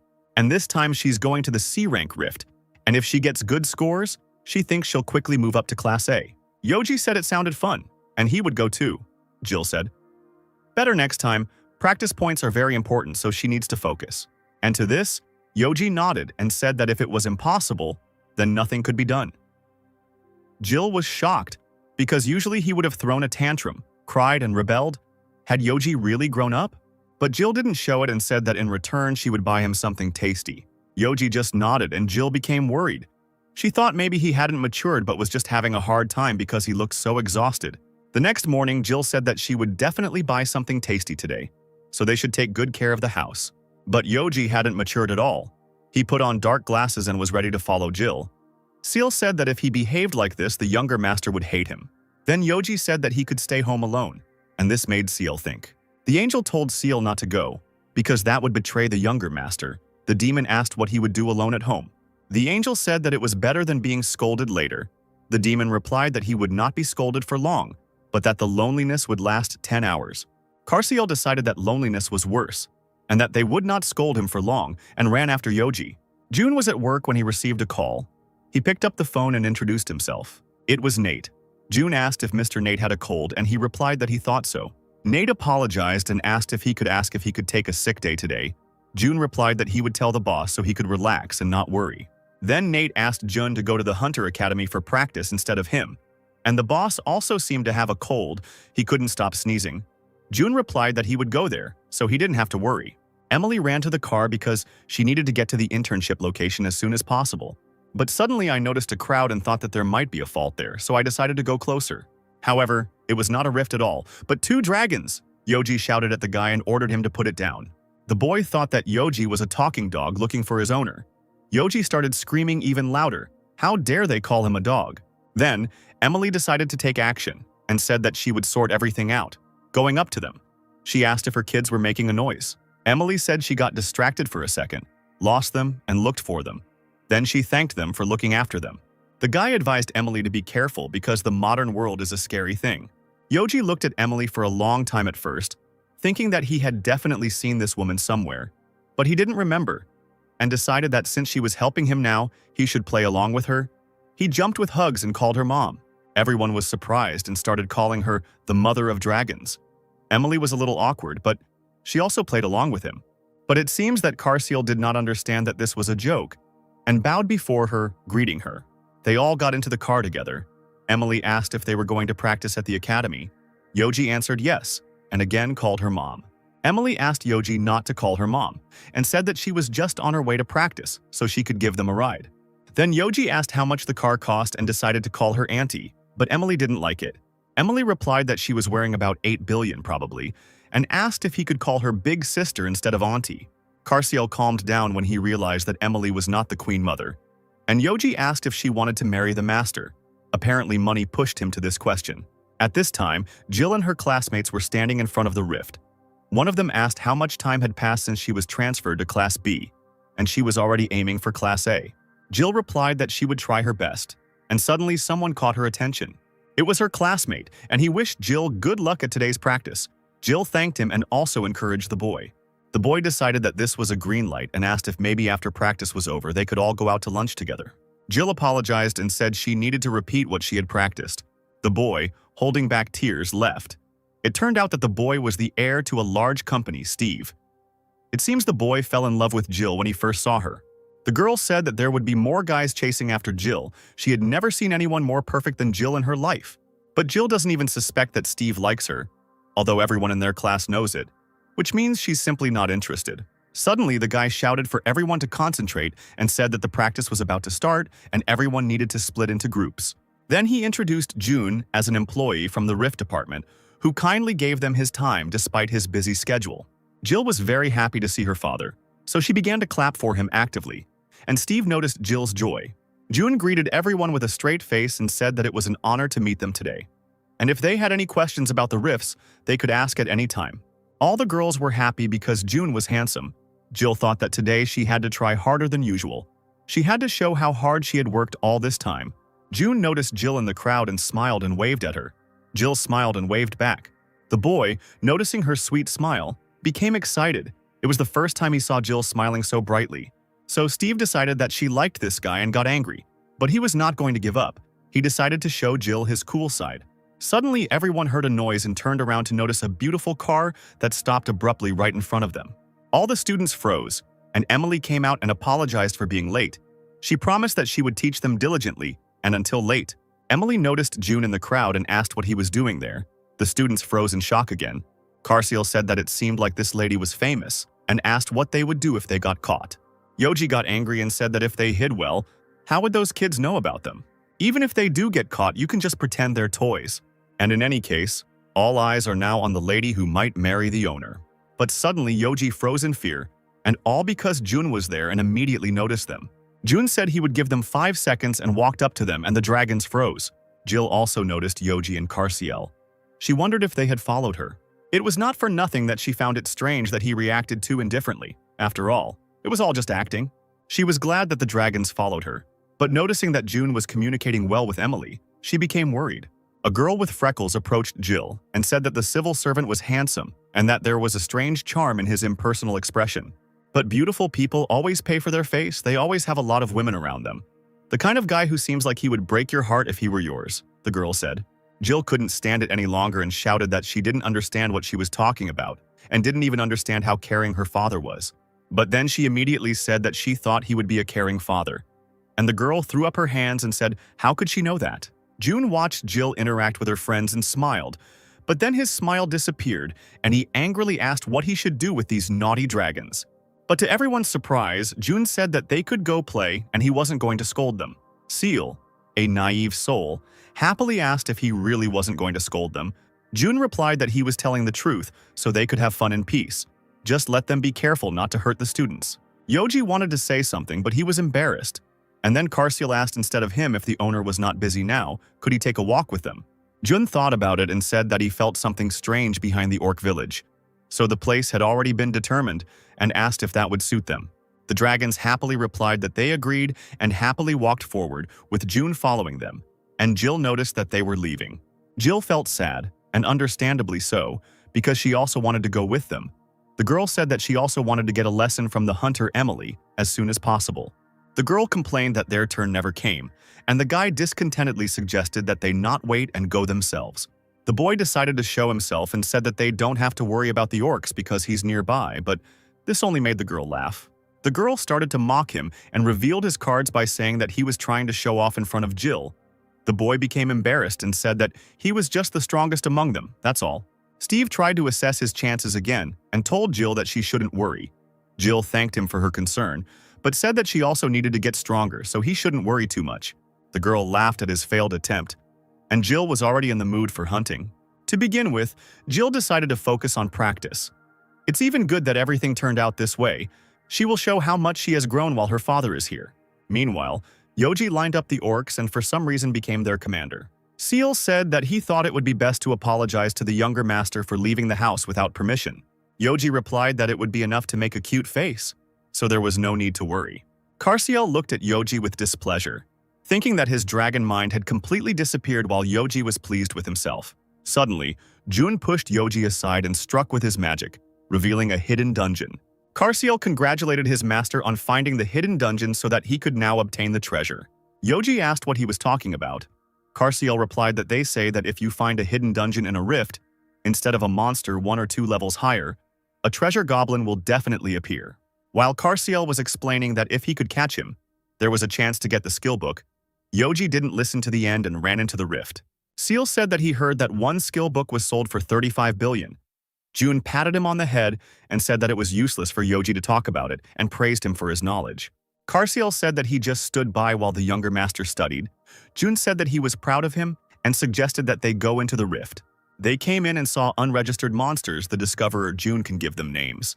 June can enter data about the Red Goblin's danger level, rank, and other characteristics. June then assumed that they were B rank, but he would still have to fight him himself and check if he had any other special features. He told Yoji to wait for him here. Yoji scolded that this was negligence and mockery. Pets grow up feeding on the love of their owners. CL said that Yoji had now completely confused himself with a pet. But June asked if they went with him. Wouldn't they all run away? Yoji complained that he wanted to have some fun too and suddenly noticed something shiny. Carciel replied that judging by the way it was shiny, it seemed to be a treasure goblin. Suddenly, Yoji called out to this goblin, saying that he was the color of poop, which the goblin didn't like.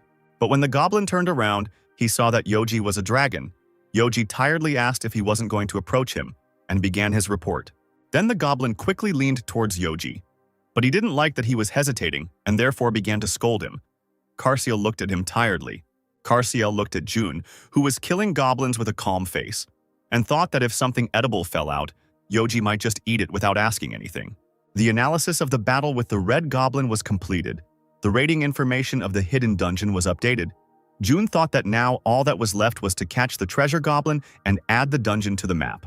But when he turned around, he saw Yoji scolding the goblin for having such a big bag, but only one thing in it. Yoji ordered the goblin to take out everything, and gave him 3 seconds. The goblin sadly took out everything that was in his bag. Then Yoji said that a merchant should never lie. But Yoji said that this was still not enough. The most important thing was missing. The goblin asked what he meant by the most important thing. And of course, Yoji talked about food. He scolded him for not having food, and Carciel felt ashamed. Then June finally approached them and asked what was going on here. Carciel said that Yoji was looking for treasure from the goblin. The poor goblin started shaking when he heard Yoji call June his master. June started looking at the objects, and Yoji said that the goblin was a beggar. Then the goblin said that he was not a beggar, and in his field of activity, he was considered very rich. Carciel did not like this. He approached him and sternly asked how he dared to raise his voice, and it was not he who would judge this but the owner. Then the goblin became frightened and asked to spare him. He began to say that he had a wife at home like a bear and 30 children rabbits. Jun replied that he was not going to hit him, so he could calm down, and began to read the book. The book had a skill effect. Summons a target that can bind the enemy when used. The strength of the chain increases proportionally to the caster's mana. Then June said that if he gave him this book, he would spare him. The goblin asked in surprise, "What about other things?" June surprised the goblin by saying that everything was fine, because he also needed to live on something. This touched the goblin, because usually everyone tries to kill them. But he took only what he needed and even spared his life. For the goblin, June appeared to be a real angel, so he began to thank him and bow. June thanked him for the book and promised to use it well. Yoji advised him to hide well from now on and not get caught. Suddenly, the goblin called the owner of the dragons, and taking out something bright, he asked to accept this gift. He gave June a Treasure Goblin Company pass, which when used, transports him to the Treasure Goblin Company, one-time use. The goblin said that next time he came to see them, he would serve him the full course. Yoji decided that next time he would be able to taste delicacies and food that he had never tried before, and this made him start to drool. At this time, Jill easily dealt with the goblins. She killed one after another. Emily said it was impressive, and honestly, her mana control is worthy of A rank. However, there is residual mana in the accumulation stage. If you protect this part, there will be no waste of mana. Jill thanked her. Emily asked where Mr. June had gone. He was nowhere to be seen. Maybe Jill knew where he had gone. Jill replied that she didn't know either. The girl noticed Jill and Emily talking and asked if they knew each other. Emily, not suspecting anything, replied that she had once visited Miss Jill's house. Then the girl asked why he came to Jill's house. Of course, Jill is cool, but for a hunter of such rank to come to visit her is surprising. Emily replied that, to be more precise, she met Jill during the entrance ceremony together with Mr. June. The girl asked why Jill was with Mr. June and asked Jill if she knew him. Emily did not understand what the girl was talking about and said that, of course she knew, they were father and daughter. Steve breathed a sigh of relief when he found out that the guy was her father and was happy. But the girl was left in shock while Jill told Emily that she shouldn't have said it. Emily froze and asked if it was a secret. So when she realized her mistake, she ran away. saying that she had to look after the other children. But still, Emily was glad that Jill was surrounded by good people, and Mr. June was one of them. At June's house that evening, Jill had prepared dinner and everyone was happily eating. Carciel was in the form of a child and had difficulty eating food with chopsticks, so June gave him a spoon, but he didn't like it. Carciel asked if it wasn't for children, and stated that he too could eat with chopsticks, like the owner. Then Jill handed the box to June and asked him to accept this gift. Jill said the gift was inexpensive, but the watch on his wrist looked very old. She bought them on the way back, stopping at the mall. The watch looked beautiful. Today she caught orcs and got quite a lot of money. She wanted to give him a gift first. June thanked Jill for the gift and said that he would definitely use them. Then June said that he also had just the thing for Jill, and handed her the book he had found that day. Jill opened the book and was happy that it was an A-rank skill book, but then said that she couldn't accept it. Yoji shouted out why, and Jill replied that she was worth at least 100 billion won. But June asked, "So what?" Jill answered that this book is so expensive, but June answered that for him, family is much more expensive than 100 billion. Then June came out when he got a call. Jonathan apologized for calling late, but he was calling because he was about to enter the center now. June said he hoped he would get good results. Jonathan replied that following discussions with the president, they had decided to make the broadcast he requested available to everyone in the world. He originally intended to consult with him in real time, but the decision was made possible by his written report. Jonathan thanked Jun again and ended the call, then told Ricky he could start broadcasting. In the office, the boss was full of praise for Jonathan, calling him the divine guardian of Korea, while watching the broadcast. Jun collected all the documents and told the boss that he was going. The boss asked, "Today is the day of the E-rank rift inspection, isn't it?" And then Nate said that the Behemoth Guild had finally moved on to the first stage of the tutorial. This amazed Kate and the chief. If only they knew that June had gone to the very center alone. June said that if Miss Kate wanted to watch the broadcast, she could stay here. Kate sheepishly replied no. How could he patrol the rift without a huntress? Then June replied that she looked like she really wanted to watch the broadcast. But Kate turned on her charm and said that if it bothered him that much, maybe they could go out to dinner together. As the door suddenly swung open and Yoji loudly called out for his master, Carciel again asked Yoji to keep his face as the Dragon King. June asked what brought them here, and Jill replied that she didn't have to go to school today, so she was going to the training center, and she came to give him his lunchbox. Then June asked why she suddenly prepared a lunchbox. Carciel put on his glasses and said that he would explain everything. This morning, the younger master overslept for the first time in his life. June told her that she could not worry about him and go about her business. Therefore, she was unable to prepare a normal breakfast for the owner, and this tormented her throughout the day. As a result, after school, she prepared him a lunchbox for dinner in exactly 1 hour, 30 minutes, and 5 seconds. June said that he was also heading towards the training center and suggested that they go there together and have something to eat at the same time. Yoji and Jill immediately became happy, and Yoji already started asking for food. Then June threatened that if he ate everything, he would be in trouble. They all got into the car and June started explaining to Kate about the rift. The spirit tomb they were heading to now is wider than the other rifts, so it takes half a day just to go around it. Then Kate asked if they had a one-on-one date all day after lunch. June replied that it was patrolling. Jill didn't like this. Poor Yoji asked if Carciel hadn't said that pets were not allowed in the training center. Carciel didn't understand what Yoji was talking about and tried to ask something, but Yoji shut him up and asked if they could go with June to the rift. June allowed them to come with them. Yoji whispered to Jill that they would keep an eye on this woman, and in return they would have meat side dishes all week. They arrived at the rift and entered it. Yoji asked if it was a dungeon where only weaklings live.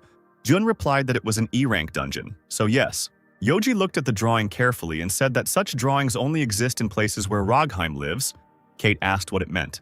Carciel explained that this is the Queen of Spirits. She is the first spirit and the mother of all spirits. The energy June felt was far above the E-rank level, as if it was beckoning him to come inside. It was good that they started their inspection before the hunters arrived. June thought Miss Kate would be better off staying here. Kate asked, "How about the day start going back? Because the Queen of Spirits sounds dangerous." Then Jun smiled slightly, and Kate said that now is not the time to laugh. She is against going inside since it is the Queen of Spirits, at least a monster with a name. Maybe he is even a C-rank monster. Suddenly, June did something to Kate that made her lose consciousness, and said that her decision was very reasonable and that she should not forget about it in the future. Then June said he would go see what was going on. Yoji said he would go with him, and Seal said he would protect the red-haired girl. They entered the black cave and suddenly found themselves in a bright and beautiful place. The view was very different from the view outside. June said that Jill would like it too if she saw the place. Yoji said that the moment he invades their territory, they become terribly annoying. And then he added that high-ranking spirits could be very dangerous when suddenly magic fell upon them and Yoji repelled the attack. Yoji asked if it was Ragheim and what she was doing, since the owner wasn't some weird person. But the queen replied that she didn't care who the man was. She asked how Yoji dared to appear before her, running away alone on the day of the final battle. June asked what Yoji had done again. Yoji replied that he had done nothing while he was running away from the queen's attacks. We were shown a beautiful queen with a beautiful crown on her head, and she said with tears that Yoji was a dirty traitor. Yoji still didn't understand what the queen was talking about. He asked why he was a traitor, and the first one to attack was she. The queen began to cry and told Yoji not to dare pretend that he knew nothing, and she attacked him with even greater force. Yoji asked why she was doing this to him and stated that he should at least know the reason. But then June intervened, and with his strength he grabbed the queen and brought her down. Yoji was happy about how strong June was. Jun said that he needed to ask something and so first she should calm down. Yoji asked, so she says that they formed an alliance and fought together against transcendental masters and demons. The queen said that she had just spoken about it. Yoji replied that he did not remember anything like that. June asked Yoji to get off her, and he told the queen that she could get up too. The queen rose up a week later and complained that Yoji was a traitor, and June thought that if she put her words in order, it should initially be in the center, and its appearance in the cocoa fracture is due to erosion. And this should have been part of the second floor of the center. June can also use the power of the status window that could not be used. Judging by its instability compared to the elven forest, it would be useful to take Ragheim with you. But then these little spirits would be left without a protector, so June only called Yoji. But then the queen said that it seemed like they were going to the center, and asked what they planned to do with the transcendental masters and demons. They were so thirsty for power that they were even ready to destroy the center. And a life-threatening war was about to begin. June threw up his hands and said that if they started the war first, nothing could be done about it. The queen happily said that she immediately understood it. When she saw him walking with Yoji, she called June a holy man who would deal with evil. Yoji looked at all this and said that their queen was strange and asked if her mood was too volatile. Saturday morning, June's house, he called and reported that the Spirit Tomb dungeon had become E rank again. It returned automatically, so nothing special happened. The boss praised June for his good work and apologized for not going with him. June replied that everything was fine. So they finished their conversation, and then Jun sat down on the sofa and asked if His Majesty Yoji would donate again. But Yoji said that cockatrice meat is so popular now. June replied that he needed to look into the dungeon anyway. It just happened to be a good time. Carciel and Yoji were delighted and said that they would also go with him. But June replied that he would go alone, and they immediately became sad. Yoji started playing, saying that pets definitely need to receive the love of their owner to live, and Jun would go alone, so June said he would only take one. Then, Yoji became cheerful and said that whoever wins the fight will go with the owner. But Carciel suggested playing rock, paper, scissors. After 3 rounds, Carciel was able to win and was happy, plus June bought him ice cream. June confirmed his identity as an F-rank hunter, and Carciel happily ran onto the bus. The man thought that if he was an F-rank, then this person seemed to be a porter, and wondered why he brought the child to such a place. June told Ciel to be careful and wiped his cheek. But the man continued to worry because he knows how badly the porters are treated. Then the man asked June if his daughter was next to him. June replied yes. Then he said that bringing his daughter to the dungeon was a bit dangerous, and he didn't want to appear in a bad light in front of his daughter. June thanked him for his concern. The man became nervous and advised him to speak more quietly, otherwise the people behind him would hear. The man said that he was also raising a son. Perhaps because of this he had shown excessive curiosity in vain, and then he introduced himself, giving his name as Call. They shook hands, and Call said that even though they were fathers to be ashamed of, he offered to do everything possible for their children. The bastard who was sitting behind him hit Call. He put his foot on the man's shoulder. Then the bastard said that if anyone heard, they would think that they were some kind of villains, and asked if he was weak, that meant he was good, and they were bad guys who mocked good people. He then turned his attention to Jun and said, "Just look at the look in that idiot's eyes," and asked what he was unhappy with and called him trash. The bastard started pushing Jun and asking if it irritated him to hold back in front of the kid when everything was boiling inside. Call was horrified. He started shaking. He thought it was all because of him and he just needed to sit quietly and tried to stop the bastard. The freak put a gun to June's head And then June asked why he was speaking informally from the start. Did he really become his boss? The other men began to laugh at the main freak, saying what he would do now that a low-ranking hunter was behaving like this. And June said that if he was worried about him and giving advice like his boss, then he would humbly accept it. But if he was just trying to intimidate him, then it would be better for him to keep quiet. The man said that he had not expected to listen to instructions from a porter, and it seemed that he could not see anything beyond the cracks, and began to threaten that he would make a hole in his head so that he could see better. Then June, with a terrible look, and with Carciel, who was mad with anger, said that the warning was given only once. The other men started laughing and telling the bastard to punch June, but the man, having felt Junu's energy, was so scared that he quickly sat down in his place. June then asked what was wrong with the ice cream, and Carciel replied that he had just killed him instead of that shameless man, the man watching them in shock. Then June said that he would buy him a new one, and Carciel thanked the owner and added that Mr. Yoji was probably already tired of waiting, so they should return quickly. June replied that he didn't have to worry about it. Instead of going there, he and Jill decided to go out for a walk too. He said that Yoji was probably having fun right now, but then we see Yoji's displeased face. Yoji asked if Jill hadn't said they were going somewhere interesting. Jill happily asked if it wasn't great here. Then Yoji asked her how old she thought he was, and Jill replied that he might be 5 or 6. Yoji replied that he was over 8,000 years old, and she brought him to a place where children have fun. Yoji seemed to be really angry and thought that this wasn't going to work, so he didn't say anything to Jill the whole time. But, taking advantage of this opportunity, it is necessary to clearly explain everything in terms of ranks, that the second most important person in the owner's house is he. However, before he could say anything, Jill picked him up and placed him on the slide.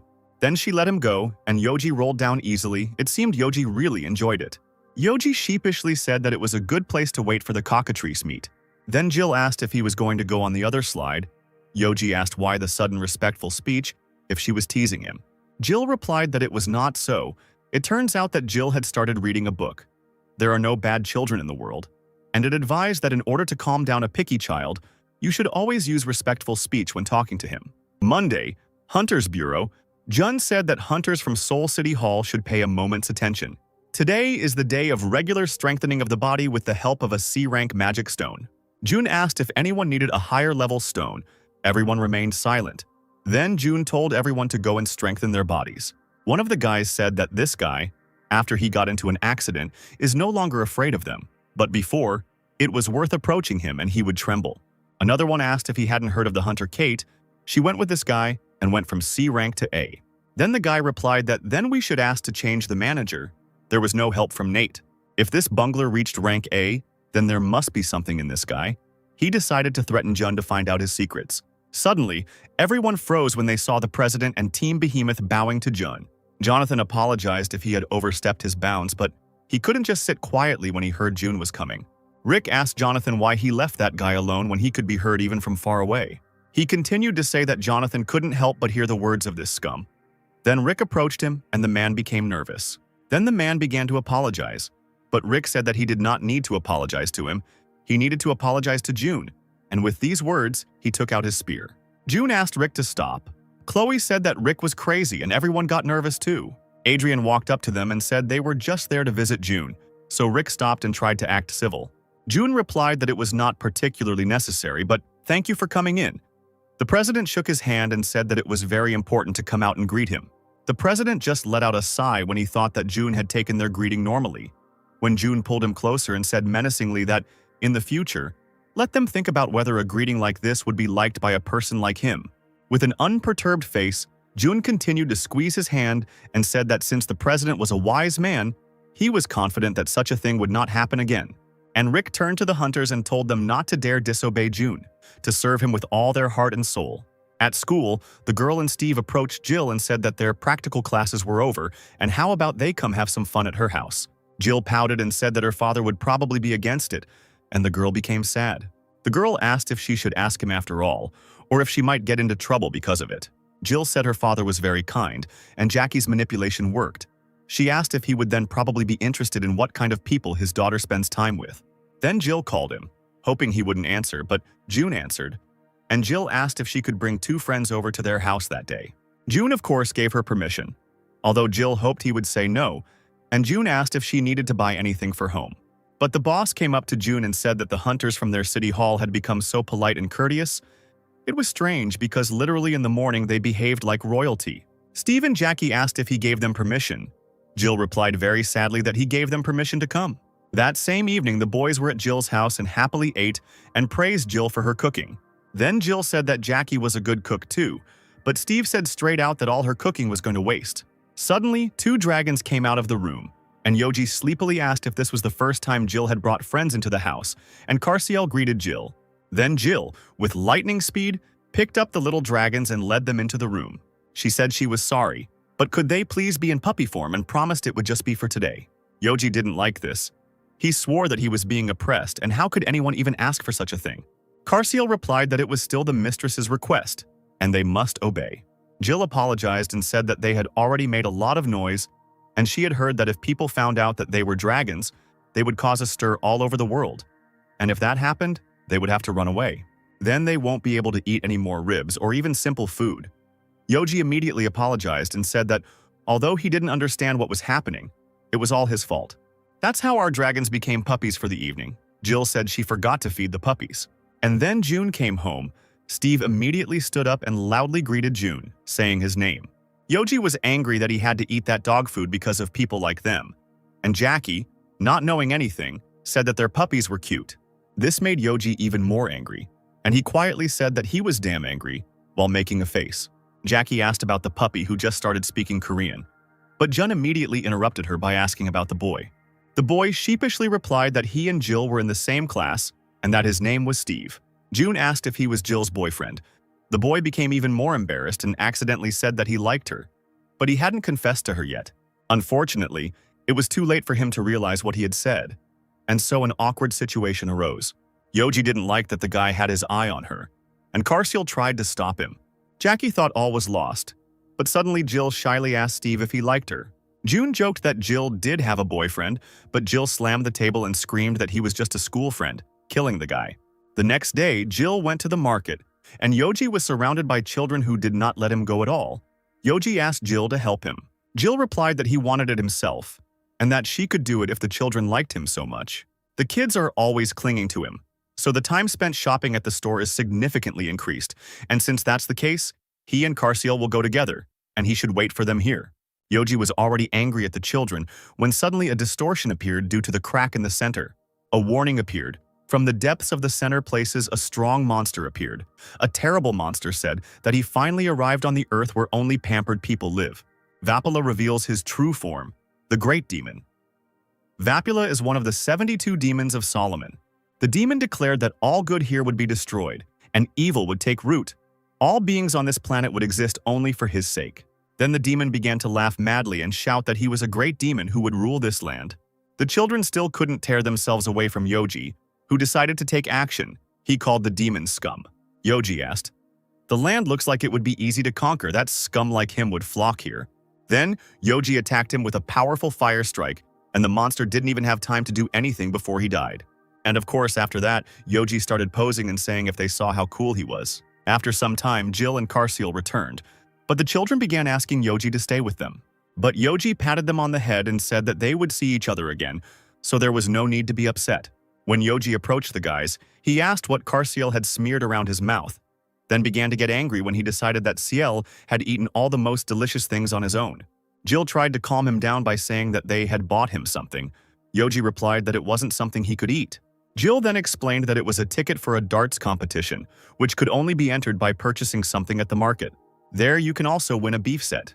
If you get there, then the hot pot of beef is all yours. Yoji was very serious. His goal was beef. He didn't even listen to what the guy was telling him. He lived for 8,000 years, became the king of a great and noble clan. So for him, it was easy as pie. Just as Yoji was concentrating, Carciel suddenly told Jill that they forgot to buy soy sauce. Yoji was scolding Carciel because he wanted to win the meat. Ciel was apologizing to him, when suddenly the guy said that Yoji won first place. Jill picked up Yoji and told him that he had won the grand prize. Yoji asked if that meant he could get and eat even more beef.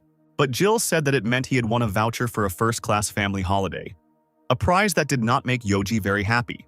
However, the bonus here is a coupon for unlimited barbecue, which means there will be even more meat. So Jill decided to make her father happy and called him, but her father was out of reach. And June was in the dungeon, so there was no signal. Suddenly there was a little girl in the dungeon. She told June that he can't be here because he will be killed here. On the first floor of the center, in its very core, live 3 mythical servants with powers, the strongest unicorn, the ruler of the skies. However, the last of them exists in deep secrecy. Until now, no one has seen it in real life. June got the book. An unidentified mythical servant was discovered, not registered in the encyclopedia. It is impossible to establish identity. Kinga said that the girl was an unidentified mythical servant, and he was advised to run away immediately. The girl said that the book told him the truth, and he should run away because soon a monster would appear from there, and pointed to the lake. And as the girl said, a monster jumped out of the water and said that a human being dared to invade his territory. It seems that he does not value his life at all. The girl asked why her uncle didn't run away, and Jun said that she shouldn't worry, and there is a saying like that in Korean. The one who strikes first wins, said Jun, and created his sword. And it's hard to believe, but Jun defeated Rykar, and he did it with one blow. The girl asked what Jun's name was. He sat down and said his name, and asked what her name was. The girl replied that she had no name. Then Jun asked if he could give her a name, and the girl happily replied yes. And Jun came up with a beautiful name for her, Star, which means little star, and thus he tied the mythical servant to himself. Then Jun said that it was time for him to go home. The girl asked where he lived. Jun replied that he lived in a place called Korea. The girl asked if they would never see each other again, and Jun reassured her by saying that he would come back. Nate and Jun were having drinks together. Nate said that he thinks he is just an amazing person. He only cares about himself, and it doesn't come easy for him. And Jun, at such an age, is raising a child. Nate said he couldn't even imagine it. Jun said that it was over. He couldn't know for sure, but he thought he could handle it well too. Jun looked at the book Nate was reading about raising children. Having a child is a blessing, Jun thought. But he knew it could also be scary. Jun encouraged Nate by saying that there was no one in the mayor's office who advocated caring for the young as well as the old.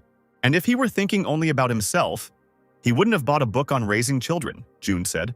Jun asked when he managed to get married. Nate replied that he didn't have children. He bought the book so he could babysit his nephew the following week. After hanging out with Nate, Jun returned home and the dragons immediately ran up to him. Jill said that Jun said he was going to drink today, so she made some hangover soup. Jun has a good tolerance for alcohol, so he is not drunk at all.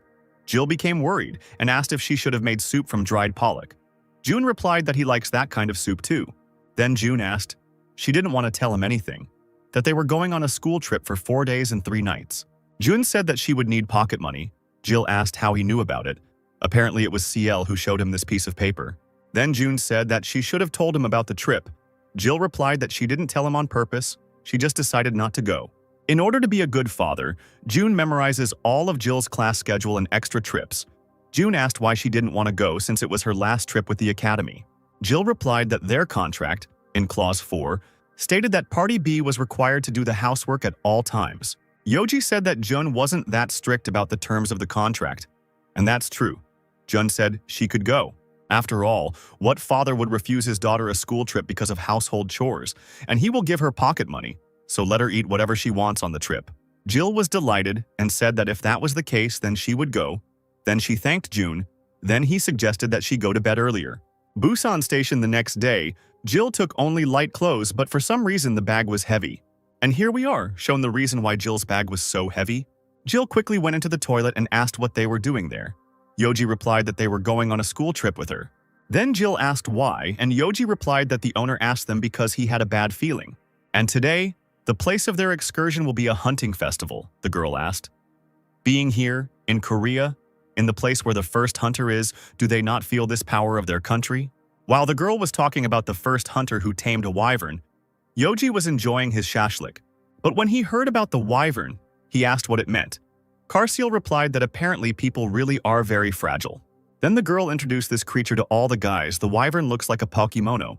The girl said that they could touch it, and the girl suggested that they go too because it was a rare, high-ranking monster, hard to meet. Suddenly, one boy ran ahead of everyone and said that he would be the first to touch it. The girl said that he should first listen to the safety precautions because he was not allowed to touch his head. But it was too late. The girl told the boy to run away. The monster really got angry and flew into the sky. The monster growled angrily. The girl asked the hunter how to pacify the monster. The guy replied that it was impossible. That's why he asked to read the safety precautions first. But suddenly Yoji took his form because he got angry because his kebab flew away because the wyvern was flapping its wings. Carciel and Jill begged Yoji to come to his senses, but Yoji grabbed the monster by the throat and asked if he knew what his kebab was made of, cockatrice. Yoji recalled how he would clean everything until it sparkled for the sake of meat, and Jill would give him a sticker as a sign of praise. And when he filled out the entire sheet, she exchanged it for 5,001. Milash had specially put aside all his money for his shashlik, and the monster dared to ruin everything. Then Yoji said that the monster was finished and flew into the rift, taking the hunter with him. Although thanks to Yoji, people did not suffer at the clutches of the monster. His actions only created new problems. Yoji said he would smash him so he wouldn't scream and would generally make a kebab out of him. The guy wanted to help his monster, but what could he do against a dragon? Then Jill and Seal flew in. Jill scolded him for causing so much fuss. Yoji replied that there was no need to calm him down or dissuade him today. Then Jill said she would buy him more meat on a stick, 2. No, even 3. Yoji asked for 4. Jill agreed, but told him not to ask for more. So Jill convinced Yoji, and he turned back into his cute form and said that this time he was kind and would endure it. But still, Yoji hit him again and said that the monster was lucky. Because of one monster, his kind could have disappeared. Then Yoji told Jill that he was ready to eat. Jill first said that he had to promise that this would not happen again. Yoji said that in the current situation it was not even his fault. Jill asked him if he realized what would happen if his father found out about this situation, since it would now be all over the news. Yoji imagined a frightening picture, and then he realized what he had done today. Jill said she was worried about him, so he should just promise not to do it again, and then she would put in a good word for him. Yoji ran up to Jill and promised that it wouldn't happen again, and maybe he needed to tell his owner the same thing. Then he said that maybe this incident is not so serious and it will not make him worry and get angry at him. Ciel replied that he does not think so, because the owner is wise and strong. And June at this time was with Chloe, who for some reason was in a hurry. In order to understand what happened, let's go back 30 minutes ago. Chloe suddenly hugged June and asked why he was so late. June didn't understand anything and said that he had even arrived earlier than the appointed time. Then Chloe whispered that she was in such circumstances now, and that was why she asked him to play along with her. She suddenly said loudly that this man was her boyfriend, so he should stop pestering her and go his own way. Some old fat guy brazenly declared that she herself had flirted in front of his nose, and now she says that she has a boyfriend. He approached June and said that he was like those who groveled before him, and asked if he was really her type. The fat man said that he knew she was looking at his huge muscles. The old man lives in an imaginary world. June said he understood what was happening and asked if there was any sense in solving the problem this way. Chloe replied that if they find the wrong approach to him now, then later there will be strange headlines about her in the news. June asked what this old man was hoping for by pestering a girl from the Behemoth Guild. Chloe replied that he wasn't entirely right. She herself was embarrassed to say such a thing, but if he knew who she was, he probably wouldn't be standing here now. June then said that they were training the guild in the center. There was no time to make a fuss about him, so he would handle it. The man said that a frail guy like him couldn't even protect her, and only a man with his body was capable of it. Jun replied that he had quite a lot of fat in his body, which was probably why his PUL was low, and June advised him to lose weight. The fat man got angry and tried to hit Jun, but he grabbed his fist and said that they were not just a couple of lovers, pulling Chloe towards him. He said that they were a married couple. And he's already crossing all boundaries, June said, and began to squeeze his fist with such force that the fat man began to scream. The fat man said pitifully that he should have told her right away, because if he had known that they were married, he would have left right away. He then left just as miserably, complaining of pain in his arm, and June said it was good that he hadn't caused any other problems. Chloe asked, confused, why he said they were married. June replied that it got him off her back right away. Chloe replied that the old man ran away because he was afraid his arm would be broken. After that, they went to the dungeon and June said that they came on time. Chloe was still embarrassed, Ricky was beaten up, and Jonathan apologized for being late and said he heard June berating her subordinates for their mistakes. June asked who had told him that. And an exhausted Jonathan replied that the guide to Satala was so slow that it was always a wait for her to arrive. Then June noticed Ricky and said that it looked like he got it for the last time. Jonathan replied that he just got it from Tusitala. Jonathan said he thought Chloe was acting strange today. Her face was flushed and she had a fever. She must be sick. He was worried about her. Then the old men came and said that all newcomers must first greet the elders. Ricky asked if they were monsters because their faces looked painfully dissolute. Jonathan ordered Ricky to pull himself together because their energy was not like that of ordinary people.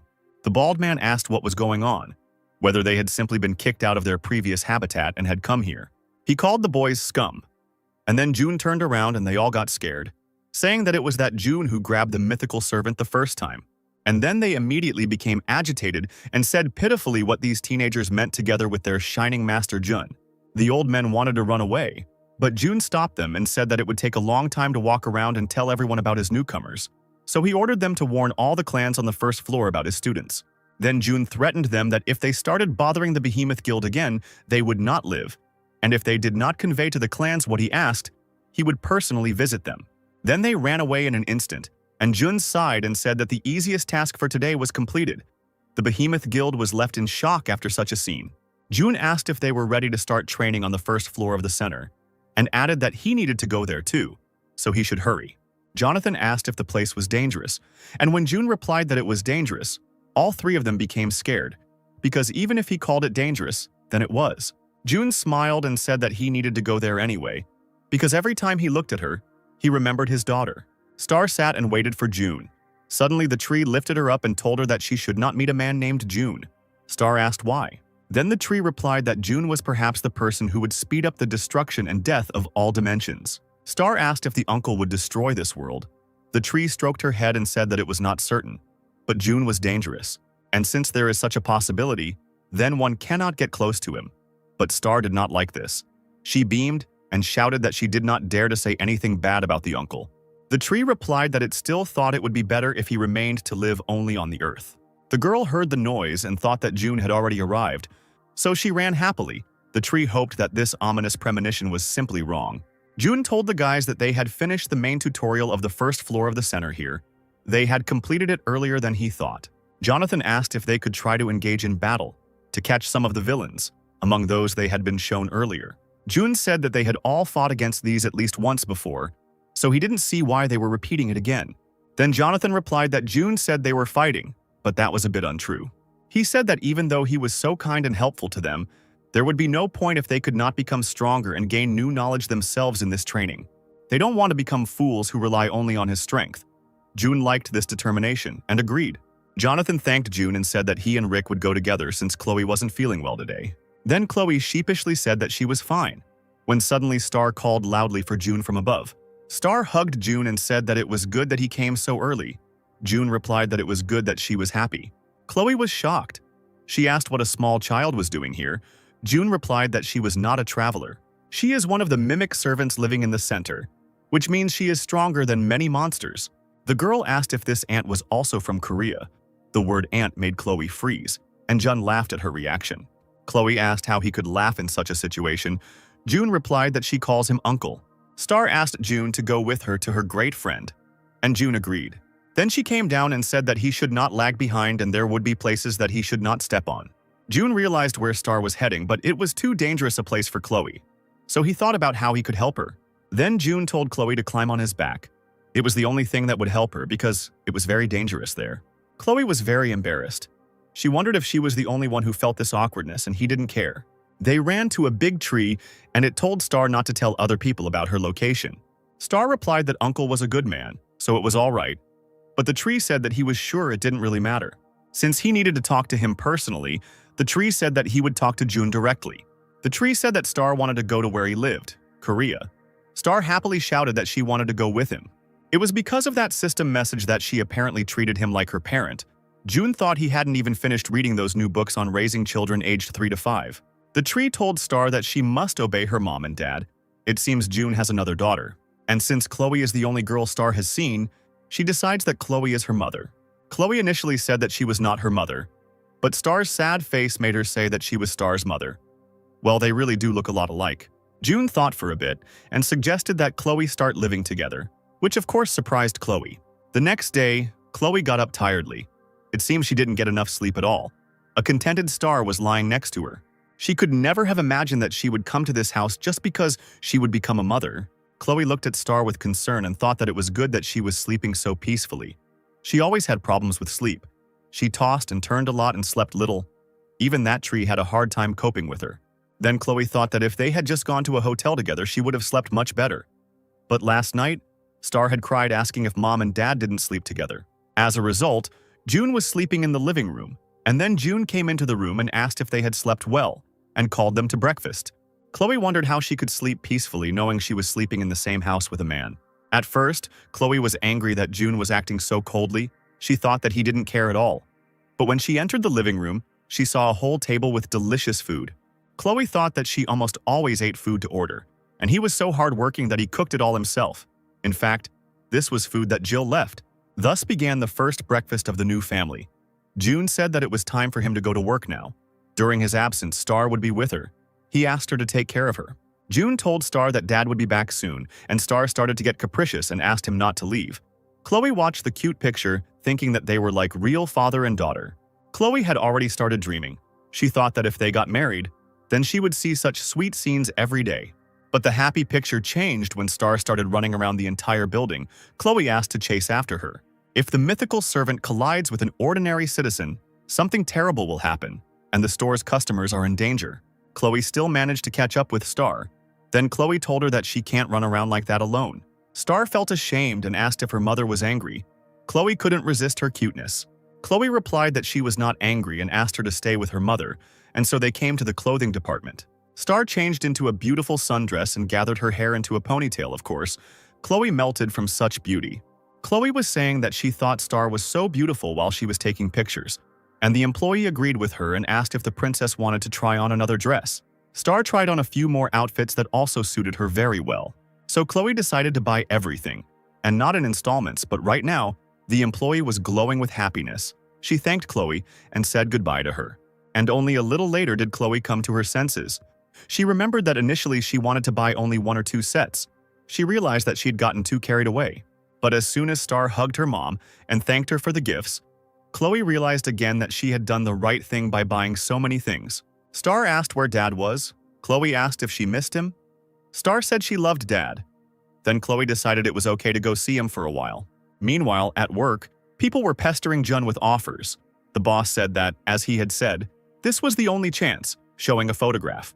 The boss said she was an elementary school teacher. She had a nice house. He had already told her about his daughter, and she didn't mind. Jun thanked her for her concern and then said that he had no plans to get married yet. The boss asked irritably why, and Jun replied that he understood that it was very difficult to meet such a good person as the boss.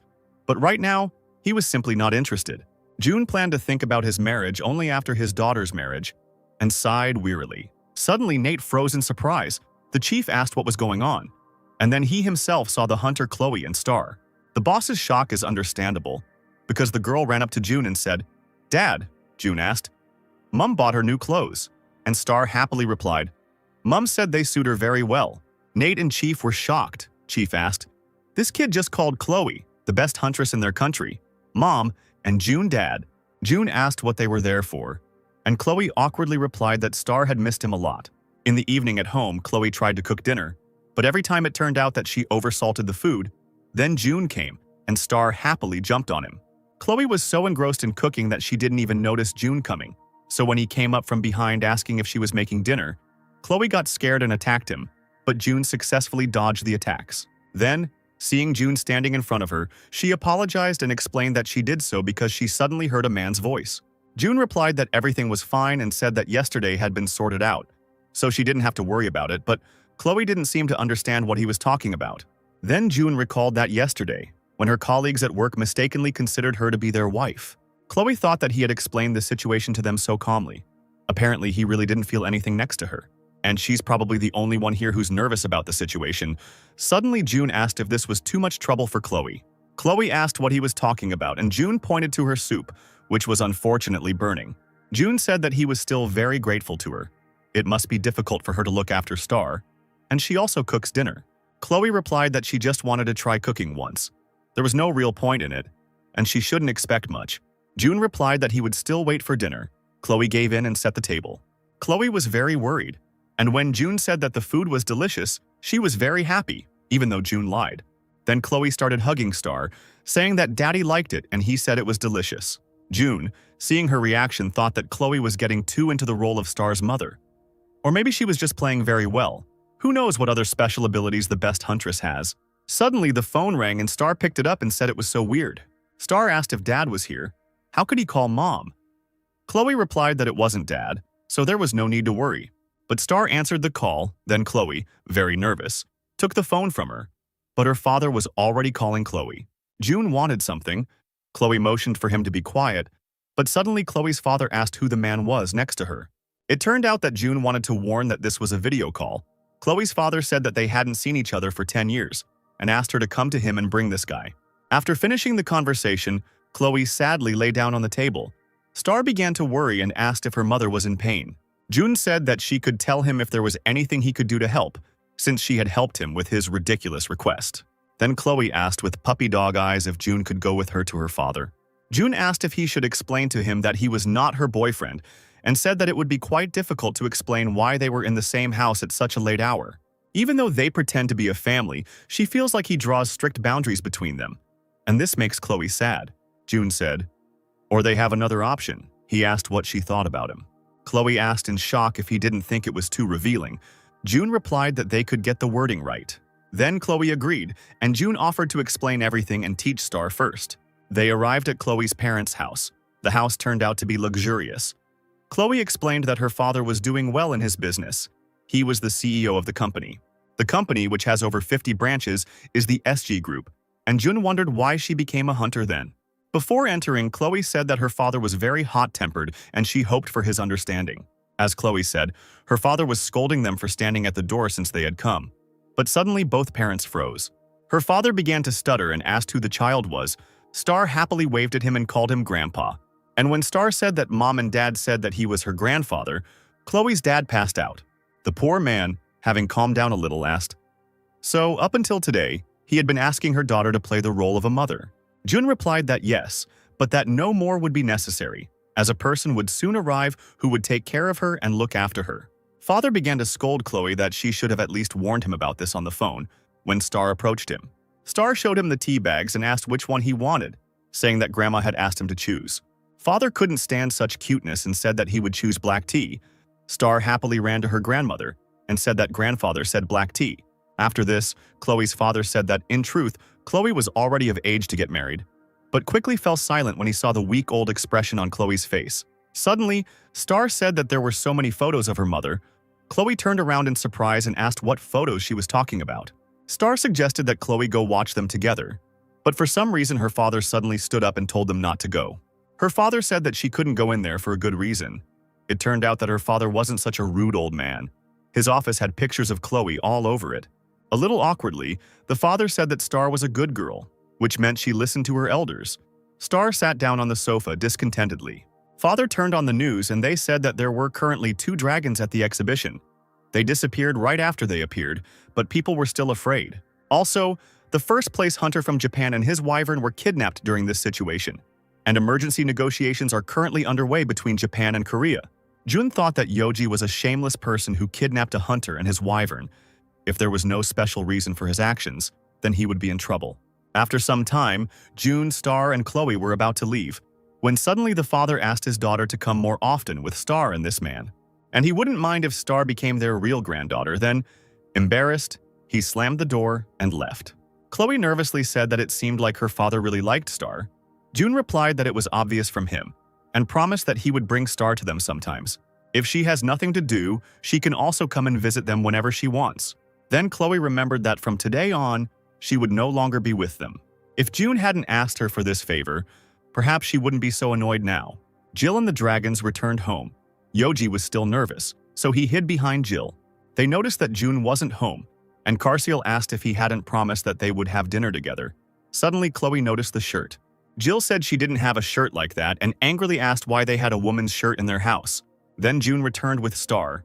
Way 102. How to become a good father? Be sure to ask your daughter about her affairs in a gentle tone. Jill didn't notice Star. Still confused about the shirt, she asked whose it was. June replied that he would give it to her tomorrow. She left the shirt because it was still dry. The dragons decided to quietly run away before a scandal began. They went into their room and, exhaling, Yoji said that he thought Jun wouldn't discuss the breaking news. Yoji said it was funny to think and be afraid that Jun would scold him for beating up Wyvern a little. They then turned their attention to Star. Yoji asked who she was. Seal replied that he didn't know, but she didn't seem like a normal child. Yoji began to examine her and realized that she was probably from the center. Star introduced herself and said that she would live here. Jill asked irritably if he was saying that Hunter Chloe had to spend 4 days here. June nodded and said that he was grateful to Chloe for helping with the chores while she was away. Jill said she could take care of the housework when she got back. June replied that nothing bad had happened and suggested dinner. Suddenly, Star started calling Jill Mom, like she did with Chloe. Carciel said that she was not a mother but a mistress. But Star replied that this was not true. She said that the tree was telling her that all the girls who are close to their dad are their mom. Jill said that this wouldn't do, and she thought that her training should start tomorrow. She will be taught how to behave in society. At this age, you can't miss the time to teach her, otherwise, you'll get into trouble later. Yoji thought that Jill didn't care at all that this Star had suddenly burst into their lives. He decided that Jill was crazy, and he was the only one in this family who was sane. Jill suggested that they all eat together at the campsite tomorrow. She said that during their trip, Yoji won a gift certificate for a campsite at the market. Jun looked menacingly at Yoji and said that he thought it was possible. He had time tomorrow before being sent to explore the rift. When Jun agreed, Jill and Yoji were delighted. Jumping happily, Yoji said that he could eat his fill of meat tomorrow. Jun said that the ban on eating meat would then be lifted, and Carciel whispered to Yoji what he thought he meant. Maybe he wanted to punish Yoji for grabbing the wyvern, and his action became so loud that it even appeared on the news. But apparently he turned a blind eye this time. Jun said menacingly that he knew perfectly well what Yoji had done, but let him know that there would be no next time. They went to a campsite, and Jun was frying meat. Suddenly he said that he had to go to work. Jill said that he didn't even try the meat because he was busy frying it. Jun replied that everything was fine and left. Carciel wished him a good day. Yoji was busy eating, and Star asked where he was going. Then Jun said that it was time for him to go to work and patted her on the head. Then said that Yoji and Carciel were going with him today. Poor Yoji even cried, because he was left without meat, but Carciel continued to drag him. Inside the rift, all the hunters gathered. Kate was there too.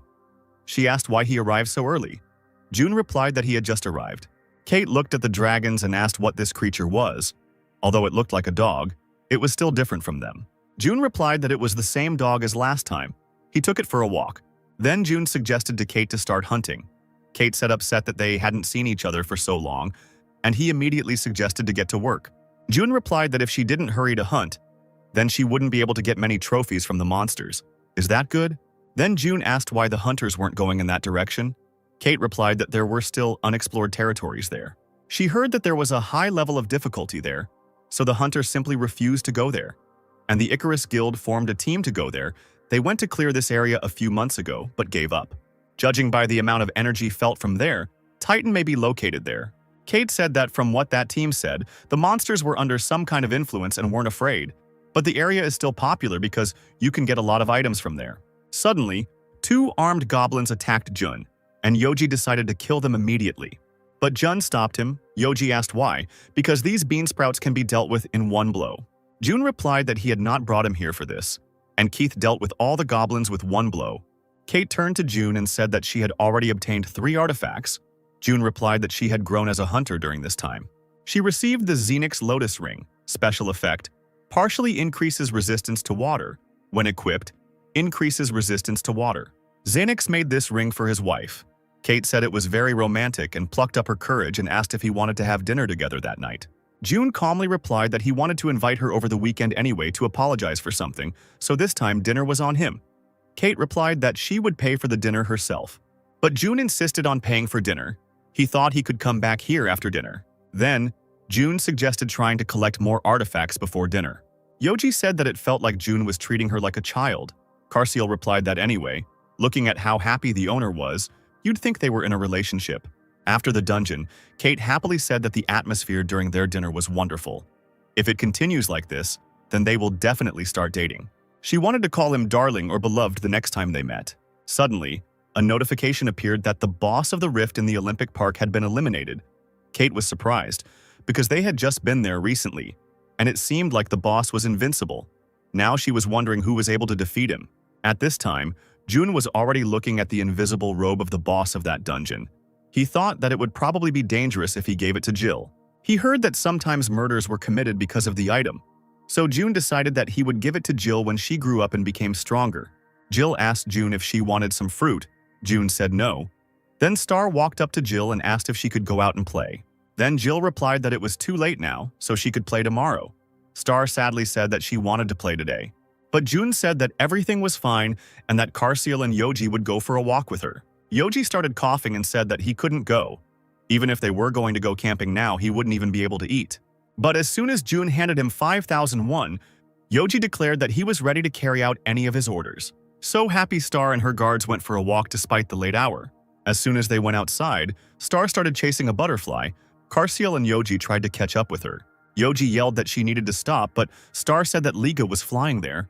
Always angry and very big, apparently Star confused an ordinary butterfly with a monster from the center. Yoji said that she was wrong and it was not Leah but a simple butterfly. Star began to praise Yoji for how smart he was.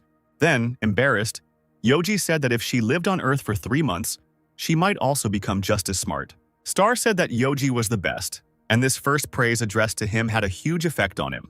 Yoji said that he was so in a good mood that he would specially buy him a thing called ice cream, something that Jill only allows them to have once every 3 days. Suddenly, Karsiel's expression changed, and all because Star decided to enter the dungeon for the butterfly.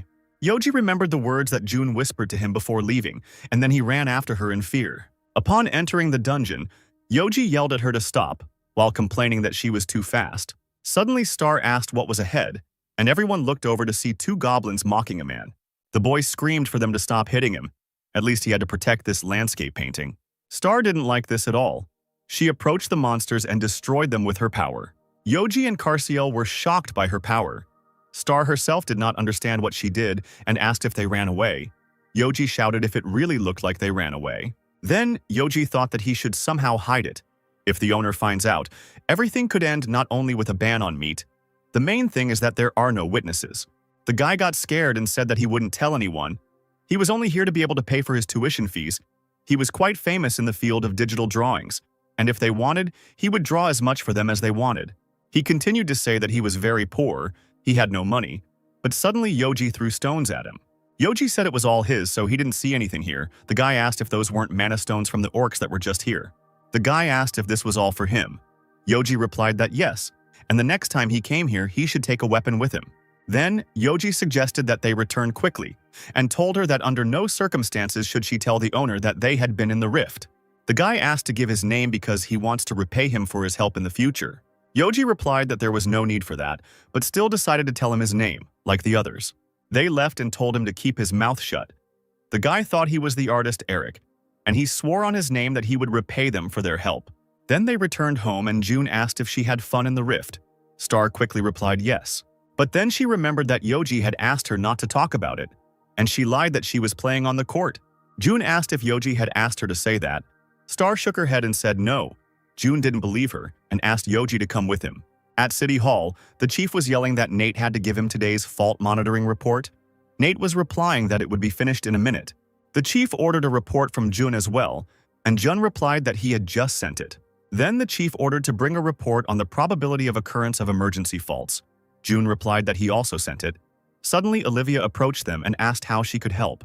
Olivia said that if there was anything she could help with, but again she was not listened to. Then the boss left and they wished him luck. Then Nate said that it was like being on a battlefield this morning. June replied that Nate had done a good job. Then Olivia got even more angry and asked again if there was anything she could do to help them. Nate trembled and asked why she was so angry. He said that she was doing an internship with them. So you yourself said that you would just watch how they work and that's all. Olivia said that it didn't mean they should treat her like a burden. She might not be as good, but she could do whatever it took and would try. June suddenly said that it was true when it came to fighting, but in the current situation they didn't need her help and there was nothing they could do about it. Olivia got angry and asked what he just said, and June repeated that there was nothing she could help them with right now. June started asking if she could do this or that office work. Olivia, of course, could not do any of it, but she did not want to idle. Then June asked why her school sent her to do the internship, and he answered himself, to see the work and responsibilities associated with the profession of a hunter, and what happens behind the scenes of this work. And she also chose the place for her internship herself. This is where they do all the office work, and June thinks she knows perfectly well that there are almost no tasks here that require her help. Olivia remembered how her brother talked about this guy almost every day.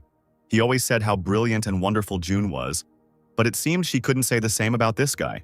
If Behemoth is helping the guild, shouldn't he be on par with the coolest hunters? Olivia thought. Nate couldn't resist asking if June hadn't said he had something to do today, checking the rift, and the hunter. Olivia could go with June, This place is right next to the educational institution. Olivia thought that this didn't mean that it would satisfy her curiosity, but then she thought about it. What if she deliberately puts him in danger? Of course, it's a shame to do that. But if he's even half as good as his brother says he is, then it won't be a danger to him. If a threat really did arise and something went wrong, she would deal with the problem herself, so she agreed to go with June to check it out. Nate tried to lighten the mood and said that he would be calm about them, because they would go together, and added that he would expect good results. Olivia said there was a rift there and asked how a rift department employee could go to something other than a rift. June replied that he himself knew where the rift was located near the school. Olivia asked what he was talking about and began to look around. For some reason, Olivia thought he was going to confess his feelings to her and declared that she would marry a man who was stronger than her brother. June said that she must have misunderstood something, but everything was completely different. But Olivia did not believe it and said that she knew because she had received hundreds of confessions. Then June repeated once again that this was not so. In this place, the flow of chi suddenly changed, and this energy continues to boil like lava. Suddenly, the space broke off, and a rarefaction phenomenon occurred. The appearance of a monster in a place where there was no rift. Usually, one or two low-ranking monsters appear, but this one looks quite scary. It was a Balrog. Olivia said that this was probably where she would die. June told her to step back. Olivia replied that there was no escape from this monster. But then June released his magic. A black fog enveloped this monster, and it died immediately. June approached Olivia and asked if she was hurt. Perhaps such a sight was too merciless for a student. But Olivia was only thinking about how Jun dealt with the strongest C-rank monster with just one hit. Even her brother couldn't do that. Olivia turned completely red and, unable to contain herself, apologized and ran away as quickly as possible. June didn't understand what was wrong with her and thought that lately he didn't understand children at all. And Olivia thought about how ashamed she was. At home, Yoji said that the owner's phone continued to make sounds. Jun asked to see what was sent. Yoji said that Olivia sent him a photo from her internship report. He thought she was another fan of June's, so Yoji asked Star how many mothers she had. Star turned around and said she had 2 moms, so Yoji said she could add 1 more. Now she has 3 mothers, but Yoji immediately changed his mind and said that if she calls Jill's friends mothers, they will be taken to the police, so let her leave 2 mothers. June covered Jill, who was sleeping in the living room, with a blanket and thought that if he woke her up now, she would say that she needed to get back to her studies, and it would be better to let her sleep than to wake her up. It was time for him to leave, so he left her a note and put some money next to her. It must be hard for her during the exam period. So June decided that she should buy herself something. And the last thing he had to do, June picked up Yoji and said that they were leaving. Center, entrance to the 2nd floor, gatekeeper of the 2nd floor Kurta, published from the depths. They say he suffered a complete defeat against Imphal, after which he was imprisoned in hell, but has now escaped. Among the countless kings, he is the one who has the nickname of the Warrior King, and is said to be as strong as 60 of Solomon's 72 demons. The man said that they had said that the gatekeepers at the entrance to the 2nd floor should be vultures, and he almost wet himself with fear. The old man asked. Besides how to react if they had any strategy, the girl answered, no. Since they could only use the association starting from the 2nd floor, she thought it would be easier to use the strategy in that case. She admitted that they were fully dressed, and if you go down once, you will not be able to return to the 1st floor. Then, they would have to accept the challenge. The girl replied that they would wait. They couldn't trust this pissing boy and attack at his behest. Suddenly, a monarch-level challenger entered, and thanks to the challenger, the gatekeeper's strength changed from 50% to 100%. Gatekeeper. The earth shakes from the furious spirit of the warlike King Kurt. That's when June appeared. He asked why they were so scared. The girl asked why he was here alone. She thought he had no subordinates. But then June pointed to the sleeping Yoji and said that there was one. Then the gatekeeper said that the test had already begun. If they did not go themselves, then he would come to them. Jun said that it seemed like they were worried about him. The old man replied that he really didn't have eyes, and he himself could see everything perfectly well. Then June went ahead. The old man shouted for him to wait, and not to go first, and they should come up with a plan first. But the girl stopped him and said that this man would reveal the gatekeeper's attack techniques, and then their chances of winning would increase. The gatekeeper said it was his choice. Even if he died, he asked if he would attack alone. He laughed and said that June had brought some bug, and he was not interested. It was a small, useless creature. The more attackers, the better, and he can bring at least 100, at least 1,000 creatures. Yoji got angry and ordered to get out of the way. The gatekeeper got scared and said that first we need to see if the day is right for this. If you think about it, the slogan of this test is fairness and correctness. It is natural that one-on-one battles are possible in this exam. The man asked if there had ever been such a rule. The girl replied that the guys who fought him before them said that they attacked the guards like dogs, and that was the only way they could pass the test. The gatekeeper began to complain that he should choose something quickly, and Jun immediately attacked him. Jun said he thought it would take him a day or two to get down to the second floor, but the test turned out to be quite easy. Yoji asked if he came here for this, why did he take it with him? Jun replied, to go for a walk. Jun passed the test at the entrance to the second floor. Now he can pass. And Yoji began to complain that no one raises dogs like that. Yoji continued to whine, and Jun said that as soon as they returned, he could go back to sleep. And when they returned, Yoji crawled tiredly onto the bed. But as soon as Yoji tiredly lay down on the bed, Star woke up and began to wake him up too. Yoji looked exhausted and asked why she wouldn't let him sleep peacefully. But Star did not listen to him and began to beat him and shout at him to get up immediately. Poor Yoji got up anyway, and Star ran off somewhere happily. Yoji asked where she wanted to go. Star pointed to the building. But there was a closed sign. Yoji said that it hadn't even opened yet. Supermarkets usually open at 9 o'clock. Yoji asked if she wanted to eat ice cream without her master knowing. Star replied that she wanted to make breakfast. Yoji then asked where she got the money from. Star replied that Jill gave it to her for a little useful work. Star showed her coins and said that she would buy food with them. Yoji looked at the money and sighed, telling her to wait for him here. Yoji arrived a little while later. Taking his wallet with him, he said that the bakery was already open so they could buy something there. The amount of Star's savings is 800 won. The minimum price for baked goods is 2,500 won. Star complained that she does not have that kind of money. Then Yoji picked up some buns and put them all on a tray. Star started to worry. Yoji made a huge tower out of buns. Star said that Jill said that if you don't have papers, then you can't touch anything in the store. But Yoji still put everything on the checkout. The girl asked if he needed a bag. The girl said that it was 47,100 won. Star took out her coins, and then Yoji took out his 50,000 won. Star said that it turns out that Yoji is a very kind and good friend. Then Yoji said that from now on, let him call him King, the ruler of all dragons, the Lord of heaven and earth. Then they returned and Jun was already waiting for them. Yoji asked if he was already awake. Jun replied that he had to go to work. Yoji was afraid that Jun would scold him. But Star called her father and said that they bought his favorite bread. Jun thanked Star and patted her head, saying that he would eat well today. Then he praised Yoji as well.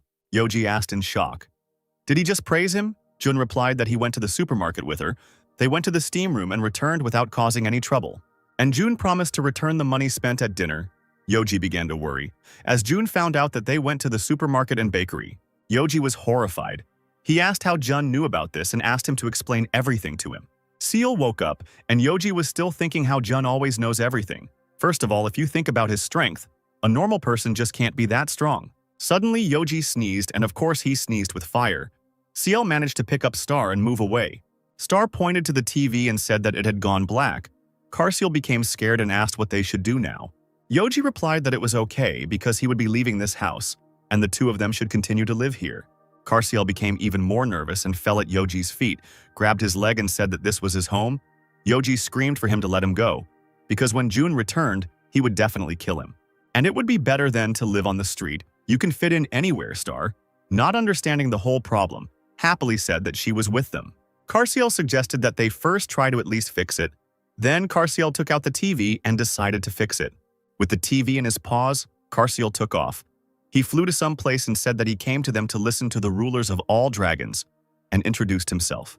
The great dragon asked who Carciel was and how he dared to come here. The terrible dragon asked how such a small dragon dared to appear before him. He grabbed Carciel and said that he knew what it meant to show in front of him. The dragon had the number 5 on his forehead. He started twirling Carciel and said that he had been waiting for it for so long. It's been about 2,000 years since their last meeting, and Carciel used to really like that kind of treatment. Carciel asked him to quickly put him on the ground. It seemed he was starting to feel nauseous. The dragon turned into a human form and laughed, saying that if Ciel's head started to spin, he should have told him right away, then asked why he came to him. Carciel said that if the dragon couldn't fix it within 2 hours, Yoji would die. The dragon laughed and asked if cute little Carciel really understood what he was talking about. He said that Yoji is a merciless ruler. The dragon race is strong, and at the top of all living things, their king is no match for them. And Carciel himself knows what kind of creature he is, said the dragon. Carciel asked if it really looked like he was joking now. Then the dragon said that apparently not. Karsiel was not originally the one who would allow himself to mock the ruler. The dragon said that it would be better then if he explained the matter in detail. Although first, let him say where he saw Yoji in the first place. Karsiel replied that they were living together now. The dragon said in shock that the Lord really hates it when someone enters his nest. The dragon asked where he was now. Karsiel named the area and the apartment number, and said that his new nest was on Earth, in a country called Korea. The dragon seemed to find this hard to believe, so he asked what it meant that if this TV was not fixed within 2 hours, Yoji would die. Karsiel replied that this TV simply belonged to their great master Jun, which amazed the dragon even more. Therefore, the dragon decided that Karsiel had betrayed Yoji and was already preparing to attack. But Karsiel replied that Yoji also called this man his master. The dragon asked how this was possible. Karsiel replied that he didn't have time to explain everything to him and didn't have time to argue with him either. He only has 2 hours. No, already 1 hour and 40 minutes. If he doesn't fix this TV in that time, Yoji will die. So it needs to be fixed quickly. Hank the dragon agreed to fix the TV and realized that he had heard Jun's name somewhere. Hank thought that he had definitely heard Jun's name somewhere before, and he thought it was when he disobeyed Yoji's order not to leave the nest. Karsiel hit Hank in the leg because he wouldn't start fixing the TV. Hank said that he never left the nest. He always followed all of Yoji's orders. Then Karsiel asked if he was acting like this because he wanted Yoji to die. Then Hank finally began his spell. Hank finally remembered that when he secretly went to have fun in the rift, he heard this when 2 strange guys were destroying demons. 10 days ago, Hank definitely heard his name then. And maybe he should have caught that guy instead of secretly watching. The monster said that when Vapula found out about this, they would be in trouble. But this only made the man laugh. The man pierced the monster with his sword and said that he no longer felt Vapula's energy, which meant that he had already died somewhere. The monster said how dare this freak humiliate him. The man replied that he could do nothing but threaten him with his Vapula before killing him. Then he turned and asked if he shouldn't at least pretend to help him, even though they were only dealing with small fry for now. The man replied that, judging by what was written, such a character simply could not exist in reality, and said that it was more like a novel. His appearance is always astonishing, as befits a being, which makes even the gods shudder. A heavenly demon was born here to destroy this world, the king of 1,000 demons. His name is Jun. Karsiel scolded Hank to stop being distracted and fix the TV, or he really wanted to see Yoji leave this world. Hank replied that Karsiel could stop arguing since he had already fixed the TV. Then he asked why they lived with such a selfish, petty, and touchy person who threatened to kill the Dragon King for breaking a TV. And his nest is probably small. To match such a person, Karsiel answered that their owner is an honest and good man. Hank asked if such a person could kill the Dragon King for a broken TV, and said that if he is such a monster, he probably already has mountains of gold and silver accumulated at home.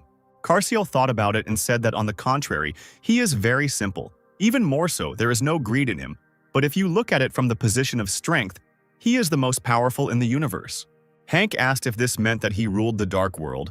Karsiel replied no. Either way, the master does not expect anything from them in return. And he treats them like his children, of course. Sometimes when Yoji breaks something of his owner, he becomes scary.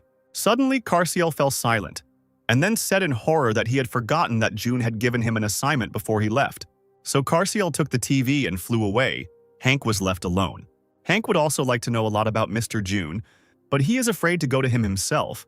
Or rather, he is simply too lazy. At this time, Jun was in the rift next to the Spirit Queen, and they were having tea. The queen asked the gentleman if he liked the tea. Jun replied that he had already repeated many times that he was not her master and not her savior. Then the queen asked what she should call him. Jun replied that she could just call him by his name. The queen tried, but she failed because she became embarrassed. She began to say that he was a great personality, called master even by the invincible Lord Yoji himself, and an absolute being who would restore peace to the hearts of countless kings. Because she can call such a great man, who solved all their long-standing problems, by a simple name. Then Jun said that she could call him as she wanted. The queen thanked him and said that for some reason she did not see Yoji today.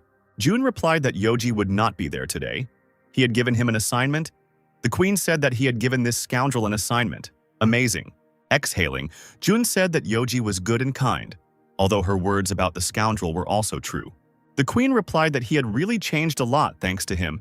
Even from his kind and short glance one could tell about the changes.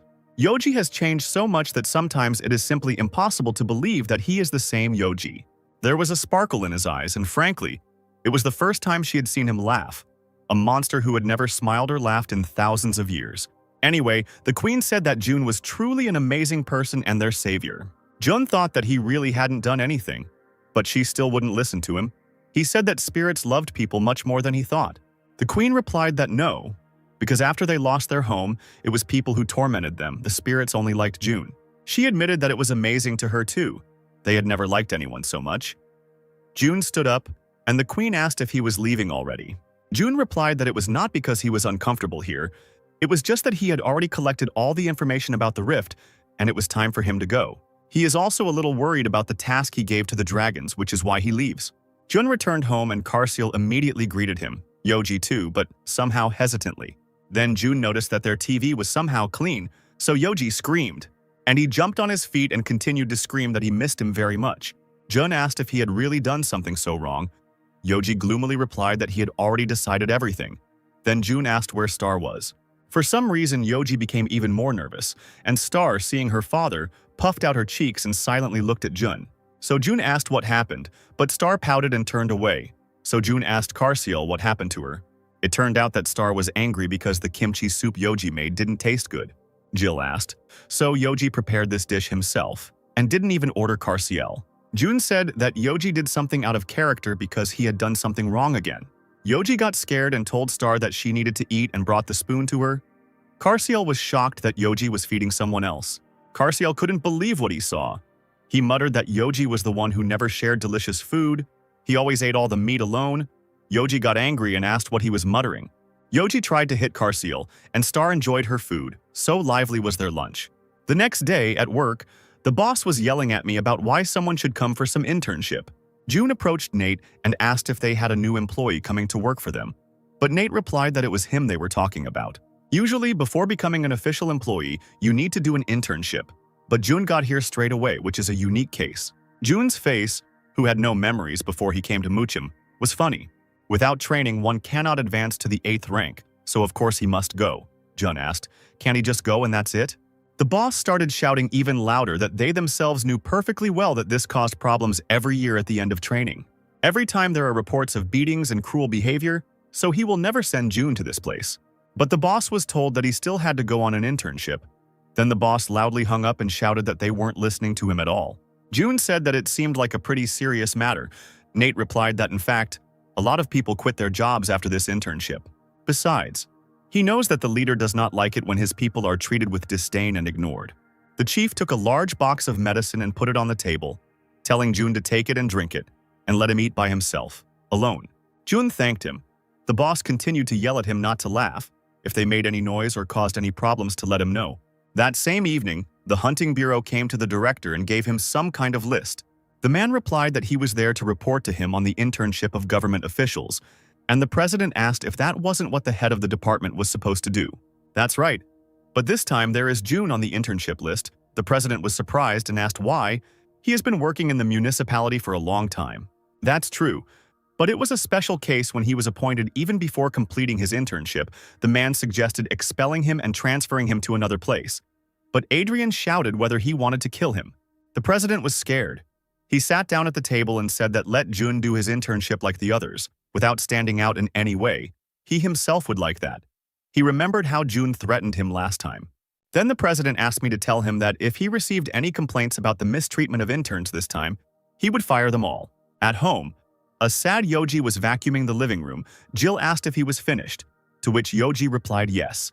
Jill gave him another sticker and noticed that the sheet was already completely filled. She said that she would now bring him the money, but suddenly Yoji said that there was no need to do this. Yoji for some reason said that she didn't have to give him money. Then he took out his own money and said that she could add it to her living expenses. And he even said that he will no longer ask for meat. His sudden change of personality is frightening. Jill asked her father what was going on with Yoji. Jun said that he didn't seem to have done anything wrong and asked Karsil what was wrong with him. Karsil suddenly bowed before them and said that they could now tell them how much mental pain they had endured alone over all this time. Jill didn't understand what was going on, and she asked what he was talking about. Karsil clenched his fist and said that there was no need to hide it from them anymore. They will try to avoid reviving these painful memories in their great master Jun. Yoji and Karsil said somberly that they had accidentally witnessed him quit his job. Carciel said they found out about it before dinner, the news that the owner was now unemployed. Jun had no idea what he was talking about, and Carciel continued that despite his job in the city government, he had looked into the internship at the Hunter's Bureau. Maybe he realized that he was tired of working in the city government and now wanted to quit. Carciel said that they all understand perfectly well that people are weak creatures, so they always envy others. He was sure that the evil freaks were simply jealous of Jun's abilities, so it must be because of them that he quit his job. But the owner, as always merciful, he left this place for the sake of those people who are not even worthy of being called small insects. Star asked what was wrong with him. Yoji answered that he was of course worried too, but crying like that was too much. Carciel was crying and screaming. How could the owner survive this? Jun stopped him and said that he was certainly pleased that they were concerned about him, but he was not quitting his job. Carciel said the internship is a system that provides the opportunity to work full-time while applying and developing the knowledge gained at university. Then the familiar Yoji returned, who was worried about his money. He scolded Carciel because he scared everyone. Then Yoji jumped on Jill and started begging her to give him all his money back. Jill asked who told her to use the money for living expenses. Then Jill started blackmailing him, saying that she could give him his money if he told her please. That's exactly what Yoji did. He got down on his knees and begged her to give him the money back, all the while shedding tears. Jill said that she was just kidding and then gave him back his wallet. Yoji started hugging him and calling him the love of his life. And of course, she gave him more money because he finished his sheet of stickers. And Yoji became even happier and said that she was the best.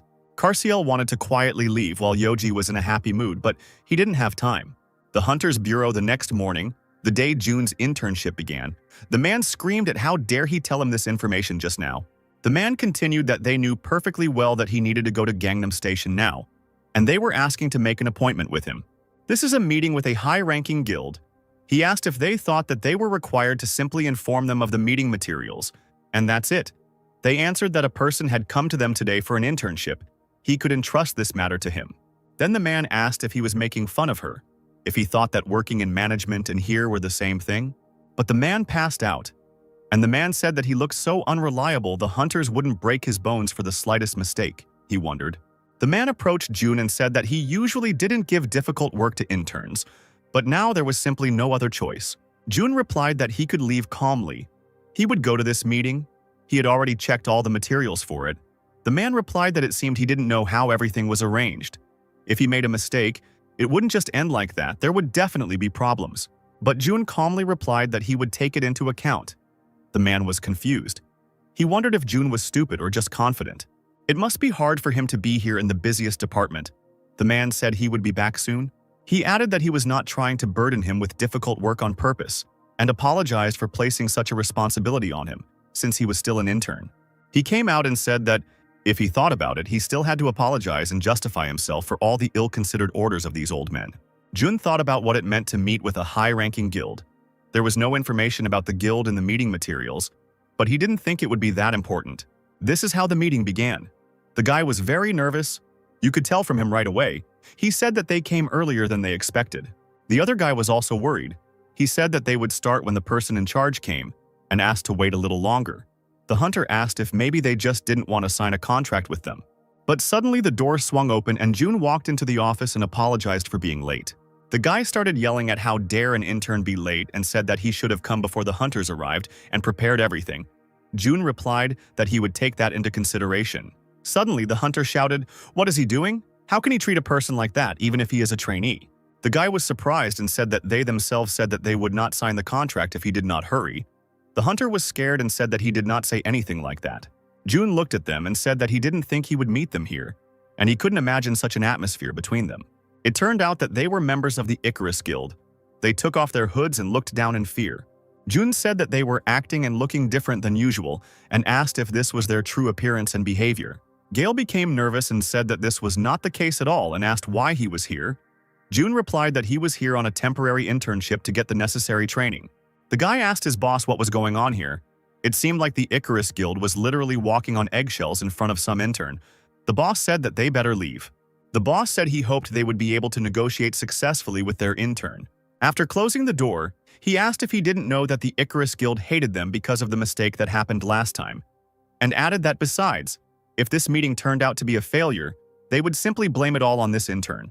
Gail said that all that was required of them now was to simply leave the meeting quietly. But June looked at them with a creepy expression and said that they would then start their meeting, and the guild members froze in fear. Emily said it may seem like they were just trying to abuse their power and influence with those men, but they just had no other choice. June looked at them menacingly. Then Emily said that it was true, because if they did not create a menacing image for themselves, they would be immediately picked on, and, hiding behind their name, they would blackmail and threaten young hunters. Then June asked what they were talking about.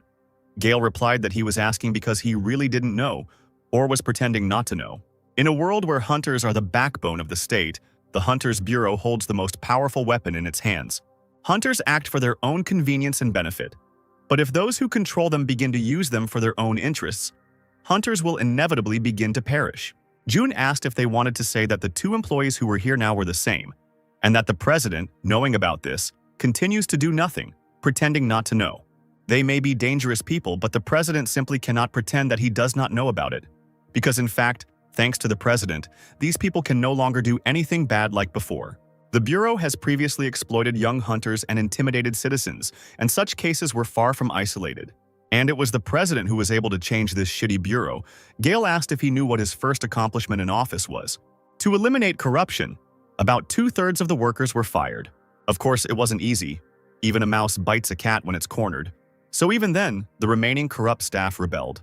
But then the Behemoth Guild supported the president, and they were able to clean up this trash. This situation had been in the news for almost a month and had caused so much noise, so they were surprised that June didn't know about this situation. Simply put, the shadow always remains. It's strange that when you clean out the trash, another one takes its place. Gale said that Mr. June should be careful too. This surprised Emily, and she asked why he should be careful. Perhaps because the president paid little attention to the Bureau's internal workings, the abuse of lower-status workers intensified. It seems like killing interns has become common lately. Emily asked if he tells June to be wary of regular people who might torment and bully him. Gale sheepishly said that this was not what he was asking to be careful of, in case he got very angry about the situation. Wanted to hit him once and accidentally killed the person. June said he didn't have to worry about that. Gale got worried and said he didn't mean bad character or anything like that. Then he said that he understood perfectly what they wanted to say, so they didn't have to worry. Jun added that his internship supervisor seemed like a nice person.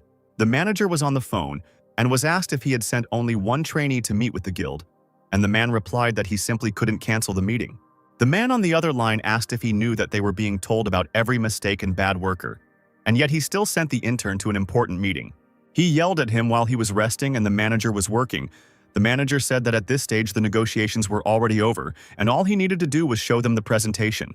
Suddenly, the manager received a message stating that the meeting with the guild was over, and that as part of additional negotiations, an additional clause had been adopted. The Hunting Bureau should increase the commission by 2%.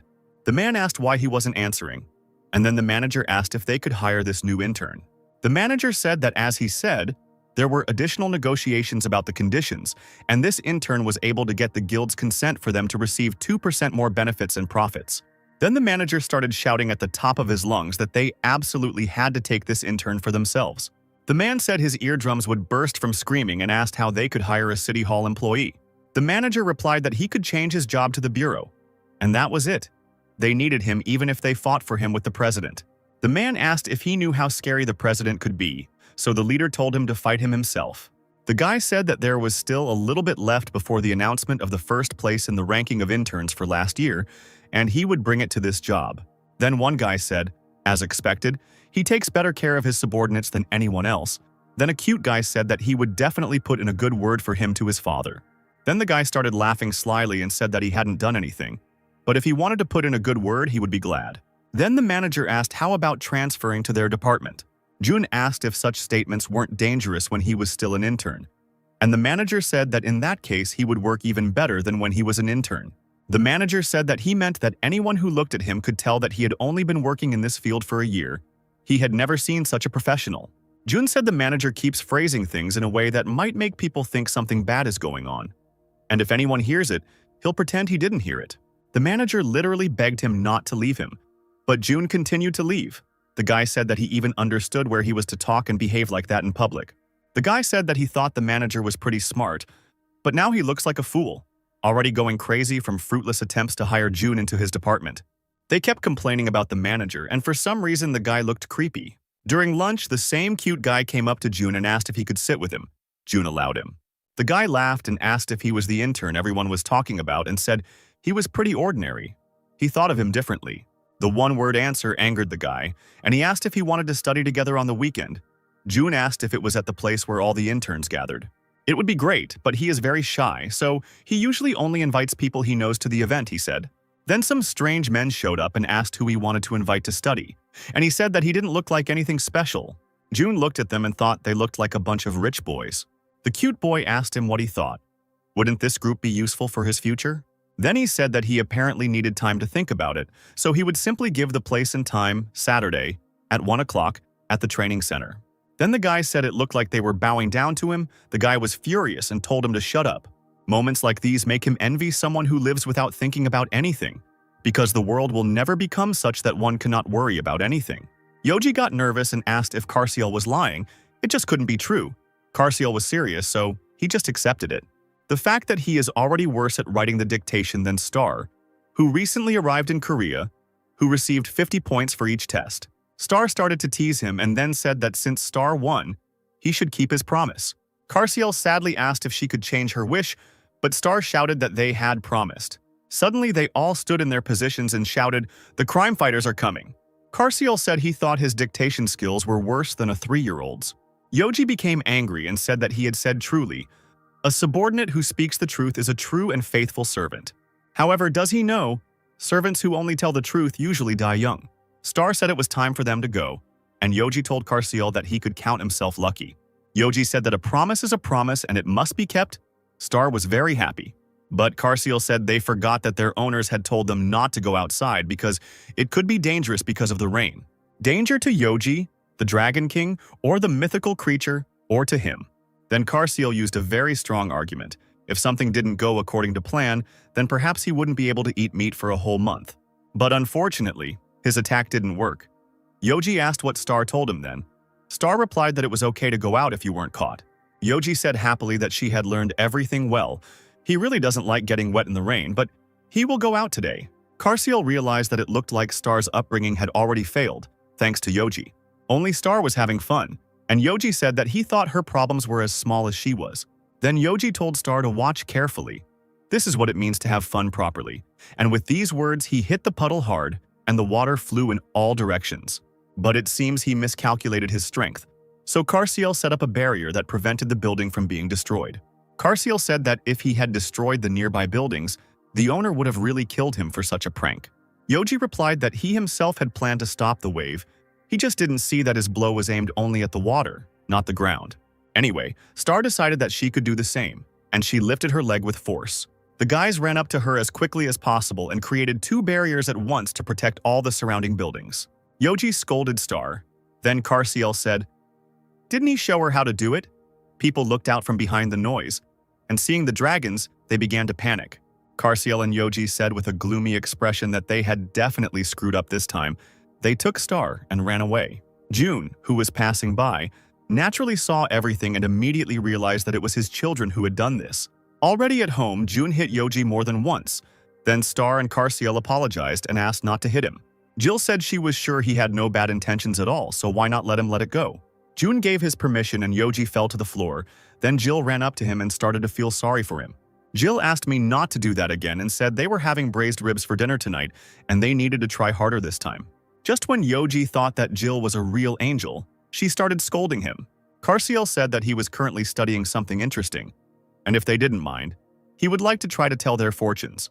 He said he watched the video recently and studies the topic little by little when he is bored and has nothing to do. Carciel asked if he knew how to tell fortunes with rice. Jill said that of course he knew and asked if Carciel was interested in such things. Then Jill said that they could go to class. Carciel made a face to show Yoji that he would use this chance to escape. Jill asked if he could tell his father's fortune first, instead of hers. And then Carciel became worried. Carciel asked if the strongest man needed this. Jill replied that her father was often in dangerous places, so it wouldn't hurt to tell fortunes. And Star tearfully said that she would help Yoji. June sat down at the table and Jill happily brought rice in a cup. And only Carciel became worried. Carciel said that something bad might happen, But since he was doing this for fun, he hoped for his understanding, June replied that it didn't matter. Then, CL poured the rice onto the table and said that here the rice was scattered across the table. But here, on the contrary, it was gathered in a pile. Suddenly, Carciel became agitated and Jill began to worry and asked what was wrong. Carciel said that the divination was not important, but the prediction was that small and large threats were gradually approaching. Jill was truly scared and she started screaming, threatening after threatening that something was about to happen. Carciel said that she didn't have to worry, but Jill replied that he was warning her of danger, and how could she not worry? Then Carciel said that this is the master, he is the strongest man in the universe. And it also means that every time a threat arises, small things break in the house, so this layout may mean that the dangers are small and will pass without major losses. Despite this, how can she not worry when it comes to her family? Saturday, the Hunters Bureau, a training meeting for the trainees from wealthy families, the men stood and complained about how long they had to stand there. Then the guy suggested waiting a little longer because another person was supposed to arrive. He said that they had invited someone to the dining room. There was still time left before the appointed hour of their meeting, so they could wait. Then they all saw June approach and everyone around bowed to him. The man said he was curious why he decided to invite this strange man to their group and how influential the people behind him were. They should have told them about someone like him earlier, especially if he was joining their group, the man said. Now, apparently, he had to try to appear in the best light before him. Then June came up and said that they had come early. The boy became more and more angry. He thought that what his father said was true. This man really existed. The fat man stepped forward and asked if all those present were not one family, and advised them to introduce themselves. They all have a common headache because of this building on a free topic. So the guy suggested sharing this important information for promotion with each other. In addition, the man said that each of them most likely received some necessary information through their useful connections. And today, there is an amazing person with them, still unknown to them, and then he suggested listening to what his topic was. Everyone started whispering about what was so amazing about him. But if this pig talks about him like that, then there is something in him. Jun stood up and said that before he began, he had one question, whether he had received clearance to work with classified information for the project. He said he knew the choice of subject matter was free, but he also remembered very well that the only information permitted for the project was in the library of the Hunters Bureau. But the workers asked if he had come to give them orders and called him stupid, and the pig began to laugh. Then the pig said that he didn't know who he was, but since he was invited here, he should stop behaving like a little child. He didn't threaten anyone with a knife to take and use the information, so why not use them? The topics are free, of course, but most of them will try to formulate sales strategies. It's not like they are committing a crime. They are all smart people and gathered here for the good of the Bureau. The fat man asked if he was not right. And also, it does not matter how influential those who stand behind him are. He told us what kind of non-children are here and didn't forget to mention himself. He is the great-grandson of a company with a market capitalization of 10.12 trillion. The guy thought that this pig, even despite what he saw, was behaving like this. June got angry and said, "So that's how it is. Such influential and amazing people have gathered here, so it was not worth talking to him disrespectfully." But he was able to contain his anger and said that it seemed that this place was not for him. The pig complained that he only spoiled the mood because of such an idiot who was simply out of his mind. Then the pig turned around and asked where that idiot was who brought that madman here, but the guy had already run away. The guy ran after June, shouting that he had a question for him, but June ignored him. But then he started shouting the name of his house, the cost, where he works, and that he is a bachelor with 2 daughters and 2 pets. June was angry, and the guy, not suspecting anything, said that he thought Jun was just a hardworking person who loved his job, but after he saw someone at the level of the director bowing to him, he understood. But before the guy could finish speaking, an angry June grabbed him by the throat and asked why he was snooping around about him. June was furious. He grabbed the guy tightly by the throat and said that even during the time of the world of Murim, he had dealt with countless numbers of those who tried to sniff out about other people. These people believe that they are above everyone else and are ready to trample anyone in their path, June said menacingly. June remembered that strange guy who was confident of his victory. He told June that he was quite dangerous, and it would be better to deal with him now. The guy barely managed to answer that he did not do it with such intentions. Then June threw him on the floor, and he began to cough loudly. Of course, this did not convince June, and he frightened the guy even more by ordering him to tell why he did it. The guy stuttered and said that at first he learned about him simply out of curiosity, since he thought of him only as a competitor. But the more he learned, the stranger the information became. He is friends with the director and members of the Behemoth Guild, and was the one who single-handedly dealt with a C-rank rift that was a world-class threat. The guy said he wanted to know more about him, but the director personally cut off his search channels, saying that was all he was allowed to know. That's why he can't understand. He has so many profitable connections, so many hands willing to help him. He can stand above everyone in this world if he only wants to. Above them, possessing so much information but not even suspecting who was walking next to them in this cheap suit. The latter did not please June, because the suit was bought by Jill. However, Juno was not convinced by the guy's answer. He asked if he was sniffing around about him only for this reason, and said that he was sure that this was not the first time that for such a banal reason, the guy sniffed around information about someone. June already wanted to kill this guy, but he started screaming, then fell to his knees and screamed that he was not lying, so he asked to accept him as his student. The guy was shaking like leaves in the rain. He said that June received universal recognition only because of their abilities. Jun finally put away his sword and said that he then realized that people with similar interests get along well with each other. The guy stuttered and asked, did he hear his words? Then Jun sighed and asked if the purpose of his words wasn't to be heard. The guy nervously said that before meeting him, he believed that you had to use your money and power to become a person no one could ignore. He admitted that he didn't have the talent to create a huge corporation like his father, and he asked June if he had seen the people inside such corporations.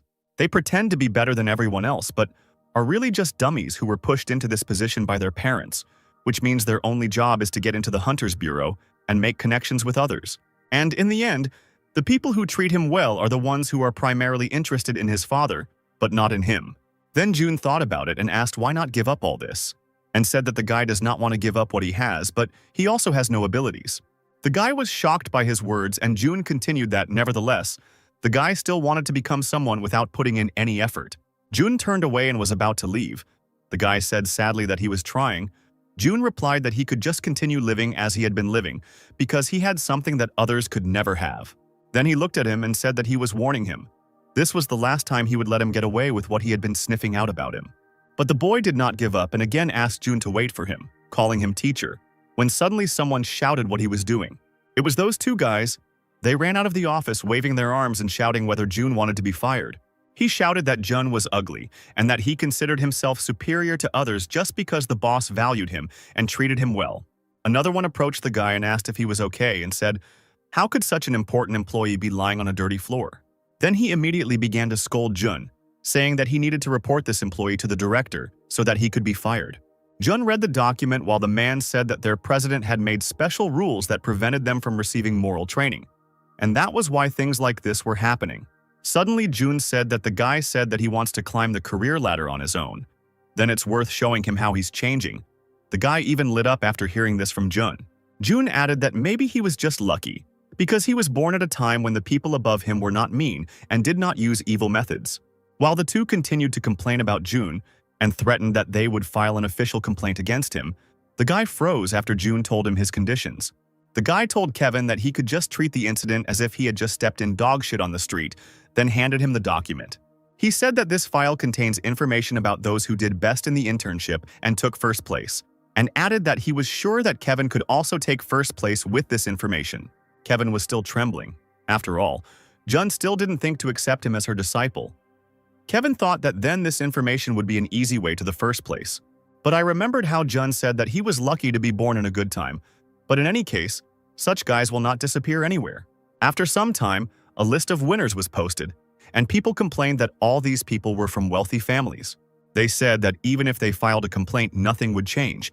Suddenly someone shouted, "First place!" Then the pig approached Kevin and said that although he didn't particularly want to take first place, he thought it would definitely be a good thing. This pig started laughing and saying that he was still the best here. Apparently he didn't see the irony, because the fat man himself had never achieved anything. Then he said that that idiot who came to their meeting back then, they say, he might get fired from the fault department. It seems like they were pressured by the hunting bureau. The fat man called Jun a bastard and was happy with this news, but Kevin was not happy with this news. At home, Jill was washing the dishes when she suddenly dropped a cup and it broke. This scared Jill, because she had never broken anything, and she decided that the first danger that Carciel spoke of was approaching. The manager and his assistants came out of the building, and reporters were already waiting for them. They immediately ran up to him and said that at present an internal appeal was accepted to the hunting bureau with a complaint about illegal employment. The prosecutor's office began an investigation. The guy said that the manager is at the center of this corruption event. The news that some interns were given preference in employment is shocking. Then the manager got really angry and started shouting that he didn't know who the informer was. But wasn't it too unfair to treat them like that? He pointed to one man who had been standing with Kevin and the pig earlier and said that they must have been complete crap the whole time. But you can't ignore all the proper procedures and fire them like that. They should at least provide solid evidence of their guilt first before firing them. Then, the manager would shout again who gave the order. The president suddenly appeared and replied that it was he. He personally investigated the case and had already handed over all the evidence of the corrupt actions they had committed to the prosecutor's office. So the president said he hoped he wouldn't be too angry about it because confidentiality was an important point in organizing this mass arrest. The president stood up and began to speak to reporters. He introduced himself and said that apparently because he was busy with other matters and could not monitor the activities of his house, strange things began to happen in it. But from now on, he promises to continue working in the bureau, increasing his vigilance in relation to such morally wrong actions. This is especially true for the employees involved in this case. They will never be allowed to work in the bureau again. And that's when that fat man came out who laughed when he thought that Jun would be fired. But only he was fired. The president also promised to severely punish anyone who would help such workers. Suddenly, the fat man noticed Jun in the crowd and began to shout that he was the one who made it so that they all ended up in this miserable situation. Jun sighed and said that he had no idea that the director was planning something like this. The fat man continued to shout. How dare he tell such a brazen lie? He called Jun a bastard and threatened that he would not leave him alone. Then he turned on the manager, saying that he was exactly the same and that it was he who encouraged him to report them. The leader just looked at him and said he didn't think they would catch him even if he tried, and he didn't think pigs could talk. Jun asked. Just now he was quite excited and scolded that it was wrong to treat employees like that, no. But now he looks very calm. The manager replied that it was all acting. The boss specifically asked him about it, said that in this case the president's appearance would look more dramatic. And so he doesn't care at all about catching such bastards. The fat man heard this and became even more angry and said, how dare they ignore his words. Then he started threatening again that they had better be careful, because he would try to do everything to send them both deeper into hell and do the same to their family. At that moment, Chloe punched him hard and he fell to the ground with a thud. Chloe asked how dare he talk about someone's family. Then Chloe shouted for them to quickly take this beast away. Seeing Chloe, all the reporters ran up to her and started asking her questions. Jun thought that the arrest had turned into a chaotic show. What a noisy day it had been today. Rick laughed and said that when Auntie was angry it was very scary. Life after her blow must have been completely ruined. Jonathan then told Rick to watch his language. The leader turned around in shock and asked what these hunters Jonathan and Rick were doing here. Chloe suddenly got angry, and Rick was already starting to worry. But it turned out that she was angry because that jerk threatened the families. Rick approached Jun and said that Jun could be very grateful to this aunt. Their communication greatly surprised the manager. And Rick continued that this man with the face of a monster was preparing to take revenge on him behind his back. And she found out about it, and thanks to her, they are here watching as they are all taken away in jingling handcuffs. While Rick and Jonathan were talking to Jun, Chloe suddenly changed her attitude, turning to Jun and sweetly asking how he was doing. Jun smiled and said that everything was fine thanks to her. He had no idea what was going on, so he thanked Chloe again. She blushed and replied that she did nothing wrong. Rick and Jonathan raised their hands in approval, and Rick said that Auntie's burning love was so scary because she even asked her father and mother for help in this matter, which she never does. Of course, he got it in spades from Chloe for this, and reporters started filming the beaten Rick. And Jonathan told Jun that he knew Chloe was directly involved in this case, and since he had no information about how everything happened before the arrest, and asked why he didn't talk about it over dinner with her alone. What a subtle hint. Chloe heard this and became embarrassed and complained to Jonathan. Jun, on the contrary, did not understand anything and asked why Jonathan did not join them. Jonathan laughed sweetly and said that he didn't know anything about the arrests. Chloe had prepared it all, and therefore it would be better for him to be alone at dinner. Then Jun asked if Chloe had time tonight. She said yes. And Jun smiled and said that they would see each other at dinner then. His smile made Chloe blush even more. Then Jonathan approached Rick and said that he knew Rick was trying to make fun of Chloe. But didn't he think she really liked him? Rick replied that, of course, and asked if it wasn't obvious when she called her parents about it.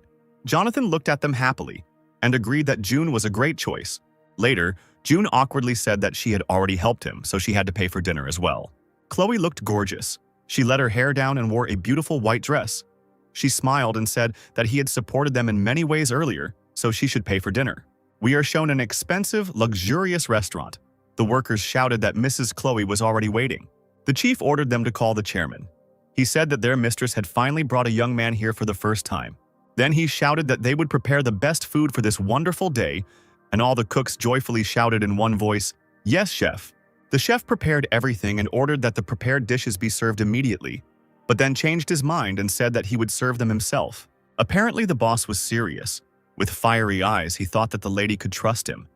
Today, he would repay her for the courage and kindness she had shown. He served the dishes personally.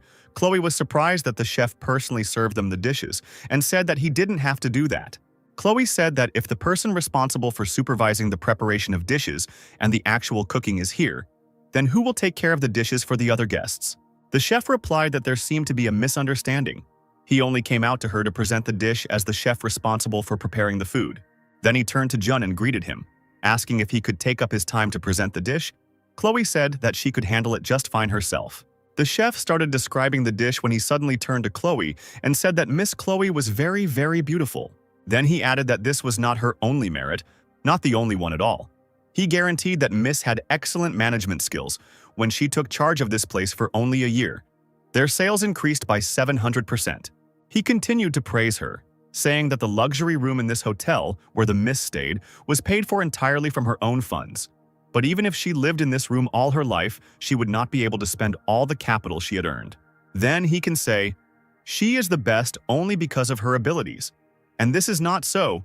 She knows the names of all, even the youngest employees. And if the family of one of them is in a difficult situation, then she solves all the problems, justifying it with the need for the well-being of the company. She has such a wonderful character. Even I fell in love with her. When their sous chef's mother was diagnosed with cancer, she covered the full cost of her surgery, a sumptuous statement that left Chloe embarrassed. Even when their young employee was working 2 jobs to pay off his accumulated student loans, she helped him get a scholarship from the company. Chloe couldn't take it anymore and shut him up. She felt awkward and asked the boss to stop, then told Jun that she was sorry for this performance. Jun replied that everything was fine, but now it was better to worry about whether the boss was okay. Apparently, Chloe clamped his mouth too tightly, so he lost consciousness. Seeing this, Chloe quickly carried him somewhere. When Chloe and the boss ran away, Jun saw Kevin sitting at the next table, and then he looked at him with a stern look, which scared the guy. A little awkwardly, Kevin sat down next to him and immediately explained that he was a regular customer here, but Jun was interested in something else. He asked if he hadn't been taken away with his friends then, and Kevin replied that he would tell him everything since Jun was interested. It turned out that on the day he was offered an envelope with information to easily get first place, Kevin refused and said that he would try to cope on his own. He was told that he would only get an important position if he did everything right from this stage onwards. Otherwise, he would get a position where even a promotion to a good place would not shine. The guy sheepishly said that, to be honest, he really didn't know why he refused back then, but in the end, everything turned out well. However, he still does not believe that he can successfully build a company from scratch like his father. In fact, he is confused, and yet he tries his best to make sure he doesn't regret his choice. Jun looked at him approvingly and nodded, saying that everything is fine and he should continue trying. Chloe came back and noticed Kevin talking to Jun. She felt sad that just after the boss left, this stranger was next to him, and this was the first time she had dressed up like that. At home, Yoji complained that today they only had grass because they were having dinner without the owner. Jill got nervous and said that he must have forgotten how much money they had already spent on meat for him this month. So there wasn't much left in the budget for him until the end of the month, Jill lied. But then Yoji attacked Jill with a logical argument, saying that they did have sausages. However, this attack had no effect, as Jill responded that there weren't many of them left either, and Yoji usually ate a pack of sausages at a time. However, seeing how the owner didn't say anything to her after she broke the cup, it could be said that the danger had passed. And so Carciel suggested celebrating by giving Yoji some sausages. Yoji immediately became happy and started shouting, "Party." Then Jill said that they should do it when Dad comes. Why should they have a party with such a group? Jill asked. Yoji got angry and said that it was very unfair and he hated Jill, and after that he ran into the room and locked himself in. For the record, Yoji eats 80% of all the meat that Jill buys. Star became worried and asked. Yoji was offended. Carciel sighed and replied that he was just joking, and he was sure of it. That is, he thinks so. because he is the king of dragons. That night, while everyone was sleeping, Yoji snuck into the kitchen and started eating the remaining sausages. If Jill noticed him, he would be in big trouble, but before she caught him, he was eating. When suddenly something thundered. Jill woke up in horror and immediately screamed, "What's going on?" and called the boys, asking if they were okay. Carciel was carrying a sleeping Star in his arms. Jill said that meant he took care of Star, then asked what about Yoji. Then Yoji appeared in front of her with his mouth full. She got angry and said that it seemed like Yoji was also completely fine, and asked if he had apparently been without meat for a while. Yoji was scared and did not answer. Jill angrily threw Yoji out the window, and Yoji screamed that he didn't know who made the noise, but swears he would definitely kill him. Then Jill and Carciel looked out the window to see what happened. Then the emergency evacuation warnings came on. At present, a rift of immeasurable rank has opened. Residents have been asked to evacuate immediately. We are shown an incredibly huge monster, and it seems that Carciel's prediction has come true after all. We are apparently some incredible dimension. An unknown man was sitting on the throne, and he said that the destruction of the earth had stopped. The usurper's hourglass had never stopped before, no matter what dimension it absorbed, the stranger said. And even the soul stone is destroyed, which means that all the usurpers who carried out the destruction of the earth are dead. He couldn't believe it. Maranuk and Aduntus, those who couldn't be defeated even by the most powerful conquerors who managed to break through to the center. Even the students who hadn't completed their training could not cope with them. Then the stranger remembered the newcomer who had recently appeared in the center. He realized that this would be more problematic than he thought. He, just after the destruction of the earth, planned to take under his wing a new group of newcomers for training. But the stranger continued to think, who knew that the destruction of the earth would stop like this? Suddenly the fire guy asked what he was thinking so seriously about. Then he asked if the destruction had stopped. Why didn't they go and deal with the problem themselves? The hooded stranger asked if the only ones who could go were himself and the fire boy. And he wondered if, no matter how much weaker the usurpers were than them, he didn't think they should underestimate those who had killed them. Then, the fiery one said that it turned out he was a coward, and asked him if he had really forgotten who he was, and he introduced himself, the rightful owner of Ognium, the very essence of fire, born in the hottest place, in the heart of the whole world, the king of flame Hyperion. If Maranuk and Aduntus failed miserably in their mission, then he would personally go and start the process of destruction. Then the second guy thought that the reason for such furious zeal was completely different. He realized that Hyperion had a completely different plan and got angry. Hyperion turned around and said that anything that was forced into the training area after the destruction of the earth would belong to him. When the fiery boy left, the gloomy one said that Hyperion always lived up to his expectations about him. At least he'll get the information if he fails, and if everything goes well, he can just take what he needs from him, and the rest is unimportant. Hyperion entered the earth, and the entire city was enveloped in smoke and flames, and in the midst of all this stood June, and calmly said that quite a lot had happened today, and now something unpleasant was happening again. June sighed tiredly, saying that he needed to sort this out quickly and go home to get some rest. Fire noticed that June sighed and said that this was something new. No one had ever given him such a look before. Today he is in a great mood, because the day is finally near when he will rule the world. So in honor of this, he will make him his first earthly slave. He started laughing and saying that this was such a great luck for June. He wondered what kind of expression June would have when he saw him destroying the earth. He kept laughing and June asked if he was always this talkative. Hyperion chuckled at Jun's rudeness and said that having a pet that sometimes bites is also fun. And just as he was about to say that Jun needs to be taught good manners, he was hit.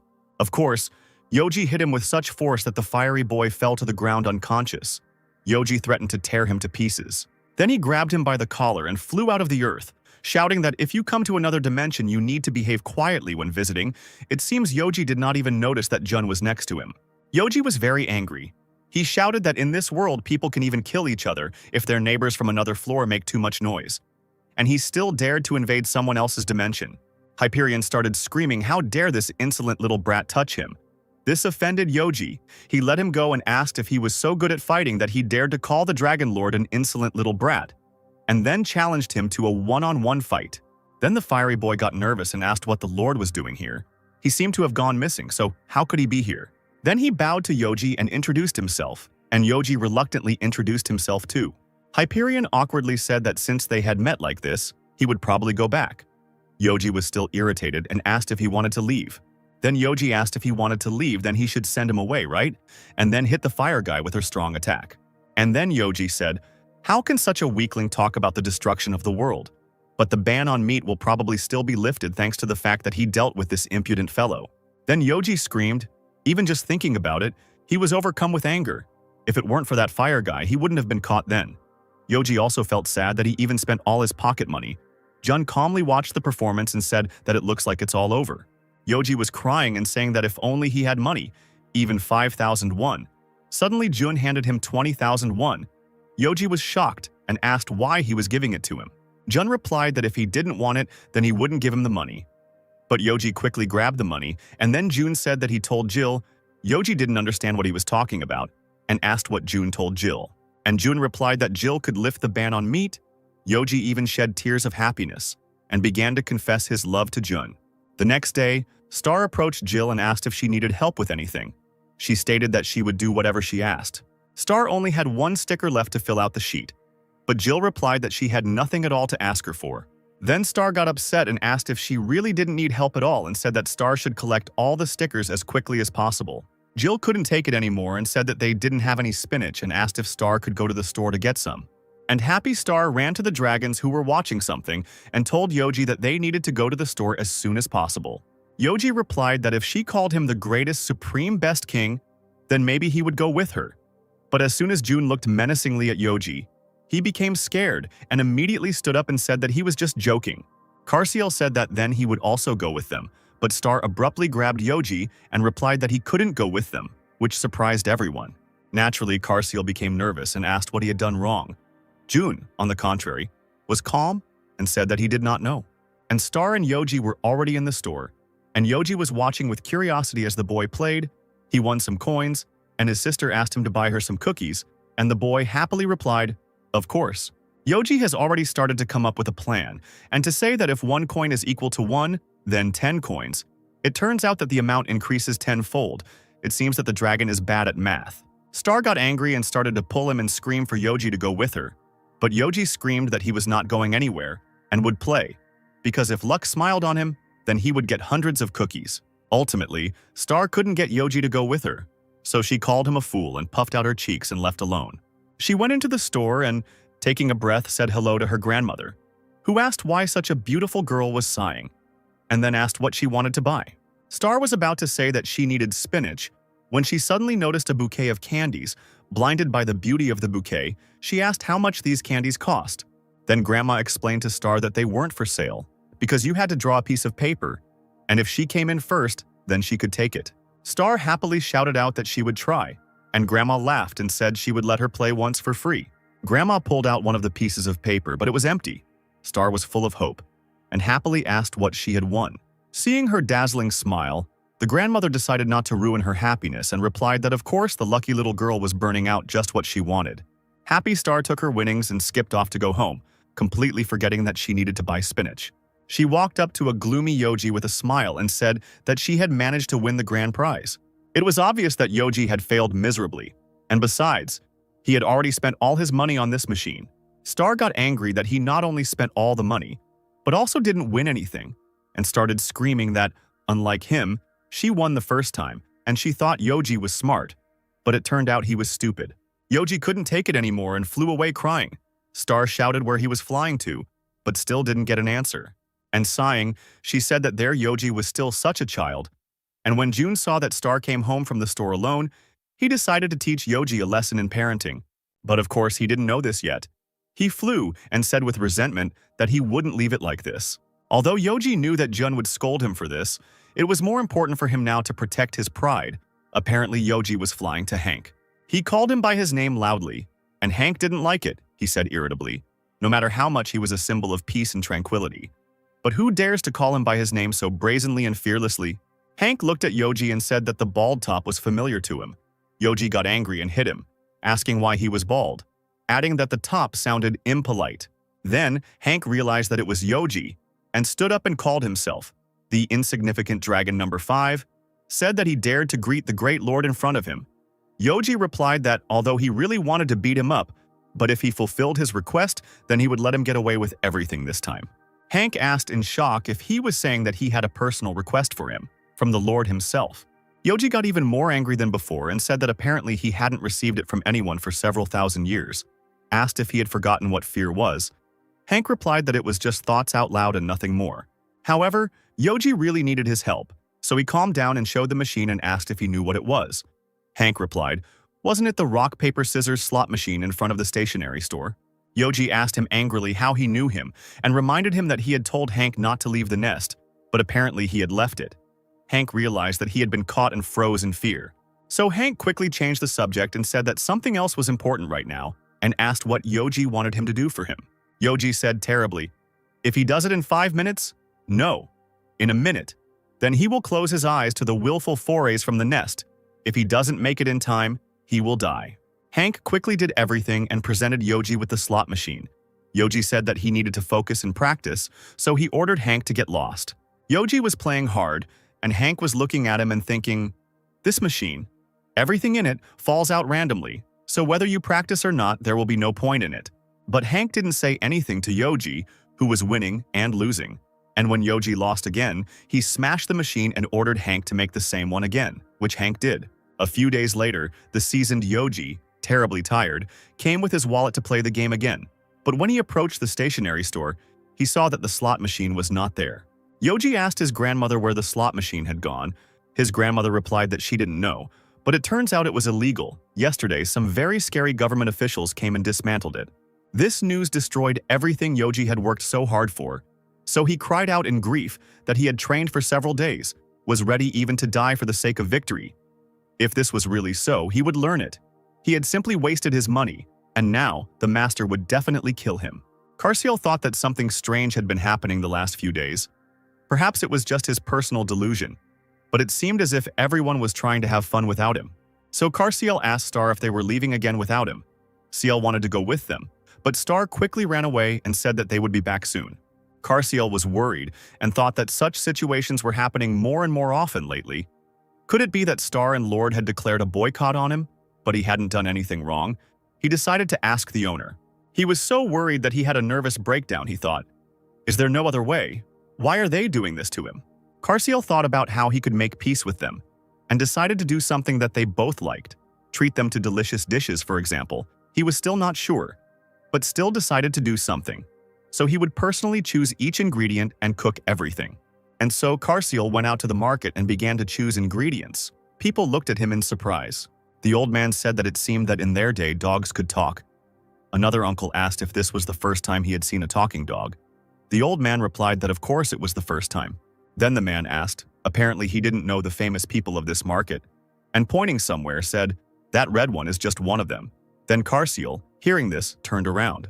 And indeed, there was Yoji and Star. They had a bunch of things in their hands, and they were running away somewhere. The man said that this creature had become a landmark of their market in recent days. Seeing these two, Carciel was crushed. Apparently, he decided that his friends had abandoned him and no longer wanted to be friends with him. Yoji was complaining that he couldn't see anything and asking if it was really necessary to buy so much. Star said that he was just like a little boy. Yoji only became more irritated. Then Carciel shouted that he would carry his package and started running towards him. He shouted that they could go home together. Yoji and Star were very surprised. Yoji further hurt Carciel by saying, "Shouldn't they pretend they don't know him at times like this and walk past?" Star agreed, and they turned away. Carciel fell down in sadness and thought that it seemed like he really was an outcast. And now they wouldn't eat his delicious dishes. Depressed, Carciel returned home and was unable to open the door. In desperation, he began to forcefully open the door. Yoji told him that if he kept pulling the door like that, he would definitely break it, and he should understand that if the door didn't open, it meant he couldn't go in. Apparently, that was the last straw. Carciel was very upset. Carciel started screaming why Yoji was doing this to him. What bad thing did he do to make him an outcast? After all, he lived his whole life as his loyal servant. He screamed that he had always tried his best to help him. Yoji asked him to stop, and the door broke harder and harder. Eventually, Carciel took the door down with Yoji. Then Yoji asked if he didn't tell him to stop. What should they do with the door now? A sad Carciel apologized and replied that he lost his mind for a moment. This is a nightmare, thought Carciel. Not only is he hated, but now the door is broken, which means both owners will hate him. Then Jill ran up and asked what was wrong with the door. Carciel pressed himself against her in fear and began to mumble something indistinctly. Jill asked what was going on here, and how long ago Carciel had been here, and more importantly, if he was hurt. Yoji said he was hurt. Jill pushed him away and said he was fine, then asked again if Karsiel was hurt. But Karsiel froze with tears in his eyes when he saw that the house was decorated and the poster read, "Ciel, we love you." Jill picked up Karsiel and said that he always copes with everything by trying his best, but always says that he doesn't need anything. And she also thinks that Yoji always takes all his pocket money. June put a festive hat on Karsiel with a smile. So they decided to prepare a surprise party for him, but apparently he arrived a little early. Sweet Karsiel burst into tears and said that he didn't know anything. Then Star handed him the bouquet she had won, with a note that read, "Ciel, love you, always. Thank you, Star." Cutie burst into tears and thanked Star again for the gift. Then Yoji stood up, and he said that it was necessary to pretend that they didn't know him. They weren't so bad as to make him an outcast. He noticed the bags and asked what was inside, but before Karsiel could say a word, Yoji decided that there was meat in there. Yoji spoke. Great. As their good-natured lord and king of dragons, he personally deigned to prepare food for his servant, but Jill immediately shouted, "No!" And everyone immediately looked at Yoji in fear. Then Yoji pouted and said there was no need to refuse so abruptly. Jill replied that it wasn't that they didn't want him to cook. It was just that there were already a lot of dishes for today, so maybe next time.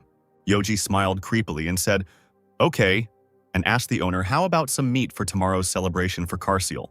Jun shook his head and said that it was impossible, but Yoji started to act up. And then Jun said that he would leave them his card so that they could have something tasty to eat tomorrow. And the next day, Jun went to the center. On the second floor, a guy was watching him. The guy thought about how Jun had walked through every corner of the first floor and how incredible it was. Such an interesting guy hadn't appeared for a long time. But if he showed up to him, he would have to kill him. Karsiel, who was with Jun, suddenly asked if he was bothered by him following him. Jun replied that he was not and asked why he suddenly had such a thought. Then Karsiel, a little embarrassed, said that he was following him because he wanted to help. But it seemed that he wouldn't be able to, because Jun was, after all, the strongest among the living. Jun knelt down and asked if he wanted to help him, but with what? Karsiel replied that yesterday, during the congratulatory party, the owner said that he could not stay and eat with them. But he likes it most when they eat together. He hasn't felt such a warm atmosphere around him before, even when they ate together with the dragons. Besides, the Lord's character was a bit so-so before. Even if his help was not that great, Karsiel wanted to help so that the owner could have dinner together. Jun patted his head and said that he was so good, so thanks to him, Karsiel would be able to finish earlier and go home. By the way, they still have people there who can help them. Karsiel looked in the direction that Jun pointed and replied that there was no one there. The two guys who were hiding in the tree branches said that they screwed up because Jun noticed them right away. One of them still didn't believe that they had been noticed, because who could notice them from such a distance? Unless, of course, he was the greatest hunter in the world. But that couldn't be the case. The boy wondered why a monster like him was coming to their village when it was in chaos. He told his friend to go quickly and tell the villagers that someone dangerous was coming. He asked what he would do then. The guy replied that he would try to stop him and shouted at him to run to the village. The guy complained that they didn't even know why this man was here. The guy thought that he was here, obviously, to get Yggdrasil, and he would try to stop him to at least buy a little time. But the guy said that he was also part of the village's security, and he also couldn't let him die. With these words, he rushed at Jun, while Jun was showing Ciel the map. And of course, Jun destroyed his sword in an instant, and Jun said that if they had helped them, it would have been easier. The guy got scared and started screaming that he wouldn't let him touch Yggdrasil, only over his dead body. But it seemed like Jun had no idea what the guy was talking about. Karsiel explained that he was talking about that huge tree behind him. The guy realized that they were some kind of travelers and said that he thought they were going to attack the village on the orders of that monster. To begin with, it is worth explaining everything. According to the description, Yggdrasil is called the Tree of Life. Its leaves contain life force. They are used as medicine. The tree sap is considered effective enough to be called an elixir of longevity. But it is said that it will periodically be attacked by a monster called Taratulos, who lives beyond the lava field. It is written that ours is also currently being attacked by travelers. Jun said that it seems that this situation has caused a misunderstanding. The tree guard shouted what kind of misunderstanding could there possibly be, when suddenly the guy we saw earlier landed in front of them. The man said that Jun is not an opponent for him, so he can let him go. The guard asked in shock if he is here, then who is confronting Tarantulos now? Mr. Ben said that he should be here so that he would not get hurt. Jun asked what Karsiel thought about this. Then Karsiel said that apparently the master had become a villain for them. Ben said that June was the one who made a mess on the first floor, but they didn't listen to him. Carciel asked if he should deal with them. June asked if he could do it without hurting him. Then Carciel replied that it might be difficult if he was too weak. June replied that he could do it if he practiced. Ben got angry and said how dare a newbie who just came up from the first floor ignore him. Taking out his katana, he said that he should not dare to complain later about the death that he himself was striving for. But Jun easily blocked his attack, thus surprising Ben. He asked if his blow was really too weak and then decided to show him everything he was capable of. Suddenly the earth shook, and the hunter decided that it was Ben who did it, and began to praise him, saying that Ben could so easily shake with one movement of his energy. But Ben replied that it wasn't him. And then the very same monster that had been ruining their lives all this time jumped out of the lava. Ben screamed, "Why now?" Then he said that if the invader doesn't want to die, then we need to deal with this monster. But when June had already summoned his sword, Ben told him that he shouldn't attack him first. He would attack in turn. This would only anger him. June didn't listen to him and easily killed the monster. Then he asked if Dean could talk now or if he needed time to cool his head. Apparently the second option, judging by Ben's face. Ben said, scared. He should have told him right away that he just came to investigate the area. All he heard was that they searched the entire first floor, so he thought they came for Yggdrasil. Carciel said that now they are asking for time, but a couple of minutes ago, they themselves attacked them as soon as they saw them.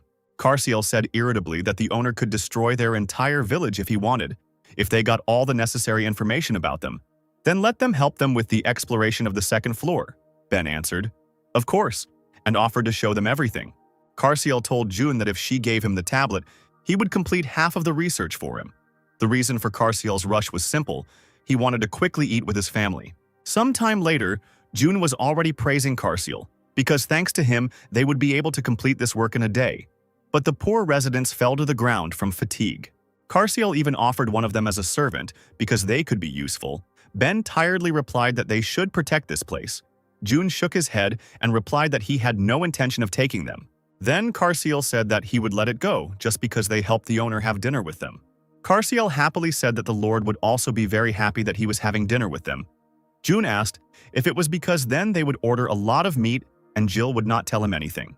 But Carciel had hoped that Yoji was not such a greedy and selfish dragon, but we are suddenly shown Jill, who asked Yoji not to do this. Yoji was holding a newspaper in his hands and shouting for Jill to look at the newspaper too. But Jill was pulling his face, saying that he couldn't. But Yoji didn't give up. He said that they could get 10 billion won, and Jill couldn't do anything because she was always worried about living expenses. But Jill asked if he forgot how he made the news that time because he changed his true form because of chicken skewers. Jill let Yoji go and said that if it happened again this time, his father might really scold him. And what did money matter anyway when they could live happily as they were now? Then Jill asked Yoji to promise her that he really wouldn't go anywhere. Yoji got worried and asked if he really had to do that. Yoji pouted and said that he wasn't a child. He had to make such promises. He complained that he couldn't believe that an all-powerful dragon king like him would do something like that. Yoji's complaints angered Jill, and she again warned him that she was not messing around with him. But as soon as Yoji came out, he bumped into June and immediately said that the owner had returned.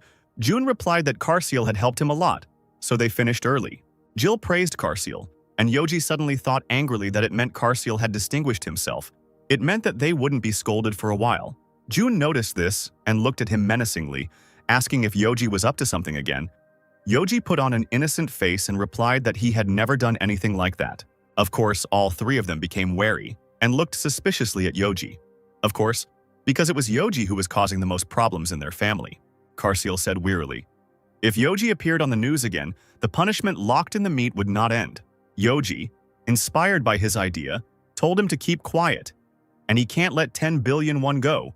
And does he know how much meat can be bought with that money? If not, then he just doesn't understand the value of that money. Besides, Carousel helped the owner, which means that if he is with him and they are caught, the owner will spare them, and there are more than 100 entrances to the rifts. It is unlikely that the owner will find them. Even the owner's grandfather cannot know that they will enter through the 79th entrance. Then, Yoji said that lately he has been acting really brazenly, and he speaks to him very brazenly. Carciel got nervous and said that he misunderstood him. He speaks to him louder because he is worried that the owner will catch them, but Carciel hid the phone behind his back. But Yoji asked why he didn't stop moving and what he was doing there. Carciel became even more nervous and shouted that he was not doing anything. However, Yoji became suspicious and asked him if he would cut off his hand if he caught him in a lie, or if he hadn't learned it after all this time. Karsiel said again that there really was nothing there. Yoji asked if he wanted to die since he dared to lie to him so brazenly. But Karsiel pointed at the people and said that there were people lying over there. Yoji came up to them and said that they needed to go where there were a lot of people. Why did they even come here? And now they are lying here. All of them, except for the owner, were weak creatures that would fall apart if they were hit once, so Karsiel asked why not send them away from here. Yoji irritably said that he would help these losers, and began to heal people, which surprised Karsiel. Karsiel asked, thinking that the Lord would leave these people and go away, and this cruel, selfish, arrogant dragon would help strangers. So Karsiel even cried, thinking that Yoji had grown as a person. The ninth servant Karsiel was very impressed by this. Yoji said that he had finished healing them and ordered Karsiel to throw them out somewhere outside. But suddenly a pictogram appeared on the ground and all lit up. It turned out that Yoji had fallen into a trap. Yoji was blocked, and then a huge creepy knight appeared and said that the guys were feeble-minded, a bunch of idiots, who fell into such simple traps. The knight called them fools and asked how they dared to come here. Karsiel became very angry and asked who else was feeble-minded here and if he knew who he was dealing with. While Karsiel was screaming that he was forcing him to go back to his cruel, strong tyrant personality, Yoji calmly broke out of the trap and said that it was funny and he hadn't stretched in a long time. Yoji also defended these people and asked if he should also pay the one who was able to make him laugh. For the first time in a long time, the knight was shocked that Yoji had no scratches, and then shouted that if he started a fight, everything would collapse here and he would probably get hurt too. However, Yoji confidently replied that he would not receive any injuries and attacked the knight. Now the entire area was immersed in fire. But suddenly Jun appeared and picked up Yoji, saying that he knew something like this would happen, so he came running right away. Jun ordered him to stop before anything collapsed here, and said, "Excuses later, it's better to stop now. Otherwise everything here will collapse and people will get hurt." Then Yoji asked if he would free him from punishment. Jun asked if he should punish him now. Of course, Yoji answered no and asked why he was here. Jun replied that Karsiel told him everything, thus giving Karsiel away. Then he said that the boss's item worth 10 billion won would be handed over to the state. They wouldn't be able to buy meat with it. Yoji got angry and said that it was unfair, and asked why he didn't stop him then, if they knew about everything. Jun asked if he would have stayed home if he had tried. Yoji became even more furious and looked at Karsiel, then started shouting that he was a traitor. But Jun picked him up and said that to be precise, he asked him to do it, and asked what he thought would have happened if Karsiel hadn't told him that if the place had collapsed, at least he would be able to take everything he got from killing this monster. Selling it would bring in a lot of money, and he would also let him get away with it because Karsiel had told him 100 times how Yoji had saved people's lives. Then, Yoji softened his anger and burst into tears of happiness. Karsiel picked up the monster's helmet and told him to take it. In any case, the general's skull was rank B, the effect crowning good fortune. This effect is enhanced when possessed by a minor. Yoji looked at the skull with displeasure, and a happy Karsiel said that a B-rated item wasn't worth 10 billion won, of course. But that amount would be enough to eat meat for the rest of his life. But Yoji stared at the word minor and kept sighing, then went back home and said that it was a gift for Jill and she could take it. Such a generous gesture surprised everyone. Jill asked why Yoji was suddenly giving him a bone helmet. Yoji irritably said what difference did it make? She soon had to train in the rift. It was a good thing, so she should always carry it in her bag. Jun and Karsiel were proud of Yoji. They watched cutely as he gave Jill the helmet that he wanted so much. Then Jun said that they should eat meat before Jill left for training. The day of training arrived, Jill got ready and was about to leave when suddenly Yoji ran up to her. Drakosha asked if she took it. Jill asked if he was talking about the skull he gave. Nervously, she answered, "Of course she took it, and it is in the bag." But Yoji took out the skull and said, "Was this the skull she was talking about?" Jill got scared and asked how he found it. Because she hid it in the closet. Yoji irritably asked how he could not find out, because it was still glowing with magic. Yoji complained if she knew how much he could get for it if he sold it. But he gave up on the idea and gave it to Jill. So how could she just walk away and leave it behind when she could buy herself a lifetime of meat if she sold it? Jill apologized and said she was wrong. Yoji asked if she would take it now. Jill said she would. Yoji added that from now on, every time he wanted meat, she would serve it. Jun laughed and said how many times he caught Jill doing this and took advantage. Karsiel replied that this was how he got what he wanted and asked if he should let him get away with it. Then Jun looked at him and said sweetly, "He can let it go this time, because this time he deserved it." Jill came to the training place in the training rift of the Troll Valley Hunter Academy. The man shouted if the guys knew what the most important thing in this practice was, and he himself answered that this was a practical fight. If an unforeseen situation unfolded, the man advised the students to run away. That's right. Unexpected things happen all the time, especially in a rift as big as this one. The man asked again what they should do if their colleague was in danger. Jill shouted loudly, "Quickly leave the dangerous place and call the teachers immediately." The teacher answered correctly and ordered them not to die together just because they were helping someone. They had to go to the instructor. Having said this, he ordered everyone to divide into teams. Jackie asked Jill why she needed a backpack for a day trip, and the guy immediately tried to add points to himself and offered to carry Jill's backpack. Jill replied that it was not necessary. She felt calmer if he was with her. The two began to quarrel, and Jill herself understood that she would not be able to walk with him all day. Then Steve looked at Jill and wondered what kind of expression she had. Maybe such questions were burdensome for Jill? Or she was uncomfortable, Jackie asked. This expression meant that no one needed his help anyway. Steve didn't like this comment and said he would help Jill anyway, but she turned around abruptly and killed the monster. Then Jill said with a serious expression that the monster zone had started so they should concentrate. In reality, she was just hoping that Steve would stop thinking about her bag. The misunderstanding only got worse. Poor Steve became sad because he decided that he had angered Jill. Jackie called Steve an idiot and said that he couldn't even be serious when he needed to be. Jackie told herself that it was time to get ready and work hard. Turning around, she saw that they were already surrounded by monsters, so she quickly took out her katanas. Steve laughed nervously and said they were finished. Jackie said there were too many of them and they had to run away. Jill said they had blocked all escape routes and they couldn't escape. Then Steve ran forward and shouted that he would break through the barrier of monsters, but only he would get hurt, and he asked the girls to stay behind him. Jackie said that now was not the time for heroics. Jill did not understand why he was getting into the thick of things. Unfortunately, Steve's heroism failed because the monsters themselves began to beat Steve, and then the girls came to his aid. Steve was angry with himself because now he looked pathetic in Jill's eyes. He even regretted that he had moved at all. While the guy sat there feeling sorry for himself, calling himself trash, Jackie screamed at the fool to get his act together and start fighting. Jackie told Jill to bring this fool to his senses. Apparently, he needed to be praised somehow. Jill asked if maybe she would do it better, but Jackie shouted that her praise would do no good. Then Jill shouted that Steve did everything to save them. Steve is strong and reliable. He was there, and it was really cool. Even such ridiculous praise had an effect on our fool, who continued to be beaten by the monsters. Steve finally got up and started beating the monsters. Jackie laughed that Steve was so easy to fool. Jill agreed with her.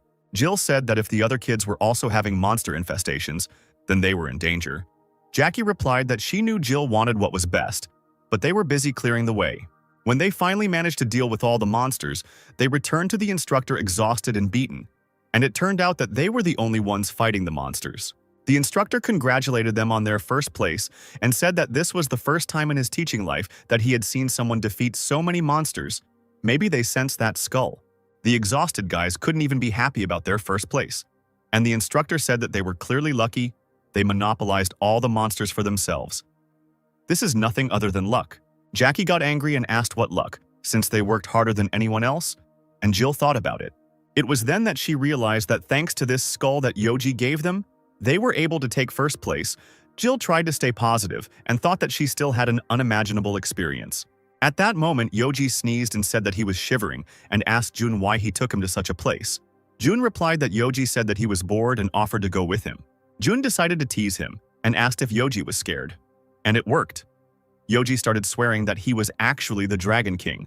Jun continued to tease him, saying that meant he was scared, and he thought why he doesn't watch horror movies. Then Jun asked, so he wouldn't be scared if something appeared from there. Yoji irritably replied that he was not a child to be scared.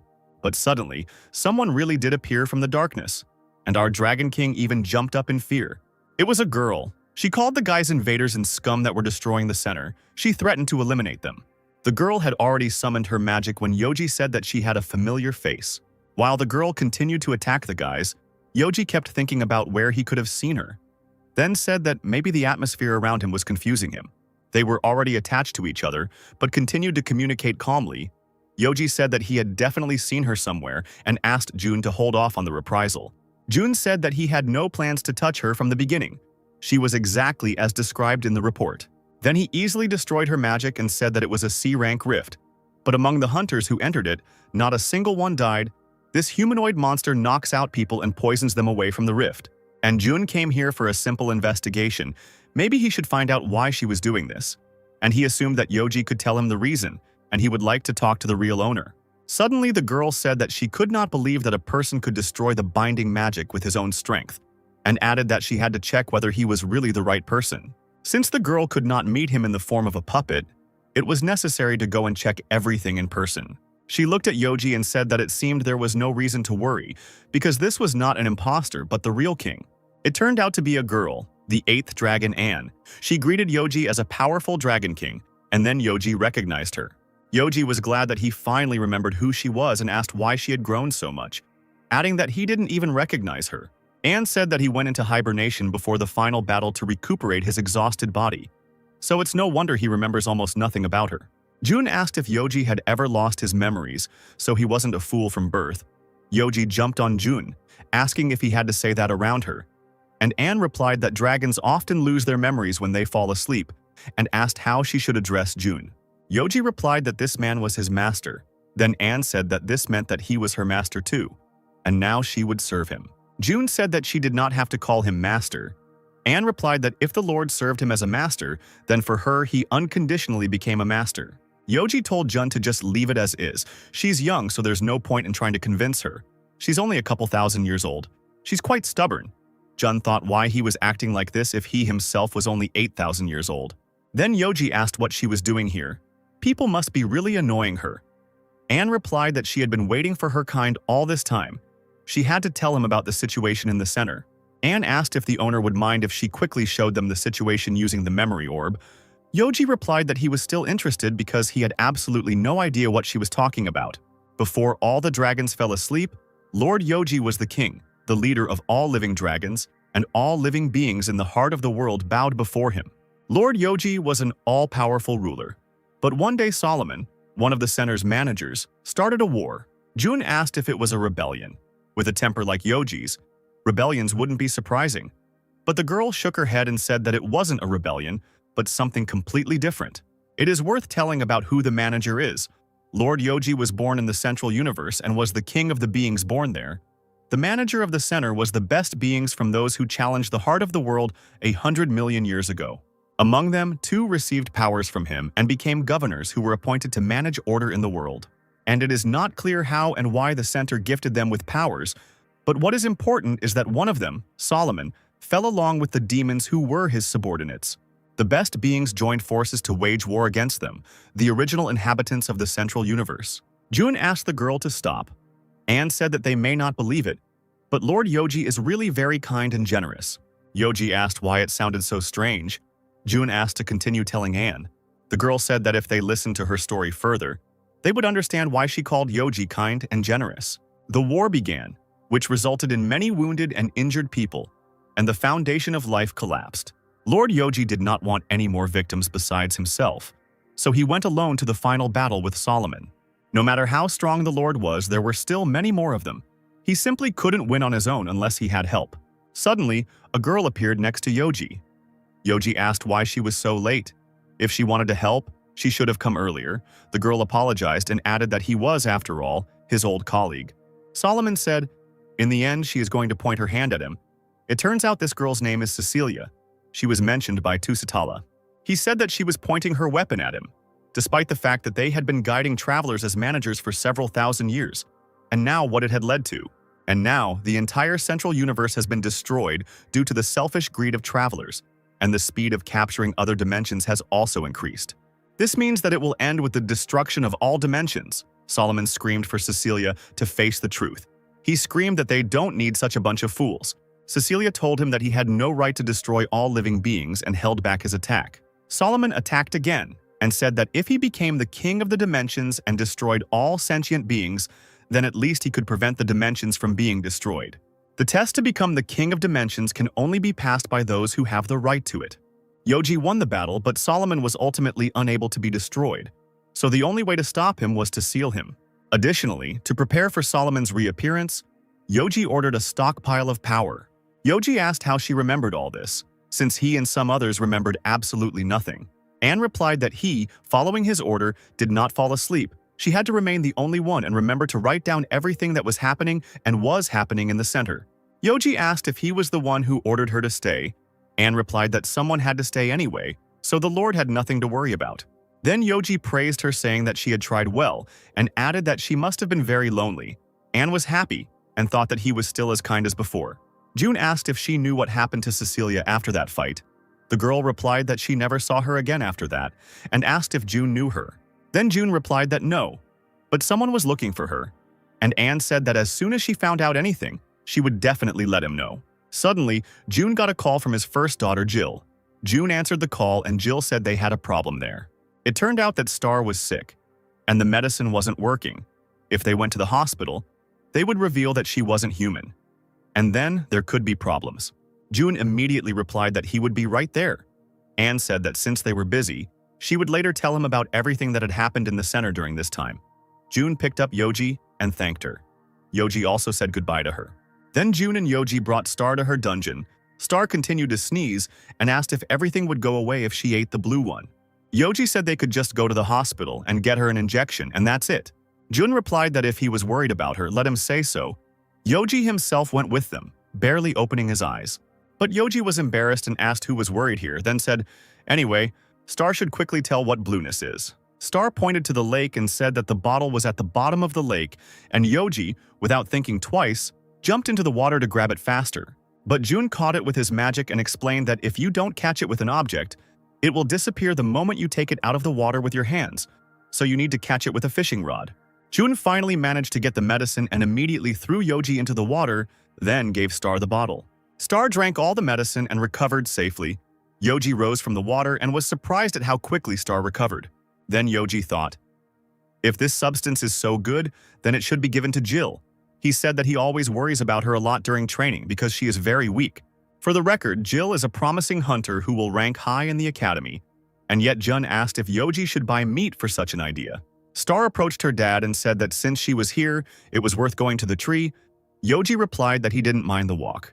Then Yoji asked where they should go for meat and began suggesting good places for Jill to cook the meat afterward. June asked if that was his goal. Star pouted and asked if he was worried about her at all. Yoji nervously answered, of course he was, when suddenly his stomach made itself known, louder than usual. But still Jun said he could go. Yoji was surprised and asked if he was serious. Then Jun asked if he wanted to. Yoji didn't wait more than a second and ran away. While Yoji ran out of the dungeon to buy meat, Star and June came to her old friend. This time, the tree said that June brought peace and sanity back to the center. June asked what his new nickname was. The tree hugged Star and explained that the community of the center was in shock. Peace was returning to a place where desolation and chaos reigned. However, after his appearance on the second floor, the powerful beings on the first floor began to cause trouble again. The tree asked June to take care of these monsters. June replied that he would do it, because it was not difficult for him. Such a simple answer surprised the tree, and it asked why she agreed so easily, and if he had any conditions. June answered that it was not difficult for him, and told Star that he would return soon, but for now, let her play here. Despite having the power to take away whatever he wants, June treats everyone with care and is not selfish or selfish. But the problem is that June is very powerful, and if his power awakens him, then the apocalypse will come closer. The bald old man swore and shouted that everyone said that he went to the second floor. But how was he here again? He whispered that they had to clear the center of the world and get a special item to return to the top. While the guy who only reached the second floor was able to return, the guy in the mask asked him to keep quiet. June said that it seemed like the guys were prepared and that such a weight was not too heavy for them. So he decided to add 2 more boulders, and added that if the boulder hits, he will add another hour for them. But the guys, of course, couldn't withstand such a weight and fell. And June said that if they wanted to stand longer, then add an hour. Then he said in a dark tone that, as they already knew, he could go anywhere without restrictions. And if he heard again about them robbing and torturing locals while he was away, they were finished. All 3 guys started shouting that this would never happen again, and they regretted what they had done, and even promised to restore everything that had been destroyed to date. The next day, June and Jill went about their business, and Star, left with the dragons, asked why Dad works every day. Carciel asked Star not to be upset and suggested going to the playground. Star said that the area would definitely not be enough, and Carciel was already scolding Yoji, saying that they should not create any more problems, If they got involved in something again this time, then the problems would be big. But Yoji didn't listen to Karsiel at all, but only fooled around, putting on the invisibility cloak, the one that Jun gave to Jill. Yoji asked what he thought, and isn't it really cool? Then Yoji started poking Karsiel and asking if he really didn't feel anything. Karsiel tiredly replied that he really didn't feel anything. Star also really liked this show, and Yoji said that if you follow the owner with this thing, and then boom and scare him. Karsiel replied that the owner most likely already knows that Yoji has already taken this thing, especially if he tries to scare him. Most likely, this will not turn out in the most pleasant way for Yoji, because he may decide that this is his enemy and attack first. But Yoji didn't think so. He proposed a bet, and bet that he would never be caught wearing this robe, betting all of his snacks for the week. Karsiel bet that he would definitely be caught, and this angered Yoji, and he shouted that wearing this robe, even sounds cannot be heard, and then scolded Karsiel for becoming more confident in himself, because he began to contradict him. Karsiel got scared, and Star shouted for Yoji not to mock Seal. City Hall, Jun's place of work, was where these pranksters decided to show up. The boss shouted to Jun when the report on the formation of the faults would be completed. Jun replied that it would be ready within 3 hours. The boss yelled at him to finish it within a day, then yelled at Nate to set a meeting time for that month, which Nate did. Then, he himself complained that he did not want to go to the conference, and asked if Jun could go there. Jun replied that he would have to go himself, and the report would be sent to him as soon as he completed it. While Nate was persuading the boss to get ready, Star and the Dragons came into the office. Yoji was pleased. He decided that Jun did not notice them, and therefore would not catch them. Karsiel, on the contrary, continued to doubt. He asked if he really thought that the owner would not notice them. Star asked if they could scare him now. Karsiel asked her to wait, because Jun was working, so they could do it during his break. Even Yoji waits calmly. Yoji started to mock and said that he and Karsiel thought the same thing, which means he is not such a thoughtless and stupid dragon. Star was bored. She wished it would end soon, but an hour later they were still standing, sweaty, tired. And then Star shouted that she couldn't stand it anymore and would go play with her dad. Karsiel tried to persuade her to be patient a little longer. Suddenly, a joyful Kate entered the office and immediately ran up to Jun. Kate said that she assumed that he would be here after clearing the rift, and suggested having dinner together. Star immediately mistook Kate for her mother. Karsiel said that it seemed like they were close to the owner, so one could make such an assumption. But Jun refused Kate. Then she nervously asked if it was because of his overtime she could wait for him. But Jun replied that he had other things to do. Then Kate immediately became sad, and at that very moment Chloe came into the office and joyfully called Jun. Kate asked what Chloe was there for, and she, unsuspectingly, replied that she and Mr. Jun had dinner planned for that day. Yoji was watching the performance. Kate nervously said that it seemed like she invited Mr. Jun first. Chloe replied that he invited her to dinner, which upset Kate even more. By the way, the owner is always fixated only on work, so why are there always girls hanging around him? Yoji asked. Karsiel calmly said that it had been like that since ancient times. Both the males and the females always chase after good genes. Then Yoji quickly shut his mouth, shouting that if he continued to talk like that, they would be dismissed. Star asked what that meant, and so they started talking loudly. Jun sighed and told them to get out. He wanted to talk to them anyway. Yoji was shocked. Karsiel said he hoped they wouldn't get scolded too much, and Star was glad they could go out. Jun said that he doesn't plan to scold them. He knows that Yoji put them up to it. The girls froze. In confusion, Chloe asked who Jun was talking to. At that moment, Star ran out of the robe and happily ran to Chloe, calling her mom. Chloe asked what Star was doing there, and Kate was already horrified when Star called Chloe mom. Kate also noticed that they had the same hair color and suggested that it was their daughter. Jun replied that Star apparently followed these two. Yoji, of course, was more worried than the others. He asked what the owner wanted to tell them. Jun immediately said that, firstly, he forgives him for today, but from tomorrow he will sit with Star. Yoji was glad that he had once again avoided punishment, but Kate had already completely sunk into depression.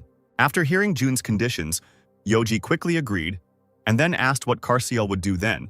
He was also involved in this. Jun replied that tomorrow he would go with him to the 3rd floor of the center, so he would not assign him a punishment. Karsiel was pleasantly surprised, and Yoji was in a bad mood. Then he couldn't hold back and started shouting that it was unfair and asked to take him with him. But Jun repeated that he would stay with Star. On the 3rd floor of the center, a guy screamed in horror and begged for mercy and asked what they were doing here. Then the stranger asked if a patrolman was allowed to behave like that, and said that lately everyone he met was so weak They lacked ambition. The creepy guy had several patrolmen behind him, the strongest heart in the world, one of the 7 transcendentals. Dean, he said that in his time, people like him would have been torn apart on the first floor. Dean brutally killed the patrolman and said contentedly that it was convenient, and was glad that he was getting stronger by absorbing other life forms with the help of this stone. The Stone of Mastery is yellow classification, consumable, and we will learn the peculiarity of this stone a little later. Nothing happened. Dean looked back at the pile of corpses and asked if that wasn't enough. The owner could become stronger by killing travelers from the central universe, and by absorbing their skill levels, the owner becomes stronger by that level. The strange guy blushed and asked if maybe he should fight that freak. He must get back the other half of his face that he took from him during the Great War with that Yoji, the big, ugly reptile king. Carciel said that he had finished recording all the information from the opposite side. But then he looked down and asked, "Who did all this?"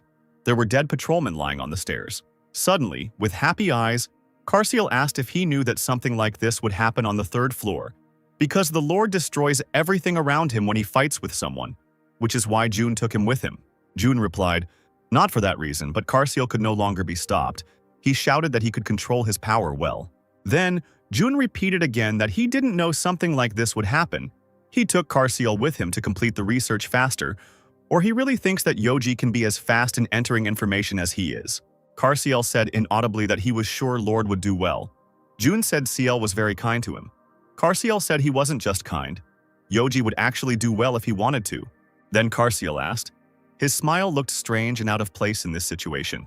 Then, Carciel began to scold himself that he should control his emotions more carefully. He still had so much to learn. June reassured him, saying that he hadn't even thought about it. But Carciel said that he was ashamed, and there was no need to console him. And as his punishment, Carciel decided to finish the research as quickly as possible. June didn't understand why Carciel felt ashamed, but in any case, he planned to go down further.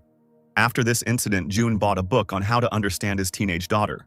In any case, there didn't seem to be a single floor that he could quickly and calmly complete his exploration of. Someone continued to speak, and Carciel decided it was June. But why was he here? Carciel asked, when suddenly something lit up behind him. And when Carciel turned around, he was immediately attacked. Not expecting this, Carciel was unable to block the attack and received the full brunt. It turned out to be that same creepy guy. He said that he never thought that he would meet here a servant of this stupid king of reptiles. After the Great War, he did not forget them for a minute and missed them every day. With these words, Dean attacked Carciel again. But if he just gives in to him, he will be so disappointed that he won't even want to give him a second chance and will immediately tear him apart. Dean continued to attack Carciel, screaming that he would kill him halfway, then they could be happily reunited again after a long time. Number 9, he doesn't even call Carciel by name. The whole room was filled with smoke. The man stood there satisfied and said that he seemed so happy to meet them that he allowed himself to be rude. But while he was talking about how great he was, a hand extended out of the smoke and then Jun appeared, who began to strangle this freak. Jun hit Dean a few times and he got exhausted and fell to the ground. Jun asked if he was okay. Dean asked if Jun was crazy, almost killed him himself, and asked if he is okay. But Jun wasn't asking him, but Carciel. And of course, Carciel came out and said that thanks to him, he was completely fine. It turns out that Carciel is completely fine. If it weren't for his owner's help, he would have been critically injured. Dean asked why he was fine. How did this happen? Jun ordered him to shut up and kneel down in front of him. Before he could understand anything, Dean was forcibly laid on the ground. Jun said that he was apparently one of the Transcendentals. Jun was angry. He asked why he was trying to destroy the Central One, why he was trying to bring the world to destruction, why he and the demons are trying to bring the world to ruin, that the Central Universe is collapsing and it satisfies their greed and selfishness, Jun said. Dean manages to smile in this situation. Dean seemed to get angry too and asked how he could know the thoughts of others. He said he just wanted revenge on the Red One, the leader of this Purple One, and stated that he would finish them off here. Dean managed to escape. He screamed that Jun looked normal, but in fact turned out to be so stupid. He asked if he thought he himself knew that Solomon really planned to destroy this world. However, he would not be averse to killing these demons either. But nevertheless, revenge on the Red One is above all else. As he ran away, he said that the Central Universe was collapsing. The stronger they became. How could he know that? It didn't matter. The main thing for him was his life. Even if the world collapsed, logic left the chat. He naively assumed that he had run away from Jun and laughed at him. But as soon as he turned around, he saw that Jun was already next to him. The usual reason, Jun said, is that he hopes others have the same reason as him and attacked. Dean screamed that he couldn't die like this and started to hit with his magic. Carciel asked what he was trying to do. Jun replied that Dean was sending his energy. Jun said maybe he was sending to a place where there are extra lives. Carciel asked if they shouldn't stop him. Jun said it was okay. His energy came to those two guys we saw in the past. They realized that his main body was dead. The first double is Dan. He started laughing and saying, "Did he really meet the heavenly demon who descended from the heavens on the chariot of the cloud dragon god?" Judging by the novel where he read it. The second double, Gak, asked why he gave them his powers, since he left them immediately after his creation. Or was he thus asking them to avenge him? Hak suggested using this power to resurrect Solomon so he could kill the other transcendents who ignored them. Dan was in favor. He said that demons were going crazy from their own greed, and the resurrection of Solomon, who created them, would be practically unnoticeable to them. But just as the two decided to put their plan into action, Jun's arrows were already aimed at them and immediately destroyed them. Jun returned home and Yoji was waiting for him at the door, nervously and mysteriously saying that he swears all he did was wait for Jun. Jun immediately sensed this atmosphere and said that if Yoji honestly told him what he had done, he would scold him less. Star ran up to her dad and said that Yoji had been acting weird today. He had just cleaned the whole house, done all the laundry, and even when she said they had meat, he said he would wait for Dad. Naturally, Carciel was shocked by this news. He ran up to Yoji and began to feel him, asking if everything was okay with him. Jun, on the contrary, was calm and asked him directly what he wanted. Pocket money. Yoji replied that of course, if he gave it to him, he would accept it, but then Yoji shouted out that he would leave for 2 days. Jun calmly replied, "Okay." Yoji got angry and started shouting, would he really just let him go? He usually always forbids him to go out. Jun replied that judging by his look, he was not going to have fun, which meant he hadn't done anything wrong. Star and Carciel said that they would also go with him, but Yoji seriously said that this time, he should go alone. Jun asked where he was going. Yoji replied, to his golden servants, Hank and Anne, both of whom were dear to him. Yoji said that he had a question for her, and besides, it was time to fulfill his destiny. Anne said that it seemed like the master had made his move, and the seventh transcendent was dead. He must have gotten stronger while the dragons were dormant. She couldn't believe he was able to catch him so quickly. Despite the passage of thousands of years, people are still trying to satisfy their greed and selfishness, and that is all they are busy with. Mr. Yoji went into hibernation for the sake of the world, and in the end, only these specimens survived. But now there is a master, which means that Mr. Yoji will no longer have to cope with everything alone. Hank thought that their lord's master might be bigger than him, but their lord is the strongest in the world.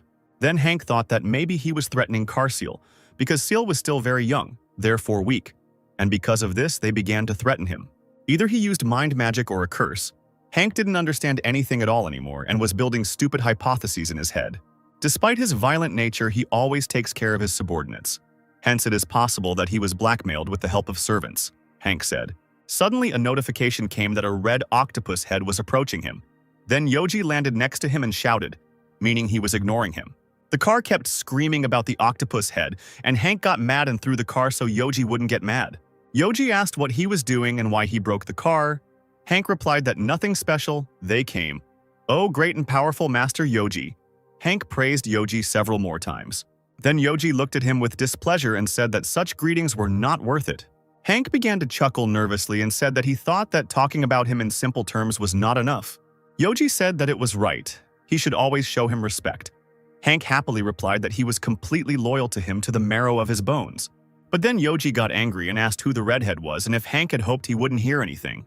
He asked what kind of device it was. Yoji said that of course he knew that hitting with a baton was good at fixing broken devices. So he hit poor Hank and said he was softer. The old man would have beaten him up for a month. Then Hank said that he recently heard from Carciel that he had a master. Yoji got angry and asked what he meant by that. Hank explained that his visit last time was so unexpected that he didn't have time to ask if that was true. He asked if the man was threatening him. Hank stood up and said that if so, he would deal with him. Hank said he knows he worships the man as his master because of Carciel's curse and mind control. He was working on something and was saying that Yoji lived in such a cute form that was not like him at all. How hard it must have been for him to be cute and please his new owner. Yoji was seething with rage again and asking if he was deliberately provoking him to strike. He came up behind him and prepared to strike. But Hank suddenly turned around and showed him a black cube, saying that with it, he could remove a curse that could not be removed by magic. Then Yoji was moved and began to cry. He called Hank a loyal servant and he had no choice but to do this to save Karsiel. Hank also burst into tears. Yoji added that his loyalty will not be forgotten for the rest of his life. But then Yoji sternly told him not to tell the owner his name under any circumstances. Hank got scared again and asked why. Was it not just a curse but a soul curse? Yoji decided not to tell him the truth because he was just afraid that if the owner found out, he would kill him. So he showed his acting skills and said that he believed that Hank was saving him. Only Hank could do it. Our little family was quietly having dinner when suddenly there was an explosion and window shards flew in all directions. It was Hank. He flew into their house and shouted that the insolent man, he is a devoted servant of Lord Yoji, the fifth dragon, Hank. The guy just wanted to say that now Karsiel's curse would be lifted, and he would receive an eternity of pain for 1,000 years. But June calmly continued to sit. Karsiel swore, and Jill felt sorry for their window. But then Hank turned on his device and said that June didn't have to pretend that she didn't know anything and called him an evil man. A scan began to determine the cause of Karsiel's curse, but as soon as Hank shouted at Karsiel that he would save him, his machine said that no curses were found and the system was shutting down. Then Hank got nervous and said that the Lord himself had definitely spoken about the curse placed on Karsiel. Hank decided that the device had broken. Apparently Hank had completely forgotten that Yoji had asked Hank not to say his name. June got angry and bent Hank down, asking what Yoji had ordered him to do. June was really angry and asked where Yoji was now. I think now Hank understood why he is the owner of Yoji. Hank was beaten up pretty badly. All beaten up. He complained that he was just worried. Why did they do that? Karsiel was irritatedly telling Hank to hurry up. Hank was cleaning up the mess he had made. Hank was complaining and saying he was trying hard enough. Hank said that he was worried about him, so why did he do this to him? Karsiel got even more angry and ordered him to shut up. Then Karsiel asked if the Lord had a playful expression on his face at the time. Then Hank began to remember that if he thought about it, that expression was very familiar. And it finally dawned on Hank that it was the same expression he had on his face when he wanted to beat them up or play a joke on them. Then Karsiel shouted why Hank had fallen for it at all. Seeing his expression, Hank mumbled that he hadn't realized that Yoji was joking with him. Jill said that this was the first time she saw Karsiel like this. June smiled and said that he does it on purpose. Karsiel took the initiative before he scolded Yoji and that dragon. Jill became sad and said that all the food was spoiled. Then June offered to order food and asked what they wanted. Star happily shouted that she wanted to eat a fish-shaped bun. June asked in surprise if she wanted this for dinner. Jill replied that for the last couple of days, Star had been asking her to buy her this bun. Karsiel, in tears, said that everything was cleaned up, that he would think carefully about his behavior in the future, and asked if he could forgive him this time. Hank asked not to hold his hair back so tightly. Karsiel said creepily that his life was more important than his hair, right? Then Hank apologized to June. Karsiel said that Hank was really sorry. He was good with machinery so he could be very useful. Jun replied, okay, and then lifted Karsiel up, asking why he was bowing when this situation was not his fault. Hank saw such a pleasant picture and was surprised to say the least. Hank thought that usually if he did something wrong, the owner would beat him to death. But when he saw June's reaction, he was struck by this warm relationship. Karsiel said softly that if he could, he should forgive the Lord too. June looked at Hank and thought, and Yoji at this time was worried and walked in circles. Thinking hard about something, it turns out he was worried whether he did the right thing by sending Hank there. Yoji said that he sent Hank just as a joke, so that he would also get it from the owner like he did, but he could have caused destruction and big problems there. Yoji was wasting his time thinking out loud because the guys were already behind him, and he said that he would swear and deny. Besides, Hank would never turn him in because he knew that then he would simply kill him. The dragon was angry and stamped his feet, shouting that it didn't matter if he got into trouble for it, but then all his pocket money would be taken away from him. June said that then it turns out that such a thing will not be forgiven. Without realizing anything, Yoji asked who dared to talk to him unofficially. But as soon as he turned around, he saw Jun, and his anger and flame immediately died down. June said menacingly, he was going to let him get away with it if he really regretted what he did, but apparently that wasn't going to happen. He put Karsiel and Star in a ball. Hank was terrified because Lord is considered the strongest, but the energy of this master calmly suppresses him. June calmly said that he had to be punished and hit Yoji with a rather large blow. Yoji got a decent punishment. Then June turned to Hank, who asked in fear, yes, sir. June said that as far as he knew, he was good with machinery and machines and asked if he could ask for something. Hank quickly answered, of course, and naively asked what he should do for him, the latest computer. He confidently said that he could do everything. But as it turned out, June asked for something completely different. Yoji was forced to participate in this too. He was yelling at Hank to get his act together. Even he was forced to work like this. If he didn't hurry up and sell everything, they wouldn't be able to return.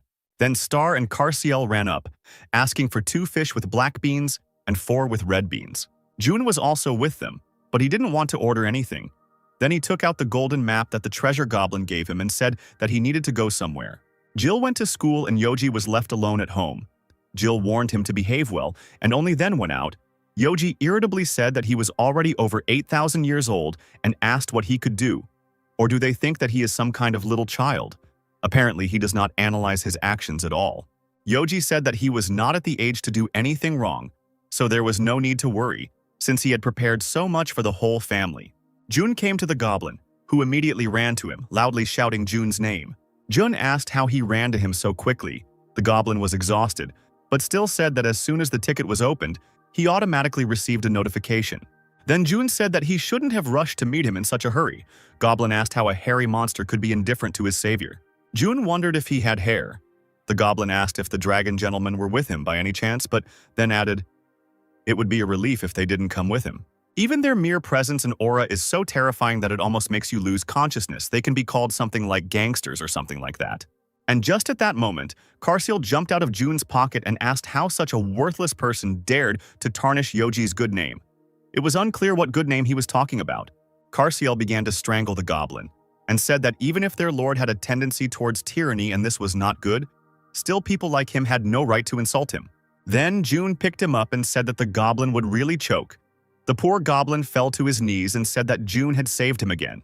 Then he suggested going into the treasury, which contributed to the prosperity of their race of treasure goblins. They walked in and for some reason the treasury looked like a normal shopping mall. June said that this place was very luxurious. Goblin said that from the first basement floor to the 8th, only rare artifacts are presented, and as you go down the floors, more rare and valuable things will appear. And he certainly isn't bragging, but among the things located here, there are some that he personally brought here. June thought that maybe Jill would like it. Carciel asked if it was right to leave such valuable things in such a way that, if someone stole them, he should receive payment for the goblin tarnishing the Lord's name. June thought that it seemed like Carciel was angry at him because of Yoji and asked if Carciel had been around Yoji a lot lately, and it seemed like he had influenced him. Carciel yelled that it was not like that at all. Carciel said he just thought about it if such valuable things were stored so carelessly, and took out a few. The goblin laughed and said that even if a great demon appeared here, or the great and all-powerful Dragon King Yoji tried to approach, no one would be able to steal anything here. Carciel got angry again, and he said that his laughter was so annoying. The goblin immediately apologized and said that he did not mean to mock Lord Yoji, and bowed to Carciel. Jun picked up Carciel and asked if he was not himself today. If something had happened, Carciel again replied that this goblin was tarnishing the Lord's name. In that case, he would usually rip his limbs apart and then do something to set an example for others. June asked Carciel to calm down. June said that he understood everything, so that's enough, because Carciel is a good baby. And then he told the goblin that he should watch his words. The goblin bowed and promised to behave well. Goblin, he said, it seemed he had saved his life again, Mr. June, and apparently his name really did bring good luck. But it seems he doesn't know this news of the central universe. Lately, some people called June the king of the lower floors of the center. After his arrival, the murders on the lower floors stopped, and they were able to breathe deeply again. Although the number of items they were able to collect on the lower floors increased, the number of customers they had increased. These are all promising people who were invited by tickets that they handed out. They are not that famous yet, but who knows when they will become famous. Suddenly, some guy flew in and asked, not so unknown, who he was. Then the goblin said that it seemed there was a misunderstanding, because all clients have the ability to reach the end of the central universe. Seeing who was in front of him, the goblin bowed, for it was Wayne, the third transcendental who had challenged the heart of the world. The goblin whispered to Mr. June, the dragon, and begged them to quickly show respect to this guy along with him. But of course June didn't do anything. He kept looking at Wayne, and then Wayne said that it was interesting. Carciel looked menacingly at Wayne. The goblin became frightened and whispered that he should listen to him at least this time. But suddenly the boy knelt down and said that he did not expect to see him again. The Lord, the leader of 10,000 demons, the strongest of all, the great heavenly demon, the boy, and his subordinates knelt down and greeted Jun. Of course, the heavenly demon does not know the insignificant servant. but he has always been his faithful servant, Wayne said. June smiled and said that he remembered him. He was a little behind the others, but in the end he was here. Even though he graduated last, he was able to rise to the top and become part of Murim, so he can't help but remember him, June said. Wayne seemed very touched that June still remembered him. He asked June if he remembered him, from those 1,000 warriors. June replied, "Of course he remembers." Then Wayne, with tears in his eyes, bowed again with his subordinates, and they shouted in chorus that they were not worthy of this. While Wayne and June were chatting nicely with each other, the goblin still couldn't believe his eyes. Carciel smiled and said that the owner was quite friendly. Carciel once again began to admire June's ability to remember every single one of his subordinates. But the goblin thought how he could communicate with one of the strongest hearts in the world, as if with a pet. In any case, if June and Wayne knew each other, did that mean he had come to take all of his artifacts? The goblin wondered. Then he decided to give him something worthy, that is, expensive. And perhaps then June would not take everything. But it is worth saying right away that June came simply to check information about the Treasure Goblin Company. At the same time, Yoji and Hank, who were forced to sell treats on the street, were completely packed. Even a line formed. While Hank was running back and forth to serve all the customers, Yoji ran up to him and jumped on his back, thereby scaring Hank. Then Yoji, pleased, asked if Hank was still happy to see him, even though they saw each other regularly. Hank scolded. Couldn't Yoji see that he was trying to sell everything on the orders of the owner, and Yoji would destroy the stall if he wasn't careful? The girls froze when they saw how handsome Hank was. Hank turned to the girls and apologized for the fact that their dog suddenly went crazy and asked if they were scared. Hank said he would give them another one on the house and apologized again. Of course, this made the girls' heart beat faster.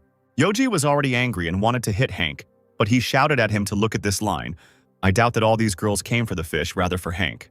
Hank shouted that they were dragons, always following orders perfectly, so he had to sell buns to these customers, and Hank asked him to stop mocking him and help quickly. First, Hank put a bandana and an apron on Yoji, then ordered him to pour the batter and bake a bun. At the end of the day, they still managed to sell all the goodies and they fell dead from exhaustion. But then Yoji remembered how rudely Hank had spoken to him, so he stood up and shouted that Hank dared to command him, imagined himself a lord, or he wanted to fight him. Yoji asked if he had the pride of a great dragon, how he could sell fish buns to people. Hank sadly said that he enjoyed the opportunity to talk to someone after being alone for so long. Hank was always alone and could not meet a soul. Even if he created something amazing, he could not show it to anyone. Even a simple piece of metal. But it is so valuable, Hank said, sobbing. Then Yoji felt ashamed and did not know what to answer. But then he still asked how one could be such a weakling, but he realized that Hank was pretending. However, Hank decided to change the subject and said that he understood how strong the master was. But how did he compare to the Lord? He asked if he wasn't one of the strongest in the world. Yoji's silence frightened Hank, and he asked if he meant to say that Yoji was no match for his master either. Then Yoji shouted that of course they were equal because he had 8,000 years of experience. Hank happily said that he knew it. Hank added that Yoji couldn't even imagine how stunned he was when the owner released his energy. As Yoji came to his senses, he wondered where he was. While bowing low, the dwarf said that it was like death. The blacksmith asked the Dragon Lord to accept his sincere greetings. He begged the bewildered Isis to forgive him and spare their small village. The dwarf said that if there was an opportunity, they would immediately gift the Lord with all possible treasures. But, as one could see, little remained of the village. Staring at Yoji in his hand, June asked what the dragon had done. But Isis insisted that he was innocent. The man said that he did not need bows, and asked the dwarf to stand up and tell how everything came to its current state. He promised that he would make sure that everything was returned to the residents in full. The blacksmith began to sweat from the anxiety that overwhelmed him. After calling Jun the master, Yoji again claimed that he had indeed done nothing of the sort. Hearing the dragon address the man in this way, the blacksmith was surprised and asked if they really had some special kind of relationship where everyone respectfully called each other masters. The man replied that this was in no way the case. He asked again to tell what happened to the village and whether there were any civilian casualties. The dwarf asked what June was talking about, and the man asked, "Didn't you just beg Yoji to leave their village alone? Am I right in understanding that the kid left no stone unturned here in the past?" Now the blacksmith understood what was being discussed. He explained that in the past, during the Great War, his ancestors were right in the middle of the conflict, and many transcendents loved to visit their village to get some food. Many craftsmen were taken into slavery at that time. That's when the Dragon Lord appeared. The amazed dwarves were delighted with Yoji's help. The villagers asked to know what the dragon wanted for such a favor. They were ready to give everything they had. The dragon said that their village was all in ruins and was interested in what they could give him. Still, Yoji decided that when the war was over and everything calmed down, the dwarves would put up a golden statue of him somewhere. Shedding tears of joy, the villagers said that they would not let the dragon down and would do everything. That was what was said, but the ruler of the underworld died, and they had nothing left to kindle the flames with. The village slowly died out and many sold their property and went their separate ways. As a result, the dwarves were never able to erect a single statue in honor of the ruler. Calling the blacksmith a fool and hitting him on the head, the dragon said that he could have said so right away, because Yoji almost went to his forefathers because of the blacksmith. The blow he had received left the dwarf on his knees, clutching the back of his head, and Izaz turned to June and said that his words of innocence had been confirmed. After thinking for a moment, the man said that that was how it was. But darkening, he asked if Yoji had become too bold. Upset, Izaz said, "But master, why didn't you believe me? I just felt sad that you didn't trust me." Smiling kindly and stroking the dragon's head, the man admitted that he had been wrong about this and asked for forgiveness. Jun said that he would buy chicken and beef soup with king ribs, and in general he would buy whatever the dragon wanted. Deciding to take advantage of the kindness that had washed over his master, Yoji asked for 500 exemptions from letters of repentance. Radiating a terrifying aura, Jun said that Izaz should have known his limits, and Yoji realized that he seemed to have crossed the line. The dragon accepted the threat and said that instead they could agree that for the next week he would only eat what he wanted, to which Jun agreed. The dwarf was surprised that the Dragon Lord was willing to forgive everything for some food, which outraged Yoji. The blacksmith asked what the point was. Since there was a golden statue, returning to where they started, Jun explained that he came here to ask the blacksmith to make one thing. The man also pointed out what the dwarf had said when they first came to him. The blacksmith confirmed that he could do nothing without a special flame. Jun explained that he would provide the dragon's breath, and the dwarf would have to make him an item, for which he would pay the price right then and there. The blacksmith agreed to this and asked Yoji to bless them with his protective breath. The dwarf promised to make for the dragon and his master whatever their souls desired as long as the village existed. The blacksmith had already become quite annoying to Yoji, and he was thinking about not helping the village. But one look from Jun made the dragon change his mind. Jun asked the dwarf to tell him how it would be more convenient to pay the fee. The blacksmith replied that he would never take a penny from the man, if only he could use the dragon's breath to restore the barely smoldering flame of life in their village. Yoji stated that if the blacksmith wanted him to give him breath, the dwarf would be obliged to present him with 100 chests of gold every day as tribute, for which statement the dragon received a blow to the head from his master. Giving the blacksmith a piece of paper with some notes, Jun said that he had no right to refuse the blacksmith's free work. However, he also noted that next time he would pay as a regular customer, but the dwarf said that he would not allow this, because Jun was his benefactor, and Yoji, lying on the sidelines, asked if he was not that benefactor. After some time, Jun and Yoji returned home, and not empty-handed but with ribs, which made the dragon a little happier. Carciel, Jill, and Star, who met them, were surprised and asked if the family members who had returned home had really gone for this food. But Jun replied that they had simply stopped for some spare ribs on the way. Approaching his adopted daughter, the man extended his hand towards her, clenched into a fist, and asked her to wear the thing he had given her in the future. It turned out to be a very beautiful silver bracelet, decorated with blue stones. The next day, Jill, wearing this bracelet, met her friends Jackie and Steve. Her friend immediately noticed her friend's new jewelry and asked what kind of bracelet she had. The girl replied that her father had given her this thing, and she assumed that it was some kind of artifact that protected her. Steve breathed a sigh of relief, and Jackie asked if he thought Jill had a boyfriend. The friend began to stubbornly deny it, saying that he was just curious about where the bracelet came from. Jackie said that in any case it was great that their friend recovered so quickly. Apparently the control really did have healing properties. While fiddling with his phone and chewing his food, Jin said that it seemed like there was a new contender for the S rank. Surprised, Jill and Steve began to ask who it was. Assuming the man worked at City Hall, Jackie turned the phone to her friends. They saw that on the screen there was an image of Kate shaking hands with President Adrian Chall, which surprised Jill even more. Kate clutched her cheeks nervously, not believing that the day of the S-rank exam had arrived so quickly. Happy for their team member, Greg and Nate hugged each other's shoulders and wished the huntress luck. After thanking them and heading away, the girl blushed with embarrassment. She thought about how ashamed she would be if she failed, but still, she had to help Mr. Jun. Kate recalled the evening when her manager encouraged her, saying that she would be great at being a hunter, and the girl replied that it was somehow hard to believe. Perceiving the conversation in a distorted way, Kate thought the man was complimenting her. Then the huntress said that she would try and thanked him for believing in her. Kate was dreaming that once she got S rank, her relationship with Jun would definitely advance, and at that very moment a car suddenly flew up. The puzzled girl, her hair blown up by the gust of wind, turned around and saw Gale get out of the car and greet her. Shaking Kate's hand, the hunter said that she was climbing the mountain so quickly, which was amazing. He thought that he should have paid more attention to training then, and perhaps he would have gotten into Icarus. The girl wanted to say something, but the guy interrupted her and explained that there was no need to apologize. In fact, he also would not refuse to become Jun's student. Laughing awkwardly, Kate thought that she had also dreamed of getting into Icarus before. Suddenly, someone called out to the huntress asking if she was that same Kate.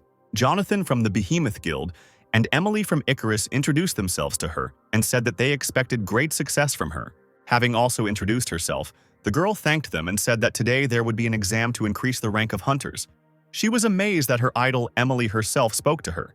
The Icarus huntress said that she had heard about it and wished the girl luck, taking her hands. And Jonathan, standing aside, was somewhat upset that Kate was not so delighted about meeting him. Smiling broadly, all three hunters asked if Kate would share with them what Jun had taught her. Nervously, Kate wondered why they suddenly remembered the manager. At that moment, Jonathan realized that Kate didn't yet know how strong Jun truly was. The Behemoth Hunter was surprised that Jun not only managed to train F and S rank hunters, but was also able to hide the secret of his identity.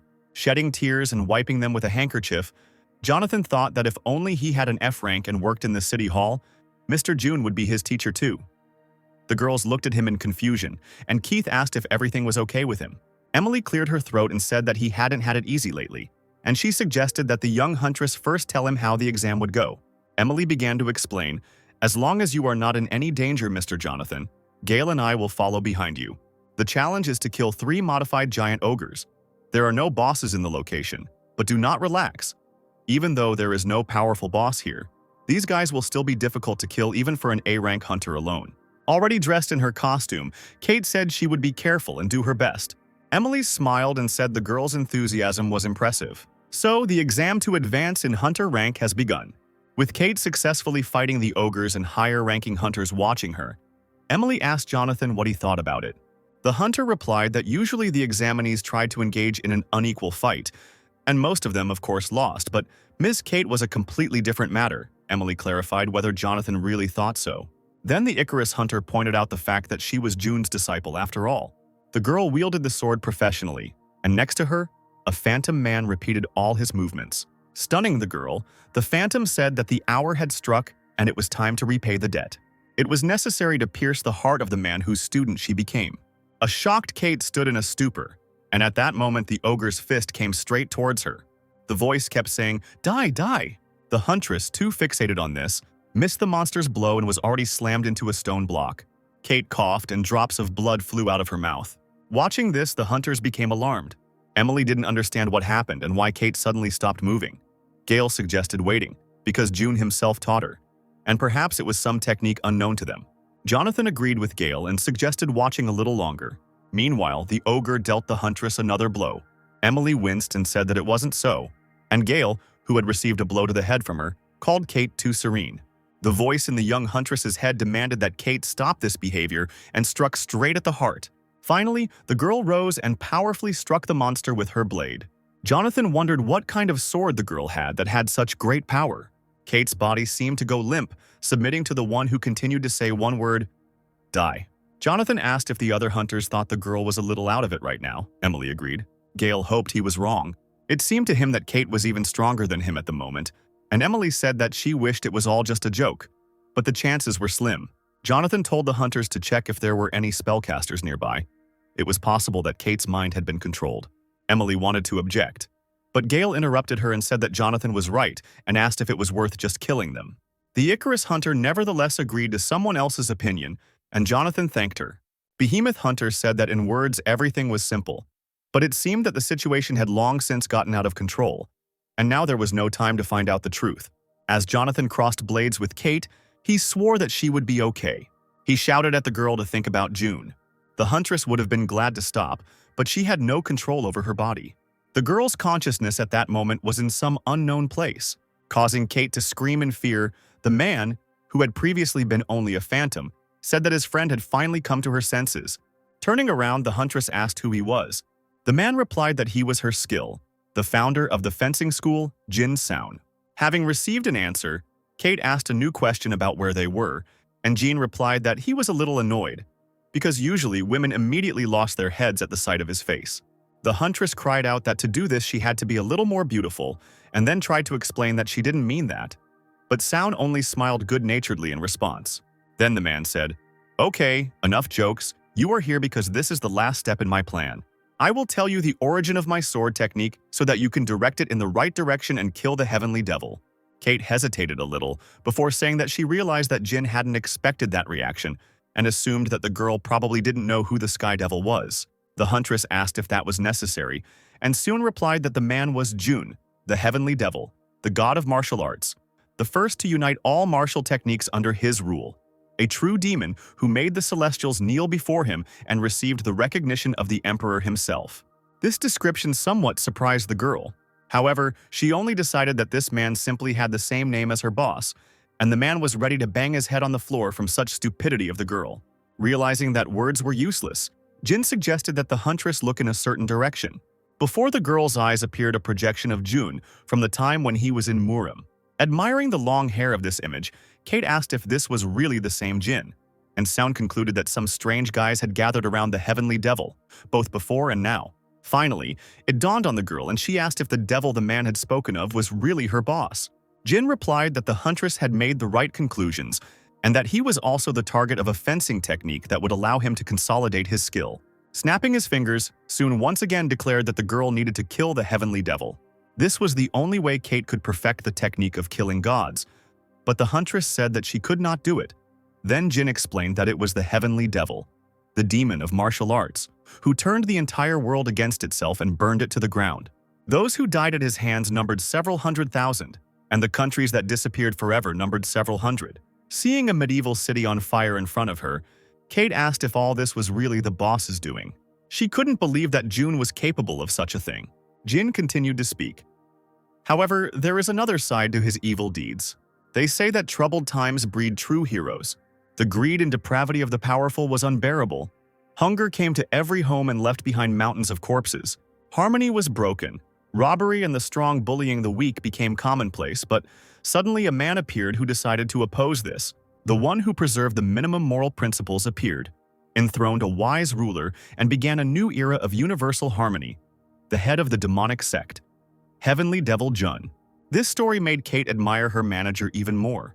For a while, the huntress thought only about the amazing Jun, but soon she pulled herself together. The girl asked what all this talk about atrocities was about, since she was very upset about it. Sound explained that he was not finished yet, and said that if Keith swears to kill Jun, he will be able to learn the true meaning of the sword technique. The disgruntled girl noted that Jin had just said that the Sky Devil was a hero, and asked what the hell they were talking about back then. And in any case, the huntress wouldn't point her sword at Jun, while Sound pointed out the fact that she didn't value his fencing school at all. He stated that this was the only technique that could compete with the Heavenly Devil, and said, "Tell me what you want, or do you have no desires? Where would they come from in your humble life?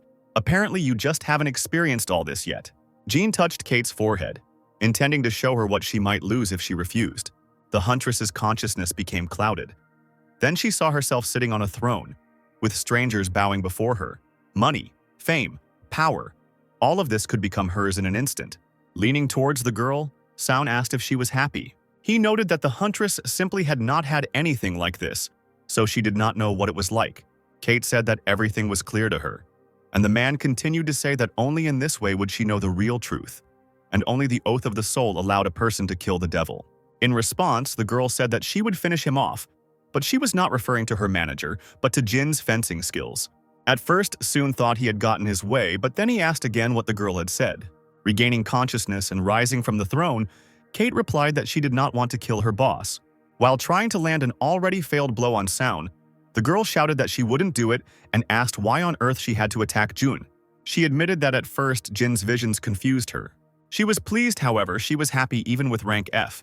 In any case, Kate had obtained this fateful skill by pure chance, so losing it was not such a big disappointment for her.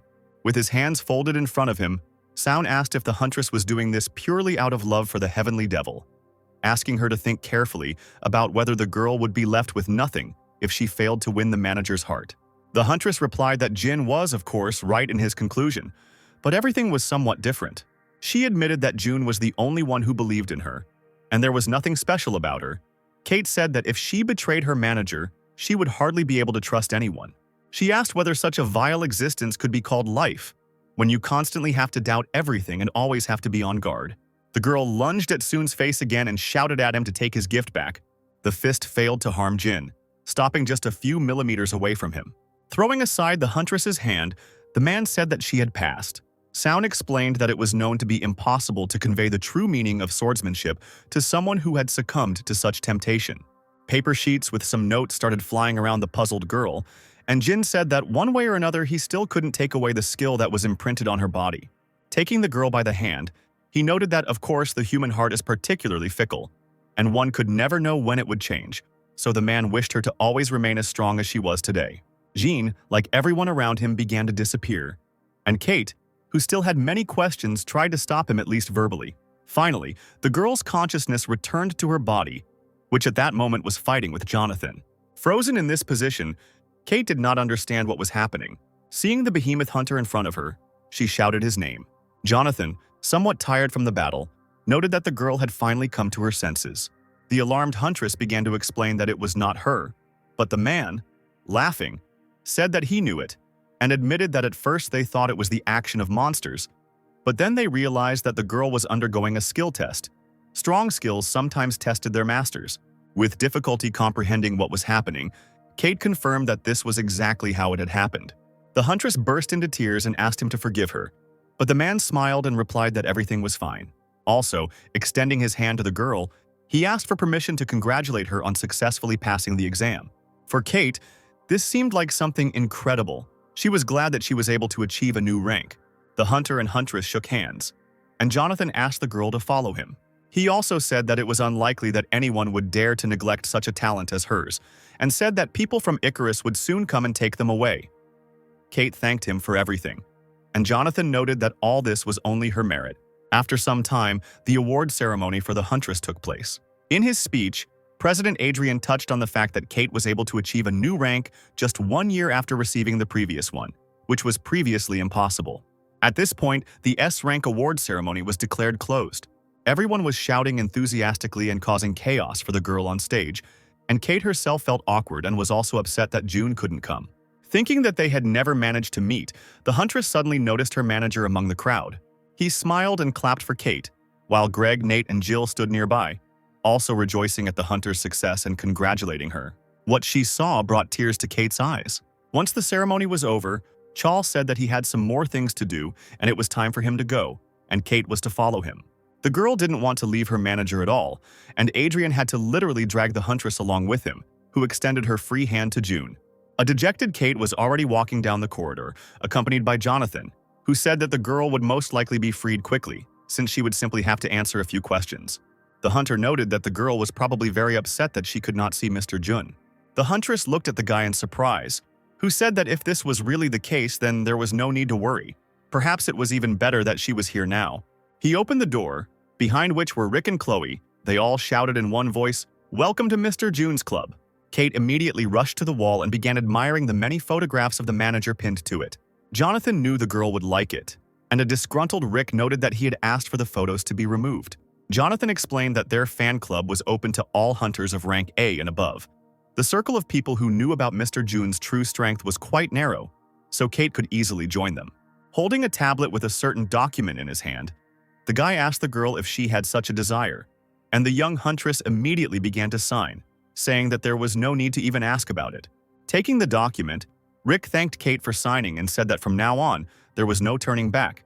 Then he decided to move on to the terms of the contract, which surprised Kate, because it was just a fan club.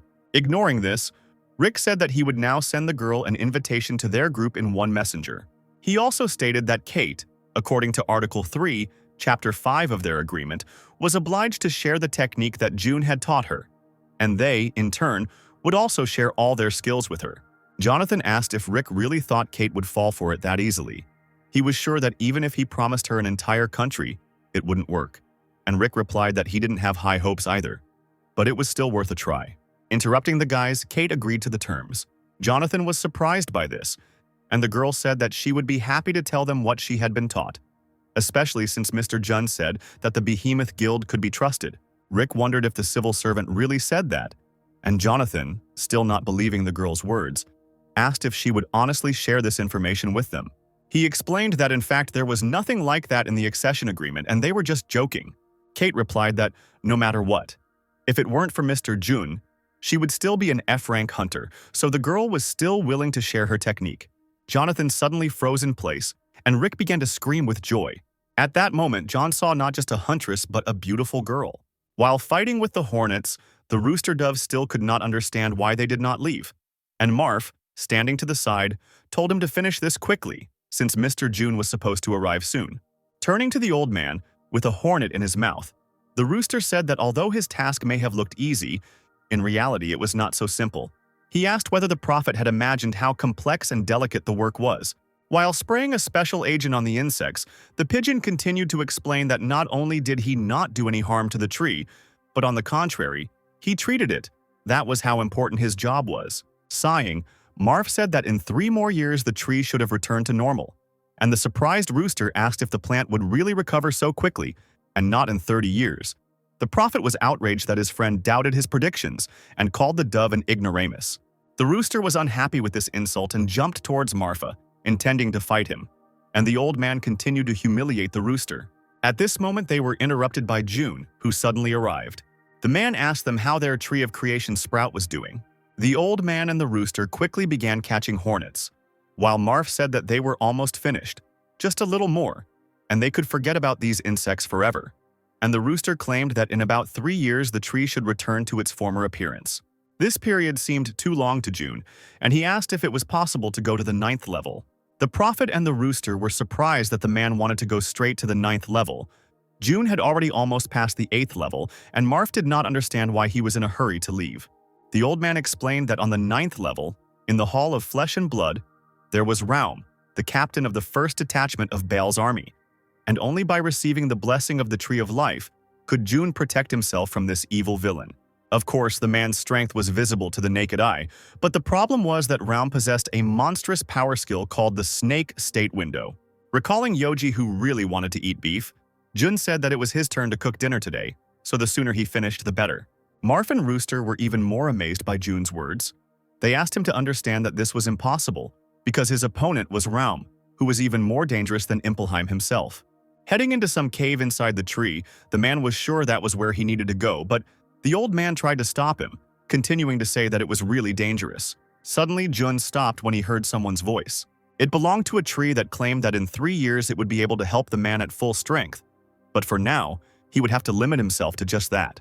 The Tree of Creation dropped a blue petal right into his hand and explained that it was a one-time artifact that allowed him to move back in case of danger, so that Jun could always return here.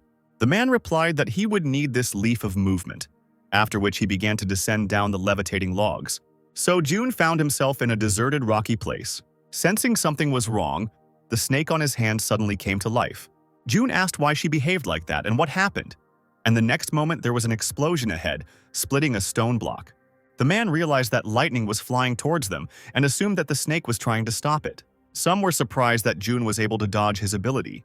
It was that same Raum, floating in the air on his horse. He said that the Sky Devil was just lucky. But there was no point in that, because very soon Jun was supposed to give him his last skill and lose everything he ever had. Raum directed his energy at the man, trying to capture his opponent. The black snake hissed and did not allow the heavenly devil to be harmed. The enemy was puzzled. He did not understand why his ability did not work on this man. Raum tried to use the grab a few more times, but again it didn't work. The captain of the first squad materialized a weapon in his hand, angry at his failure. He then threw a spear at Jun, with electricity playing around it. Being incredibly calm, the Sky Devil caught the weapon by the shaft. After that, he threw the spear back to the owner. The weapon flew into Raum, knocking him off his horse and pinning him to a boulder. The wounded enemy held onto the shaft and breathed heavily. Meanwhile, Jun took out his phone, looked at the screen and realized that he still had half an hour left. An angry Raum shouted, "What? Who are you anyway? Why doesn't my snake capture work?" Wait a second. Could it be that this is the destroyer of the world's heart itself? Since my skills don't work on it, it means that it has already received the blessing of the world's heart? Could it be that the transcendents have made their way to the 8th level? Jun said he didn't know what he was talking about, but noted that he wasn't the one Raum needed to worry about right now. Suddenly, the snake on the heavenly demon's hand increased significantly in size, and the man himself said that his friend was now very angry at the captain. Seeing this snake state window, Raum felt fear. He wondered why she acted of her own free will. The snake's mouth approached the captain, and Raum wondered if it was really the one they told legends about who was standing before him. And with him was the snake that served the hero from the myths about the creation of the world, the real Ouroboros.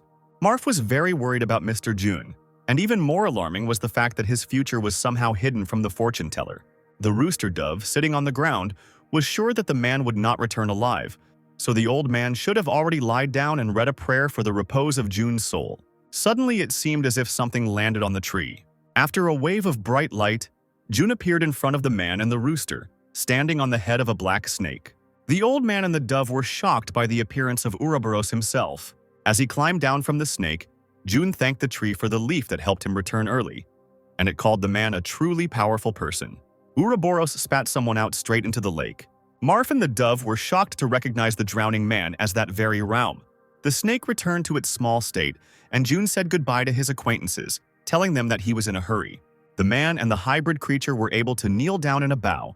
The rooster said that he would do everything possible to restore the tree of the universe in the shortest possible time, and Marf promised to help him with all his heart. Jun turned away, took out his tablet and thought about how an important day was coming soon, but he couldn't remember which one. A regular meeting of Jun's fan club was held, where Jonathan, standing at the table, reported the occurrence of an emergency. The guy turned on the projector, which showed everyone Yoji in a brown hat and cloak. The hunter asked to look at the screen and noted that this was information that he managed to get thanks to his first-class secret informant. Yoji asked if Jonathan really wanted to know more about Mr. Jun, and the guy answered positively and asked what the civil servant liked and what he wanted. The dragon reminded him that he had already said that nothing was free, and Jonathan replied that he had already taken care of everything.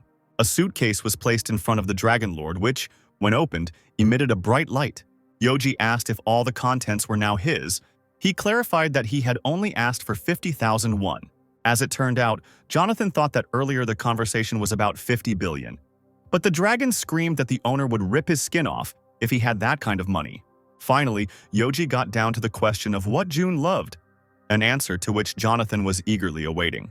Lord Izas slammed the table and declared that the man loved boiled pork ribs. At that moment, Jonathan was stunned.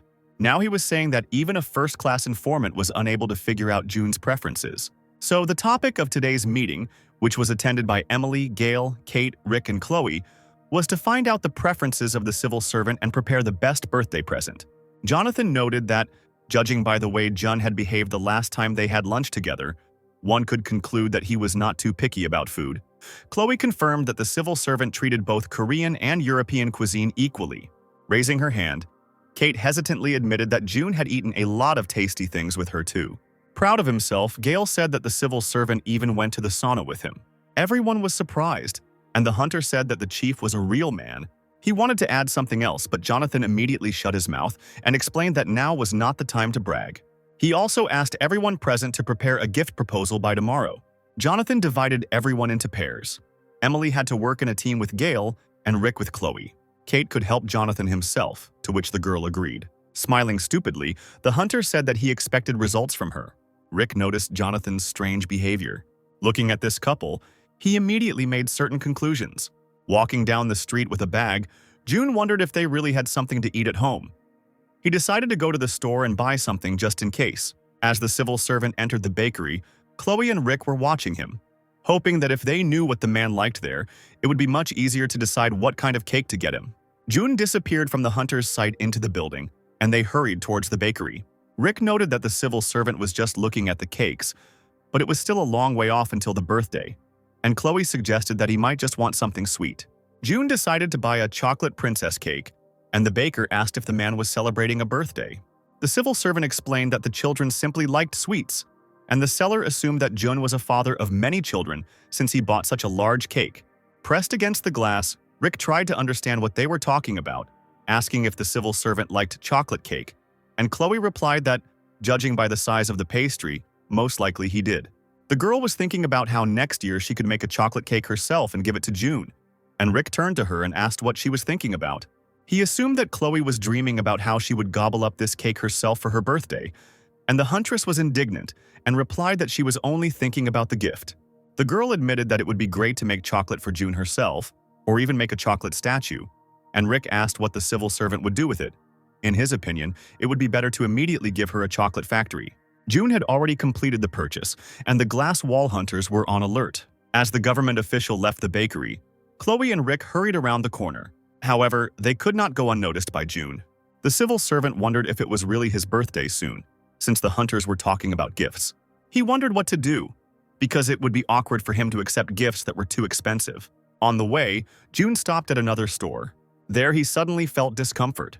In this store, the government official found Emily and Gail, who were trying hard to hide their intentions. While drinking the barley tea, Jun thought that the S-rank hunters had too much free time, so they should increase the amount of training. Emily whispered that the civil servant took barley tea. Gail also quietly noted that Jun really did have simple tastes, and in that case a barley field as a gift would be quite appropriate. Emily explained that this was a bit too much trouble and maybe it would be better to find some expensive foreign barley tea. Considering this a good solution, Gail called this operation premium. As the civil servant left the store, he sighed. Even with the naked eye, it was clear that Emily and Gail were doing something stupid.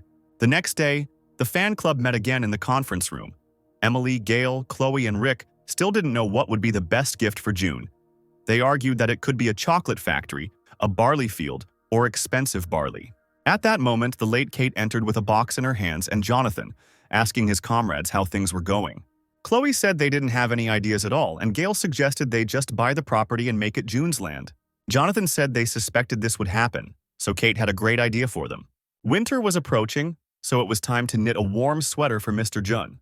Jonathan said that in fact, if a civil servant wanted to, he could earn more in 1 month than they could ever dream of. But he didn't need that. The hunter believed that this was the right answer to the question. He was asking how about putting their souls into the gift. Kate and Emily agreed to create such a gift. Rick admitted that he, of course, had no experience in this, but still believed that they could do it, and Gail stated that this way he could show his respect for June. All the hunters were filled to the brim with enthusiasm and began to do handicrafts. A few days later, on the eve of his birthday, June came to his job at the city government office as usual. On his desk lay a box in a blue gift wrapping with a white bow. Noticing this, Greg and Nate began to ask their colleague if it was really his birthday today, and he was popular, since there were those who sent him gifts directly to work. It was not difficult for June to guess who these people were. Finally, deciding to check what was in the box, the civil servant opened it. Inside were knitted mittens, socks, a scarf, and a sweater with a family photo glued to it. Nate asked if it was handmade, and Greg asked if it was a gift from June's girlfriend. The civil servant responded positively, noting that he was incredibly lucky. Looking at the enclosed greeting card, June thought that he had worried for nothing. Looking at the photo of the sweater, the birthday boy said that in any case, you wouldn't wear one like that on the street very often. The boss started making fun of him, and Nate said there was a lot of love in that sweater and asked him to at least wear it to work. June replied that he wouldn't do it because he didn't want to be the recipient of stupid jokes.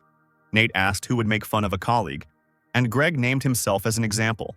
Holding her fists in front of her, Star asked the question, "But why, Yoji? Carciel?" The saddened dragons replied that they could do nothing about it. Not wanting to put up with this, the girl cried. Yoji said that he understood everything, but unfortunately nothing could work out even with a great desire. And Carciel noted that there were things that even he and the Lord could not control. There was an unsuccessful attempt to cook something on the table. Star couldn't show her dad this miracle, which turned out completely different from what was on the phone. The chef on the screen said that if they did everything right, they should have gotten a beautiful cake. But the girl and the dragons came up with some kind of freak. Yoji said that they were only helping, and Star did the main work. Having decided to try the cream, the bishop said that it didn't matter what the cake looked like. The main thing was that it was tasty. But it didn't taste very good, and Yoji, being overly dramatic, called what he had prepared poison. Finally, Jill came home, asking how the household was doing. Carciel reported that they had a serious problem. They wanted to bake a birthday cake for June's birthday, but they failed. The girl admitted that she had never baked cakes, but decided to try anyway. Only when she entered the kitchen did she become stunned. In the center of the chaos stood a dejected Star, and Jill asked what had happened here. She knew the girl and the dragons had put their heart and soul into the cake, But Jill couldn't imagine how the kitchen could have gotten to that state, so she punished the culprits by making them sit on their knees with their hands up. With a trembling voice and tears welling up in her eyes, Star asked if Jill wouldn't help them. After thinking, the girl answered that their strength alone would most likely not be enough. They needed someone who really knew how to cook, and it seemed that she knew one such person. In one voice, the girl and the dragons asked who it was.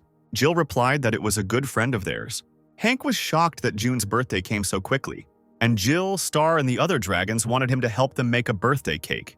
Hank had recently become a bit interested in all kinds of baking, and he had no idea that he would soon have the chance to show off his skills in all their glory.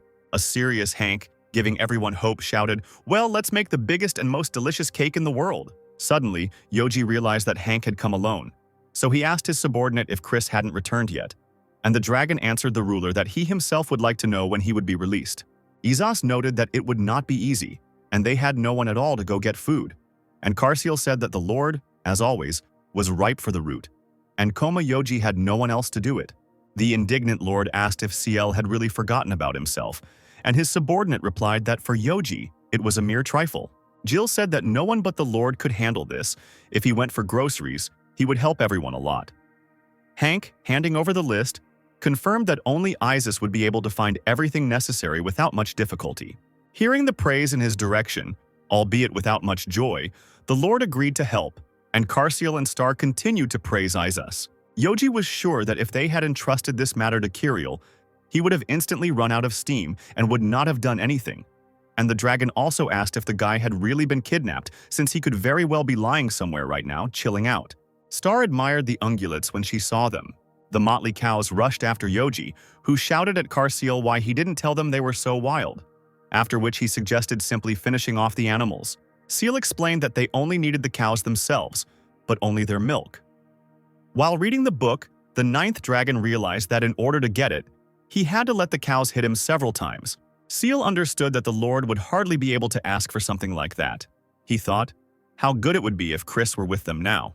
He imagined Chris jumping on the cow, screaming for her to give up her milk, because in front of her was a hero, without whom the cake would not have been possible, and the Transcendent was doing this for the sake of liberation from letters of repentance.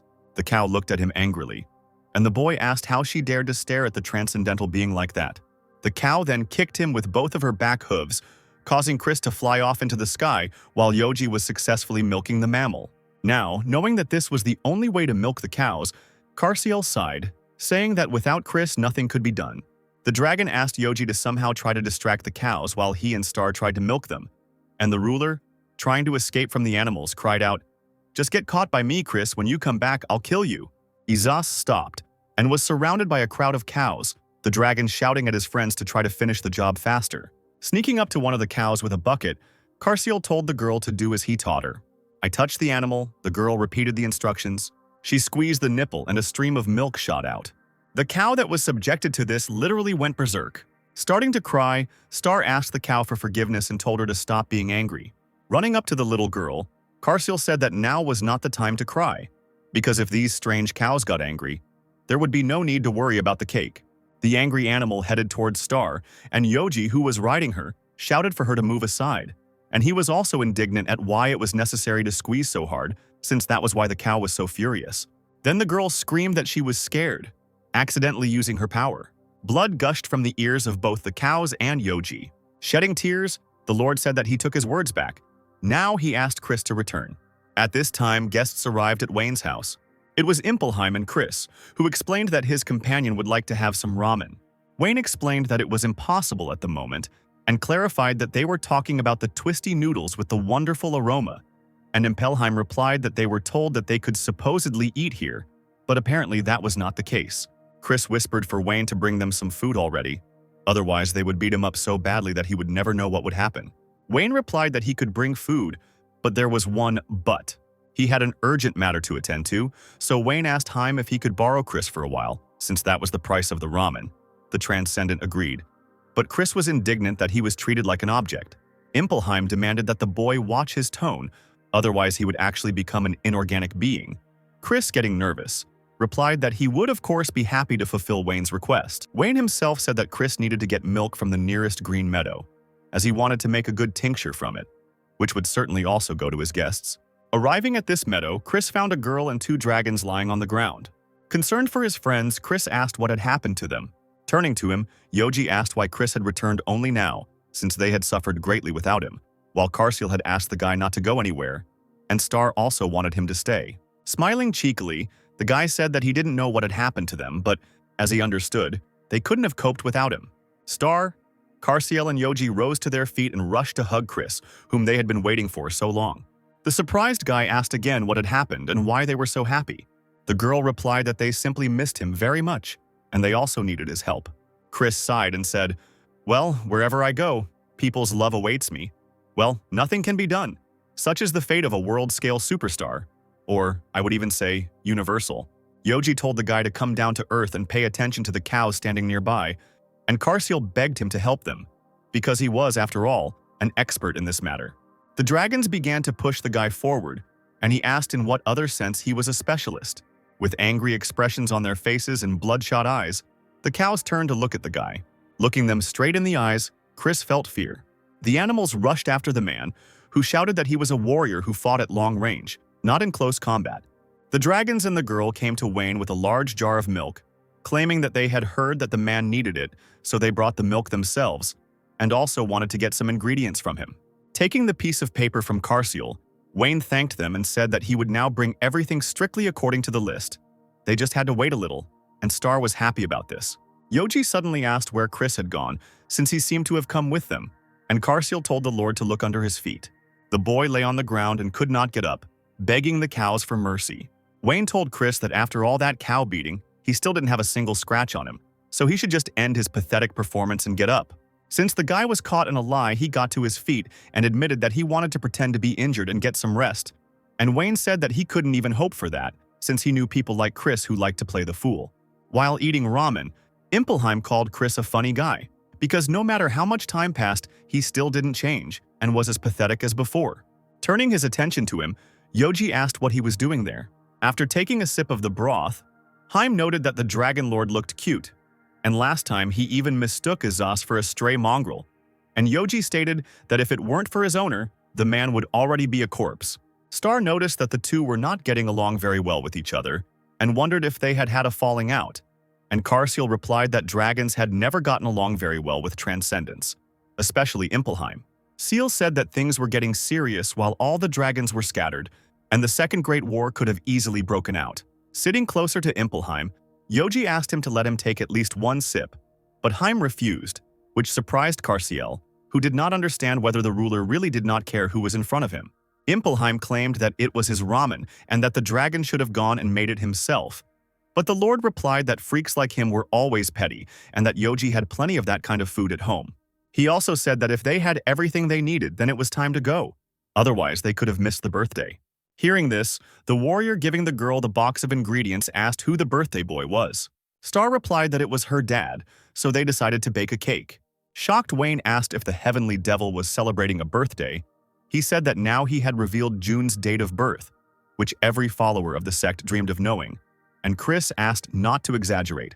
Wayne suddenly started some kind of terrifying gatherings in his estate, which caused clouds of dust to rise above the house, and Yoji and CL realized that this was probably why June kept it a secret. Having collected a huge bag of all sorts of things, Wayne said that he would present the Sky Devil with the most exquisite and delicious dishes that could be prepared. As he continued to eat his ramen and watched everyone leave, Impelheim noted that Wayne was also quite the fruit, and he was also surprised at how much trouble it was for some servant of Chris. Not wanting to join in, Heim decided to eat some more ramen. Jill had already finished preparing everything necessary, and Hank praised her, noting that the Lord usually failed to do everything. The girl said that Yoji had a strange love for cooking some unbearable food. He threw in whatever he could find, and it was ready. Hank confirmed that it looked quite edible from the outside, but it tasted simply disgusting. He suggested one day imposing a ban on the ruler appearing in the kitchen. Suddenly, Izas himself grabbed him by the head from behind and declared that in that case Hank would have to endure a long, painful cooking while Yoji would be resting. The subordinate asked when the Lord had managed to arrive, and Yoji replied that he had arrived a minute ago. As the brawl was gaining momentum, Wayne arrived and explained that he had no moral right to miss the Heavenly Devil's birthday, and they also selected the best ingredients, which should definitely be enough. Now they were all ready to start cooking.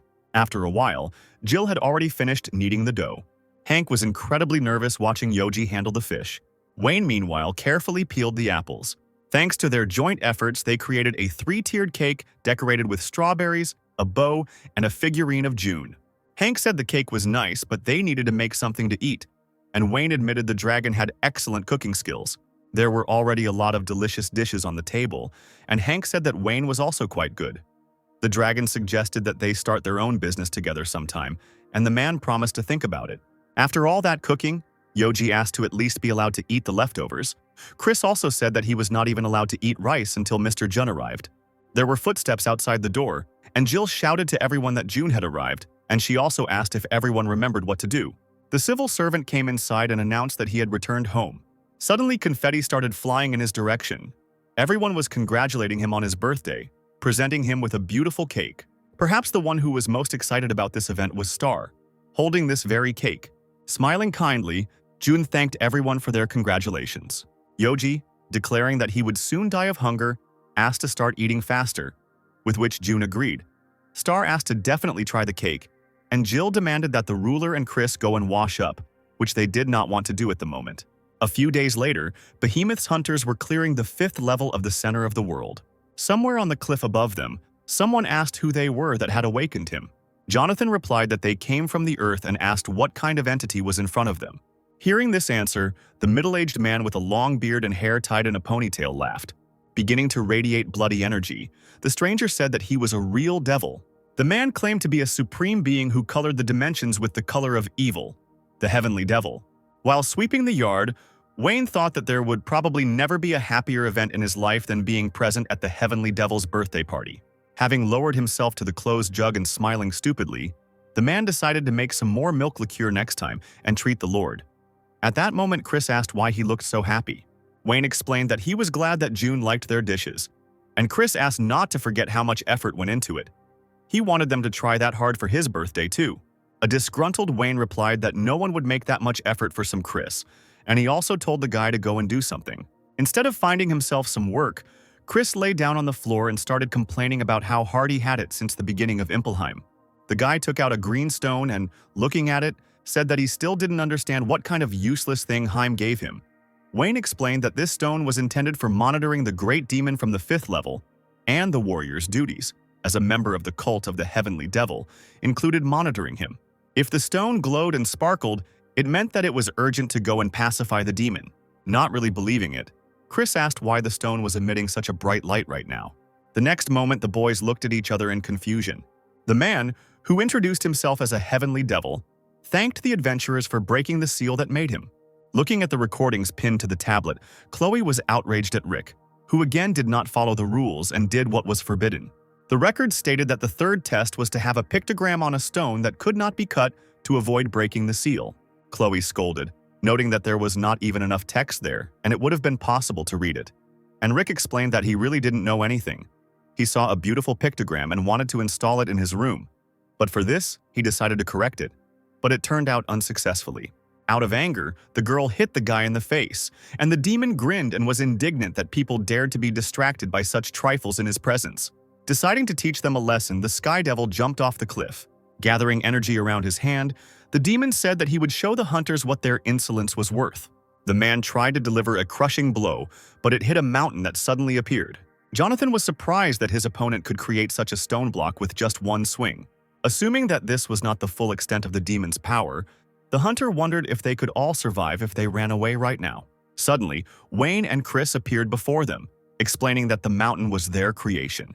The second savior was unknown to Jonathan, so Chris introduced his friend Wayne, claiming that he was a smart guy, although not quite up to the level of a transcendent.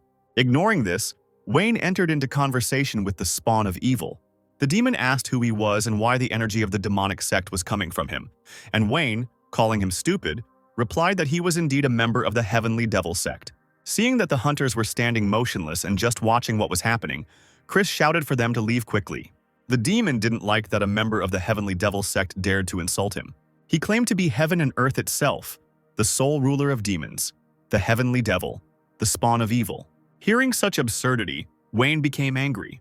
He shouted that the heavenly devil was the ruler of all dimensions, and a nothing like a demon did not deserve to bear his name. Forcing the stones to rise up with his energy, the spawn of evil screamed, continuing to claim that he was the devil. Wayne wanted the man to shut up, because he was just a former commander of the demon army. The warrior was unhappy that someone dared to tarnish the name of the heavenly devil. Chris noted that the former commander of the Baal army was not ashamed to brag, and he did not tarnish anyone's honor, but was just narcissistic. After silencing Chris, Wayne rushed towards the demon. When the warrior's sword and the evil spawn's hand collided, a wave of energy was generated that threw the man back. Calling Wayne ferocious, the demon said that there was nothing special about the man.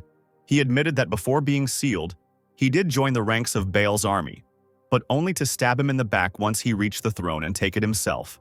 Wayne pressed himself into the ground, trying to stop himself, and used his sword to deflect the rocks flying at him.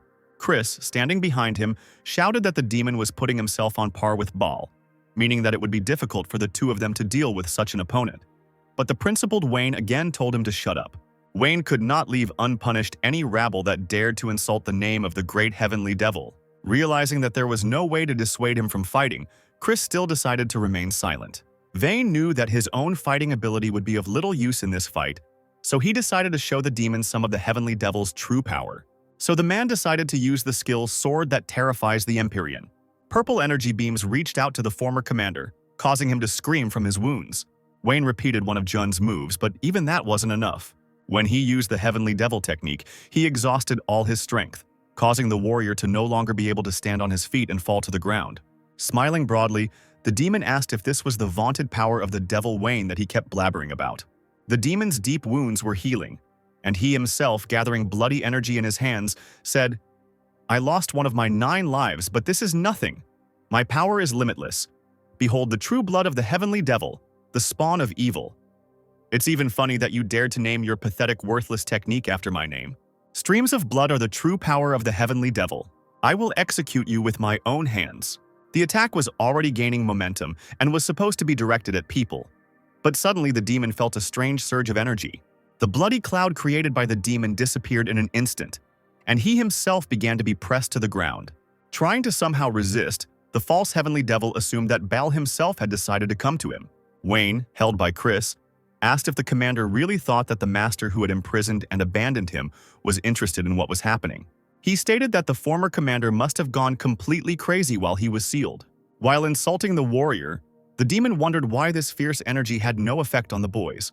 Smiling, Wayne replied, "What are you talking about? He's still being caring. The true ruler, the devil in heaven, the master of all things. Feel the coming of the heavenly devil himself." Turning back, the demon saw a man standing on a rock. Jun realized that his words had been ignored, and that the very rock on which the seal was located had been touched after all. And he decided that it was time for Riku to start writing letters of repentance as well. Now the demon understood who had appropriated the name of the heavenly devil. From the energy fluctuations, Jun realized that the commander had already mastered the art of blood flow. Giving him a dark look, the heavenly devil said that he had burned all the techniques related to the demonic essence in the hellfire.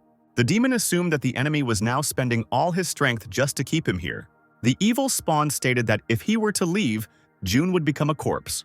The commander continued to threaten his opponent, but he was suddenly interrupted, cut in half, from which the demon lost another of his lives. The civil servant continued to deliver one deadly blow after another, destroying the demon. Thus, the commander's life was rapidly melting away. When they were all gone, there was practically nothing left of the demon. Chris was shocked that Jun dealt with the demon so easily, and Wayne told him to stop talking nonsense, because it was clear that the heavenly devil would interfere. Wayne noted that it was not for nothing that Jun was called that. He was like a god, transcendence, or anyone else were far from such a person. Unless you're Solomon, who is rumored to have defied God himself. Chris agreed with this, but he asked why Wayne was smiling like that, since he had been beaten up pretty good, which angered the warrior. Wayne stated that even though he lost, he was still stronger than Chris, a pathetic and mean braggart, and Chris himself continued to tease him. The Transcendent stated that he had already become a very important person for Mr. Jun, and if Wayne had hit the guy, the warrior would have been punished so severely that he would not have known what it was like. This statement surprised Wayne. Chris explained that he helped Hank every day, played with the children, and also took the youngest lady to school. Addressing him, Wayne placed his hand on the boy's shoulder. He said that Chris, although he was stupid, was still a good person, and the guy was surprised that the warrior praised him and asked if everything was okay with him. Interrupting this conversation, June called Chris and Wayne. He had something to do, but he was afraid that he himself would not be able to attend, so he needed the help of these two men. Screams could be heard from Wayne's estate, someone begging to save him. Squatting and holding a large stone on his back, Rick wrote letters of repentance, and Chris, waving a whip, told him to stop pretending, while the martyr asked if June really ordered him to write 100 letters in this particular position. Chris asked if Rick thought he was lying, and Wayne, Jonathan, and Chloe, who were watching, knew it was indeed a lie, but decided it was good for Rick to suffer a little for what he had done. An exhausted Rick asked them to stop beating him, otherwise he would not be able to write anything. Enjoying such mockery of another, Chris insulted the hunter and demanded that he concentrate. Chris said that Rick was about to get his whip, and at that moment June arrived. The civil servant looked at this disgrace with bewilderment, and Chris didn't even know what kind of excuse to come up with. Chris remembered June talking about the impossibility of his presence, and now he wondered why the man had come anyway.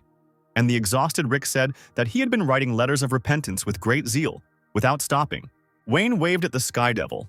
Chloe tried to suppress her giggles, and Jonathan began to pray for Chris.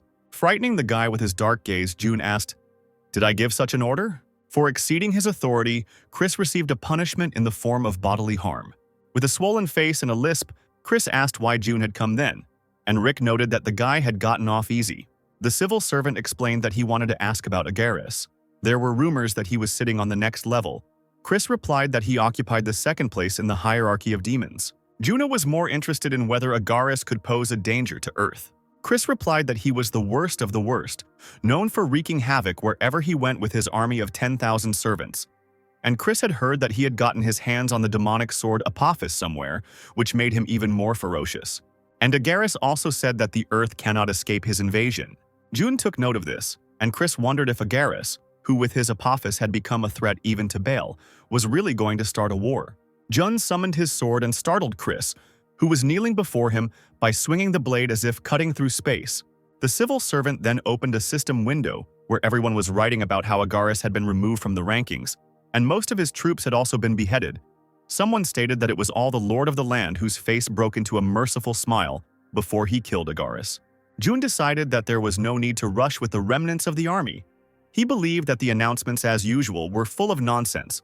No one could see him, but rumors about a merciful smile had already appeared from somewhere. After all, Agaris wasn't even strong. A shocked Chris asked if a government official had just killed Agaris right from here. And June, ignoring this, asked him if Impelheim was dangerous. Chris said there was nothing to worry about, because they had already talked about it, and Heim was not a threat. The guy asked Impelheim if he was going to fight Mr. June because the civil servant was threatening his rating, and Heim replied that he was a researcher first and foremost and didn't care about games with ratings. In that case, June said that it was time for them to return home, and Chris hurried after the master. At that moment, Murim was wondering if the ruler of the land was really smiling while he was killing Agaris. After all, he seemed to be smiling at him too. Trembling with fear, the warrior wondered if everything Wayne had told him was really true. Shortly before Murim parted ways with the warrior, Wayne told him to be careful. If he saw the Sky Devil smiling at him, it meant that the man had actually fallen out of favor with him, and the next time they met, Murim would face certain death. The man then thought it was stupid and said he wouldn't give up on becoming his follower just because of such nonsense. And Wayne was upset that the man was smarter than Chris. Wayne's joke had left Murim completely confused, and now he thought that Wayne had not said it to deter him. While collecting various things, he decided that he needed to immediately go to Earth and express his gratitude to the ruler. But suddenly the man changed his mind, assuming that if he came to Bao, the heavenly devil would take and kill him. Or Murim could have been captured, and then the ruler would have made him a slave. He decided that the best thing to do now was not to delay and go to Wayne, since this scoundrel probably knew what was what, since he somehow got along with such a psycho like the Sky Devil. The man regretted that he had not been able to find out earlier that the Lord of the Earth, who was now sipping tea at Wayne's with Chris standing in a 10-ton plank, was so crazy. As he approached Wayne's estate, Murim thought that he would tell him how to stay alive. He believed that Chris had become a transcendent, so he had earned favor. And Wayne, it seemed, also acted according to this scheme, pretended to be a fanatic and lived happily. Murim was confident that if he learned to be a fanatical henchman, he could avoid death. Opening the gate, the man begged to tell him how to escape from the mad ruler of the land, who was now standing next to Wayne. Wayne was stunned, not understanding what had come over Murim, and he himself was so afraid of death that he could not see anything except Wayne. Flying up to the bewildered warrior, Miriam took him by the shoulders, saying that he was pretending to be a devoted fanatic of June, and could have been aware that everyone except him and Chris were dead, and if the man would also pretend like Wayne, then the ruler would leave him alone. Wayne became angry when he heard about the pretense. Insulting and beating Miriam, he shouted, "Where am I pretending? The heavenly devil evokes genuine admiration and respect in me, and in general, how could you even call me a fanatic?" The next second, he began to bow low to Jun and swear that he had never lied to him. Wayne claimed that the heavenly devil would still have many opportunities to be convinced of the warrior's sincerity. Thanks to this, Miriam finally noticed the civil servant and realized what a mistake he had made. The warrior asked Jun not to judge his friend harshly because he was a little stupid, but he would never harm the master. Miriam asked how long the ruler had been here, and Jun replied that he had been here from the very beginning. Since that was the case, the civil servant decided to ask Wayne and Miriam for something. Feeling genuine horror, Miriam was sure that this would definitely be the end for him.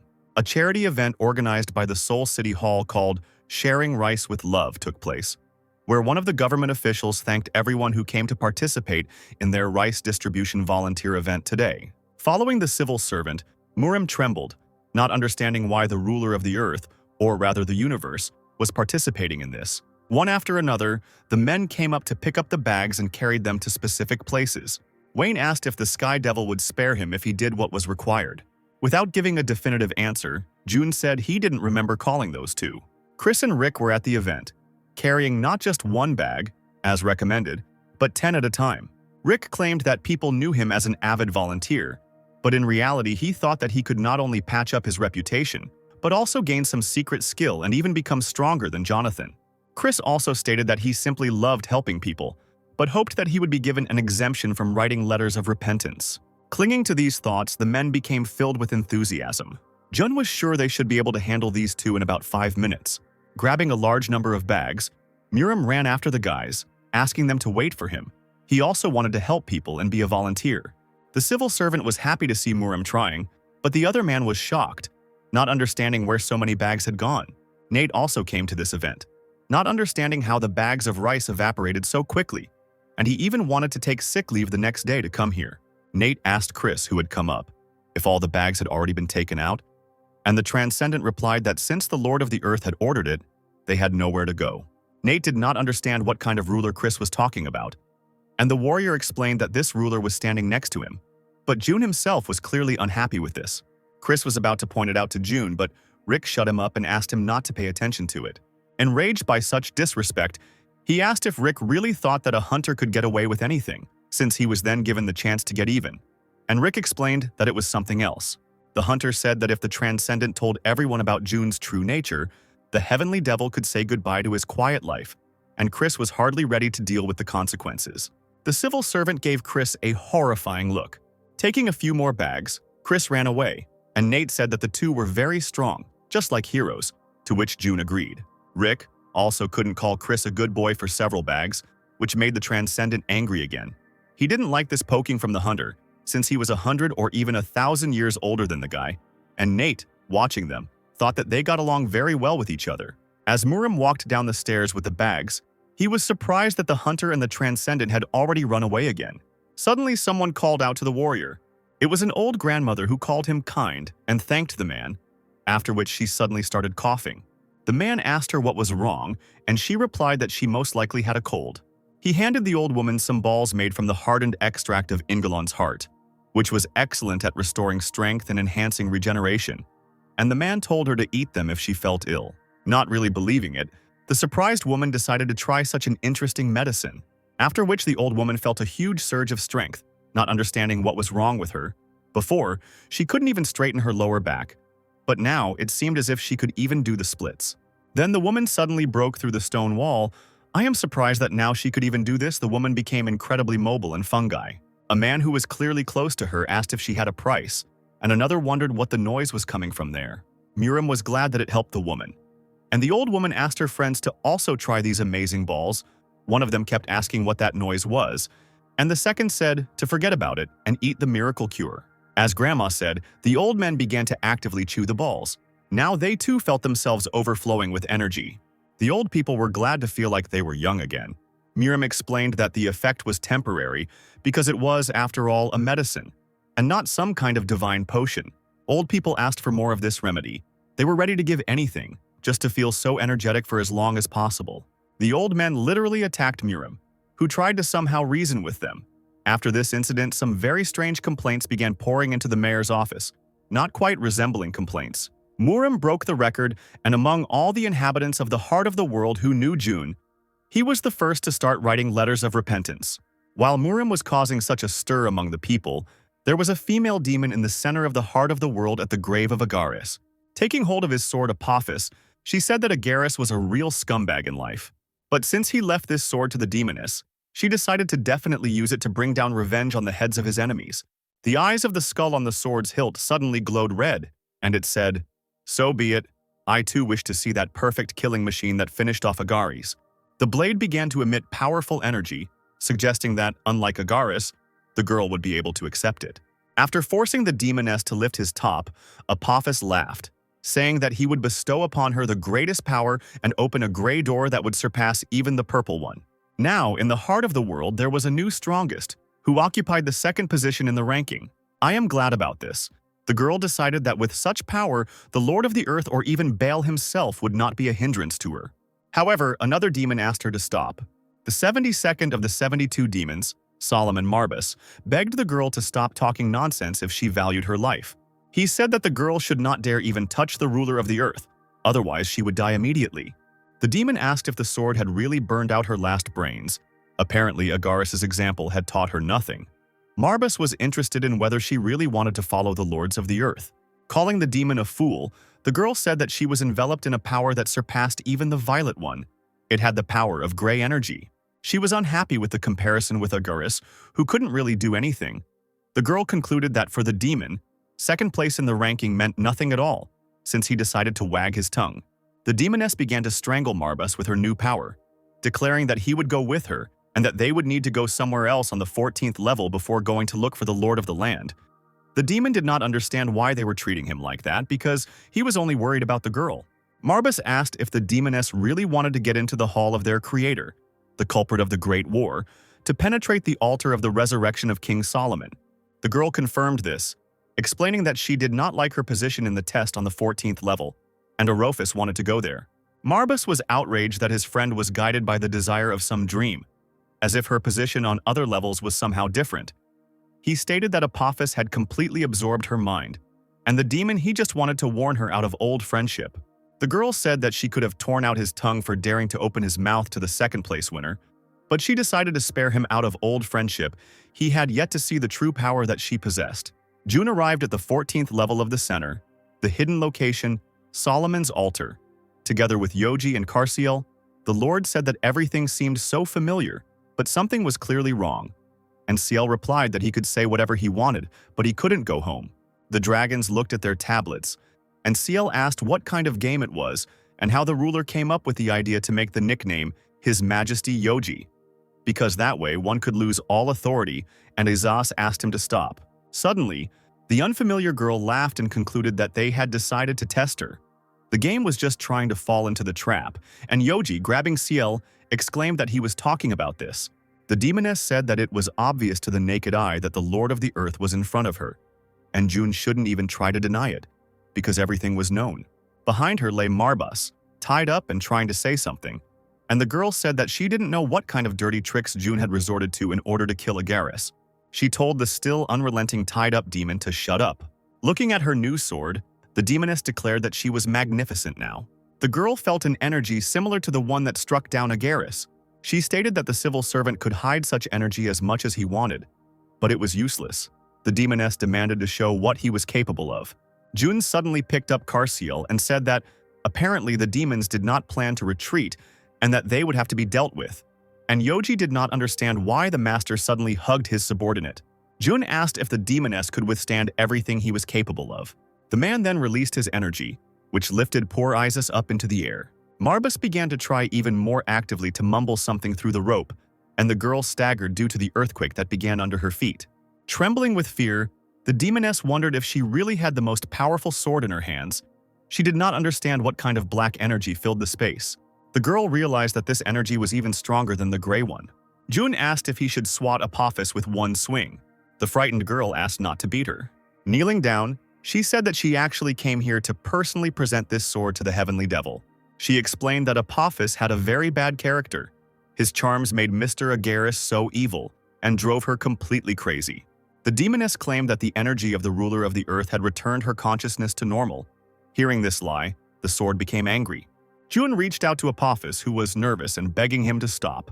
The civil servant was unperturbed and destroyed the blade with just one squeeze of his hand, surprising everyone around him.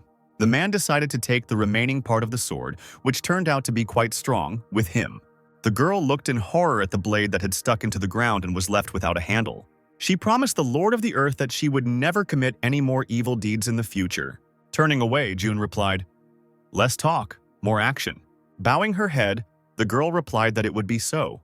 The gray energy that burst from the blade headed towards the closed window, moving from one room to another. She stubbornly strove for the one who originally possessed her. This gray energy reached the yellow sphere in which Solomon was imprisoned, deciding that Baal had finally found what he needed, since he had summoned him, returning part of his energy imprisoned in Apophis. Solomon went to the heart of the world, to the fortress of the demon. Addressing his first child, Baal, Solomon ran his hands into his head, rejoicing that the demon had finally found what he had been asked for. Experiencing terrible pain, the demon screamed and asked what Solomon was talking about. The blond man was surprised. He explained that Baal had sent him some of Apophis's energy and asked if it was a summoning. Baal replied that the sword had apparently been destroyed, but Elaine could not have possessed such power. Solomon decided that the Dragon Lord Isaias had decided to mess up his plans again. He also said that Baal should be punished for still not finding what Solomon, who decided to search for himself, asked for. Baal asked if Solomon was going to use his body to finally resurrect himself. The man replied that the time had not yet come for that. He would use the demon shell when he had fully restored the strength of his soul. Now Solomon needed to get a temporary host, so he ordered the demon to go to the dwarven village and bring him a soul fusion device so that no one could find out about it. The man explained that if the Dragon King were to find out about this, they might have to postpone their grand plan again for another 10,000 years. Surprised that Solomon used the word hour, the demon said that everything would be done. In that case, he needed to head to the dwarven village right now. There, Baal met two demons, June, Carciel, and the Dragon Lord himself. Baal seemed familiar to Yoji, and the dragon decided that he was a servant of the demons. Meanwhile, Solomon, sitting on the throne, called Asher. A brunette in a black robe appeared in front of him, who was his shadow. The man said he needed a dragon bone as a backup fuse for his temporary body, so he wanted Asher to go and kill the seventh dragon. The girl replied that in that case the power given to them for the fulfillment of the great plan would be spent, and asked whether it would not be better to command Baal to fulfill his will. Besides, who knew? Perhaps the Dragon Lord Isus would not awaken at all if the seventh dragon died. Solomon explained that the ruler had already awakened, and besides him, there was no one else who could destroy Apophis. The war had already begun. The girl was surprised that Apophis was destroyed. She concluded that misfortune had befallen Solomon. Now Asher understood why Solomon had not entrusted this to Baal. Since he was destined to become a precious shell in the future, Solomon did not want to risk falling to his knees. She asked him to forgive her short-sightedness. The man explained that in fact there was some elusive sense of rebellion in his aura. If the demon suddenly had something in mind, unfortunately, it was necessary to get rid of him. Solomon asked his shadow to keep an eye on Baal, and the girl asked if he really had some kind of baseness in mind. But if he still decided to play these games, Solomon could not worry, since Asher would definitely take care of the demon so that his shell would not be damaged. As for his soul, the girl was ready to tear it into tens of thousands of pieces and present it to Solomon as a gift. Standing before Isus, Baal, who had a mission from Solomon himself, was terribly nervous. He called the Dragon Lord by name and noted that he also had the Lord of the Earth with him, and Yoji asked how the creature knew his name. Isus tried hard to remember what kind of character was standing in front of him, and June was also surprised that Baal knew him. The demon replied that of course he knew the Lord of the Earth, since it was because of him that he had failed to recruit Wayne. Yoji was indignant that Baal was speaking disrespectfully to June, asking how he knew the owner, and wanted to say something else, but the civil servant shut him up. The demon said that he was not a criminal, but recognizing the Lord of the Earth was not difficult. In his friend Wayne's room, portraits of June covered every wall.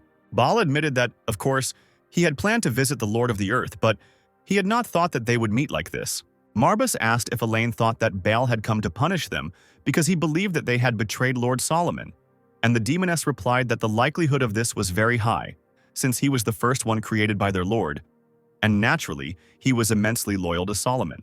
Falling to his knees, Marbas screamed that everything was lost. Elaine was nervous, asking if the lord of the land himself was there, and Marbas replied that she was the one who had jabbed him with the sword.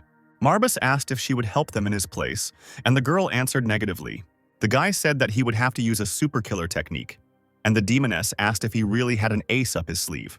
After this, the demon began to beg Baal for mercy. This puzzled the dragons and June. Marbas shouted that this man was the lord of the earth, and they, pathetic insects, could not compete with him. The demons did not betray Baal, but simply wanted to survive. Indignant that Elaine was silent, Marbas forced her to beg for mercy as well, after which they both fell to their knees, bowing their heads. Finally noticing them, Baal said, "Ah, so that's it? You two are here too. Well, it seems you have turned away from our lord and joined the lord of the earth." Exuding his sinister aura, Baal approached the frightened demons. He told the demons to get as far away as possible so that Solomon could not smell them.